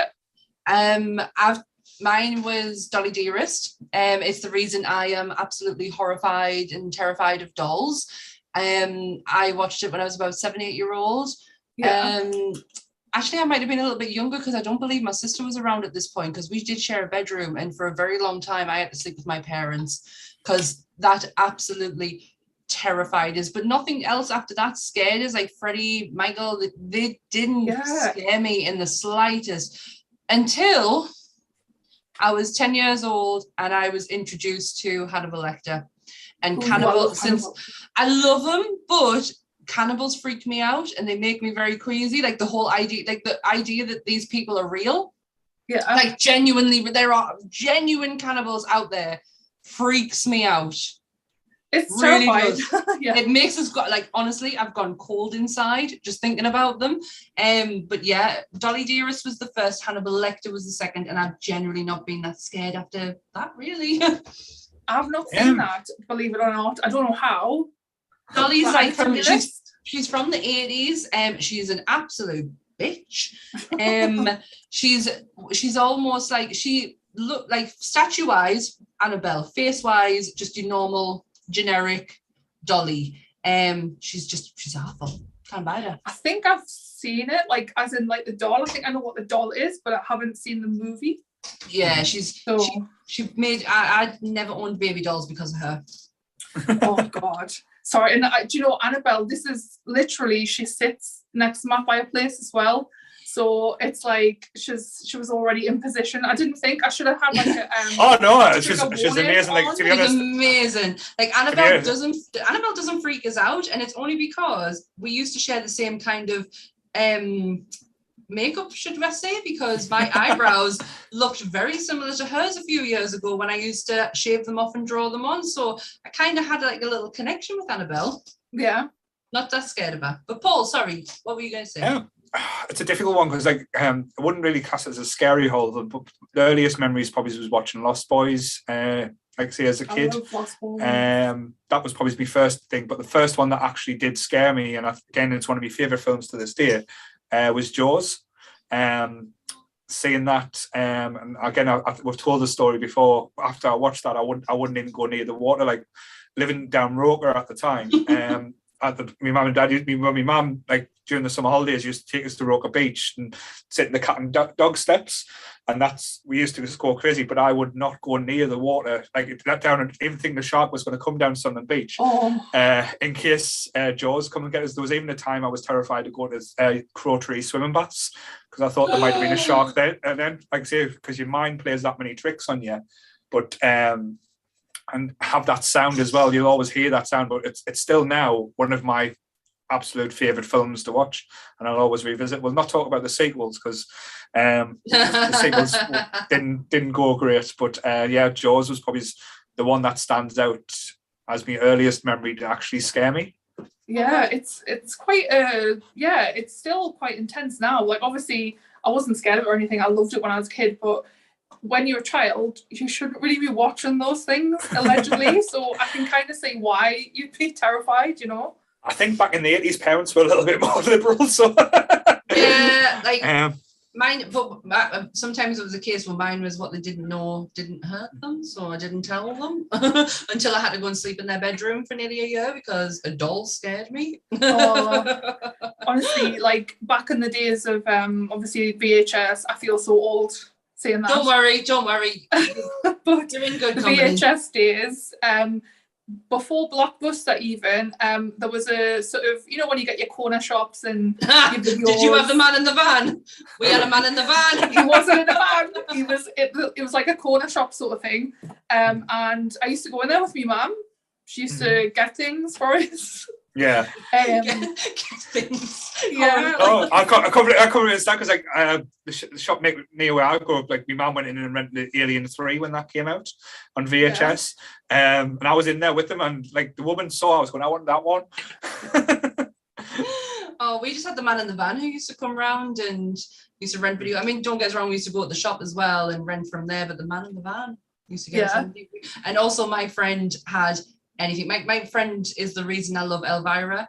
I was introduced to Elvira when I was like 9 years old, and that was like, oh, if I could only imagine to aspire to be like that, that's what I wanted. She's amazing, isn't she? Like I actually met her at a horror convention in 2017. Fuck off. Yeah. Oh my god. Yeah, she was lovely. But she wasn't dressed as Elvira or anything. All right. She's just lovely. She's really nice. Honestly, wouldn't be bothered if she was just Cassandra Peterson. Just the idea that woman has carried a character from the 80s till now and is still today as popular as she was when she first came out. Yeah. It's amazing. Obviously, she's been a huge part of people's sexual awakenings as well, obviously. Yes. Yeah. I'm not going to lie there. Like, say, when I first saw Elvira, something awakened in me, and that was just amazing. But yes. I think it was my first encounter with femininity, to be honest, because up until then, I was very much like, and I still am today, like, I still dress like a 12-year-old boy, but I generally was a 12-year-old girl, and she was like my first look at like femininity. Like that was feminine to me, and I loved that. And she was unafraid and unapologetic, and this was me kind of thing. I love her. Yeah. Absolutely. She was really ballsy. She didn't play the damsel in distress type outfit. Like say, it was always like she got the shit done. Like Elvira, was it Queen of the? No, it wasn't Queen of the Dark. Mistress of the Dark. That thing. It was campy and it was fun, but she was never the victim or say needing someone to help her out. She used a femininity to get men to do things that she needed, but it was never like I say, it was never kind of like, oh, I need a man to come and help us type thing. It was more like say, I could do it myself. I'm more than capable of doing this myself. What was role model? Oh, definitely. What was yours then, Peaches? Did you have like something that like what was it that triggered you into horror? Oh, well, to be honest, it was my auntie and my nana. I used to go to their house like every weekend and stay over. And I started watching sort of horror at a very young age. I can't exactly remember, but it was really young. I don't know my first one, but it was a mixture of like, was it Hammer horror, the Universal horror? Yeah, the classic monsters type thing. Yeah. Obviously Freddy, Pinhead, Hellraiser, Nightmare on Elm Street, all of the classics. The only movie that terrified me as a kid was The Exorcist, and I mean, like, it really shit me up for like a little while. I think it was a number of reasons. Well, because one, I shouldn't have been watching it. No. Two, it was like, I knew the story behind it because my auntie told us. She shouldn't have been telling us. She told us it was based on a true story, but it happened to like a boy. This is allegedly. So it was an element of, oh my god, this shit is actually real. The special effects and everything, and the voice. Obviously, I'm a massive fan of it now, but that was the one that actually terrified me. It's my point of insanity. To be honest, it's my favorite film. Like Ghostbusters, Exorcist, are two of my favorite films of all time. I absolutely I watch it every Halloween. I didn't watch it this Halloween only because I've not dropped off from horror. I've just given it a break. For the last few years, it's driven us like to the point where I'm drained. I'm pretty much drained, and I needed a break. But I adore that film so much. It is still to this day, regardless how many times you see it, will scare the shit out of you. It is very chilling. I was actually in my notes. That was one of the movies we were going to discuss. Just about how obviously that was what messed me up when I watched that as a child, and that I shouldn't have watched it. And my mum, I think, actually got us the picture. Well done, Mum. I watched it on my own as well, in the dark, at like silly o'clock in the morning. And it was windy outside, so the trees were going against the window. So there was all of that as well. So everything played in the same thing, but literally. Because we talked about when I talked about The Exorcist before, it was during the time when it was talked about, it was during the video nasty stage. You couldn't actually get hold of it, so I didn't actually get to see it until it came out on DVD, and when it was finally passed the censors. It was minus the spider walking scene that came out a little bit later, but again, I think it'd been built up too much for me and been told about this scariest film ever thing that people had been passing out for. So I built it up in my head that it was going to be absolutely terrifying. And it didn't scare us when I first watched it. It was kind of like, didn't quite get it. I enjoy it more now, but I still think I wish I didn't get that build up when I was a kid, just that I was being told and pressurized that this was going to be this absolutely frightening film. But it didn't quite have the same effects on me. My husband watched it a few years ago, and he absolutely howled at it. He thought it was so funny, especially when she slaps Regan across the face. He was like, whoa, and he was finding funny elements in it. But I am like, if I love something, I'm deep diving on it, and I have watched documentary, read books, like podcasts, anything I can get my hands on to know the nitty gritty of this film.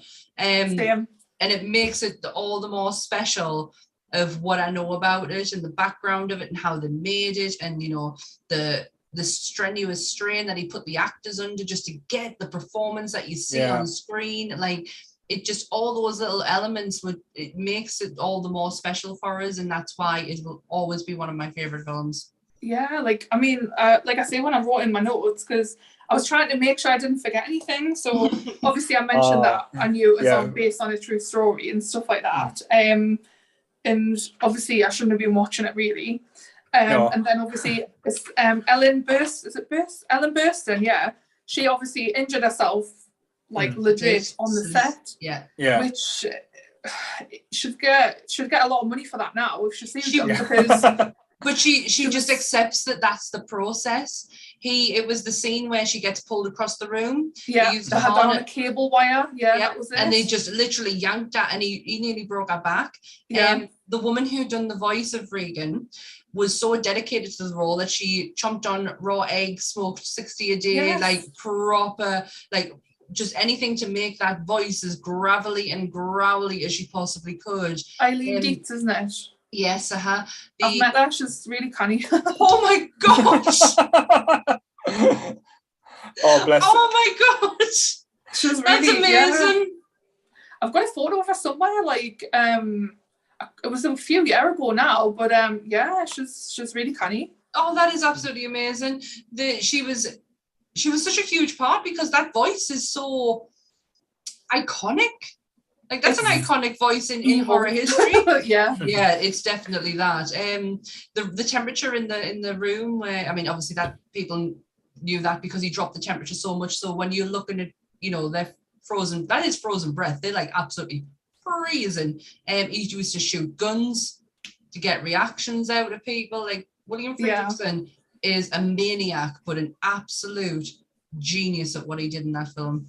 Yeah, like I said, I don't think he'd get away with it now, but I just think for some reason that era, like even from the 50s onwards, like the different sort of atmosphere in each movie. I don't know what it was about the 70s and the 80s, especially with The Exorcist. It was very like gritty and like it was more realistic, and they went harder. Like realistic.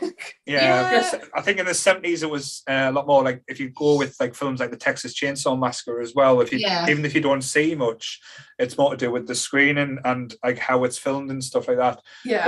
In the 80s it went more out there, but again it was quite dark and brutal and stuff. I think the 80s was more realistic horror. Like you had the likes, not like you had the likes of The Exorcist, something that happened in like a house, Rosemary's Baby. 70s was a lot of satanic, witchy, like, and I went through a phase of like finding the obscure, and there was some cracking ones. Like Wicker Man on acid. Like it was absolutely amazing. It's just funny how horror, how much it changes like through the times. It's so weird. The decades. Yes, like each decade can be identified. It's crazy. Yeah, it's can you remember, I was going to talk about The Omen, the 1976 one. That movie, I'm obsessed with the controversy and the sort of the curse around it. I've got it all wrote down. There's a whole can of worms down there. I would be here for hours talking about it. But I remember hearing that when I was younger as well. It was my auntie who told us.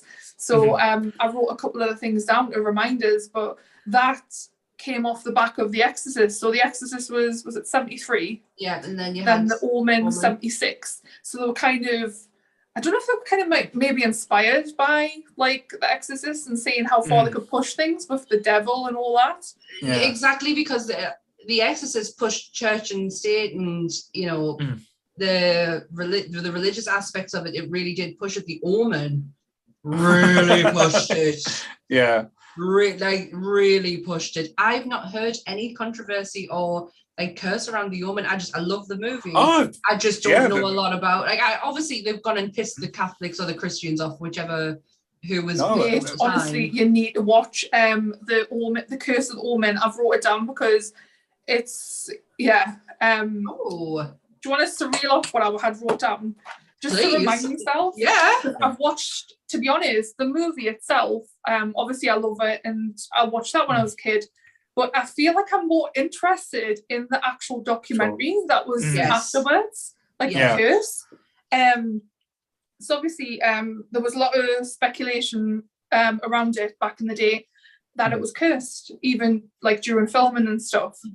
And I always forget the names of people, so I literally had to. Don't worry, we've been a podcast full of that as well. It was Gregory Peck. He was due to get on a plane, and he cancelled the plane. The plane crashed and killed everyone on that flight. No, I read that as well. Thing happening. This is why I feel like I should have had like a trigger warning on, because some of the stuff people don't like it. But so there was that happen. I'll not say everything, just so you can watch the documentary, because it is really interesting. It will make your like head like flip open. I don't know if you like sort of get into them holes of like conspiracy theories and like aliens and stuff like that. He does. The truth is out there, trust us. So then obviously after that, the special effects guy he was also supposed to get on a plane as well. And what happened there? I think it was Gregory got on the plane again on a different one, and it was hit by lightning. Yeah. So there was that. No, I read about that. Like I said, I read about the plane incident because Gregory Peck, like, he doesn't like talk. Well, he didn't like talking about it for a while. He wouldn't do any interviews about the Omen and stuff like that for a long time. Didn't his son die? And just before this, and this is the reason why he did it, was to try and grieve the death of his son. I think I vaguely remember that actually. He was doing it in order to like grieve properly, and he felt that this was the right movie to do that. Yeah, I'm sure I read something about that. Yeah, because apparently the curse seemed to like allegedly follow him around. And then it sounds like death was out for him, really. Final Destination style. Yep. This last one, like I say, I had to make a note. Like I've seen it that many times, just in case I forgot anything. So it was it the special? Yeah, the special effects designer of the movie. He was in the car with his wife, and they had a crash, and she got decapitated. Very much like the scene, the makeup scene that he had done in the movie. Yeah, like Charlotte's the light and everything. Yeah, Charlotte's just said in the comments about it as well that there was a big car crash on set. That I didn't hear about the decapitation, but I knew someone had died because of it. Oh my god! Was he the guy who did Thingy's head with a shear of glass? Yes. Holy shit! It was his wife.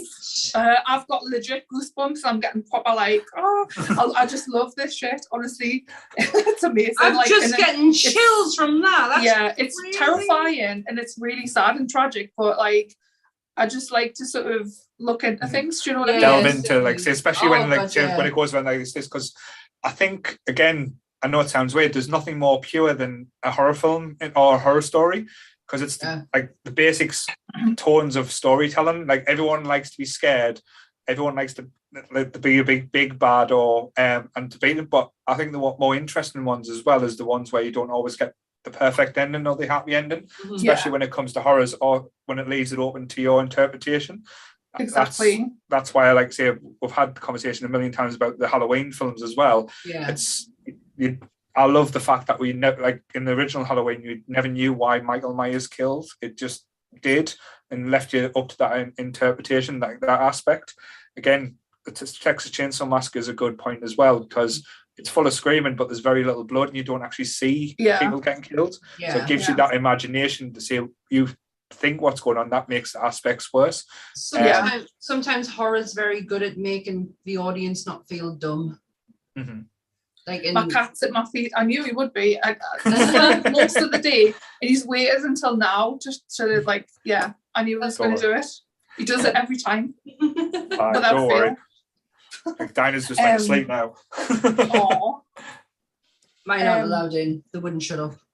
The accident, obviously, going back to the Omen one, where they crashed, the sign said Omen.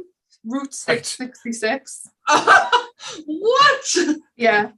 So I'll leave you with that little one and watch the documentary. I think it's on YouTube, but there's other stuff involved. But that totally was messed up, like, and really tragic. Like, I can't even imagine. Like, there was a series on Shudder, I think, as well. Was it the Dark Curses of films that had lots of different films, and like they had the Twilight Zone tragedy and stuff like that. That one. Like say all that. Like say. That when you get them type of stories, it kind of makes the film more interesting, more interesting, and more like I haven't watched The Omen in years, but now I've got England. I want to watch it. It was never one of my favorite horror films. I'll be honest. Like some of the aspects, I was always more of an 80s fan. Like I grew up, as you said, watching Hammer horror and watching Peter Cushing, Christopher Lee. And all like the Universal monsters like the Wolfman and Creature of the Creature. But like say the Invisible Man as well. Like that story is so creepy as well. But the 80s for me was always what I was, because like I say anything from the 80s I just adore. It was the best decade. I can still remember watching because I didn't watch the first Freddy I think I started on A Nightmare on Elm Street 3, Dream Warriors. Yeah, that seems to be like a starting point for a lot of people. A lot of people didn't jump in on the first one and went straight to 3. And I'm not a big enough fan of Freddy to understand why. Because I think Dream Warriors because Dream Warriors came out when it came out. It was shown on TV or shown on Sky, but Freddy was never shown till much later on. I think, it was like a Halloween special years after it was released that they actually showed on Channel 4 in Nightmare on Elm Street. It was like a double bill with Alien. Oh. But my Nana was terrified of Freddy. I don't find him scary. I didn't find the concept of him scary, the actual image of him. I tell you what I did find. So when I found Creature, when you mentioned Universal Monsters, I found Creature a few years ago. And when I watched it... Yeah, sorry. If you see me hand just waving, I'm not like trying to conjure ghosts up. It's me. Hey, Bruce. No, I genuinely, the scene where he's in the cage and you just see his eyes. Oh, hey, beautiful. Oh, you're so cute. Mine would never let me do that. Oh, sweetheart. Big softie. He's adorable. He's my best friend. Want to be best friends? Yeah, he's like, yeah, of course I am. But yeah, the scene where Creature is in the cage, in the water, and you can just see his eyes just above that, and he's not moving. There's no movement from him. I have never felt fear like it because I didn't know what he was. I did not know what he was going to do. Yeah, like, he was so unpredictable. I couldn't call it.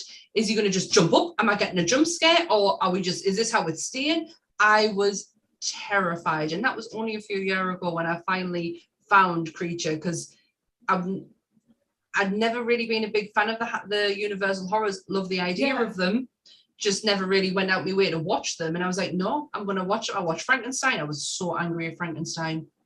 I love Frankenstein. I love it, but I was so angry at the film. The fact that should never have happened in the first place. He should never have been put in that position.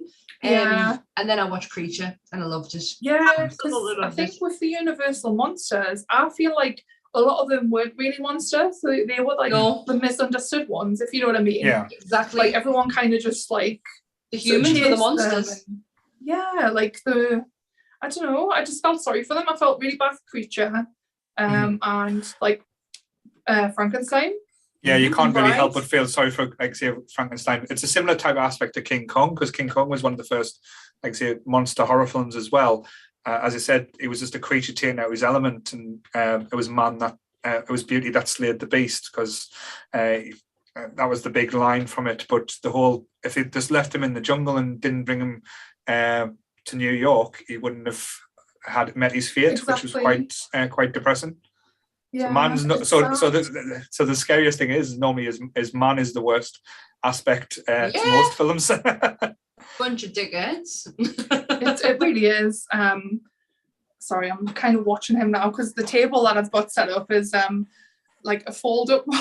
Oh my god, you don't need your cat folding up on the table. So I'm like, he's gone onto me fancy dining table now. He's obsessed with it as well. He's obsessed with like everything that isn't like everything that's mine. Yeah. Well, it's his as well. It's his. It's always going to be his. You don't get anything. You don't get anything of your own when you've got cats. Yeah, no, to be fair, like he's allowed to do everything. He's spoiled as well. Very much like my little boy. I actually said no to him for the first time in 9 years, and it broke my heart. I'm quite interested as well, and like I know we've talked about like say what isn't like where horror's going at the moment as well, because I think it's like a lot of it's going into like the TV realm, especially with like the two Netflix series like Haunted in Hill House and Blythe Manor that came out that done really well. But also again, I don't know if you have watched it. The new Chucky TV show is absolutely brilliant. Look as well. I've got me Chucky water. Red slit end. But it's absolutely brilliant. I thought I was a bit skeptical, thinking what it was going to be like and what it was going to do. But they've changed the like the Child's Play and like the story mythology a little bit round. And I'm not going to spoil it for you, but it's done brilliantly. Like Brad Dourif's daughter's in it as well, and she's playing a quite interesting part. Jennifer Tilly's back as well, being absolutely amazing as normal. But it's just an interesting take on the whole like aspect.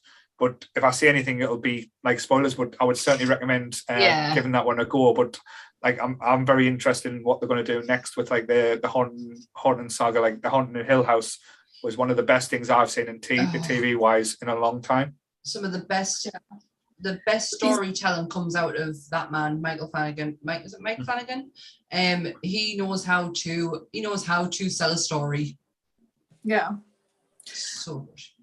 No, my cat's trying to like get things off the table now. I knew this was going to happen. Honestly, I'm just expecting some kind of big crash. This is the problem. Don't worry, Peaches. I was out of commission for an hour while my computer decided to break on us.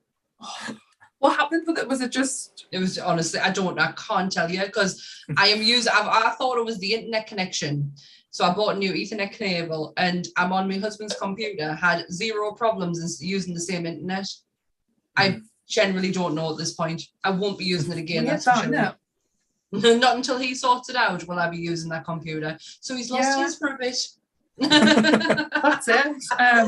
So what is like I've caught like a few things today, like a few of the lives, like early this morning and then this afternoon. So I've kind of missed a few of them. So was it like we're talking about like books and things, weren't there?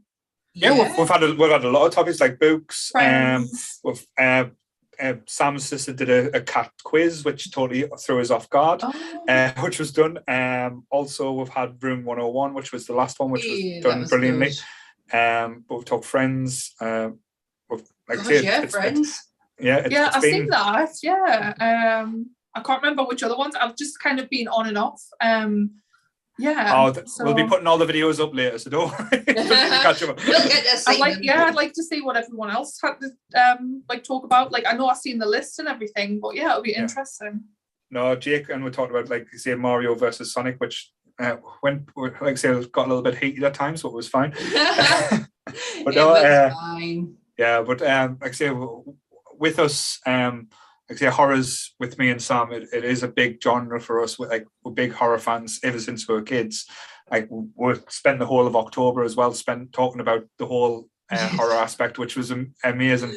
Some of the conversations, but I'll be quite interested to know. Like say, I know you've talked about your starting points, but what are the big horror aspects to you? What's been the standouts? Like say, even in the past or even lately.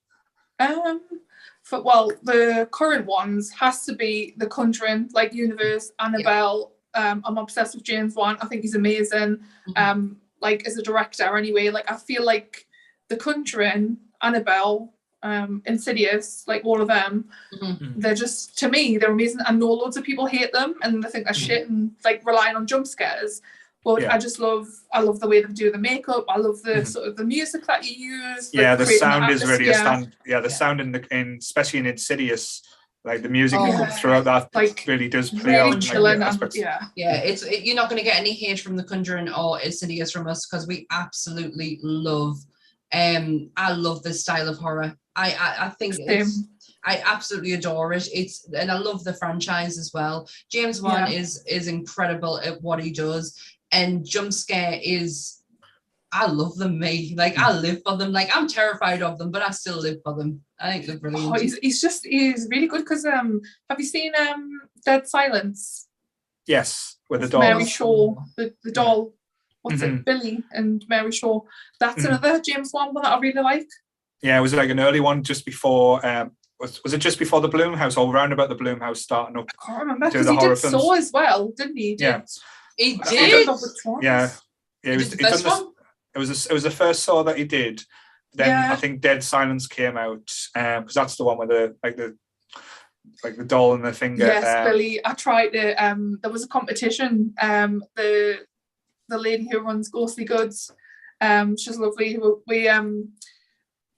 We were trying to me and my friend were trying to win the Billy doll.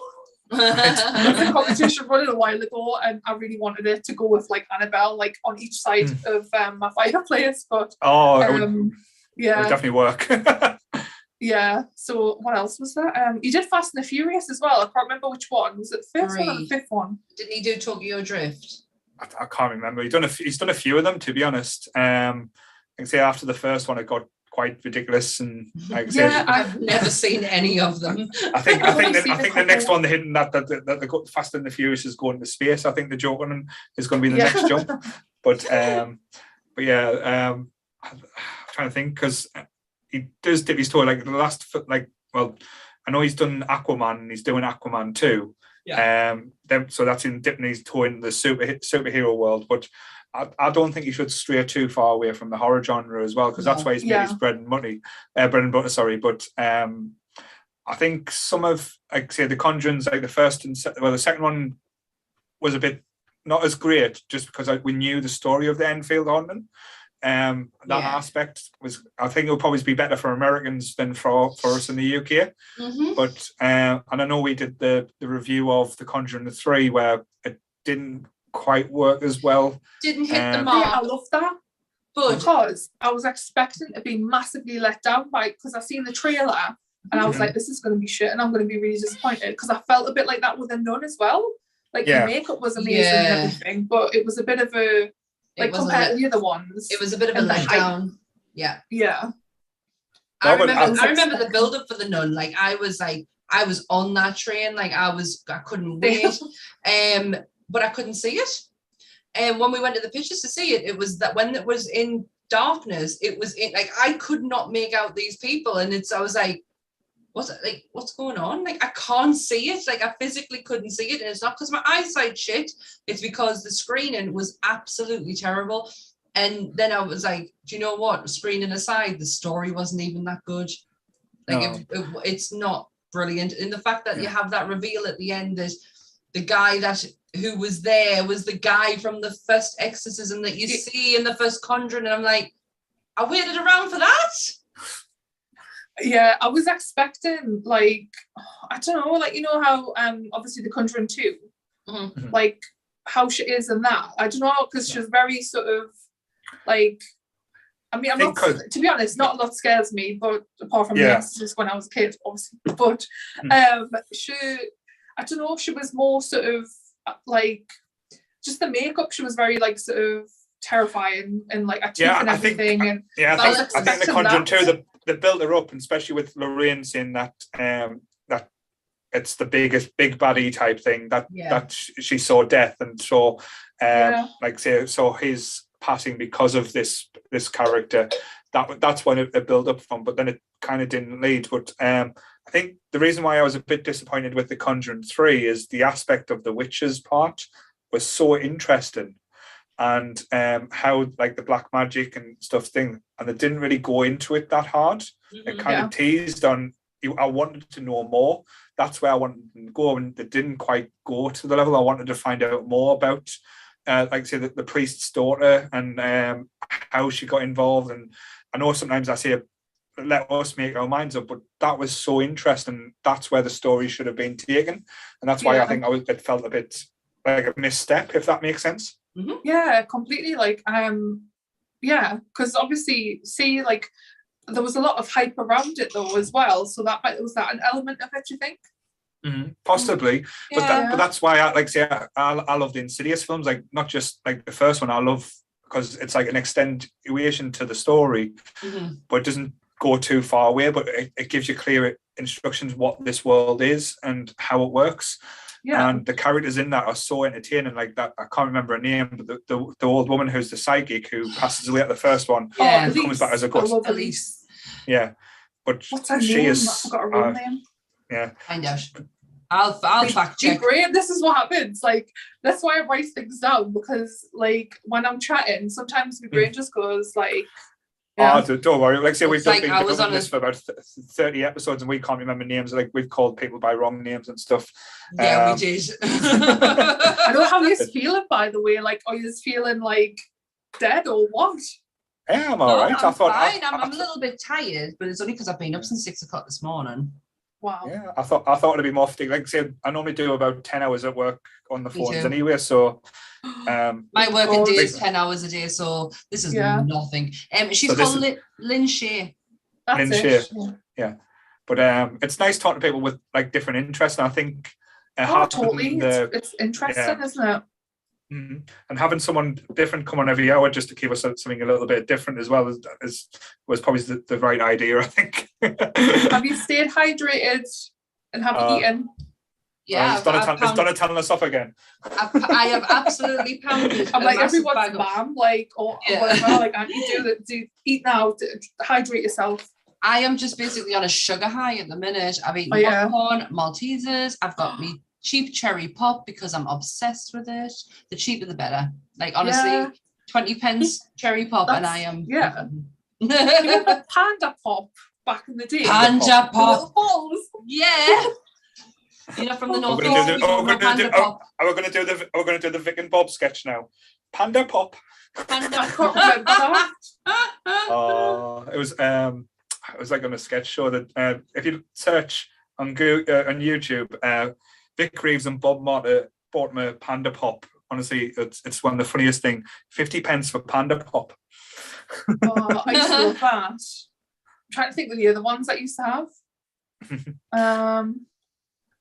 I can't remember. I love how we just ended up talking about, like, was it 80s or 90s pop? I think it was the early 90s pop, yeah. Was it bar or something? You remember the glass bottles, and you used to get 15 pence from the shop if you brought them back? Yeah. Iron Brew. They used to do that bottle, didn't they? And the cream soda as well. Yeah. No. That's off as well. Iron Brew used to burn the back of your throat as well if you drank it too fast. That was when it stopped putting health warnings and stuff, like Disco Crisps as well. They used to burn you when you eat them. But yes. Good from trying to think of like other horror films I'd say that's had a huge impact, because other than going to the classics like Halloween's my go-to film. Just recently watched them all again, and again it gets a lot of shit, but I still love Halloween 3, Season of the Witch. Season of the Witch is one of my favourites. The Silver Shamrock song. When I went to For the Love of Horror, what's his name? Tom was obviously there, but he I don't think he was doing photos at his table, because I sort of left everything to the last minute to get me photo ops, but I didn't get the chance to get a photo of him basically. But I remember him being on stage, and that song was in my head, like Silver Shamrock, and I was like, what day were you there? Both days. I was there on the Saturday. Were you? Yeah, I was doing I don't know if you saw the wedding. I was there at the wedding. I saw it. Yeah, I did the makeup for Carrie and Mike. They had the horror wedding. It was amazing. She looked incredible. It was amazing. Like such a good experience. And I was honoured that someone, like, people ask us to do their wedding, like the makeup and stuff. Tim Capello, when he come on stage, I just started crying. I met him in 2019 when I went to For the Love of Horror for the first time, and honestly can't speak highly of the nicest guy ever. He is. Like, he had time because we weren't getting anything signed. I was just standing with someone. I was standing with Carolyn's brother while he got his book. He had this Lost Boys book that he wanted signing. He made time for us. He stood and talked to us and asked if we were okay. His wife was, he's just so lovely. He's such a lovely guy. Yeah, like it was, well, the 2019, I've been to all of them, like the conventions, but the 2019 one, I didn't get a photo with him. So it was obviously this year I did. And he made us do a funny one, and he was like, you have to post this photo. So like, I think it's on my Facebook, and I'm just like, made laugh or something, and I've got my hand up, but it's hilarious, and I genuinely look like really happy, like, because he was just making us laugh. And we spent most of the time in the queue when I was meeting him. We ended up talking about skincare and like body oil, like what does he use on his body, and we're talking about like skincare, and never spoke about the Lost Boys, just what skincare do you use. We talked to him about his time with Tina Turner, because he was Tina Turner's saxophone player, and he was telling us like about that. He's such a we were like, I did not know that. Yeah, he was Tina Turner's sax player. He was just a genuinely lovely guy. And we went because we didn't do any photos this year. We literally just went down because we love the event, like we love the event, like the venue. And we ended up just doing a lot of shopping. And for all I went to a horror convention, I walked out with vintage Ghostbuster figures and a Darth Maul. Yeah. I could have had anything. And I walked out with I nearly walked out with a Jar Jar. Yeah. Like, I don't think that weekend did I buy. The only thing I bought was they had this like Dracula alcohol for my dad, because he looks after my cat and house sits and everything. You know, he sits with the Ben. And I brought him, like, I wanted to get the bigger bottle, but they had these like mini liqueurs and it had the Bela Lugosi Dracula on. And it was some liqueur of like 40%. He drank it straight away, like, but that's all I brought back, I think.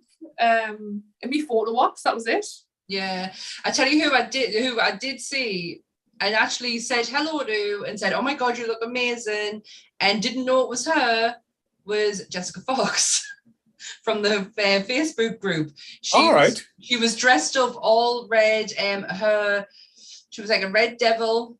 She looked absolutely incredible, and she stood right next to us while we were talking to someone. We were talking to one of the vendors who Carolyn knows, and she's standing here, and I'm like, wow, you look really amazing. And our partner's there, who's dressed up as Bill Moseley's character from A House of a Thousand Corpses, but like I think it was Otis, but it was like, it might not have been. It was definitely a Bill Moseley character. It was like white face, long hair, black cross. Yeah. It is House. It's his get up at the end, isn't it? Yeah, when they're doing the ceremony. Yeah, that's I love that.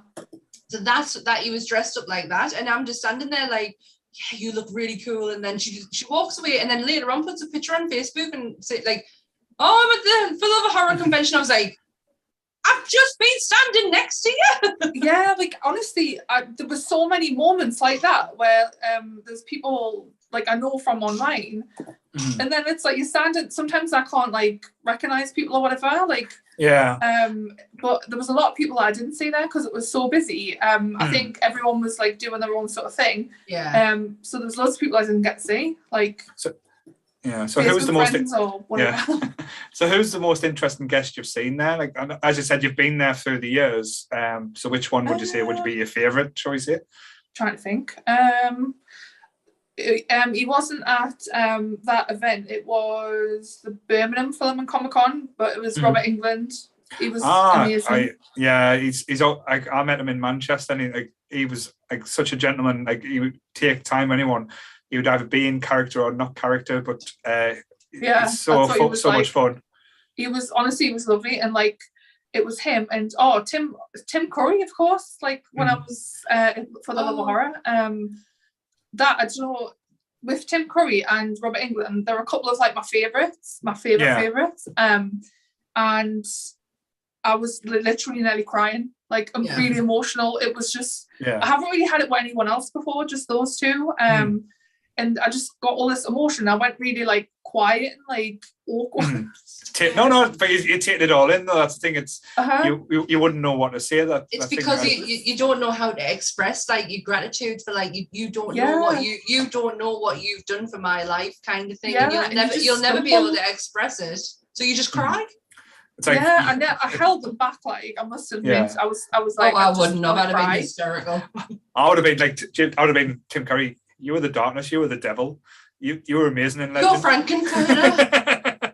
He's my Pennywise.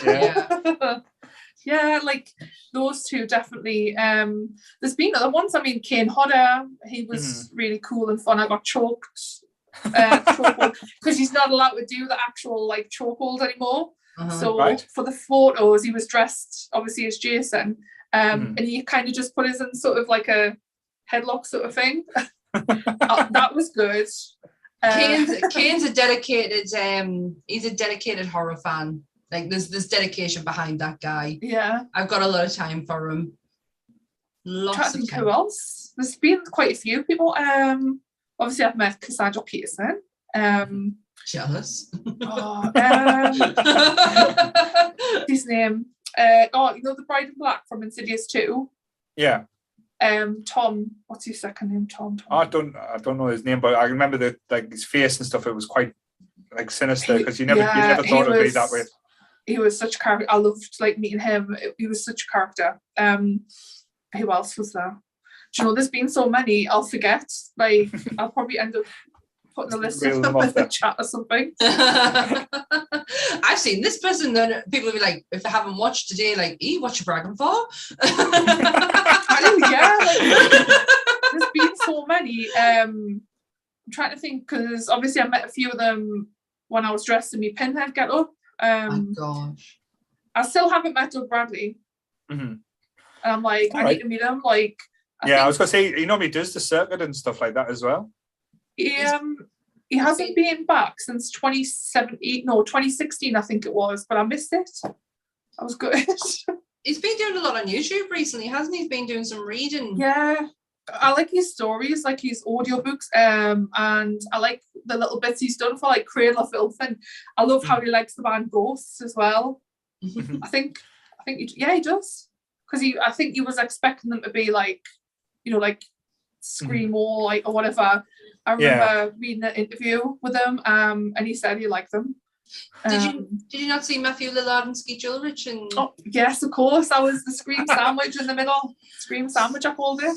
So, with the new Scream film coming out, have you given any thought on just on the trailer alone? He's going to be in the film. He's going to be in the film. He's not going to be in the film. I think it's Matthew Lillard. Yeah. I think it's all connected to Matthew Lillard. He doesn't. Yeah, I think it might be. I mean, it's hard to say though, isn't it? Because, the trailer said that there was a family connection to each victim. To the I think what they're going to do, this is my, like I said, idea, and since thinking about it, it's going to be like a Jane, Silent Bob reboot situation where they're going to redo the first film. All the kills are going to be family members of the people that's being killed. So probably see a relative of Steve, the footballer guy at the first, then Casey Becker, going through like all their deaths. That's why they've got them in the groups, and all the family members are quite. That's why I think it's a thing. I can't see how they can bring Matthew Lillard back. Again, they possibly can because it's Hollywood. Exactly. But if they're going to reboot it, they'll have. I think saying goodbye to some major characters, and we need a new fresh face. I don't think Matthew Lillard will. Sorry to say, will be enough of a surprise for me. I don't know. I think everyone would love it though, wouldn't they? Yeah, I think that's what the aim could be. I love Skeet Ulrich's reply to someone who says, "Are you in the new movie?" And he's like, "Gunshot to the head, you cannot get around." That's a good point. But actually, you've just reminded us, when you had the House of 1,000 Corpses, right, and Devil's Rejects. Yeah. I said before I said that you could get a third one out with that. Yeah. Everyone was arguing with us, like, what are you on about? You literally see them get shot to bits. And I'm like, but you don't see them die. And they're like, they've been shot, they're dead. You can't get another one out with that. And then Free From Hell, a few years later, come out, and I was like, I told you. I watched Three From Hell a couple of days after I got married, and I absolutely loved it.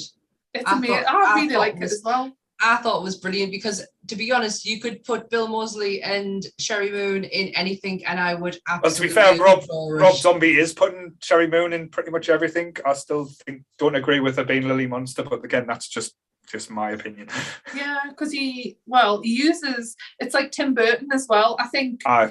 If Johnny Depp and Helen Bonham Carter. Don't fix it. I guess that's the theory with like actors and stuff. But yeah, Tim Burton's got a tendency for his partner at the time. It was once Lisa Marie, and then it was Helena Bonham Carter, and also Johnny Depp, which is a constant creative partner. But Lisa Marie was chucked out the door the minute Helena Bonham Carter came on the picture. Really? Yeah, you won't see Lisa Marie. She's in everything. She plays Vampira in Ed Wood. She plays the mother in Sleepy Hollow. And then you tell when he's with Helena that she starts being in the films. She's his leading actress. Yeah. That's a good point, actually, yeah. He has a tendency for having his loves of his life and these leading ladies. Yeah, I am interested to see what the monsters do turn out, but I again, in my opinion, I don't see Sherry Moon being Lily, because again, no disrespect to Sherry Moon, she's not like the classy lady or the sophisticated lady like Lily Munster was already in the TV show. No, you're absolutely right. She plays crazy amazingly. She really does. But can she play calm and collective? And I know we've seen it in Halloween. His Halloweens, she was quite calm. And her acting abilities were I can't tell what the zoomies, and he's hoying things around the floor. I love it. I love it. Honestly, he's not getting the attention, bless him. Oh my gosh, I want to fall. There we go. I'm not. But yeah, like it'll be interesting to see how that pans out. Obviously, I grew up with the Munsters as well, and I always wanted to be Lily Munster. She was just one of my sort of favourites, and obviously Morticia as well from the movie Angelica Houston. I literally wanted to be her when I was little. Oh, see, she was beautiful. Caroline Jones is my Morticia. Like, I don't get it wrong, love Angelica Houston, but Caroline Jones, when you look at the imagery, I think she's stunning. Yeah, completely. Like, because I think it was more along the lines of when I was little. I think it was more along the lines of like Angelica Houston, and when she was in The Witches, she was always like the classy sort of, but then the evil. Yeah, beautiful. I think The Witches is one of the scariest films ever made, to be honest. Yeah. You did put that in your top horror films, didn't you? Yeah. Like, absolutely terrifying. Like, say, I had nightmares so much as a kid, even as an adult, just like the little elements that they brought in, things like the painting aspect, and when you got cursed and put in the painting to age and with your family and not knowing you that even they're still there. But yeah, that is, like, say, one of my top films. Like, even like, say, as you said, Angelica Houston in that is absolutely stunning, but absolutely when she takes that mask off, and it's done so well where it doesn't feel campy or fake as well. Yeah. There was who else was there? Like all the classic queens, like obviously the Bride of Frankenstein, Lily Munster, Elvira, Vampira as well. I like wanted to be them. I still do. Yeah, I try. I've cosplayed them all. Yeah, I've actually cosplayed all of them. Vampira, obviously, she the original. I think she was. She's the original. I think it might have been Morticia. Oh, well, Morticia definitely, because Morticia comes from the comics that were like from the 1930s or something. Yeah. So Morticia is the original one. Everything follows from her or inspired by her. Yeah. Yeah. And obviously a lot of my makeup and stuff. I mean, it's kind of, I don't know, I'm kind of inspired by a lot of things, but the Vampira's eyebrows, the points, I love eyebrows. I have to, like I said, this is me not just like blowing smoke up your backside, but you are absolutely flawless. You look absolutely amazing as well. Oh, thank you. Yeah. If I didn't have so much makeup on, I'd be going red. But I was going to ask though, what is the next cosplay that you're thinking of? Because I loved the Leatherface that you did as well. Oh, like I forgot I did that as well. I enjoyed that a bit too much, you know. I got a bit too comfortable. I've sort of haven't really been doing like as much. I've been having like a little break from, because social media gets too sort of overwhelming, especially with all the COVID and all the you know, that kind of thing. But I mean, I always have a list, to be quite honest with you. I was supposed to do the Grand High Witch actually for Halloween just gone. Yeah. But I ran out of time. So that, because I've got all the stuff to do it, like, you know, I bought the contact lenses and everything. So she could be making an appearance with everything does, like. Yeah, I was gonna suggest maybe, like, say, an appearance as your little friend next to you, like a cosplay as Annabelle. That would be Annabelle as well. Yeah, like that would be interesting just to see. I don't know if you can see masks on the side. You can see some of them, but Leatherface is over. I can see that Trick or Treat Studio bag though. Yeah, it's one of my favorite bags. Like, just notice the time as well. We are. Yeah, we're at an hour. So is there anything else you want to add before I bring in the other guy? I don't think so. Well, thank you for having us. It's been really nice. It's been lovely to finally meet you. I know. It really is. I haven't known where to look because like I'm on my phone, so Paul's like on the right hand side here. You're down here, and it's hard enough to look. So, don't worry, I just don't look anymore. That's the thing. But hopefully, like say, if you want to come back on to the podcast again in the future, we would love to have you back on. No, that'd be lovely. Thank you very much for having us. It's been absolutely lovely to like sort of meet you and everything. Cool. Yeah, same here. You're gorgeous. So you do, man. Should we do like a screenshot of the like thing so we've got a photo to share or something? Yeah, if you want to do that, that'll be great. I don't have the ability. This is like extreme close up. I don't like this. I'll put the creature on, shall I? Yay! Good evening. It's hard to do it without. I can't do it with him there like that. The creature. All you can see is a white face. You're right. Like it's just ghost town now. Right, are you ready? Yeah. Smile. Right, there you go. Well, right, thank you very much. Thank you very much, Peaches. Like I say, we'll hopefully be speaking to you soon. So have a nice evening. Bye, Peaches. See ya. See you later. Hello, Sam. How are you? Hello. Sir? Can you hear me? Is everything? Hey, you perfectly fine. Yeah. Fine. Wonderful. Sorry, if the picture quality is bad, I don't really use my laptop webcam. Long as it's working, that's all we care about. Like I said, there's the amount of issues we. No, I get that. Don't worry. How are you two? I'm assuming you're a bit tired by now. Yeah, I'm okay actually. I thought I'd be flagging more. I'm a bit hungry, but I don't really want to get anything to eat because as soon as I start eating, that will probably send us to sleep. Yeah. I'm not having anything big until we're finished. Like I have got food on the way. Snacks I have literally been picking all day, and I am on a proper sugar. Like I think I'm on a sugar downer now.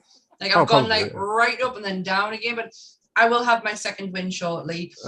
So just before we start as well, just an update. We have raised £470. Wow, that is absolutely amazing. I never thought we'd even reach anywhere like that. And thank you so much for everyone who's tuned in and donated, and everyone who's been involved with this as well. It's not just been us that's been doing this. There's a lot of work going behind the scenes, and we will thank them ladies as well.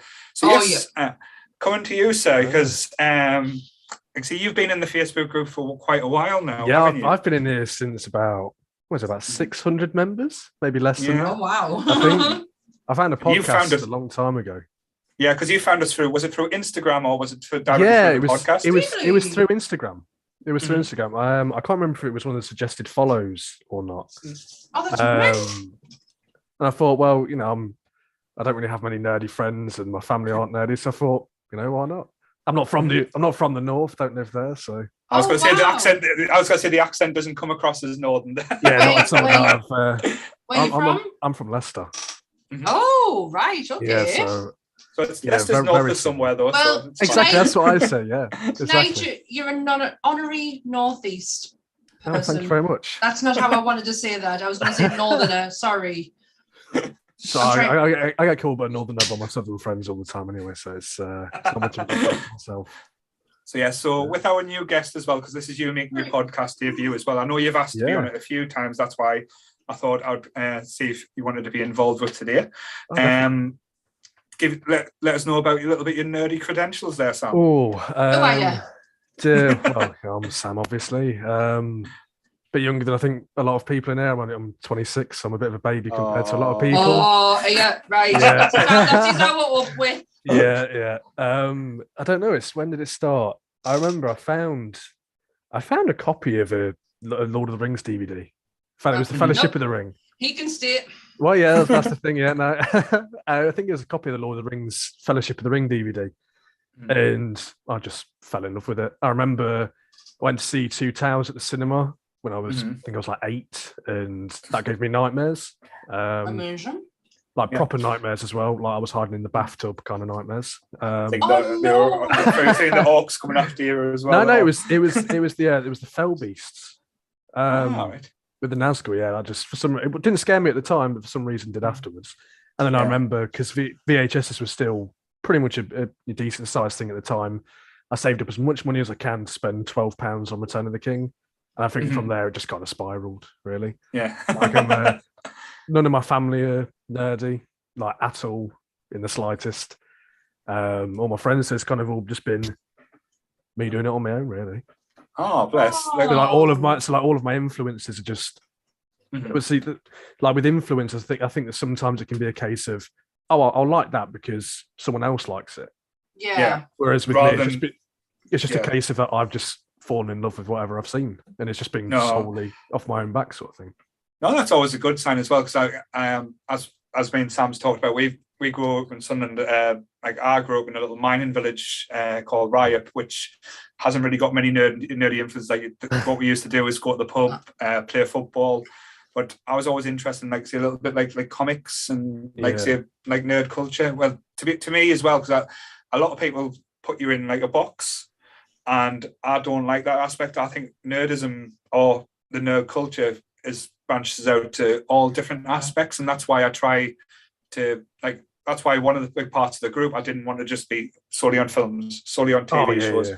I wanted all the different aspects of nerdism to kind of be appreciated, because I think nobody feels like they're left out as well. Exactly, yeah. Because I think it's a kind of a case of as well is that you can literally be nerdy about anything. Yeah. Because you just take it to the more extreme of, oh, I like this, and then it's a kind of, when you're nerdy, it's kind of, I like this very much. It's like 100% agree. And like that's how I am with Lord of the Rings. Like I wanted to come on and talk about Lord of the Rings, but you did a podcast quite recently about it. You did a podcast quite recently about it, and I thought an hour was too short. It's too long for Paul. What were you coming to talk about? Well, to be fair, another quite sort of not necessarily similar thing, but it gets compared quite a lot. It's Game of Thrones. Sam's waking up now. Exactly, yeah. So I love the series anyway. Obviously, it's got its downsides and that, but with Fire and Blood coming out soon, House of the Dragon coming out soon. Excited. And recently rewatching the entire thing, I thought, why not? I've got a couple of signed pops from a couple of the cast members, so I thought, cool. Might as well go for it. If you want to see a fully grown woman lose her shit, we will get into it. That's fine by me, because I did kind of want to go down the route of asking you about sort of like favorite houses, and just because I'm big on facts. I love facts about everything. I always have a plethora of random crap rocking about in my head. Where's this guy been before, Paul? But to be honest, on the group, he's normally talking about Doctor Who. So you'll lose us there, mind. You'll lose us Doctor Who. I love Doctor Who. My most expensive pops are Doctor Who. It's another love of mine. It's in my big three sort of thing. Yeah. But I thought, just a case of, I do have a quiz to do at the end. Like, someone did one with cats earlier. I really enjoyed that, by the way. I can't remember the name because I'm shit with names. Sam's sister Michaela, Michaela, that was it. Yeah. My sister. Yeah, she surprised me with that one. I was really good. It really came out of nowhere. A lot of different things as well. But I thought I'd do this way, just solely head to head from the two leaders of the podcast. Solely head to head. Yeah, well, this is the thing. It's because she runs her own Game of Thrones group. Well, this is the thing. There is a tiebreaker, but also the little prize at the end that whoever wins. I love pops. I can see Paul, you love pops as well. Yeah. When he gets to choose a Game of Thrones pop, why not? And I'll buy it and send it to you. No. I'll tell you what. If you do that, I'll send you a T-shirt. Deal? Oh no, I'm 100% doing it. I've got my it's all written down. Wow. Okay, I'm in. Let's go. I'm excited. I'll leave the quiz right to the very end. I'll leave it on a bit of a competitive point. I'm a quite competitive person myself, so I thought instead of just doing it the whole everyone's a winner, I thought I got to pit people against each other. I didn't think I was. I didn't think I was competitive until probably until I started doing this podcast. And to be fair, my top fives normally win just in my head. That's just me saying that. So that's the thing. I hate it watching some of the podcasts sometimes because it's a case of we just go really, like really, yeah. But then you. But with Game of Thrones, I think it's just because it's so varied, and again with House of the Dragon coming out, I'm really, really hoping that they do move on to things like House of the Stag, that sort of thing, because it'd be really interesting to know that, because there's not much history behind a lot of those houses. Like with the House of Baratheon, doesn't go back that far at all, because it was a mixture of Targaryen and two houses, an old house, and the new person that came through with the Baratheon stole their their words, stole their sigil, that sort of thing. The Baratheons like to steal, don't they? Oh, they do, and it's really coincidental that Robert hated Targaryen so much when he had a lot of Targaryen blood in himself. He was, yeah. Yeah, there's quick plug as well. Nothing I do. Something I like watching on YouTube. There's a channel called Fire and Blood. I watch it. Oh, you watch it? Do you know exactly what I'm talking about? I've spent hours watching that. It's so brilliant. For anyone that doesn't know, it's basically just a case of the history of houses and the history going from just before Game of Thrones started and like way before that. Like the way of the first men and it's so interesting. Oh, it really is. And the fact that they've got the actors do the voiceover as well makes it even better. Yeah. I watched the one on the Clegane household earlier. Oh, that's cool. When did you get into Game of Thrones? Like, are you a book reader? Are you a TV side? So I'm always TV and movie. I can't read books. I think the last full book that I read was when I was 15. I pick up a book, I'll read 30, 40, 50 pages. I'll go, right, love it, put it down on my bedside table, and I won't touch it. I've got the Da Vinci Code sat on my bedside table at the minute. I've not even touched that for 6 months. Still there. It gets dusted every time I dust. It gets dusted, but I was really late getting into it though, because like obviously when it first came along, everyone was going ape shit about it. And I was like, it's I prefer to, once things have come out fully, that's when I get into it. But I thought it was like 4 seasons in, and I was like, that's a lot of for me to try and get into, and I know that it's because I already knew that it was like a very in-depth sort of thing. I knew about the books anyway. But then I had a bank holiday weekend off, and I think I had a free pass to, I can't remember what it was now, some TV app, and all 4 seasons are on there. I was like, right, okay, 4 seasons in a weekend, easy peasy. Went back to work on Monday, very tired, but all 4 seasons. I was going to say you'll be pretty, but eyes like just zoned out. 40 hours of TV in That's 3 days amazing. was bad, but. I did something very similar. We moved into our first flat in 2012. Didn't have a telly, didn't have like Sky or anything set up when we were waiting for it. And my friend had said, "Here's Game of Thrones. You need to watch it. Sean Bean's in it. It's amazing." So I watched it on DVD, and the second series was just starting. Effing loved it. Thought it was great. Started watching the second series on telly, and I totally dropped off. Even though the second series right now and the second book is favourite. Only because I finished the second book recently. But I really enjoyed it. And he drops off. Husband keeps on watching it. And I had to coach him through the Red Wedding, even though I hadn't a clue what was going on. He came into the bedroom after the Red Wedding and was like, I can't believe what I've just watched. It was traumatized. Proper. And then I started getting into a girl on YouTube called Comic Book Girl 19, and she did a history of the Game of Thrones, and she did the history of the houses. And I watched the Lannister. I think it was a Targaryen one, and I was like, it's interesting. And then I decided to go and watch them all over again. And I started from the first season, and I think season 4 was just about to start, and that's when I got it. It was about 2013. Yeah, I think the first season really comes out of nowhere. It's just so different to what you see on TV normally anyway. Like the amount of gore in it, the amount of sex scenes, everything like that was just so different to everything else that was, well, I think quite popular, because obviously you've got a lot of gory things and a lot of sexual things anyway. No, but to that level, I think Game of Thrones on telly as well. Yeah, because you saw it in movies TV and stuff like that. But this was on, I think it was on Sky Atlantic when it first came out. Because sorry to cut in there, just because going back to your first experiences, I saw it advertised and thought, oh, Sean Bean going to be quite interesting.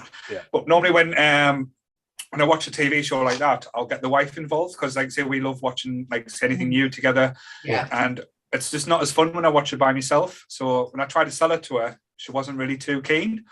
So I watched halfway through the first season. I had to stop and say, look, you will really like this, because she's big in her fantasy, and she's a gore hound. She loves anything violent and bloody and messy. So basically, I started again because, like, say, with us having it on demand now, you could watch it back. But back in the day, when if you couldn't, it would have been a nightmare. But we started again, and I kind of loved it through her because she got really into it and entertained by it, and that kind of grew my love for a lot of things. I kind of didn't delve too much into the backstories with it. I haven't read the books, I'll be honest, but I just thought it was like great entertaining. Like, we hadn't seen anything like this on TV, and we still haven't. I know HBO Max and stuff are bringing out more along them lines, but other than, I would say, The Sopranos, was I gripped by a TV show like Lord of the Rings? Not Lord of the Rings, sorry, Game of Thrones. You've got it on the mind, my friend. Yeah. But yeah, that was my starting point in the Game of Thrones. But as you said, the graphic nature and everything, like even something as a throwaway part when the prostitute, I can't remember her name now, is traveling down and she flashes a bit. Just say that you'll not miss that anymore. And it was like, I wouldn't dare say that on normal TV. That was just crazy. I just couldn't comprehend what I just seen. The actors was so. I think there's not really an actor that I hate. I think in the show, everything was so perfectly done, even from down to the people like David Bradley as Walder Frey. I've got a signed photo 10x8 of it because I think his portrayal as Walder Frey was just so vile. But he does it so perfectly. Even and then going back to someone like Charles Dance playing Tywin Lannister. Yeah. If you look into the history of Game of Thrones as well, his dad was actually quite a bit of he was just a limp fish, really. He was a fool, and Tywin doesn't suffer fools. And Charles Dance plays it to a T. His dad almost lost their house, and this is why Tywin is the way he is because he does not suffer fools. He will not be a fool. Yeah. His house will not be foolish. And his dad almost cost him all of that. Joffrey, the guy, Jack Leeson, who played Joffrey, was one of the most hated characters 100%. in television history. And that kid did him. Because he did us proud. So good. And what I love as well between the vile nature of someone like Joffrey compared to the vile nature of someone like Ramsay was that Joffrey was very arrogant with it, whereas Ramsay was just full on violent. You can see it. You can see it in I can never remember his name. He plays Ramsay. He was a guy out of Misfits, wasn't he? He's been in a few things. It's like Owen. It's Owen something, isn't it? Yeah. I think. But you can see it in his eyes because his eyes are always wide open, and you can see just that malice, like when he sets the dogs on. I can't remember her name, but his lover, wife, whatever it is. It's like just that. Waldra or something like that. It's because she's Walder Frey is. His mother-in-law. Yeah, yeah. When he does that as well, he just has no care in the world. He's just he enjoys it, and the way that he played with Rickon. I mean, Rickon was by far the worst. As far as characters go in the whole show, was the worst character in the entire show because he was just so pointless. Stupid as death and Game of Thrones. Oh, exactly. I'm gonna get chased by a bow and arrow. So what am I gonna do? I want to run straight forward. Yeah, straight forward. I want to run straight forward. Yeah. It's like Prometheus all over again. Just step to the side or move around. Yep. There's a guy, it could have been completely avoided. Honestly, when it was happening, me and him were shouting, zigzag. It was tense. Zigzag. It was exactly what I mean. It was so tense when you were watching it, but you were still thinking, "You a tit? Like, what are you doing? You've just died for no reason. I mean, you were not in the show for no reason, pretty much for most of it anyway, because you randomly appeared again. There's a reason why people think Starks are stupid, and you've just gone and proven it. Yeah.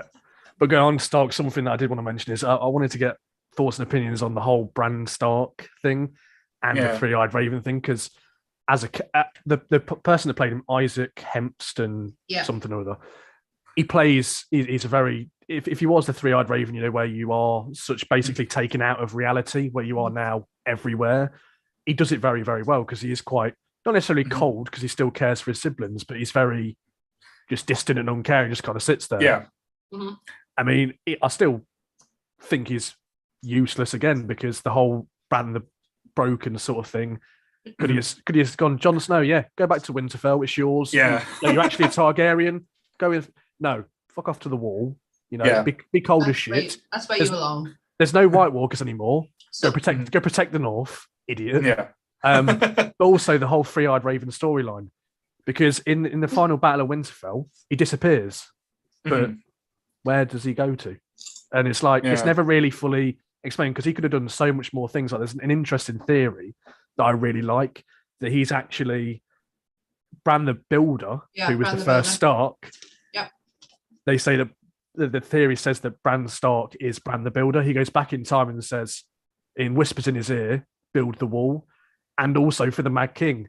That's why the Mad King dies saying, burn them all, burn them all. And he repeats it over and over again like Hodor. Jimmy stabs them. Right. He just says burn them all, but he's actually trying to prepare for what's to come with the White Walkers. I've heard the Bran the Builder theory. I have a lot of forgiveness for Bran in the show, because you had two people who had no idea what the fuck they were doing. They had no idea where Bran was going. They didn't understand it. They didn't have the source material. They weren't willing to wait for George's input on it. And I have a lot of forgiveness for Bran, the character in that show, because it was such a wasted opportunity. The Night King and Bran, the connection that they had, what was it? Who are they? Where is this man cut? Like, why is he so hell-bent on Bran? Like, what? Like, there's something there. Oh, hang on. Find out. You know why he wants Bran? Because he wants the ability to be the Three-Eyed Raven, so he can go back in time and do whatever he wants. That's the reason for that. But it could have been, even if there's no source material, there was no real source material for the last, 2 seasons anyway. It was very loosely based on the books. They could have done more with it, because it was kind of like, he's a Three-Eyed Raven. Oh, hello, family. I'm the Three-Eyed Raven now. What does that mean? Well, I can see everything. Yeah. Oh, you looked pretty on your wedding night. Right. Yeah, there was loads of aspects that were kind of just like missed out, or like missed opportunities. I think we've mentioned before when we did the podcast about our favourite TV shows, Sam lost her shit with the Game of Thrones thing. There was so much potential to lead into, like I say, the last couple of seasons, which could have like told a lot more stories, or give you a lot of input, but 100%. Even the writers are missed. I think the writers even stopped writing about the characters and went, "You know your characters better than us do. You do it. You do it. Do you know why? Because they're not writers. They are not real writers. They if you go and have a look at the work that they've done outside of Game of Thrones, it is abysmal. It is absolutely atrocious. They are horrendous people who had managed to do a show based on the first book, the second book, and the third book, and do it perfectly, to where everyone was absolutely buzzing about it. This is the greatest TV show we have ever seen. And the money was coming in, the offers were coming in, and then they got the big one. They got Star Wars. And that was it. They were like, right, get this shit over with, and that we're going to move on to bigger and better. And then the last series come out, and Star Wars went, don't like that. Don't like that at all. You're not getting the job anymore, and fuck them off. HBO, on the other hand, is still saying, we'll give you time. We will give you money. We will give you the series that you want to finish this off. And they were not interested.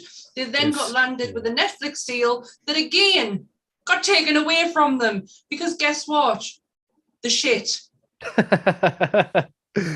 Can't stand them. They are how to ruin a franchise. I think it was still. I still think that even when you look, because when I first watched it, I think I was like everybody else. I was like, "What in the fuck is this? Is that it? Is this what's happening now?" Yeah. And then in rewatching it, like I have done, and it's been so recent, I've got a bit of an appreciation for it. I suppose not with how they did it, but I get more behind it. Like the Battle of Winterfell, I got goosebumps watching that all over again, because when the Dothraki ride with all their flaming swords and sickles straight into the dead, and it all goes out, and you'll just sit there.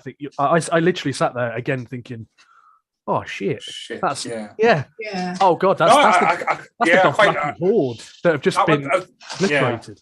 I was going to ask you about that, because, like I say, I've not had the balls to rewatch it again after like the first one, because I think. But has it been like a great appreciation that you know what's going to happen? So 1000%. The first time round watching it, because I watched it 4 seasons in a big bulk, then I watched it week by week as everybody else did.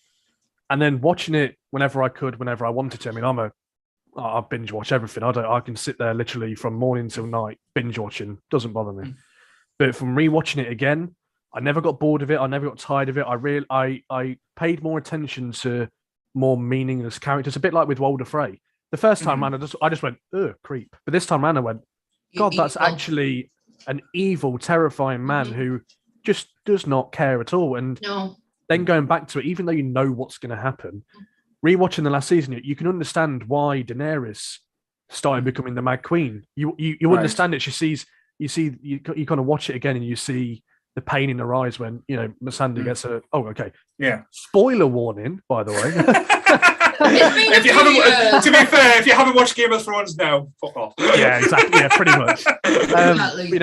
When you see Missandei's head get, I mean, Missandei is actually a big reason behind it, because before Missandei gets her head snipped, she says, "Burn them." That's what she says. She says it to Daenerys, and you see she loses it. She goes back to Storm's End. She's, you see her hair's all matted and horrible, and it's just everywhere, and you can see she's losing the plot. I mean, it's probably down to a lot of Targaryen inbreeding at some point, but if you just go basically down to how it looks, you see it, and you see the turmoil in Jon Snow from seeing such a proud queen who wanted to help people and release people and didn't want to rule with hate and malice.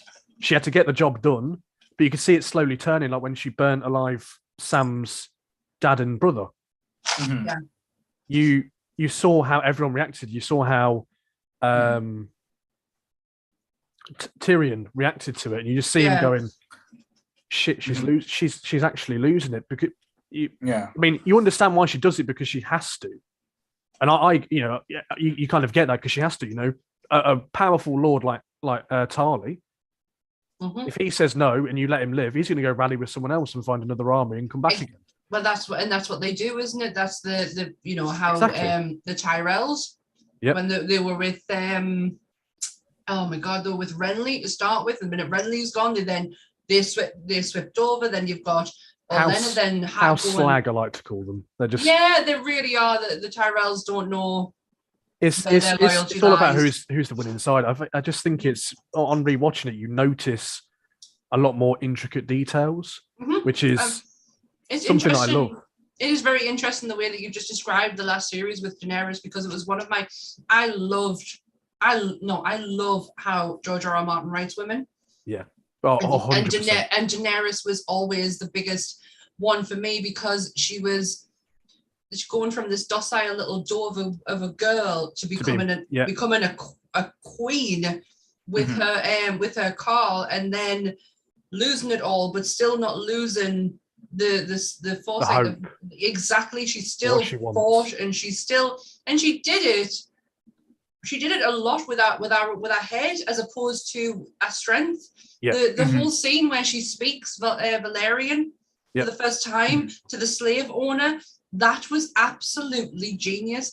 The way that and then to have her, we sat and we watched her preparing to conquer, to then eventually finally getting off her hands and our arse and moving over to the set, moving over to King's Landing, and it took a long time, and it was tedious, but we understood there was a reason for it. She needed to learn how to rule, but then when she gets there to fucking lose it, I think there's a lot of reason for it, because I think because of that long build up and how long she's been waiting for it and yearning for it and things like that, and then it's not gone exactly how she wanted it, and she's like, shit, okay, I need to do a few things, because her advisors, you've got Tyrion, you've got Varys there, they're always chatting in her ear, they're always chatting to each other as well. Jorah's not there for a portion of it because he has to come back, and then it's the sense of they're talking, they're advising me, I don't know what's right anymore because I don't want to kill people, but they're telling me I have to kill people, so I'm going to do it, and now it's like, oh, I've killed maybe a bit too many people, and it's you just see her completely lose it. The same as Grey Worm. Grey Worm was always loyal, and it was dangerous, and he fell in love with Missandei. Everything was great. Missandei's head gets gone. He loses the plot. I could always understand. I see that thing. I could understand Grey Worm's turn more than Daenerys in my eyes. 100%, yeah. Grey Worm's always made common like sense that he would act that way, and he would use as an excuse, even though he was Ultimate Soldier. Yeah, that was the first person he'd fallen in love with, or that treat him like a human, not just a soldier.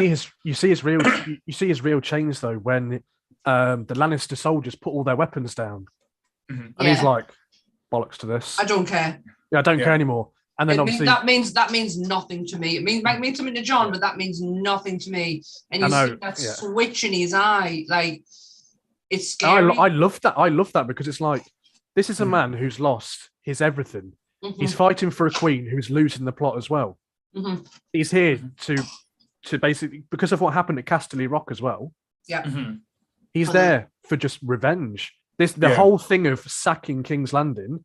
The 2 times that it happened, because just before the show, it was about revenge as well with Robert Baratheon. Because he came into the city, he was like, right, everyone dead, mine now. And then for this one, they've come in, and it's the case of it was never going to be that way. Even if Cersei went, I don't care, let them all die, it wouldn't have mattered.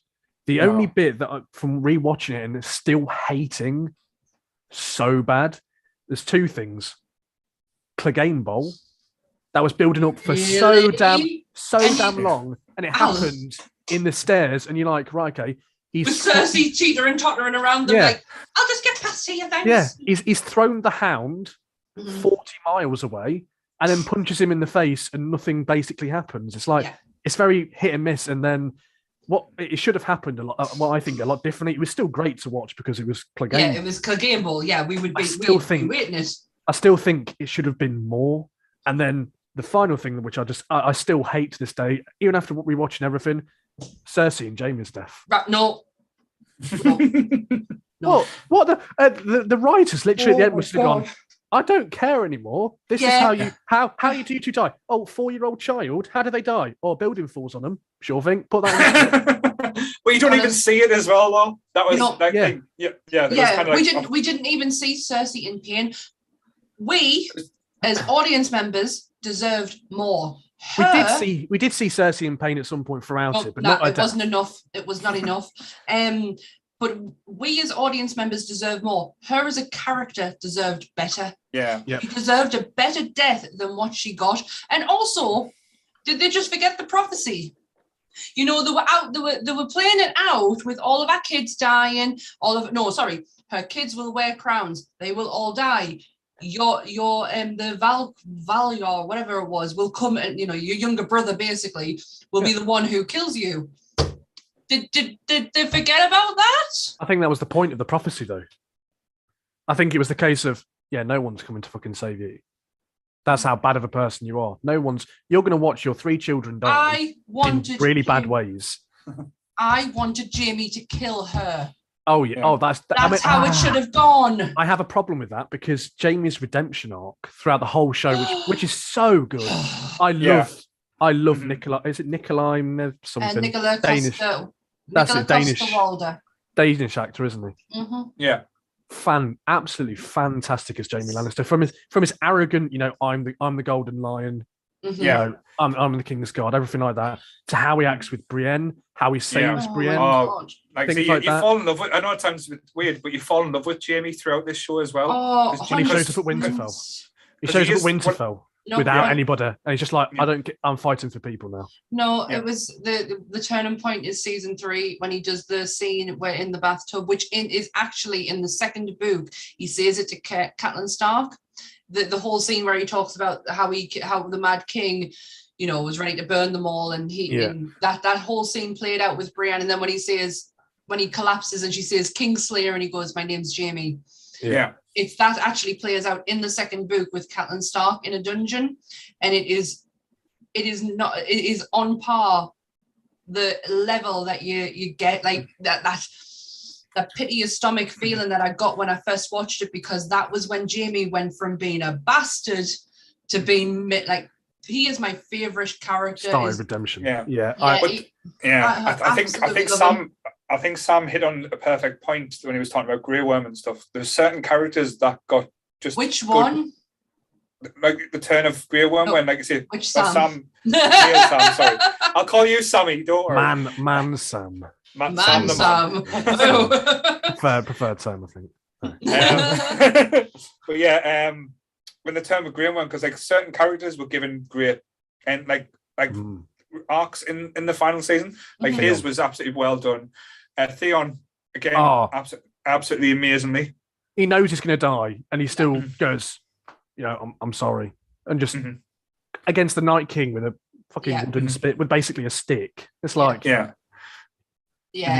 how to take a character that I don't give two shits about and make me give shits about. It really, like, I honestly, it got to the point in the second book I was almost skipping chapters. I really didn't care about his point of view, and it's only becoming recently that it's getting more interesting because he's taken Winterfell. The Bran and Rickon have managed to escape him, but he has now captured Reek. He has captured Reek, and Reek has said, if you don't get these boys back, you've lost Winterfell. You've lost your men. You need to get these boys back. And then Reek comes up with the idea of getting the two butcher boys. So that's how it differs in the book. Yes, okay.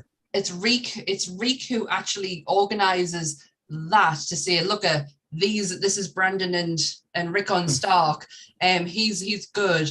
I am convinced because in the books, Ramsay Bolton is dead. Ramsay Bolton got shot in the face with an arrow on his wedding day, and he is dead. I am utterly convinced. I am utterly convinced that the Reek that Theon has captured is Ramsay Bolton. Ooh. And because he's too clever. They said this guy is dumb as shit. He's absolutely, but he's not. He is so clever, and I'm convinced that is Ramsay Bolton. I'm so glad I got to talk to someone. Nobody cares when I talk about this at home, This is how I feel. That's why I joined the whole community in the first place. I go downstairs, talk to my mum about something. She's like, I go, oh my god, they're releasing the Lord of the Rings TV show. I've never been so happy in my entire life. She's like, See, that's where it differs, because my mum and dad are fans of Game of Thrones. Like, I got them into it, so I can have these not my dad, because if you ask me dad what happened in Game of Thrones, he honestly couldn't tell you. He really couldn't tell you. But as I said, with other characters as well, they were completely. I liked the lead up with Arya's turn, like how she took down the Night King. That was done well, but then turned into a side character in the taking of King's Landing, where she was just like a spectator. That she was a scared little girl running around. Yeah. But again, watching that back for the second time, though, you do kind of think of, shit, this is Arya Stark. She's become a faceless man. She's done all this. She's killed the Night King. What's she scared of? It's because she's running through the streets and realizing that people are dying through dragon fire. And you just see, and you see that you can't stop that. Yeah, and you can't. How do you deal with a dragon flying above you, raining down fire? They've already tried to kill that dragon like 40 times by now. Yeah, they've got the two smaller ones, the bigger one. How do you do that? I tell you what, I did get goosebumps when she met Melisandre for the last time, and she grabs a hold of her face and says, "You'll close green eyes, brown eyes," and then she pauses and says blue eyes, and I'm like, shit. I remember you saying that, and that's why, and that's the whole thing of having that dragon glass thing made. But looking back on Game of Thrones, the kind of the whole sort of story point that I got from, especially the TV shows, because I've never even read one page of one of the Game of Thrones books, is the sense of every single character you see in the show, they do what they do out of necessity, barring just a small couple. Like at the very start, you see Ned Stark say, "I have to do this. I have to kill this man. He's deserted the Night's Watch. That's the law." Every single, like Samwell Tarly, doesn't want to do a lot of things because he breaks. For someone who is such a goody two shoes at the start, he broke a shit ton of laws. He broke all the rules, but it was out of necessity. He went into where he shouldn't have done in the Citadel, got the books on grayscale, cured Jorah Mormont. He does so much things that he shouldn't be doing, but he shouldn't have. But should he have really told Jon Snow who he really was? Yeah, maybe not. But he does it out of necessity because he thinks that's the right thing to do. Jon Snow does everything out of necessity, never out of. There's never a lot of things that people do in the show, barring Joffrey and Ramsay. Yeah. Again, Ramsay in a couple of situations, like killing his stepmother's baby and the baby, because to secure his legacy. Those are one of the only two characters in the entire show that don't do things out of entire necessity. Yeah. Mm. I think I might. No, it's a good point. I never looked at it that way. So I probably will revisit Game of Thrones. It probably is a little bit too soon and too raw for me, but I probably will give it a go again. I'm not gonna lie. Go on. I probably will watch it again before the new one starts as well, just to refresh myself. But yeah. To be honest, you won't need to, because we're going way back to is it Aegon or it's set 200 years. It's set 200 years before Game of Thrones. Yeah. So you will see a lot more dragons. I think it's something like, if you're having Daenerys at a standpoint, it'll be Daenerys is like 3 or 4 or 5 times great grandparents or something like that. So it's going to be the age. What's going to end? It's going to be the age where dragons ended. Basically, yeah, because when Balerion the Dread has been dead for God knows how long, but it's when the dragons were still the size of like Drogon, Rhaegar, and Viserys, but it's before they start coming the size of cats, just out of pure rubbish dragons, basically. I mean, it was when magic started to dwindle. The dragons appear because magic starts to heighten up. Yeah, and the wall was because the wall is full of magic. That's what they say that well, not what they say, it is true. Bratton the Builder with the Children of the Forest, when he built it up, it's all inwoven with magic powers. I will give it another rewatch. I'm not gonna lie, I was heavily disappointed with the pace, with the story, with the outcome of the last series. But that's just the investment that I have, not just with the show, but the series, the community.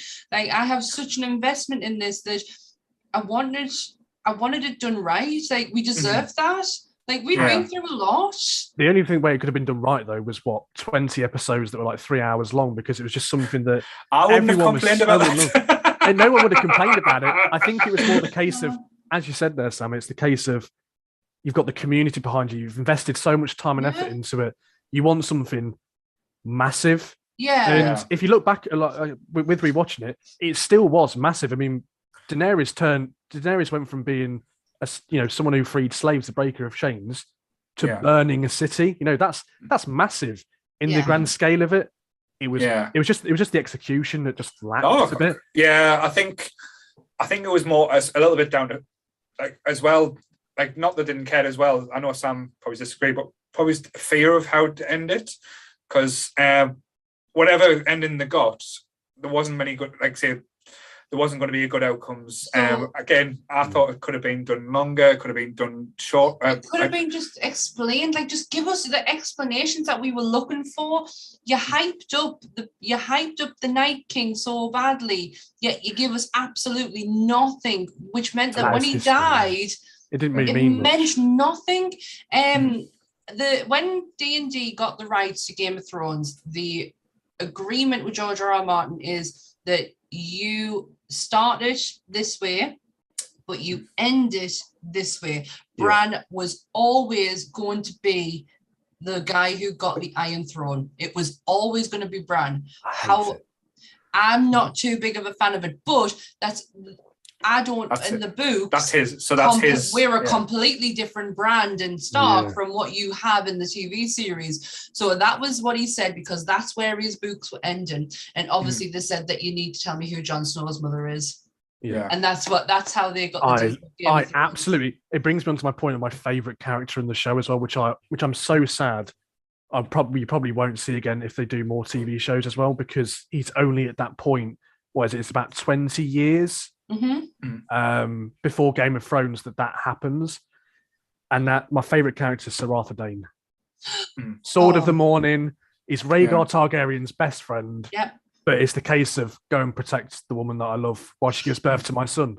How much did the community lose their shit? After the when we saw Arthur Dayne, we were like, "There's the boy." But it's just the fact of when I watch stuff, I always just kind of, my favorite sort of characters are the warriors and just the I say the badasses, but you just see the way that everyone stood there with a sword in their hand going, and he's there just he's like, come on, bitch. The motion that he flows like with his swords and just realizing who he is, and everyone in the show before it says he is the greatest swordsman ever. I mean, I think there was a point in there that said something like, even though Barristan Selmy was considered the greatest, if Arthur Dayne had his sword, is it called the Morning? or is it called Dawn? No, the sword's called Dawn. If he had Dawn, nobody's beat. Not even Barristan Selmy comes close to beating him. If they both had normal swords, fair enough. But with Dawn, no. Arthur Dane ruins everybody, which is something I love about it in a sense. It makes him so badass. So you wanted to do a quiz with like getting on in time. That's right. I'm glad to mention it. So 10 questions. Right. Oh, hang on, it's just a case of just writing it down, and we'll just go over the answers at the end. Right. Whoever wins gets the pot. I'm not betting against Sam here. if it's a tiebreak at the end of it, I've got a tiebreaker question. Let's go. Right. Question number 1. In season 4, we meet the Red Viper of Dawn, Oberyn Martell. He's there to obviously avenge his sister, Elia Martell. What is the name of her 2 children? Oh, you bastard. I nearly said the C word there. Oh, give us a minute.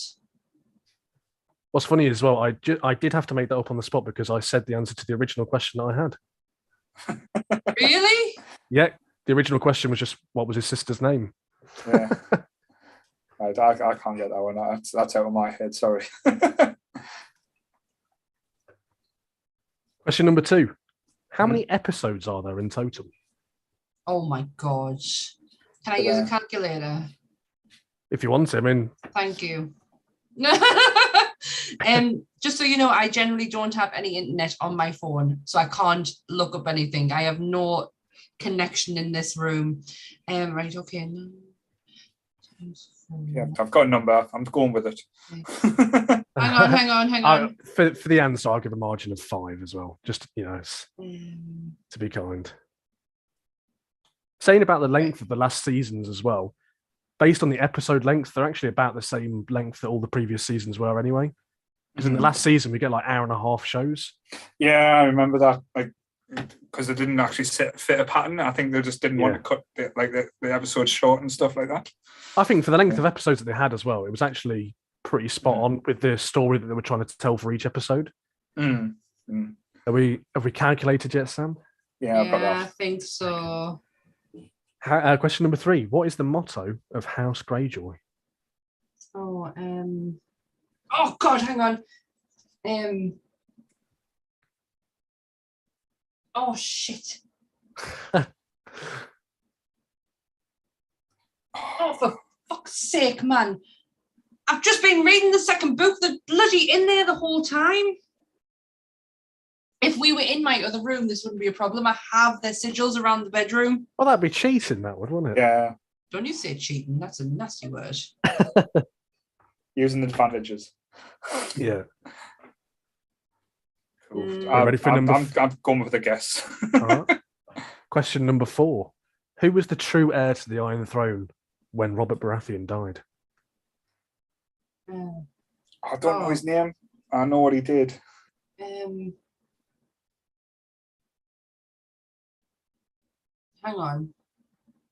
Oh, yeah, I do.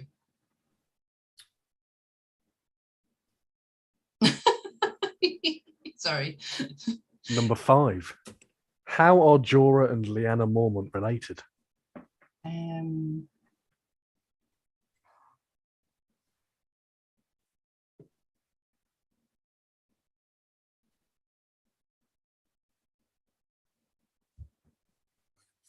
Cool.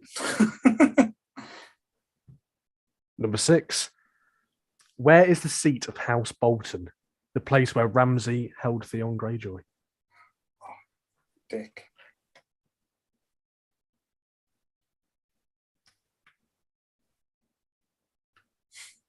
Yeah. We're good. We're moving on. Thanks. Yeah. Apparently, according to Martin, just on the charity podcast group, I look a little bit like Shia LaBeouf. Sorry, you can insult Martin when he's on last as well. Right, number 7. Which house sigil is a silver trout?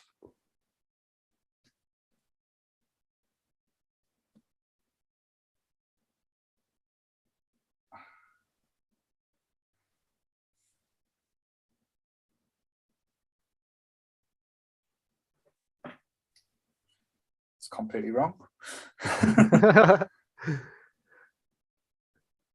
Number 8. Jon Snow shares his name with who? And it's a two-parter. If he was crowned king, what number would Jon Snow have been? Hang on a minute. Say that again. So Jon Snow shares his name with someone else. Are you being trickery there? Yeah. Right. Okay. To put it bluntly, yeah. Okay. Because if I did that, then I'd Stop asking questions to the quiz master. Yeah. So Jon Snow shares his name with someone else. Who is it? Yeah. And what number? Because Targaryens only give a number on their name if they were crowned. So what number would Jon have been if he was crowned king? Yeah. All right. Okay. Okay. Right. Number 9. Maester Aemon, or by his birth name, Aemon Targaryen, was what relation to Daenerys, Viserys, and Rhaegar? Oh gosh, I read this in the book the other day. If that was there, right? Okay. Yep, got it. Good it. How are we doing, Paul? Yeah. All right. And number 10, again, it's another two-parter. How many kings did Tywin, my writing's awful, did Tywin Lannister serve as hand? And who were they?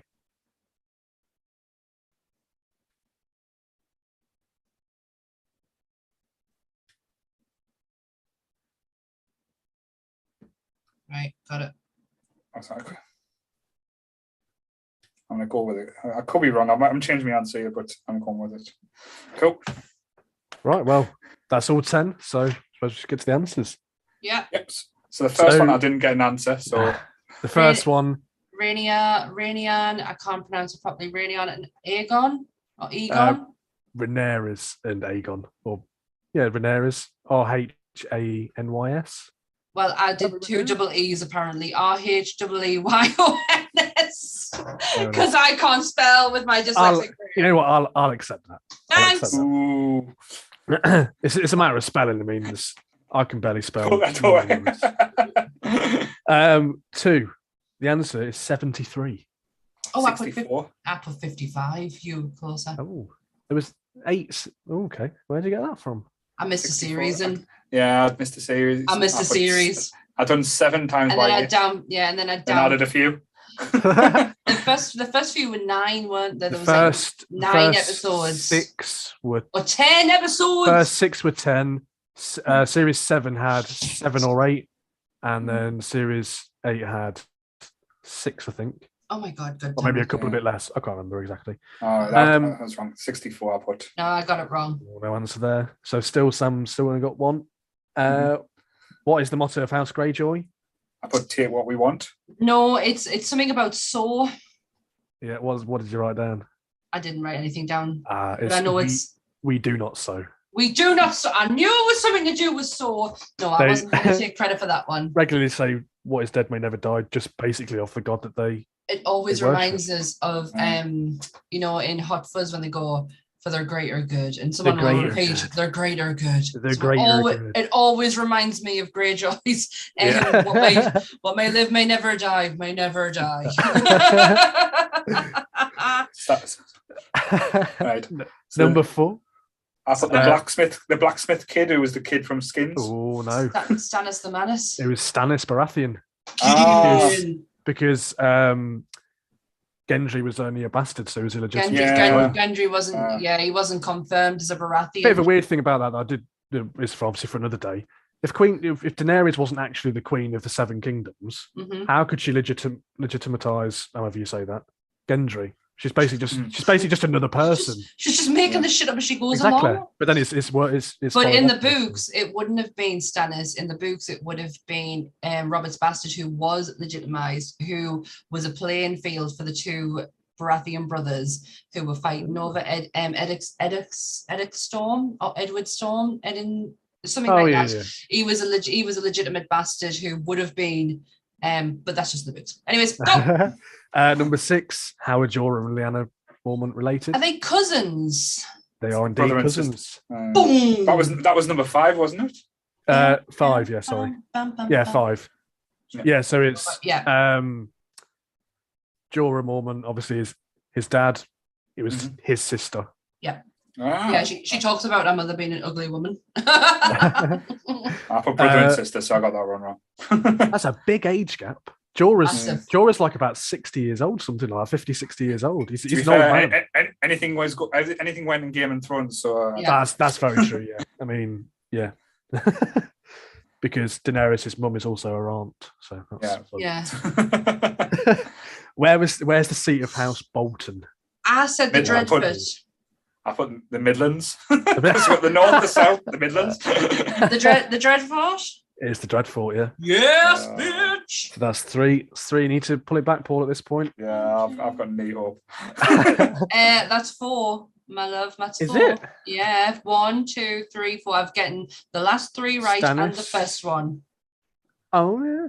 Oh, did you write down the last? Did you write down the last one though, or did you just say it? Oh, yeah. All right. Later off then. I ain't cheating, bitch. Number 7. What is the sigil of the? Has the sigil? You nearly said it there. I did, but I mean, it's the answer anyway. So House Tully. House Tully is correct. I put Greyjoy, so no. Number 8. Jon Snow shares his name with who? Oh my god! The TV news presenter. Paul, I couldn't remember. It's Aemon Targaryen. It is. I was referring to his name as Aemon Targaryen. Yeah, Aemon Targaryen. That's why I said Jon Snow. Yeah, and I think is he 4th? No. So he shares his name with his half brother, who's Elia Martell's kid, and obviously also Maester Aemon. Yep, that's right. That's how I knew he was his name, because I remember losing my shit, going, "Oh my god, you've got Maester Aemon's name!" Sorry. And he would have been the 6th. If he was crowned. Right. Okay. Samuel Tarly tells him in the crypts of 6th of your name. Right. I put 7, so yeah. Oh, close though. To be fair, if I didn't read this down, I wouldn't have remembered. Not at all. How many kings did Tywin Lannister serve as hand, and who were they? The Mad King and Joffrey. And Tommen. I did put 3, but I got the names wrong. I got Joffrey, Daenerys, and Bran. I thought I might have went that way, but I'll give you. You know what? I'm going to give you a point for 3. Yeah. Oh well. Unfortunately, there's no tiebreaker, but I want to know if you would have been able to answer it. Go on then. There's 8 Starks that appeared in the very first episode. Yeah. Who are they? 8 Starks in the very first episode. So Catelyn, Ned, Robb, Sansa, Arya, Rickon, Benjen.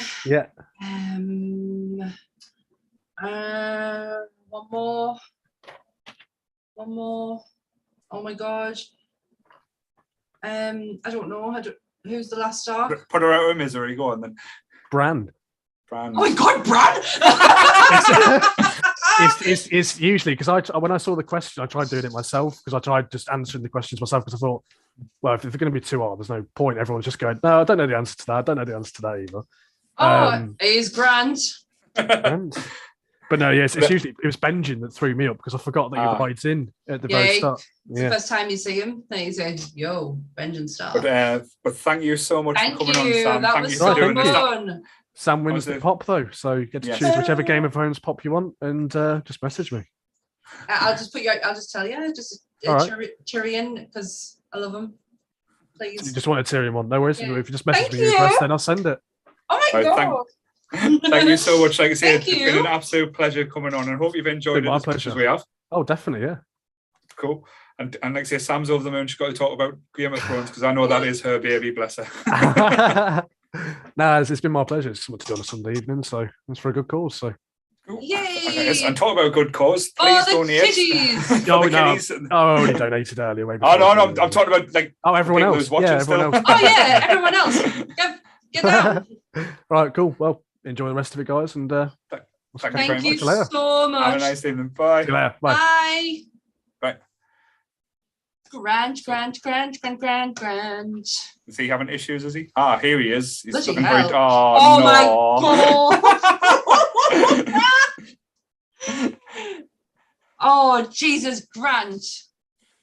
So, to anyone that's watching the podcast who didn't know, is it your microphone? Can you hear us, sir? No, you've been fucking around with your aubergine. You've like totally fucked the sound. Right, while Grant's coming on, I'm gonna nip off. I'll be back in a sec. Go.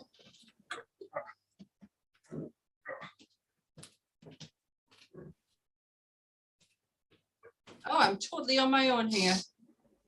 Grant is not. Someone thought it was Donna. Where are you? Oh, there's Paul going on the live feed. Well, remember, please, if you haven't already, donate to the kiddies. Seriously, Grant, what are you doing? I bet you any money's left and come back out and Paul's not here to let him back in again.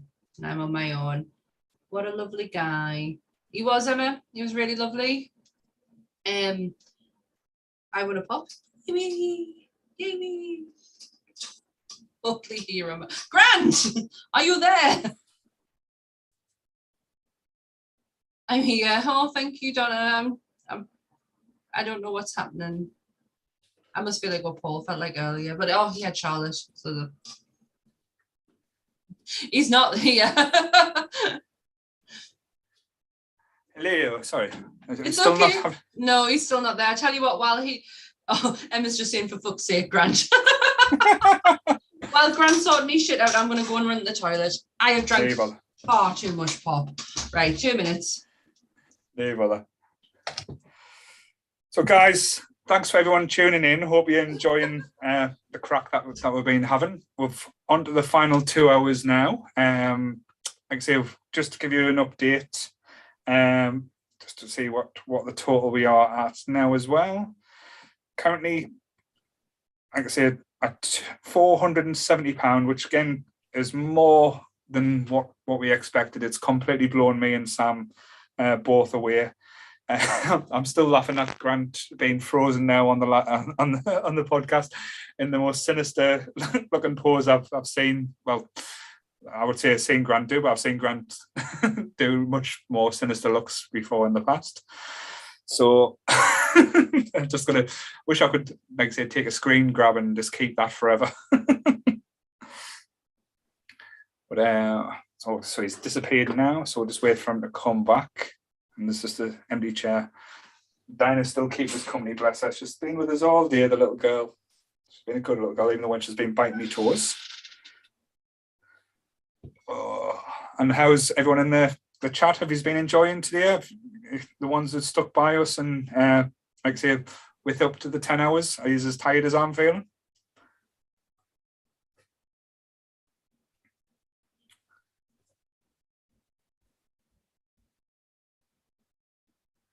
Glad you've had fun. Seeing if Grant's actually going to come back. Could be Donna's time to shine.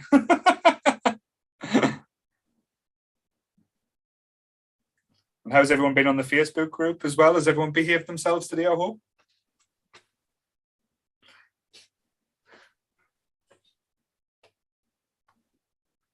Oh.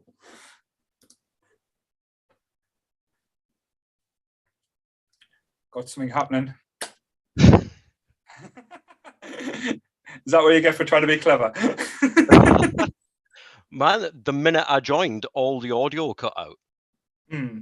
Yeah. I can hear I don't know if you guys could hear me or not, but no, but I saw you masturbating an aubergine, which you did promise, which I was expecting. I know you don't bullshit, so I was expecting it, but it still shocked us. But, did it not get broadcast? Did it?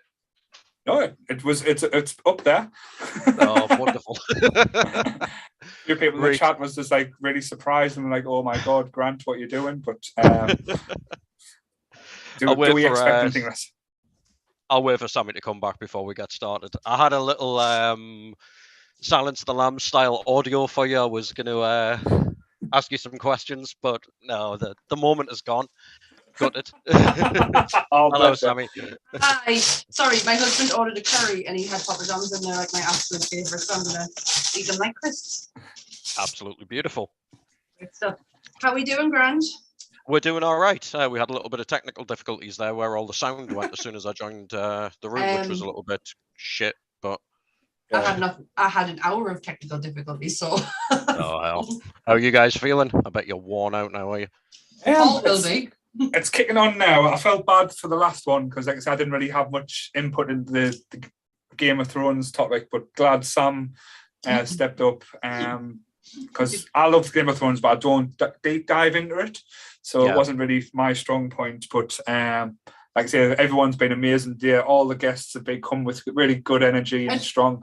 Yeah. And like I said, Donna's been an absolute trooper as well, looking after everyone. And like I say, her and Charlotte in the live chat as well has kept us going really strong as well. So it's been interesting. And I'm looking forward to your topic to see if see what take you've got to throw at us now. Awesome stuff, man. Well, my topic was going to be the weirdest anime you've ever masturbated to. Right. One that I called so-called Devilman. That was quite strange. But yes. I wasn't expecting that sharp of an answer, Paul. That's quite upsetting. What I'm going to talk about is these things. Right. I know we've already had books on earlier on. There was children's books. Yeah. Yes. I was debating, like, obviously something a little bit more adult. I was initially going to think about banned books, but really banned books, unless it's been banned for religious blasphemy, there's not a lot of them out there. So what I figured we could talk about is impactful literature.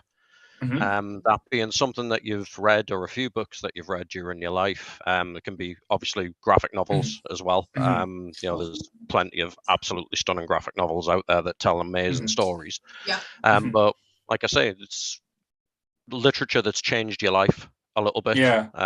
If you want a bit of a time to think, then obviously I know my two. So if you want me to talk for a little bit about one of my books while you guys think about what you want to bring to the plate, then I can talk for 10 or 15 minutes. No, cool, go for it. Like I say, I love to chip in. Like I say, I've already got a few that jump straight in my mind anyway as well. I think we've discussed them little bits in the podcast throughout today as well. But I know probably Charlotte's in the chat room, Billy just exploding with excitement, bless her, with this. Have we lost Grant again? She's not jumping in, she promises. That's what she said. We lost you for a second, Grant, but no, you're back with us there. Oh, so yeah, sketchy internet here. Oh, yeah. Tell me about it. But if you want to go for it, go for a start. Let's see what you throw at us. I'll go for one of mine, obviously, first, because I'm not going to talk about yours because I don't know what it is yet. Book that probably changed my life the most was this. Slaughterhouse-5 by Kurt Vonnegut. Anybody that watched the Halloween podcast and didn't turn it off because of the stuff I was saying might end up. Oh, it's not me. Are you there?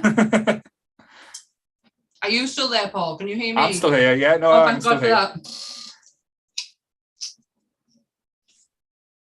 Can you hear me crunching? A little bit, but I think the internet's trying to tell me something here, isn't it? We can hear you now, but you can't see me. No. Oh, for the love of Christ! All right. Well, I suppose while you guys are talking about, as long as you can hear me, while you guys are talking about your books, I'll try and rectify it. So yeah, Slaughterhouse-5 by Kurt Vonnegut. When I read The Exorcist when I was a kid, I picked up 3 books that day, and I was obviously walking around looking for horror. So I picked up The Exorcist. I picked up The Fog by James Herbert. Amazing horror novel. And obviously seeing a word like slaughterhouse on the front of a novel, I judged a book by its cover. And Case told. So I'd probably been about 11, and I'd picked up this story. And hello, are you still there? I think we've lost a Grant. I feel like I've been ripped off of Papa John because there was only one in there. Oh, I think we've lost Grant now. Can you message him? I don't know if he knows he's gone. 2 seconds. No worries. It's to Zoom been doing it all day. Oh, we got a Grant name. Oh, Grant. yep. Can't hear you. See you, but can't hear you now. No.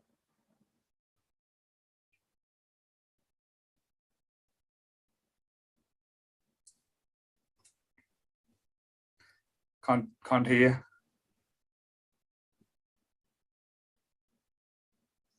Na, na, na, na, na. Na, na, na, na, na, na. Oh, it's just me and you. We'll give him a chance to come back in, but like I said, I do love this topic. Like I said, I know straight away, like two of the books that jump straight to mind. I don't know if I probably can guess one of yours. Go on then. Red Dragon. Yeah. Thomas You House. know me so well. I need to just take my headphone off a minute. Like, I can still hear you. These are really loud, but oh, I am not used to like having to get clunky things on your head as well. Yeah, and it's like, oh, it's not good. So, oh my gosh. Yeah, Red Dragon is like, it's, I can't even explain why. Like, I don't know why. There's no significant part of that book that went, you're the reason, you're the reason I'm gonna love this. Like, I just loved every second of it. Yeah. I don't know why. I don't know why I didn't want to leave it. I don't know if it's because, again, I'm not really that a fiction reader. Is he coming back? Oh, it's a Grant. Okay, if I have black all over my face, it's because I give in and I'm rubbing my eyes now. Am I back? You're back. Yeah, wonderful. I don't know, where did you hear up to? That your 11-year-old looking at the cover. Yeah, basically. So I picked up this book, and it's a kind of pseudo sci-fi novel written in the 50s. Massively influential book for a book that not a lot of people seem to have heard of. It details the story of a guy who can basically live his life linearly from time. So he can walk through his kitchen door in 1965 when he's married to his wife and 2 kids, and when he comes out the other side, he's 21 and he's in a concentration camp just outside of Dresden when the Dresden bombings happened. And then he'll walk into the shower room in the Dresden POW camp and awaken, being wheeled through the door 5 minutes from his death. And it keeps going back and forwards like that in quite an autobiographical sense.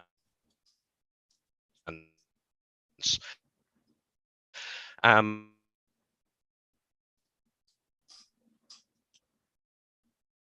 I gone? This guy ended up. Yeah, I think his audio's gone again.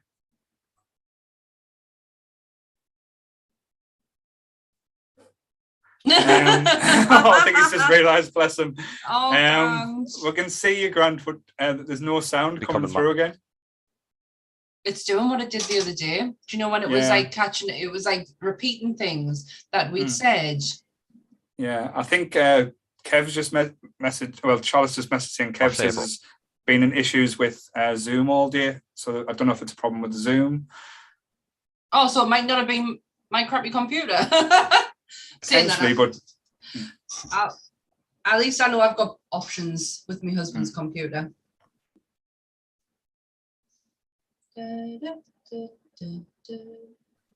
Oh, bless him. He's got your face on now. What we saw earlier. Honestly, it's so frustrating, especially when I was so ready. I was so pumped for it. I had everything organized in that room. See, do you see what I mean? It's like picking up audio from what he said earlier and just chucking it out there.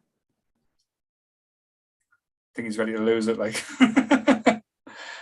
But yeah, like I said, while Grant's trying to return to us, just what you were saying about, like, say, the Red Dragon, saying you don't know why it was having such an impact.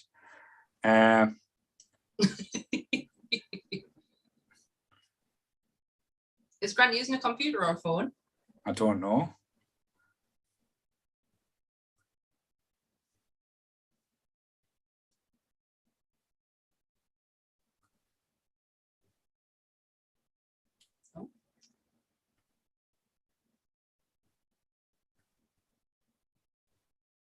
Just messaged him now.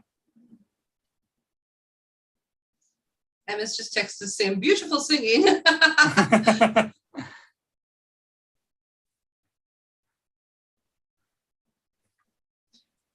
Yeah, probably is like going, like I said, the first one that jumped to my mind. Again, I talked about a little bit during when we were talking about the Jim Carrey and Yes Man, but the Danny Wallace book, Yes Man, did actually change like my whole outlook on a lot of things. Because at the time, it was during I was in a relationship with this girl that lived in Manchester, and I was going down, but I was not really, I would say, living my life at all. I was like kind of just working and going to see her and not really just existing. You know, that was the kind of way I would describe it. But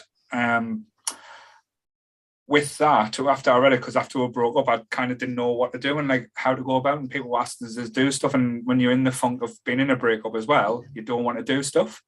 So when I read that, and like I say, it's such a joyous book as well, because Danny Wallace is going through the same thing, where he's just broke up with his girlfriend after starting a cult by mistake, funny enough, in a book called Join Me. But like I say, the Yes Man, like his first night out, where he's decided he's going to do this whole aspect of saying yes to everything. He basically, I'm trying to get my words out now, he then changes his outlook and he goes on a night out because someone asks him, do you want to go out tonight? So he says yes. He then has the whole aspect of goes into a club and he's talking to this girl, and someone walks up and says, are you talking to my girlfriend? He says yes. He goes, all right, so you're looking for a fight? And he goes, yes. And Danny Wallace is not the biggest or scariest looking guy, and the guy walks up and says, nutcase. So Danny Wallace gets all excited and thinks, I've won this fight through the power of yes. All right. Cool. Are you back there, Grant? I bloody hope so, mate. Sorry about this. The Wi-Fi up my way can be sketchy as hell sometimes. Well, we've been told off, Kev, that there's been issues with Zoom, so it might explain the issues that I had earlier, and because it's very similar to what I had with my computer that you're having right now. Oh, bloody hell. I would try and join with my phone, but my phone is an absolute piece of shit. There's no way it's going to work through that thing. If I try and do a WhatsApp video call on it, it crashes the entire thing. So sorry about that, guys. I'm fairly certain it's just my hillbilly Wi-Fi. No, don't worry. Like I say, we'll get there in the end. Yeah, man. Like I said, trying to think of, because I was just talking about, like I say, the book that meant a lot to me as well was The Yes Man with Danny Wallace. Right. How basically it's a comedy book, but it's a true story where he spent 6 months of his life saying yes, well, to everything, but he did have rules, like he would never kill someone, or he would never take advantage of someone. Like if some woman said to him, will you go to bed with us? He wouldn't say yes to that if he didn't want to. Right. So then with the two rules that he had, so he ends up going on mad adventures around the world, or takes job opportunities.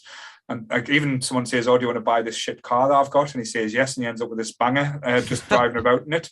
But like the way it remembers it to me, because I think it was a time I was going to Manchester a lot, and I broke up with the girl I was seeing down there. And I think you spotted us one time. I was in the borough, just sitting there, like probably depressed. But I read that book, and it opened up my opportunity to say yes to a lot more things. And you meet new people, and probably did, like Sam had a word earlier, like maybe had an influence of me starting this podcast up as well.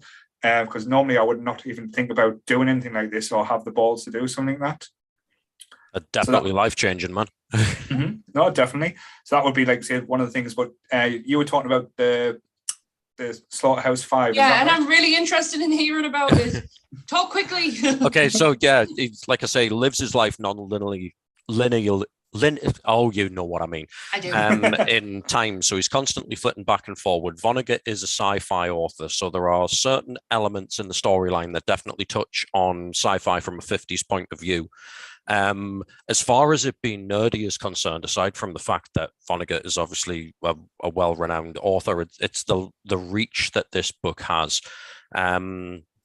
You know, for people that have never heard of it, you've still heard of it and just not realized it. If you've played Borderlands 2, and you're going through as Maya, the siren. If you get a critical headshot with her, there's one of her speech things where she screams, "So it goes."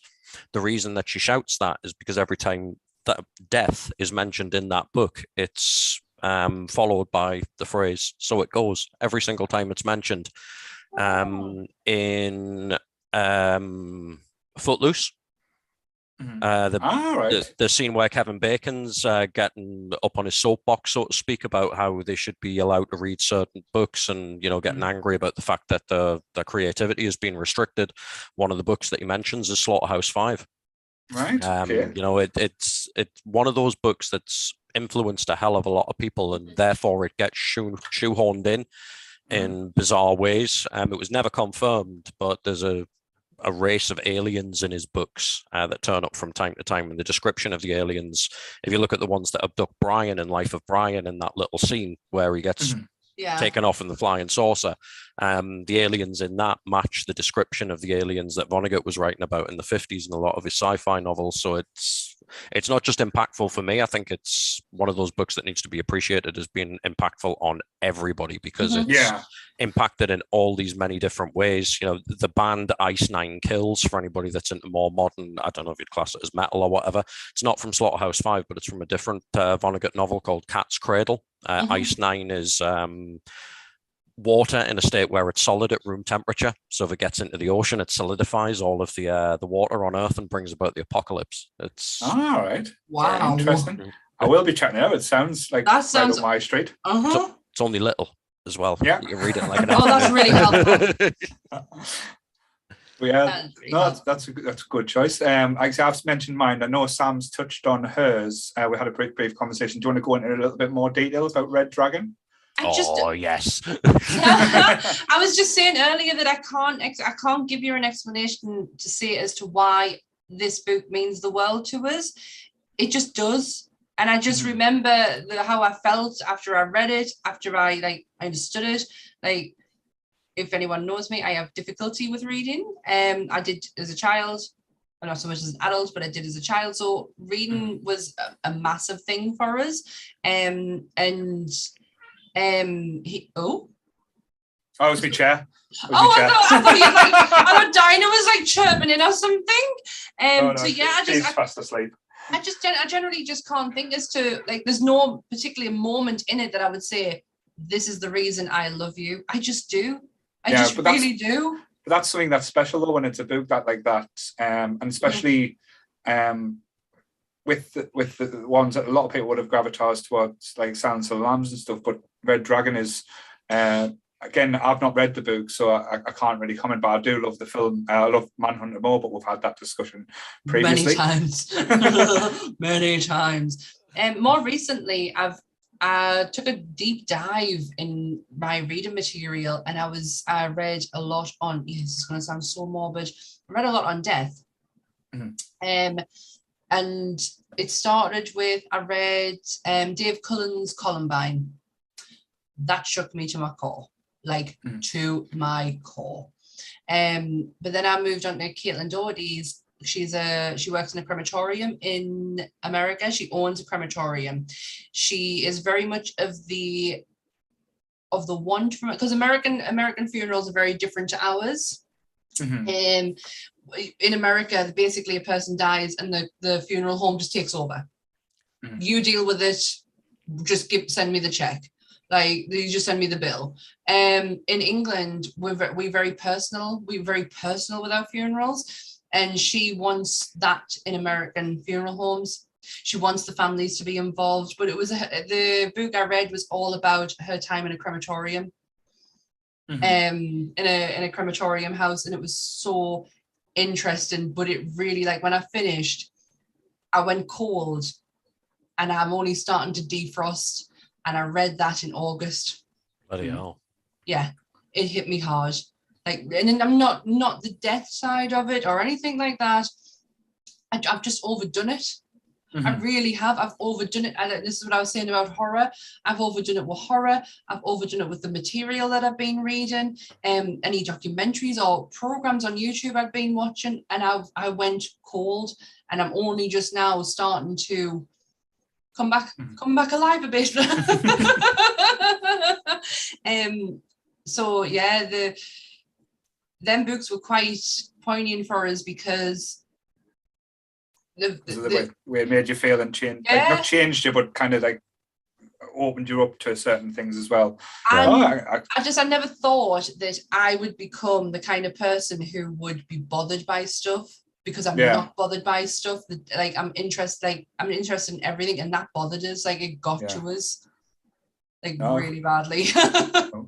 And what was your next choice then, Grant, that you're going to throw at us there? Grant, your eyes look beautifully blue through this camera, mind. Do I need to get the aubergine back out? I don't think poor Emma could take it. It completely destroyed her on the chat. I'll tell you what it is. In the group chat that we had going for the charity podcast, there was a couple of things. First of all, Jake had requested that I look longingly down the camera and just stroke it for an hour, so you guys got off lightly. Wow. The other thing you're disobeying the king now as well. I will lead the uprising against that boy. I'll tell you that for now. The other one he came up with, you guys may or may not be aware that, but I live in a madhouse of animals. I really, really do. And they turned around, they were like, "Oh, we want all of your animals in the house, like in the room with you, so that we can just see the ensuing chaos." And I don't know if the light's bright enough, but oh, where's he going? Got to show the animals. Look at the canine at the back there. A dog. All of them. Oh, bless them. Fast asleep. Oh! So no animal chaos, although it will probably happen before the end. All right, I've got a little pile here because I didn't know how quickly we would go through books, so I had two chosen. The second one was a book that you mentioned the borough before. Obviously, anybody that drank in that pub will remember my best mate in the whole world, Paul Kay. If you're watching, stinky, horrible bastard. He put me on to this after much nagging. That is Vert by Jeff Noon. It was a sci-fi novel written by a UK author in the mid-90s. And what it basically details is it's dystopian, but you don't get really context as to why it's dystopian. It simply is. The best way that I could describe this book, it's like one of the great Greek myths has been written by Irvine Welsh. All right. Oh, wow. So very British in style. Most definitely. It's set in Manchester. When I say Irvine Welsh, I'm not talking about all written in an accent. You know what I mean? Yeah. I get the tone. I get the tone. Don't worry. In this bleak future, the concept of drugs and the concept of entertainment have become intertwined in what could really only be described as a drug that people take in the form of feathers called verts.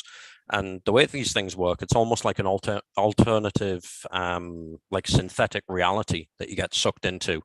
Gets detailed very early in the book. Say you're all fans of Coronation Street. In fact, fuck Coronation Street, we're on Nerdy Up North. Let's talk about Game of Thrones. Say all of us loved Game of Thrones. If I got one of these feathers that was Game of Thrones themed and all of us licked it, we would all collectively experience that trip. As if we were in an episode of Game of Thrones, and people could go and like play their own characters and all of this kind of stuff. But there's obviously the abuse of these things as well. And what happens is we join this group very early on, the waster kind of types, you know, your traditional kind of speed freak junkies almost, trying to get hit for one of these things that's more along the lines of a traditional drug. And what has happened, because these experiences are reality, the deeper ones have lasting effects on our own reality. Say you dropped your wallet when you were in a particularly strong one of these trips and you left it in the trip, something from the trip would come back into reality with you. And what's happened is they've all taken a really, really strong dose of this vert, and one of the girls from the group has become trapped in that reality and a creature from it has come out.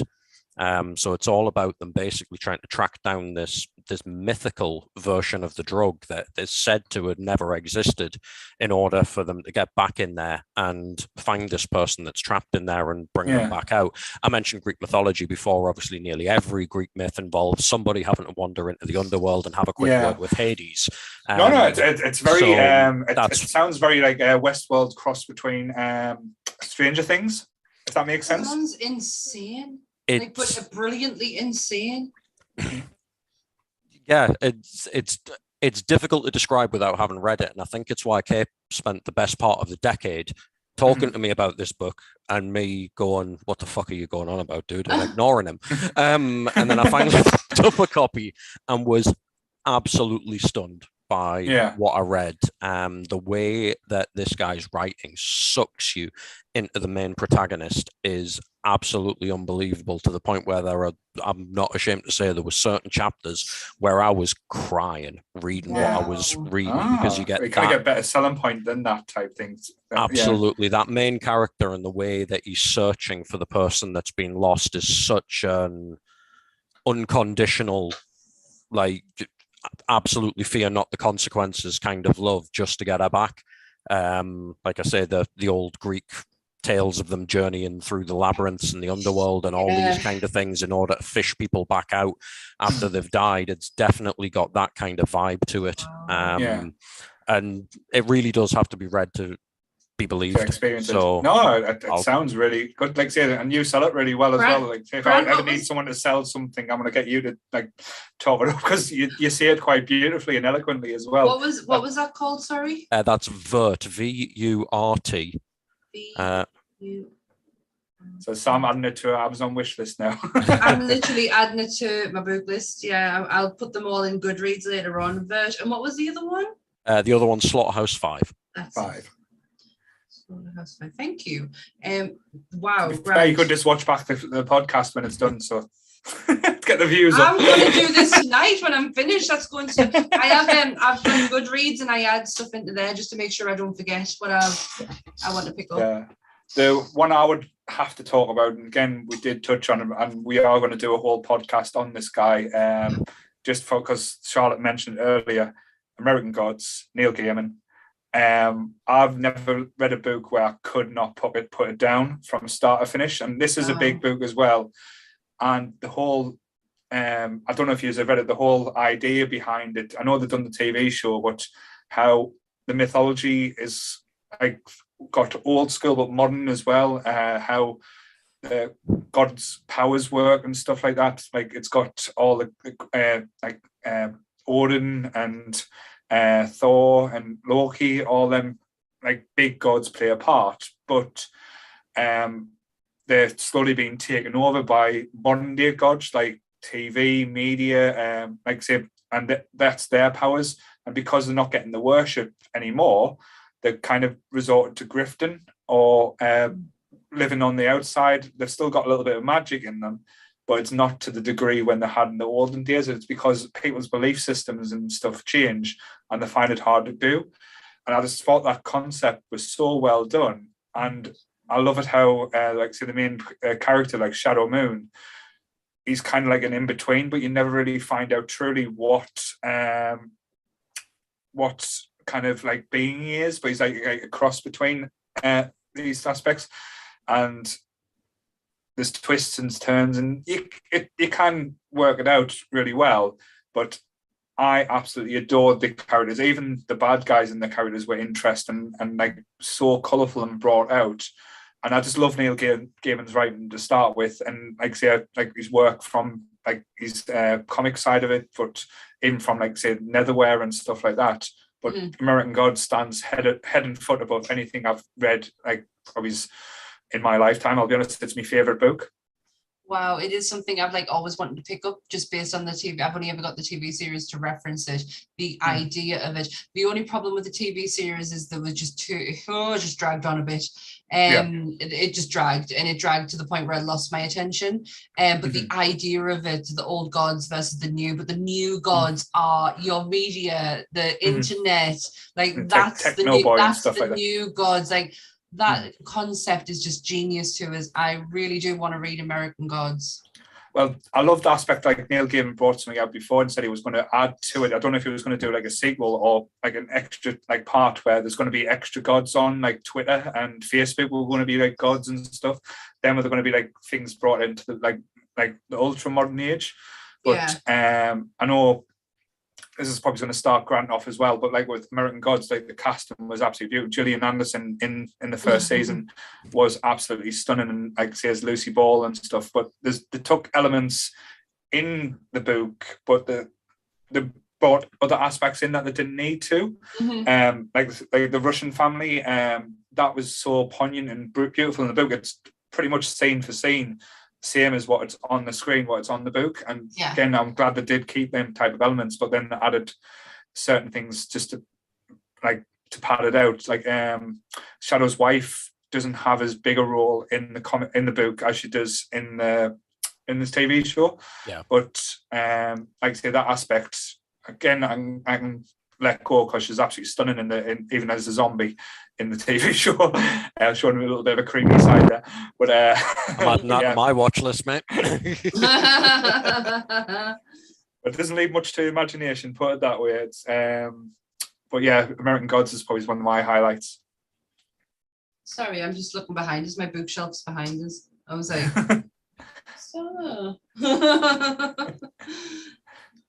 sorry. You want me to take another one? Yeah, go for it. A little bit of a stereotype. I think there was another one I wanted to talk about, but I can't find my copy of it. And I thought copies would be a good thing, but we might get onto it later. Is American Psycho by Bret Easton Ellis. Yes. Now, everybody in the group, I would assume, has seen the film, and those that haven't seen the film need to go and see the film, because you might get a few spoilers here. I mean, everybody's at least heard of it. You know what I mean? Yeah. Like the book was notorious back in the day when the film was getting talked about getting made. I think everyone went out and read the book at times. I've not seen it. Okay, so I'm not bothered though. I'm really not bothered. You sell me this book and I'll go and read it. Don't worry, Sam hasn't seen much. The thing about the book is it doesn't rush you in the way that the film does. You've got very, very quick establishment from the point at which you meet Patrick Bateman, the main character, to the point at which you find out he's this lunatic, psycho murderer. Yeah. The book doesn't work like that. The thing that this book taught me is patience in what I am reading, because Bret Easton Ellis's writing style is absolutely relentless. The man does not understand the difference between a sentence and a chapter in some points. And there's bits where it just goes on and on and on, but for all the right reasons. Without giving too much away for Sammy who hasn't seen it. No, don't get us wrong. I might not have seen it. I totally know it. Yeah, I know everything. I couldn't talk about anything with Sam, to be honest. Yeah, I that's wouldn't true. be talking about any 80s films. So yeah, we'd be lost. So don't get us wrong. For all I've not seen it, I have seen clippets. Obviously, it's been on the internet for years. I know the idea. I don't quite understand the ending, to be honest. I know the ending. I don't just quite understand it. So by all means, talk away. Right. It will not spoil anything. I'm not going to give away the ending, but obviously if you've seen snippets and what have you, the most famous snippets tend to be the internal monologue of Patrick Bateman, like the scene with the business cards. And I've seen that. look at it. It's got a watermark, and everybody knows that scene. In the book, those scenes go on for what feels like a lifetime, because it really, really sucks you into the fact that Bateman is such a self-obsessed narcissist. Just before that scene in the movie, there's the bit where Halverstrand walks in. He goes in. He's wearing, he's got a penchant for Oliver People's glasses, and we get our hairs cut at the same barber. Whenever he meets anybody in the book, you go through that with every single person in the room. This person was standing there, and he's wearing these glasses and this shirt and that suit and this tie, and it just goes on and on and on and on and on, and he doesn't really get going bar one really off the cuff remark until about halfway through the movie, and then halfway through the book, and then he snaps, and you get all of this horrific, notorious gore that everybody has heard about. But up until that point, it's the level to which they establish Bateman as a psychopath, and it's brilliant, but it's difficult. It's really difficult. I'll be honest. I've tried reading the book. I've not been able to finish it. Yeah, it's hard. But I think, as you said, you described the start of it perfectly. Like that build up, like with the film, it kind of jumped straight in. I was one of the ones that watched the film first and went, right, I'm going to have to read this book, because Patrick Bateman is such an interesting character, especially on screen, and Christian Bale plays him absolutely phenomenally. Absolutely. And when you're reading the book, you get more and more uncomfortable. It's one of these books where you're not entertained. I know it sounds really strange, you're reading the book to be entertained, but it's not entertaining in the slightest. You're getting more and more uncomfortable, and you're feeling like you're with him while he's delving into that psychosis at the same time.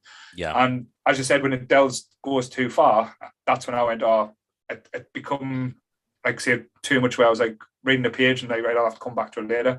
And it just become less enjoyable. But I love the film. It's one of my favorite films to watch, because it's an interesting take on the human psyche, and to see the breakdown from being so controlled to losing it slightly, and then, like, say, the end bit. I know there's always at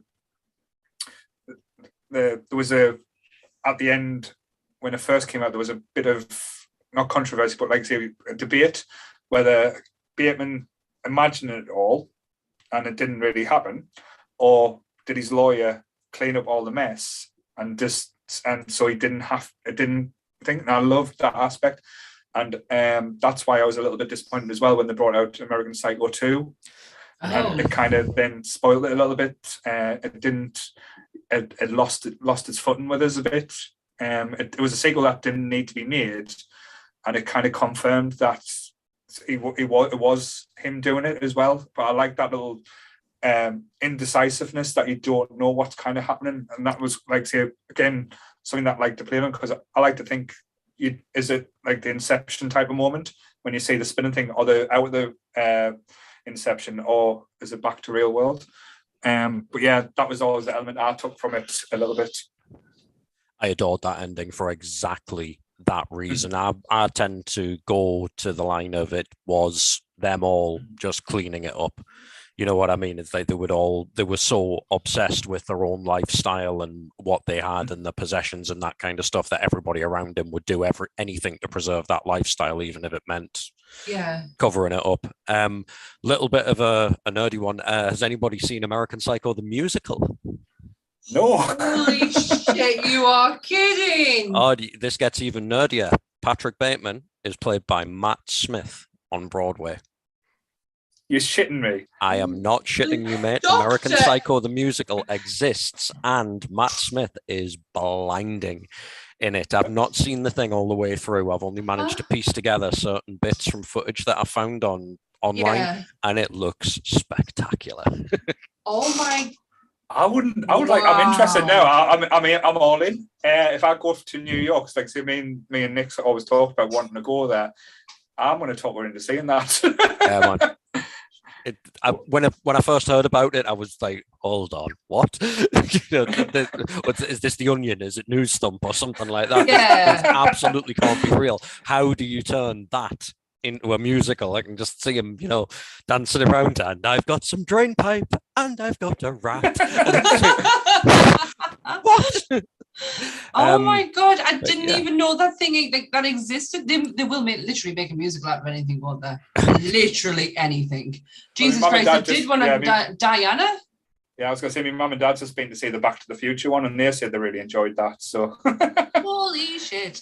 The only musical I'm interested in seeing on Broadway is Hamilton. That is the only one I will want to see at the moment. But American Psycho just sound very intriguing. I wonder if Disney Plus gets it.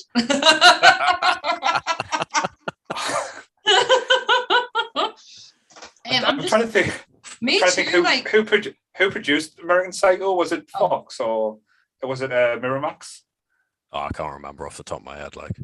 I've not seen it to know the production thing at the beginning, because Miramax always had the thing come up. I'm just trying to remember, because if it is Miramax, then potentially Disney do own it, so it could see the musical hitting Disney Plus. Wow. I'm trying to think of books that have really just had that impact on us. Well, I'll sidestep in a little bit. Yeah, go for it. Because I know, because this one will probably jog your memory into, rather than thinking of novels. Batman: The Long Halloween. We talked about it. I don't know, favorite comic books. Yeah. That was the quintessential Batman story of him being the great detective, and how, like I say, it involved like a great rogue gallery, and it showcased what, not Batman the vigilante beating people up, but Batman the detective going through, and it kind of cemented to me my love for Batman as the comics, and again, moving on from like the Long Halloween, it got, like I say, made us more interested. So I got discovered Hush, which is again one of the best Batman comics that's ever been produced. And then even moving on to, like say, like Kingdom Come and like Justice League, like Justice, that type of thing. But Hush, the Long Halloween was probably one of the first big deep dives into DC and the Batman universe. I'm trying to think like Marvel wise, because I've not been consistent with Marvel reading. Like I've not just stuck to one person and went, right, you're it, and that this is where, you know, I'm going to go down it with you. I tried with Captain Marvel when Kelly Sue took over, and I just got to her run and then I was finished. I wasn't interested in what anyone else had to say on her. I am very much like, I love to read books, like factual books, and that's what I can power through. Like I've been talking all day about how much I struggle with reading fiction, but books on like fact or biographies, I can race through them. And the best one I probably read recently, like that hasn't made me go cold inside, was the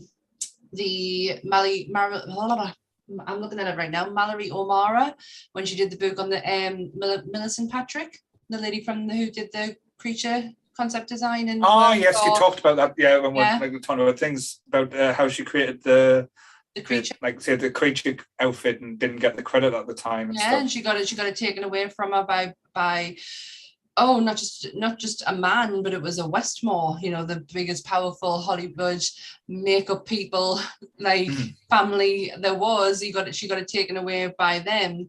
And the fact that Mallory did a whole journey of discovery of Millicent's life, and quite discovered like a lot about herself as well. Like there was some like spooky coincidences in Korea to Korea. It was a really interesting read. I don't know enough to say it like kind of, don't get us wrong, I got a little bit of empowerment from it, but I tend to do that when I read books that women have read who are telling a story or trying to empower another woman. Yeah.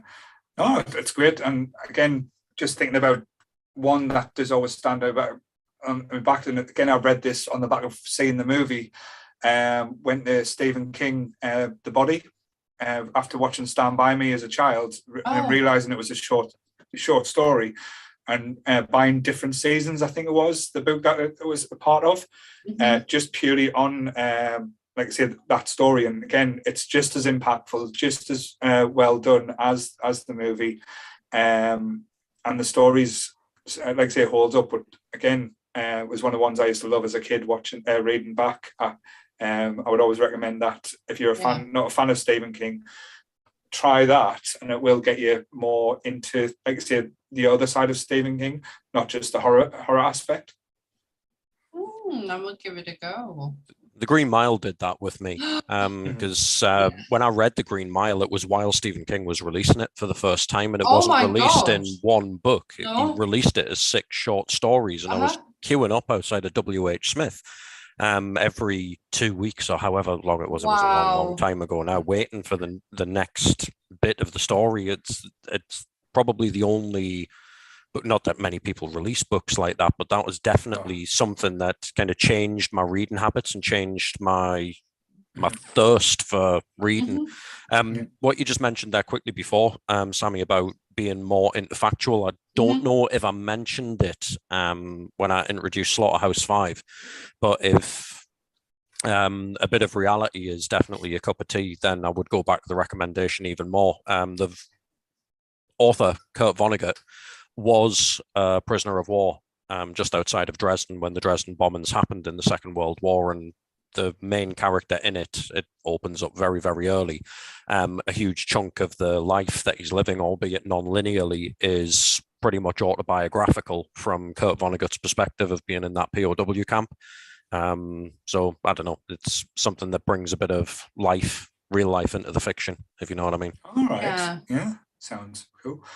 I'm trying to think if there's any biographies or anything that, like, say, that hit as hard, but it's a different one. Like probably I know it's not nerdy and stuff like that. It wasn't a biography. I'm trying to think of the name now. It was the Brian Clough one.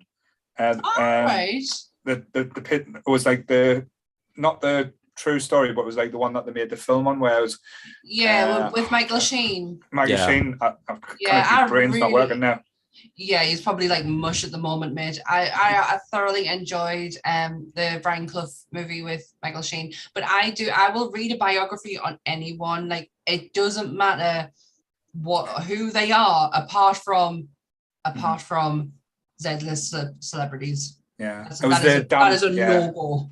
Yeah, it was the Damn United thing, but it was like kind of based on true story, but it was like wrote in a way that was like almost like it was, I'm trying to think, it wasn't factual, but it's like what they thought had happened or what wanted to happen, but there was factual elements to it. But the film done it well, but the book is absolutely hilarious. Like if you know anything about Brian Clough and like a sports fan, it's nailed on for his personality and how he would have reacted. But Michael Sheen plays it absolutely perfectly in the movie.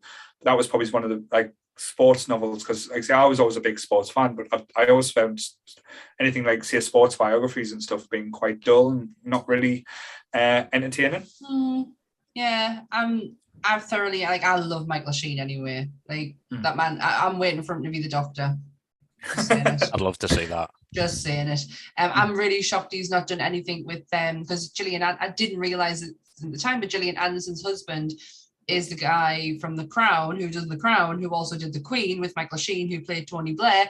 I am just waiting for him to reprise his role as Tony Blair in The Crown. Like, I need that to happen. Sorry, that was my Michael Sheen, but I like love him. Like, I seriously love the man. Seriously love him. Any last picks there, Grant? I've never been one for biographies, but given the fact that we're on factual literature, the missus picked up an amazing one that I'm yet to read.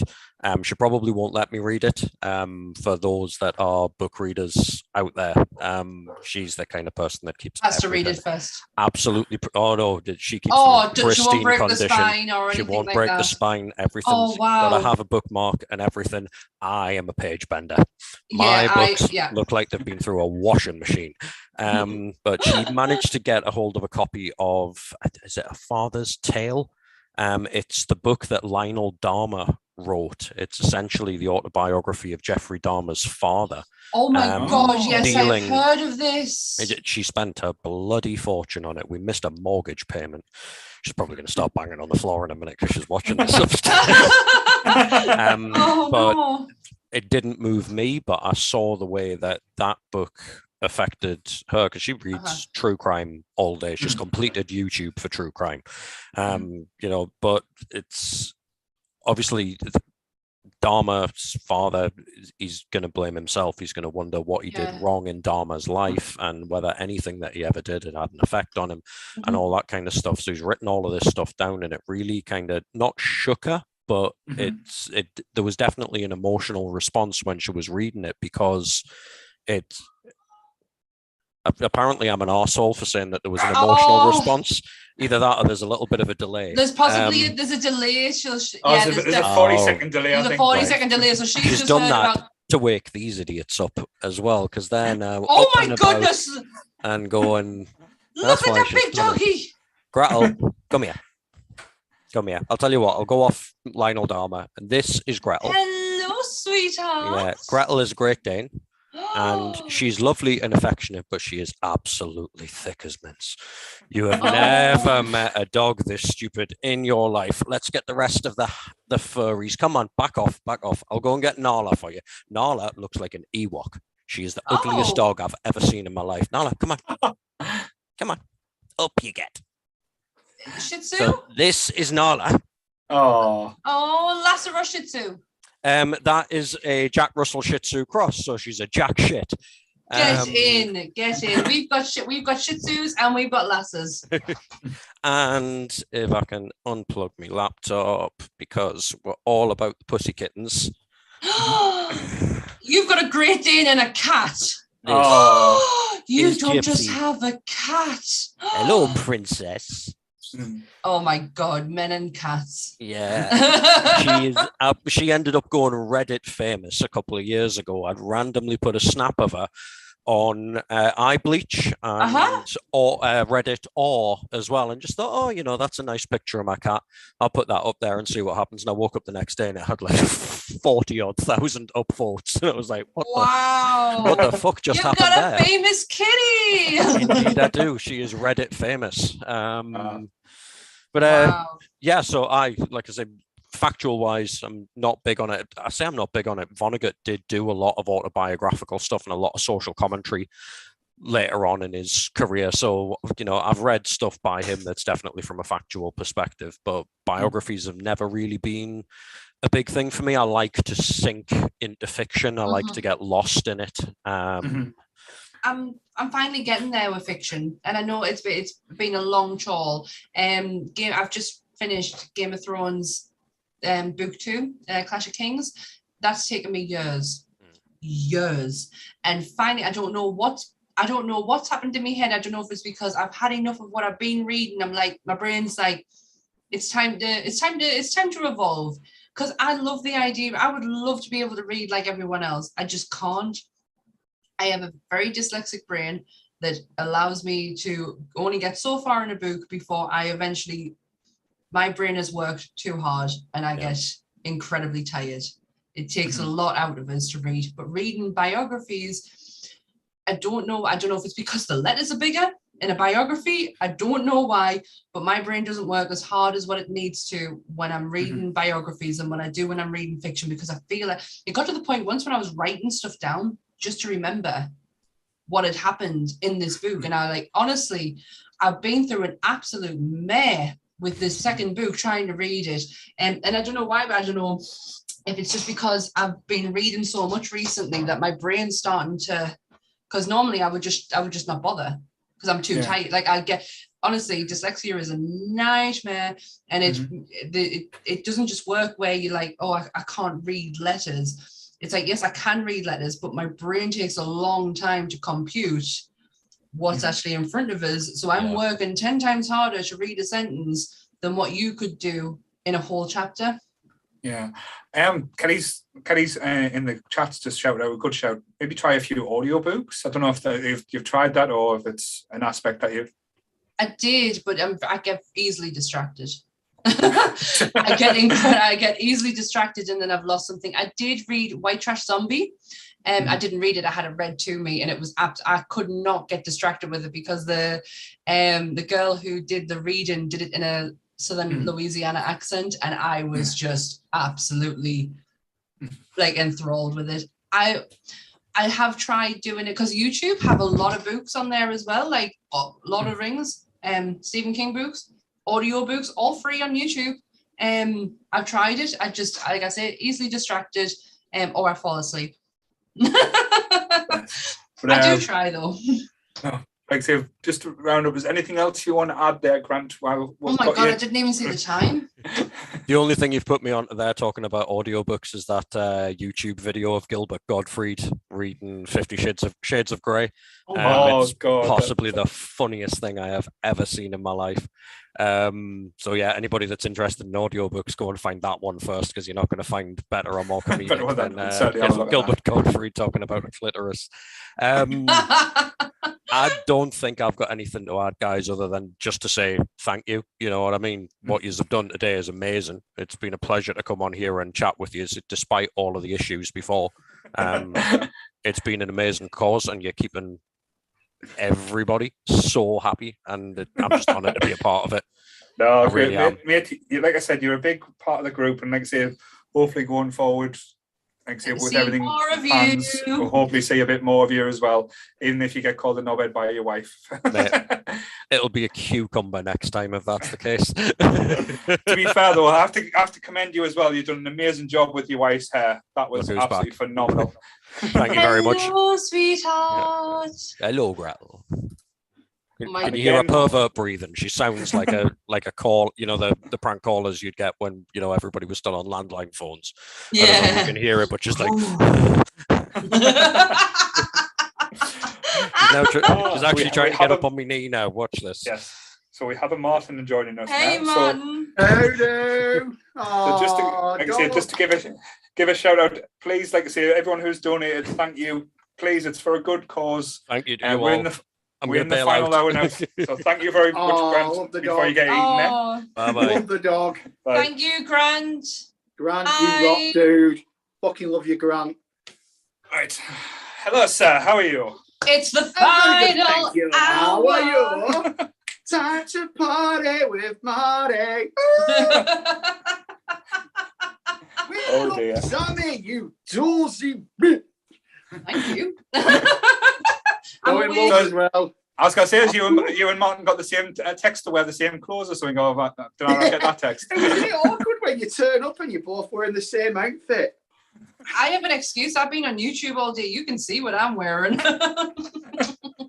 Have you? This is a first. I think so, anyway. Yeah, I hope this has been working. You've been here for 10 hours, don't lie. Yeah, the first hour was, yeah. No. How you feeling? Let's not mention the first hour again. Like I say, we've got over that. We've had the tantrums. You've been amazing. Now, to be honest, she's been getting me through the last few hours, so I owe Sammy you've been amazing. You have both been amazing, honestly. I just hope it's been entertaining for people as well. Oh, people sat through and watched it, it's been boring. Now, I have been in and out of the chat all day. There has been nothing on there. Like, I've had family texting us, telling us how great it is, and just do you know what, Paul? Even if it wasn't, who gives a shit? Look how much that we raised. Yes, I'm not good. And it keeps going. You really do look it, and you look like you need something properly to eat. I know Donna and, like I say, Donna and Charlotte's going to jump on the last 10-15 minutes just to like, because I want to say a big thank you to them as well for what they've done today. They've been amazing. But yes, take it away, Marty. It is your hour. Your hour. It's my power hour. Going full beast mode. Well, not really. All hail King Jake as well. Yes, as well. Yes. Well played, Jake. Come on, boy. Everyone in the chat as well. Kelly, Bev, everyone, you're all amazing. Charlotte and Donna, you've all been, you've been incredible just running it as well. And you guys, much love, honestly. Genuinely, you've both been incredible today. And every guest on has been brilliant. Like, they've all phenomenal. Your face though, as well, though, when you had to bin Lord of the Rings, like, my heart broke for you. Yeah, it was like that scene on The Simpsons when Lisa, rejects Ralph Wiggum and Bert's freeze framing and he sees the heartbreak in half. Yeah, it was like that. But yeah, to all of the guests, you've been brilliant, honestly. But yeah, my choosing subject for tonight sounds like a fucking quiz show. We need Sam back on. You're a good quiz host. My chosen subject is a quiz on the best top 5 music albums set to endings about cat couples who love horror, Game of Thrones, Friends books, in the Mario Sonic games that belong in Room 101. I'll tell you to fuck off. I'm pulling your picture, Paul, don't worry, mate. I don't understand what was just said there. I did see how to tell one of the guests to fuck off by the end, so Martin, you're the first one. Get the fuck off. No, it's about top 5 British comedies, and if we get time, British comedians as well. But I thought I'd play it, a little bit safe, but also just because we've all got different upbringings, so it'd be nice to hear kind of what we've watched, growing up. And as I said in the, in the Ghostbusters podcast in the intro, it was like I was brought up on a lot of British comedies, some American as well. But I'm going to stick to British because the American. So are we going British TV shows or British films? British comedies. Comedy TV shows. Yeah. Comedy TV. We want it to be a laugh the last hour. We want to talk about stuff that makes us laugh. You've had all that intellectual, with Grant, etc. So let's talk comedy. Let's talk what makes us laugh. Come on. Well, so you've got a top 5. Give us your first one there, Martin. It's the obvious choice, but it's the best. It's still Only Fools and Horses. Even when they became millionaires, it should have ended there. Even though Strangers on the Shore was in a fantastic episode, it's just amazing. John Sullivan, rest in peace, you know, he created a legacy that, you know, it's incredible. And it doesn't matter. It's like Friends, you know, it doesn't matter what episode you're watching, what order. Yeah, you can always pick up on it, yeah. Yeah, so many great moments, so many great lines, so many great characters. Some who were still with us, some who were up there, you know, like Kenneth. Quite a few now. Yeah. It's sad. It's really sad. Like we're getting to an age where they are like slowly starting to pass away. I couldn't agree with you more. This is a family favorite. There is even, I have a funny birth story around Runny Furs and Horses. Oh, go on, tell it. My mum was in labour with me, and my dad would not leave the house until the episode of Only Fools and Horses was finished, because obviously it was back in the day when you couldn't record it. Yeah. Or, you know, if you missed it, you weren't seeing it for a very long time. And he wouldn't leave until, so my mum rode motorbikes at the time, and she went and sat in her motorbike to help relieve her pain until the episode finished, and then they went.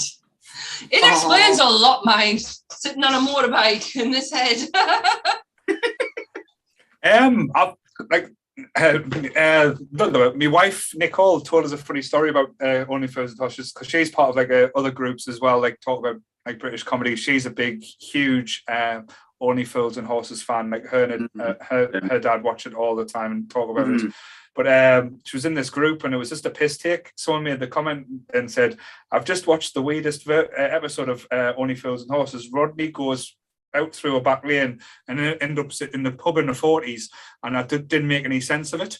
And people in the group went absolutely nuts, calling them, saying, that's not Only Fools and Horses, it's Good Night Sweetheart. But he just said it to wind people up. But people are so like, yeah, why is he hanging around with a woman from Bellicus Angel? Yeah, but people are so very protective of, like I say, of Only Fools and Horses. It is a national initiative. Like some of my favorite episodes of like just going to the nerdy faction is when they dress up as Batman and Robin and villains. Some of my favorite episodes are like, I don't know if they would class them as big ones, but the long night where they're all held up in the supermarket when Leroy decides to rob the store, with a gun, but he ends up doing it all at the wrong times, and the end up being and he does the whole that he's the shadow, because they seek him here, they seek him there. Those policemen seek him everywhere. Is he in heaven or is he in hell? That damn elusive shadow. Like your little Leroy, and then Del recognises him. Yes, I like that one. I love the Tony Angelino episode. It is absolutely genius. The episode where Del sells the slate on the church, but then has the miracle and saves the church. That's a really good one. I do like some of the older ones. I love the episode where the dad comes back. Oh yeah. That's one of my favorite episodes, especially when Del finally like, get out, you're not welcome. It's not a case of you walk out on me now, I'm telling you to leave. And I love that moment. Yeah, like David Jason, absolutely. Like I don't think he's ever been in anything that's been poor as well, when you think of like all the stuff he's been in, like going from like Frost, even like Open All Hours was absolutely brilliant. But he is a national treasure, like one of the top tier actors, and to play that character so well and keep it fresh as well, because there was a fucking shit ton of episodes and specials. It kept on going and going and going, to the point where you're just thinking, is this never going to end? But he kept that characters going. Count Duckula. Yep. It was that childhood. There is one episode of Only Fools and Horses that I can't watch, and I will never watch. I absolutely hate it. There is cringe, and then there is this episode, and it's a royal flush, where Del goes to the countryside after Rodney almost gets together with a very rich young lady. I think her father's a lord, and Del ends up trying to like get his way in there, and they go to the theatre, and I absolutely hate that episode. I will never watch it, but a royal flush is not a good one for me. Jolly Boy's outing. Oh, yes. Absolutely brilliant. Yeah. Yes, Jolly Boy's outing's good. The episode where Damien's born is beautiful. The almond. See, it changes music depending on where you're watching it, because obviously licenses. So anytime if you watch it on Netflix, it would be different to what it would be on Prime, what it is different to on the DVDs, to what it is different to on Gold. It's all like the different music's like just for Damien though. Oh, that was a good first choice. Sammy, what would you go for your pick? That would have been one of my first choices because it is one of my favorites. But I'm going to go with something that my family, we watch. We watched a lot in lockdown because it was a summer program. I absolutely adore this series, Benidorm. Yeah. I've never watched it, I'll be honest. I've not watched it. I absolutely love this. Even when the Garveys went. Yeah, even when the Garveys left, you're all right. Oh, sorry, it's just the charger fell out. Right. I don't need anything to go wrong, and then I can still hear you. These headphones are really loud. Even when the Garveys left and new families came, it was it didn't take anything away. Steve Pembrokeshire from Steve Edge as well. When his family came in, they were brilliant. I love Kenneth DeBeck. I love the hairdresser Kenneth DeBeck, and I love the relationship that he has with Liam. It's beautiful. It's funny. It's lighthearted. It's non-offensive, and it really got us through lockdown because we're stuck in the house, and all these people are in Benidorm, and it's got to the point where we're I could be in Benidorm, right? I could do Benidorm. Benidorm seems like a good idea about now. It's just fun. It's just, this first series is your typical Benidorm holiday, your Benidorm all-inclusive. And I love character building. I love character progression. I love to get to know people. And that is the perfect show for it. Benidorm, so funny. Cool. Mine's it's had a few seasons now. I think I can't see them making a new season now after this year's news, but was Friday Night's Dinner. Oh God. Good choice. Shalom. I absolutely love this. The family dynamic, as you said, the neighbour that is just wouldn't fuck off. Yeah. But it has genuinely heartbreaking and brilliant moments in it. When Wilson passes away and he gets him to bury and he gets Milson. He gets Milson as a replacement, but when they bury him and then they put this giant cross in the Jewish family's in front garden, and they're going, they can't have that cross in our garden. And but how can you tell him not to bury his dog? That meant so well to him. I found this quite late. I think the last series was just about the last series was just about to start. Because I tried to watch it before, and there was some the guy who very cringe. Yeah, it's very cringe-worthy. Well, he's in Space. I can't think of the actor's name, and I can't even think of his character name in that either. He plays Marquis. That's it, Marquis. That's it. So he just hello. Absolutely. But I persevered with it, and I saw what I always look for in TV shows, just getting to know people and, following along with their lives, and something even just a dinner. I wanted to know what they were having for dinner, and nice bit of squirrel. What was his date called? Kept laughing. Oh, what was his date called? Who kept laughing at the table? Oh, I can't remember it. She had the weirdest little laugh. Yeah, because is that the one who ended up didn't like the Jews? Yeah. And it's the way she just goes, fuck off. That was absolute timing. Yeah. But my favourite episode is when trying to wreck each other's room, and they find out he broke something, and he's looking after, and he's trying to get his bunny rabbit. Yes. So he's hiding the bunny rabbit, and he gives it gives the daft neighbour, who then doesn't want to give it back, and then for some reason it ends up in the pond. So Simon decides to go into the pond to get it, but then Wilson jumps in and retrieves it, and it ends up being so fucked up. But like I say, as you said, the characters in it, like the family dynamic, like the dad, who's unfortunately is, like I say, was unwell, we didn't know about and passed away. But it's like, it was so quotable. Like me and Nick say it all the time, like shit on it. Shit on it. Shit on it. Yeah. It's just like I say, you could see that happening as a family, and the pranks they pulled on each other, like putting salt in the water.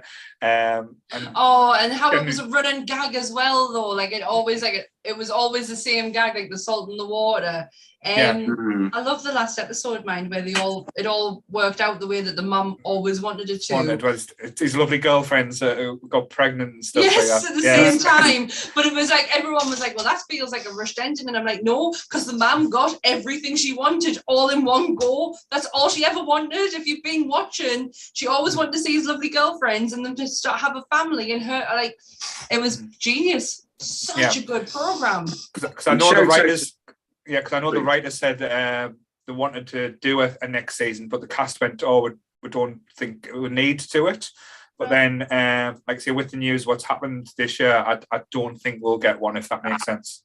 Can't do it. No, you can't, because it's not a program where we want to, like, we don't want to see the fact that, you know, the dad passed away or Paul passed away, like, and I don't think that's that. I don't think that's what they want either.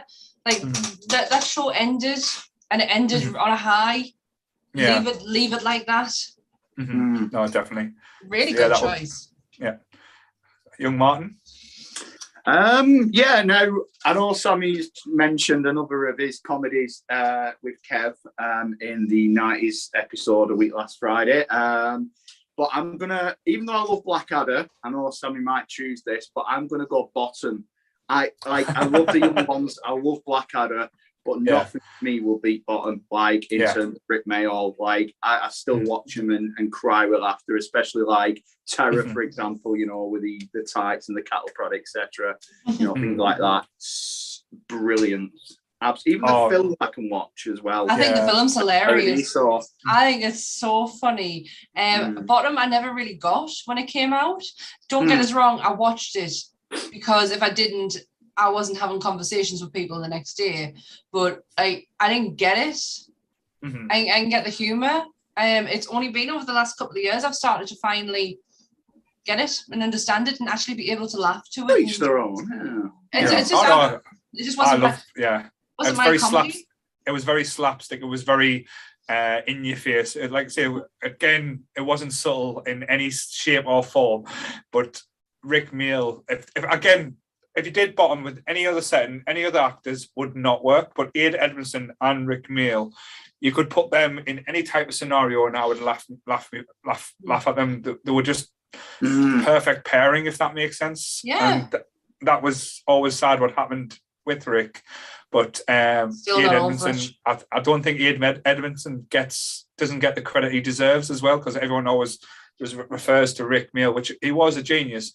But Ade Edmondson brought so much to that character and so much elements, even to roles that he did afterwards. I was just about to say he's Vivian. Like for all you, if you look at the young ones, Vivian stands out more than what Rick does. But if you watch him bottom, it's Rick who stands out more than Ade. And I don't know if that's like a dynamic thing on their part. Like, you know, do you know what I mean? They know their strengths and their weeknesses. I 100% agree. Yeah. Well, Christopher Ryan as well, another one. You know, he was brilliant in both as Dave Hedgehog and Mike. He is also in Only Fools and Horses. He is one of the Driscoll brothers. Driscoll brothers, yeah. Oh, that's a good choice. I watched the Christmas special last year. Was it the camping one? Oh yeah, where they try and get a Wombles with their hobnobs. Yeah. And the one where they're stuck on the Ferris wheel. Oh yeah, Carnival. Yeah, with the Great Liz Smith as the fortune teller. Yeah. And they're like, and then Richie gets up and because he's so fat, basically breaks the carriage. Yeah. I just love that. As I said, it's one of them shows where you don't have to watch it from start to finish to know what's going on. No, you can I literally picked it up. and watch and find it hilarious. And again, it's and that's it's a TV show about nothing. Nothing really happens in it except from two people being Burkes. Yes. Like the British Beavis and Butthead, aren't they? They're just two idiots who just want to get shagged, basically. Yeah. Yeah. The way that they go on about getting shagged is hilarious. Like it was like I'm just picturing Rick Mills' face as well. He goes, yeah. Well, there was that story on of that lip. Show, weren't there, where Greg Davis was on Man Down, and he did that thing where he just went. He says like he was just clearing his nostrils, Greg Davis, because he was like went, and Rick went, "That's my thing, don't do that." And it was like, and you could tell because he does look like a taller Rick Mayall. That's why he got him to play his dad. Exactly. For the last thing that Rick Mayall did was to play his dad before he passed away. Was just a gift to us because Greg Davis is amazing. Oh, Fire and Cheese Balls. Like great live show. He is a taller, broader, fatter, even I shouldn't use the word fatter, but broader version of Rick Mayall.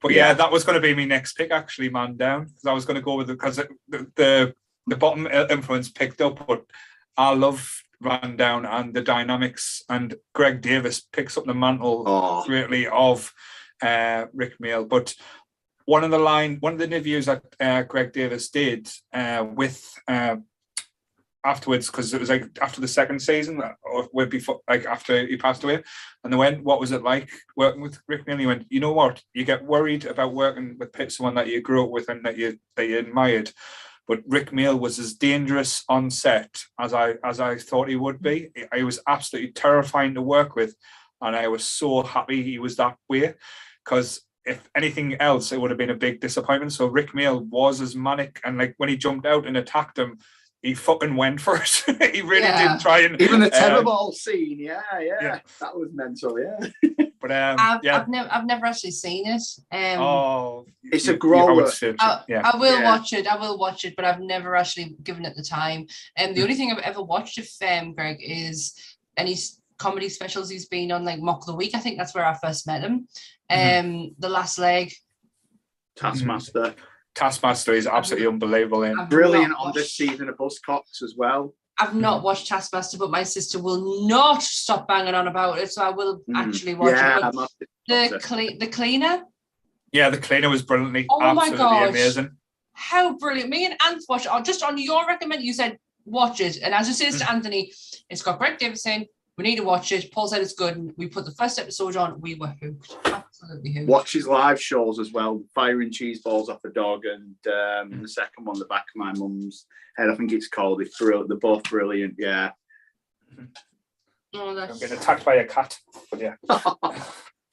That's why I've got Gizmo out like Granty. So like, she'd have just come in and took out the shelving unit. Not again. But yeah, I kind of jumped me turn there, Sam. Sorry, it's your turn. Oh, it's fine. It's your third. Oh, it's Sammy's. Is it your second pick, Sammy? Or it's just Paul's fit in perfectly with the way the conversation was going.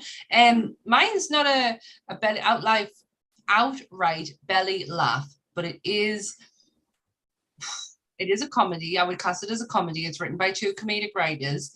It is about a family. It is about a family who sits and watches telly in Manchester. The Royal Family. This is my fourth pick. Yeah. This is my all-time go-to.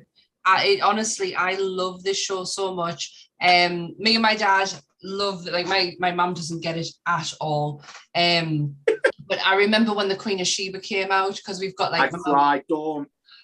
bawled my eyes out.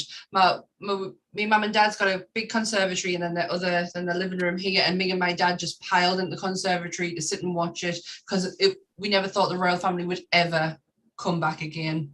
I absolutely adore this program. It is just it's funny without being belly laugh funny. It's lighthearted. There's not a great deal of attention that you need to put into it. It used to be my go-to to fall asleep to. Like because I have a tendency of not being able to fall asleep without background noise. And the royal family, I would just put them on, and it's just people watching telly and having a conversation, and I can do that. I can fall asleep. It's real. We related to it. Like my dad always had his chair, like Jim did. You know, every northern dad had that chair. You know, even I have it now where I have my seat on the settee. You know, you have your chair. They have the control of the remote. Yes. You know, like I was Anthony, like growing up, like my mum and dad, God bless them, they work hard and everything and all that, my mum and stepdad, but they'd sit there and I'd be like sat there and they'd be the nearest to the phone would ring or the door would go and they'd go, get the phone, man. Get it, Murphy, or even like the side characters as well, like you say, like Nana, Cheryl as well, absolutely brilliant. Jessica Haynes as Cheryl is absolutely brilliant. The episode of the Christmas Cracker, Joe's Christmas Cracker, where you find out Mary's died. Mary's in the Dyson. When they find out Mary's died, and she's talking about going on dating sites, and Anthony's girlfriend asks her, you know, have you been seeing anyone recently? And she starts talking about this this guy she's been seeing. She was like, oh yeah, and I saw him, and you know, I was having my morning pasties, and I had a dog come up to us, and he says, you know, if you give him any of that pasty, he'll not leave you alone. And she's like getting proper into the story, and then she just goes, and what was his name, Cheryl? Spamed. It's the way Jessica delivers. Spamed. Oh yeah, she's amazing as Cheryl. She was brilliant in Space, but brilliant as Cheryl. I mean, she will always be my Daisy Steiner. I wanted her and Twiggy to get together like at one point. I think. They did? Well, I think because like Twiggy had a soft spot. He always looked out for Cheryl, didn't he? As well, he was always like. They mentioned it on one of the episodes, on one of the specials about her and Twiggy getting together. Yeah, and she just said it didn't work out, and it must be something to do with them going to prison. But obviously, the great actor who played Twiggy, Jeffrey Hughes, he passed away. Yeah, they still used him. They still used his character because they used his disabled badge when they went to Wales, or the Pearl of Prestatyn. The Golden Egg Cup, and then there was the other sofa as well with the new sofa. Tom. I forget the actor's name, but he's such a great actor. Yeah, he was a doctor, wasn't he? Yeah, Tom. I can't think of his name. I apologise. You know, no need to apologise. Like say we never get names right. That's not what we're about. Like say, if we wanted to get facts and figures, go to someone else. We just want to go what we enjoy. That's all we like. Oh yeah, I mean the Mambo #5 episode when they're stripping the wall is brilliant, and Joe. You know, Joe was brilliant. Peter Martin, great actor. You know, it was every dynamic like a Northern family. You'd sit there, just watch TV all night. You know, we come home from school. My mum and dad would come from work, and you just sit in front of the telly. Would you have your tea? Yeah. Yeah, you see. And it's so funny because my sister Maria, God love her, she had a fella called Dave who was exactly like Dave. He'd just come around, he wouldn't say much. You know, she's very nasally as well, and like I said, I was never a huge fan of the royal. Like I said, I'll be honest. It reminded us a lot of like bread. I don't know if you remember bread. I love bread. Yeah. That was the same type of feel, but like I said, I always preferred bread to that. I know it's like quite when they replaced Jolly.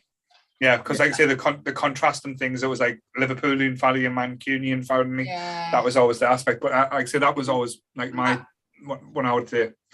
I always wanted, you know, where they kept the eggs and she put the money into it. Yeah. I always wanted one of them.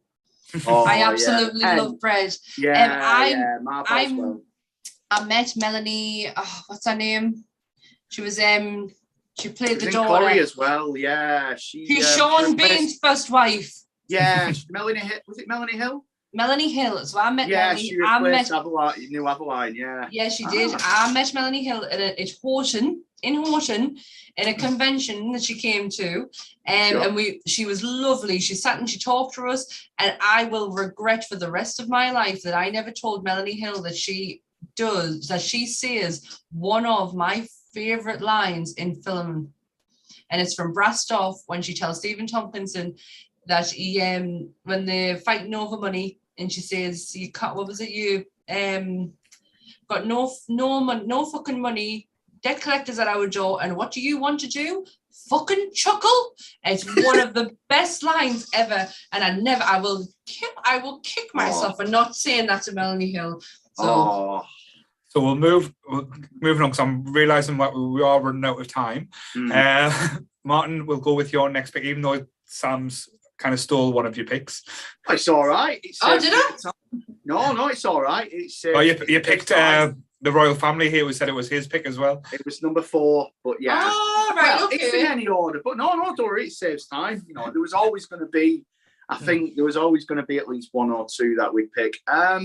No, I love the American version. Everybody, you know, like it's a great show. You know, and a lot of people prefer the American version, but I prefer the British version of The Office. I love it. I love The Office. It's so good. So many great characters, so many great moments. It ended perfectly, you know, with Brent telling Finchy to fuck off and Tim and Dawn getting together in the end finally. Yeah. It was brilliant. Yeah. I love all these other stuff, but The Office is just perfect. Like it's so boring, but it's so brilliant at the same time. And you just want to hate David Brent, but he's brilliant. But that's the best part. Cringeworthy. It's the best part about it, though. And they did the same with Steve Carell in the American Office. They are so hate-worthy people, but there's one redeeming quality in them that keeps the spark of your interest still with them. Brent has it, Michael Scott has it, and I think it's genius writing that this person is so cringy, they deserve everything that's coming to them, yet for some reason you still want them to do okay. Like you don't want anything really bad to happen to them.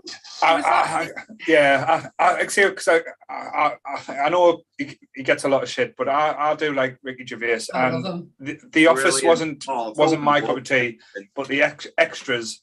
That's when I fucking fell in love. Extras was absolutely bang on. I cry at that Big Brother scene when he's doing the big speech and he's to Maggie. I think Derek is some of the best work he ever did. Amazing. I think it's absolutely perfection. People need to stop looking at the negative side of Derek and look at all the positivity and the love and attention that's in that series, because that is some of Ricky's best written work. I know I can't really comment on Afterlife, so I've only ever watched the first series. But Derek is just a prime example of how good he can write people. And you feel sorry for Kev Swine, because he's like, even though he's disgusting, you know, he's just a sad alcoholic who just needs to break the habit. Yeah, and it's a shame. Yeah. Like I say, that was a good show. Like I said, I think The Office as well, it was one of them shows that didn't stay around too long. It knew what it wanted. No, he doesn't. He always ends it after a couple of seasons in a special, But yeah, like I said, David Brent is probably the most adherent character that you want to hate, but you want him to do well at the same time. Date at the end, with the Christmas special, you're like, yes. And when he tells Finchy to fuck off, it's brilliant. But I would be amiss if we didn't mention like British comedy. And like I said, there's 2 shows which I know might be on your list, but I want to like touch on as well. Spaced is the ultimate nerd TV show. Ultimate. I watched it. I watched it yesterday while I was at work. Especially for people our age as well. We related so hard as well. We know the struggles that like say they went through. That we had them fucking conversations. We probably had that on this fucking podcasts. We did. The Phantom Menace and Jar Jar comes up quite a bit. But I would be amiss. I would be devastated if, like, say, we've done best British comedies and we didn't talk about Spaced. It is up there, like Simon Pegg. It launched him to where he is now. And like say, some of the actors in that and actresses like using old school British comedy as well, but doing it in a way, and like we've got films from that as well. Shaun of the Dead we would never have gotten if it wasn't for Spaced. 100%. Did you ever see the documentary that they did? Not a documentary, but like a follow-up, like this is how we created Spaced. It was Edgar Wright, Jessica Haynes and Simon Pegg, and they did like a walkthrough of the sets and, you know, talked about the creative progress and everything. It's on the DVD special and it ends spaced. So at the end of it, the three of them are walking down the street as they're just talking about the program. You come to the house, the front door opens and it's Daisy holding a baby, picking up the milk, and Tim is behind her and says something to her, and she says, listen, we called her Leah, you win. And then they close the door. Yeah. And the first time I ever saw that, I cried for hours. Yeah. It was beautiful. I love that series. I love the references. I love the language, the way they speak to each other. But they don't dumb it down as well, though. That's the thing, because a lot of nerd culture before that, or even after that as well, they kind of had to talk it down a bit. Like they were almost like kind of embarrassed to be nerds or to have that type of passion. He was not. They didn't have that aspect. So again, it kind of gives us a little bit of life affirmation that I wasn't the outsider or the weirdo. Like say, there was a place for me in this world. Yeah, it didn't matter how old that we were, because we can still love what we love. Like, look at Bilbo, the character Bilbo, played by Bill Bailey. Yeah. He was what, in his mid-40s and still rocking the nerd culture. Like the opening scene, man, when they first meet each other in the car, when they're doing and they're crying. And the paintball episode as well. The paintball episode is legendary. It's up there with a Community paintball episode as well. Oh, yes. I've not seen Community, so I can't reference it. But the paintball episode in that is really good. The rave is the best episode. Vulva. Only for the hardcore UK ravers. Vulva, when David Williams, what was it? Me and Ant quote this to each other all the time. Pudding. I can't believe some of the shit I used to do with you. So, yeah, sorry for cutting in there. So we'll go with your last. We'll go with your last pick now. So, so what's your last pick there, big fella? Being a Northerner, I know you're probably going to go like, oh, the same pair. I'm going to be a Northerner. I've got to go Phoenix Nights. Go on, say it, Sammy. Do the Charlie FM. Go on. Charlie FM. Get it out your system. Coming in your ears. Where the listener comes first. Yes, I knew we had to. Shameless plug, but I love it. You know, it being from the north, you know, it's and growing up in labour clubs, you know, like when your parents had got labour clubs and you go to the pub and you'd be sat there with a pat, you know, a good pint of lemonade and a packet of crisps, you know, like to entertain you while they're off, you know, with the mates. Playing bingo. Yeah, a bit of bingo. Then you'd see Cabaret Singer, you know, the Jerry Tickler, and you'd always have the bouncers who always fancied the women who thought they were kind of like rock hard and they were just a couple of fat blokes from dirt roads. You know what I mean? It was like Max and Paddy. It's brilliant. It's absolutely brilliant. Like, it's Peter Kay's best work, even though he has done some fantastic stuff since. Yeah. No. It's just still quotable as well, you know. Oh, definitely. Like, how far away are they, you know, and like, you know, and like, hey, I could see you, dickhead, and piss slaps and stuff like that. It's brilliant. It's just, it ended, you know, perfectly. They did the brilliant comic relief tour after, but Max and Paddy's Road to Nowhere was hilarious. It was. It wasn't Phoenix Nights, but it was funny. I enjoyed it. I'll keep your gob shut for this one. You not like Phoenix Nights? I mean, I don't like Peter Kay. I can't get away with Peter Kay. You can stop talking then. It wasn't for me. I think again, I can understand his humour and stuff, but a garlic bread. Oh, wait, I mean, say something different. I've had enough. But anyway, that's me. Stop being negative. He said plasma TV. Plasma. Plasma. 25-inch plasma. No, it's really rare though that you hear someone who doesn't like Pete, you're not on board with Peter Kay. Oh, and you can relate to his comedy. car share is hilarious. Yes, the outtakes. Oh, yeah, that is so funny. But Phoenix Nights is his like opus. Like that is.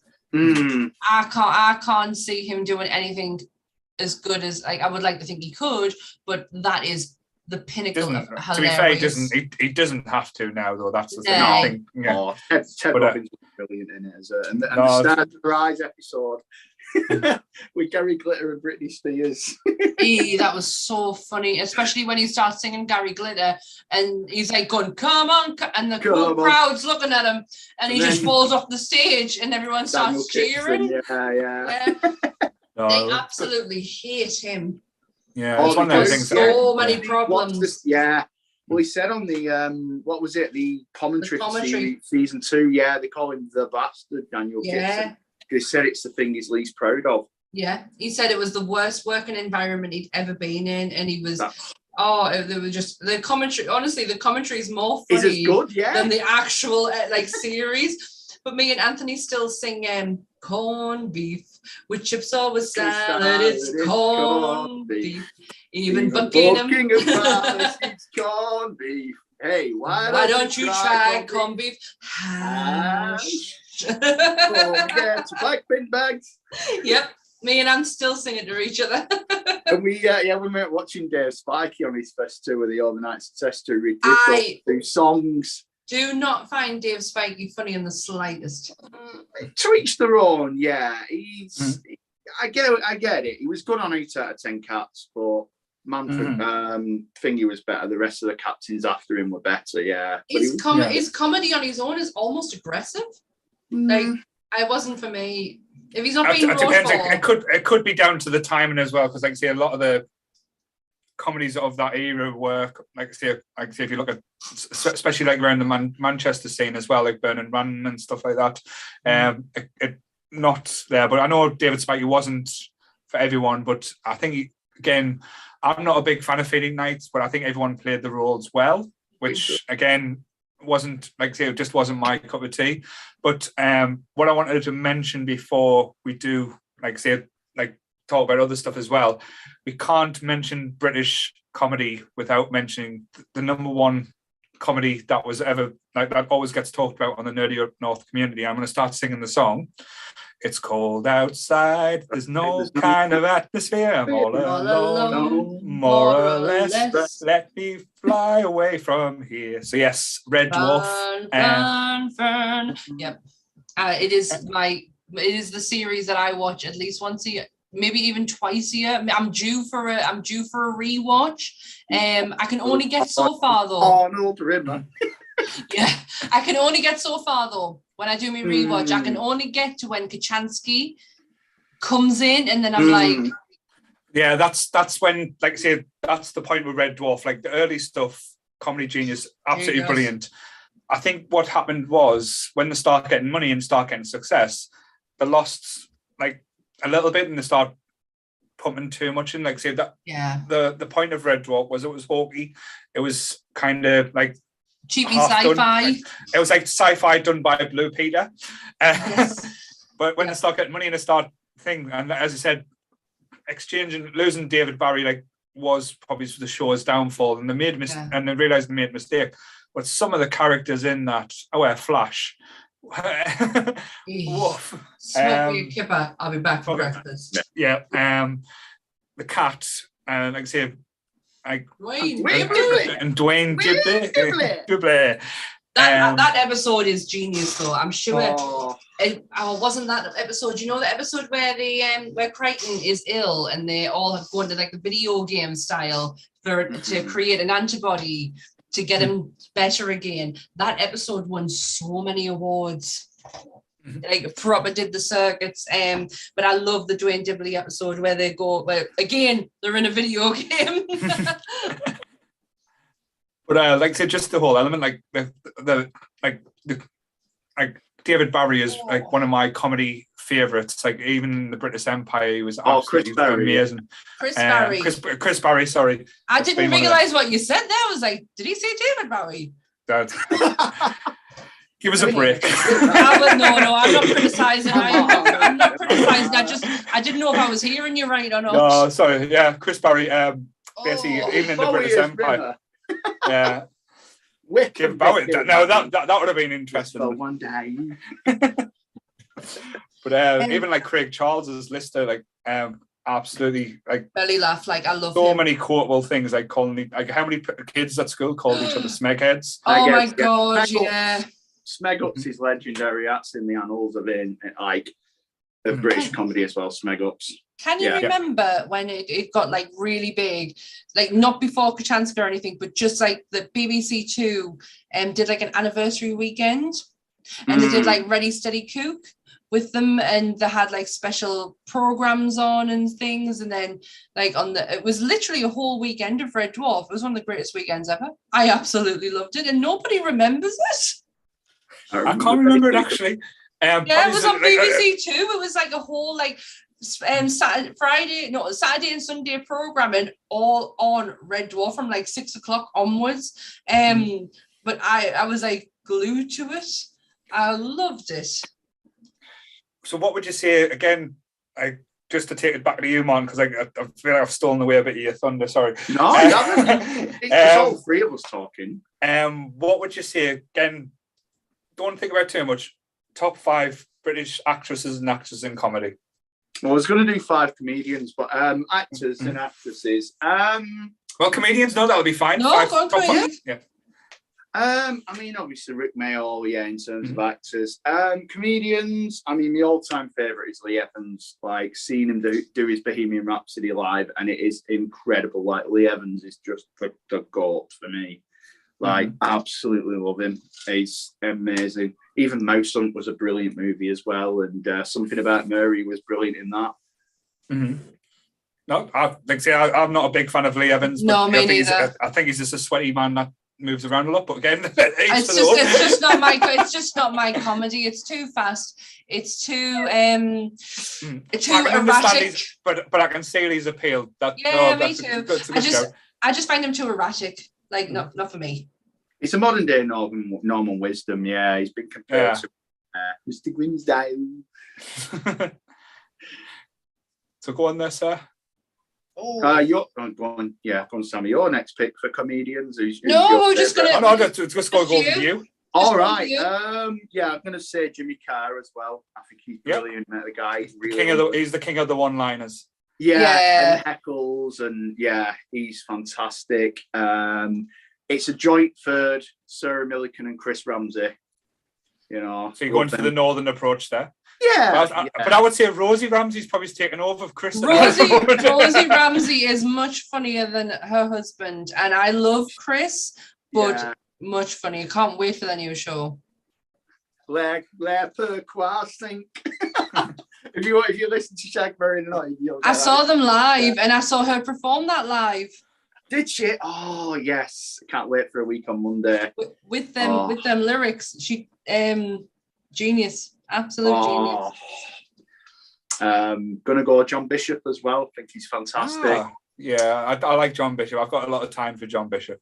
He was brilliant in Skins as well. If you remember him back in the day, Skins was brilliant. The first 2 or 3, I think first 3 or 4 series, and then it just kind of just outstayed its welcome. Lastly, Frankie Boyle. He's controversial, but he's gone downhill since. But his actual stand-up shows are incredible. When he first was in like Mock the Week and that. Hilarious. And then he got a bit too big for his boots and started saying some choice things. But again, I think comedy is like so diverse, though. You get so many different elements. Like someone's tickle bone is always different to the next person's. Oh, absolutely. I think, like, say, just off the top of my head, like my favorite stand-ups probably is Ross Noble, Greg Davies. Choices. I can't think of like anyone else now. My brain's just that fried. Them two always stand out that I would always look out to see. I love Mighty Boosh when they did their live shows. Yes. I don't know if you class that as stand-up comedy, but it was a comedy show. Also, we recently watched Dave Chappelle on Netflix. Watched his most recent one. And, watched his most recent one, then watched his older ones. Incredibly funny guy. Oh, he's Nutty Professor. He was brilliant as Reggie. He was very good as Reggie. Tripping on Reggie. Yeah, he's good. He's very opinionated. I just think that you need to go in with an open mind and actually listen to what he's saying when you're watching his performances, because there's a lot that can be taken one way and taken another. Oh, he's Donna. He's chocolate. So yes, I thought I'd bring them in for the last thing, because like I say, they have been working their asses off, bless them. Hi. Putting up with us. So Charlotte's working. Oh, we've got Donna. Oh, she's wearing blue ears. Look at her. Oh, look at your dress. Can you hear us, Donna? Oh, don't. Hey, what's the Cheshire Cat? Let's see the Cheshire Cat. Oh, can't hear you, Donna, sorry. It's got a hood. Let's see the Cheshire. Come on, let the Cheshire see the cat. Oh, there's Cookie as well. Oh, Donna looks dead. Are you okay, Donna? Don't worry, my husband had to come in and do that earlier. He just hid, like he was literally like sprinting his hands down. Hi. Hello, Hi. Hello, sorry. Just to say, Tuggy, you're a very beautiful man. You look absolutely stunning, Donna. Thank you. So do all of you. So I just want to say again, Martin, thank you. Like I say, that was what we needed there to end the podcast as well. So thank you so much for that, and thank you for waiting around as well. But I wanted Donna and Charlotte to kind of enjoy this as well, because like I said, this is coming to the end, and them too, bless them. Donna, thank you so much for all the graft you've put in here behind the scenes. You've kept everyone on time. You've kept the chat moving. So thank you so much. And Charlotte, well, thank you for this. Was your idea. Like I say, I can't take that away from you. You thought of this, and you've kept us going. You've looked after us as well, and jumping in when Sam had the technical issues. Yeah, you're a great little co-host. Thank you. I really appreciate that. I was like, I'm missing out on what Charlotte's having to say. I really wanted to talk about this one. So thank you. So what would you guys want to say? What's your favourite comedy TV shows, if you want to throw one in? I can't believe nobody's mentioned Black Books. Oh my God, I'm not a fan. Really? Oh, I love Black Books. As well, yeah. To be fair though, it's about books. It's about books. Charlotte's going to go that way, so it was an obvious choice. Donna, comedy? Tookie shouting Miranda in the background, but I was thinking, what? For Tom Ellis. But I was actually thinking more in general, Russell Howard. I wanted to mention. Yes, as a stand-up comedian as well, like absolutely brilliant. And I think I like his opinion on things as well. He talks about things in a sensible way. Yeah. But yes. So you told us in the chat that we weren't allowed to look at anything. So you said you've got a surprise for us. Are you ready? Yeah. Oh, we're getting a drum roll then. How are we then? You ready? Yeah. The total at the end of the night? Uh-huh. Yeah. Drum roll, please. That's working. We'll skip the drum roll. Okay. Shall we just count down from 3 and go? Go on then. Yeah. 3, 2, 1. 525. Fuck off. Oh. Wow. Thank you so much for everyone who's donated that. That's amazing. Thank you. Unbelievable. Oh, it was Sammy Fist. You've not just doubled your goal. I mean, you've not just smashed your goal. You've more than doubled it. Oh, wow. Unbelievable. It is. Wow. Is it feeling so good? And how tired are you right now? My eyes are I think I've been yawning for the past like hour or something. Was it you, Donna, who says I look tired? I was starting to flag there. Yeah. Wow. I'm really trying to hold it together. I do not want to cry right now. Yeah, thank you so much for everyone who's been involved, like all the guests as well. Like, you've absolutely kept us going so badly. It has been so lovely talking to like Bev, like that was I thoroughly enjoyed that. Sarah, about love and couples, and it feels like a lifetime ago that we spoke. Kelly was amazing. Like, I just want to say, Kelly, like she could fill silent room. Kelly, she was I've never experienced anything like Kelly in my life. Kelly in the group chat before for the podcast sent a message that I'm going to screenshot and send to you. Literally had the whole group in tears, and I don't think you realise how much this group has meant to people, especially over the past year. And when I'm not going to say anything because it's Kelly's story to tell, but when you read it, you'll get it. You'll definitely cry. Me and Charlotte we all did. We were honestly, and it's more than just a Facebook group. Like it's meant, like honestly, that message just Kelly. You okay there? Oh, honestly, it was that was like, it was like a moment for everybody in the group. We were just like, oh God, who's gonna cry first? Yeah. And I was like worried about coming on here going.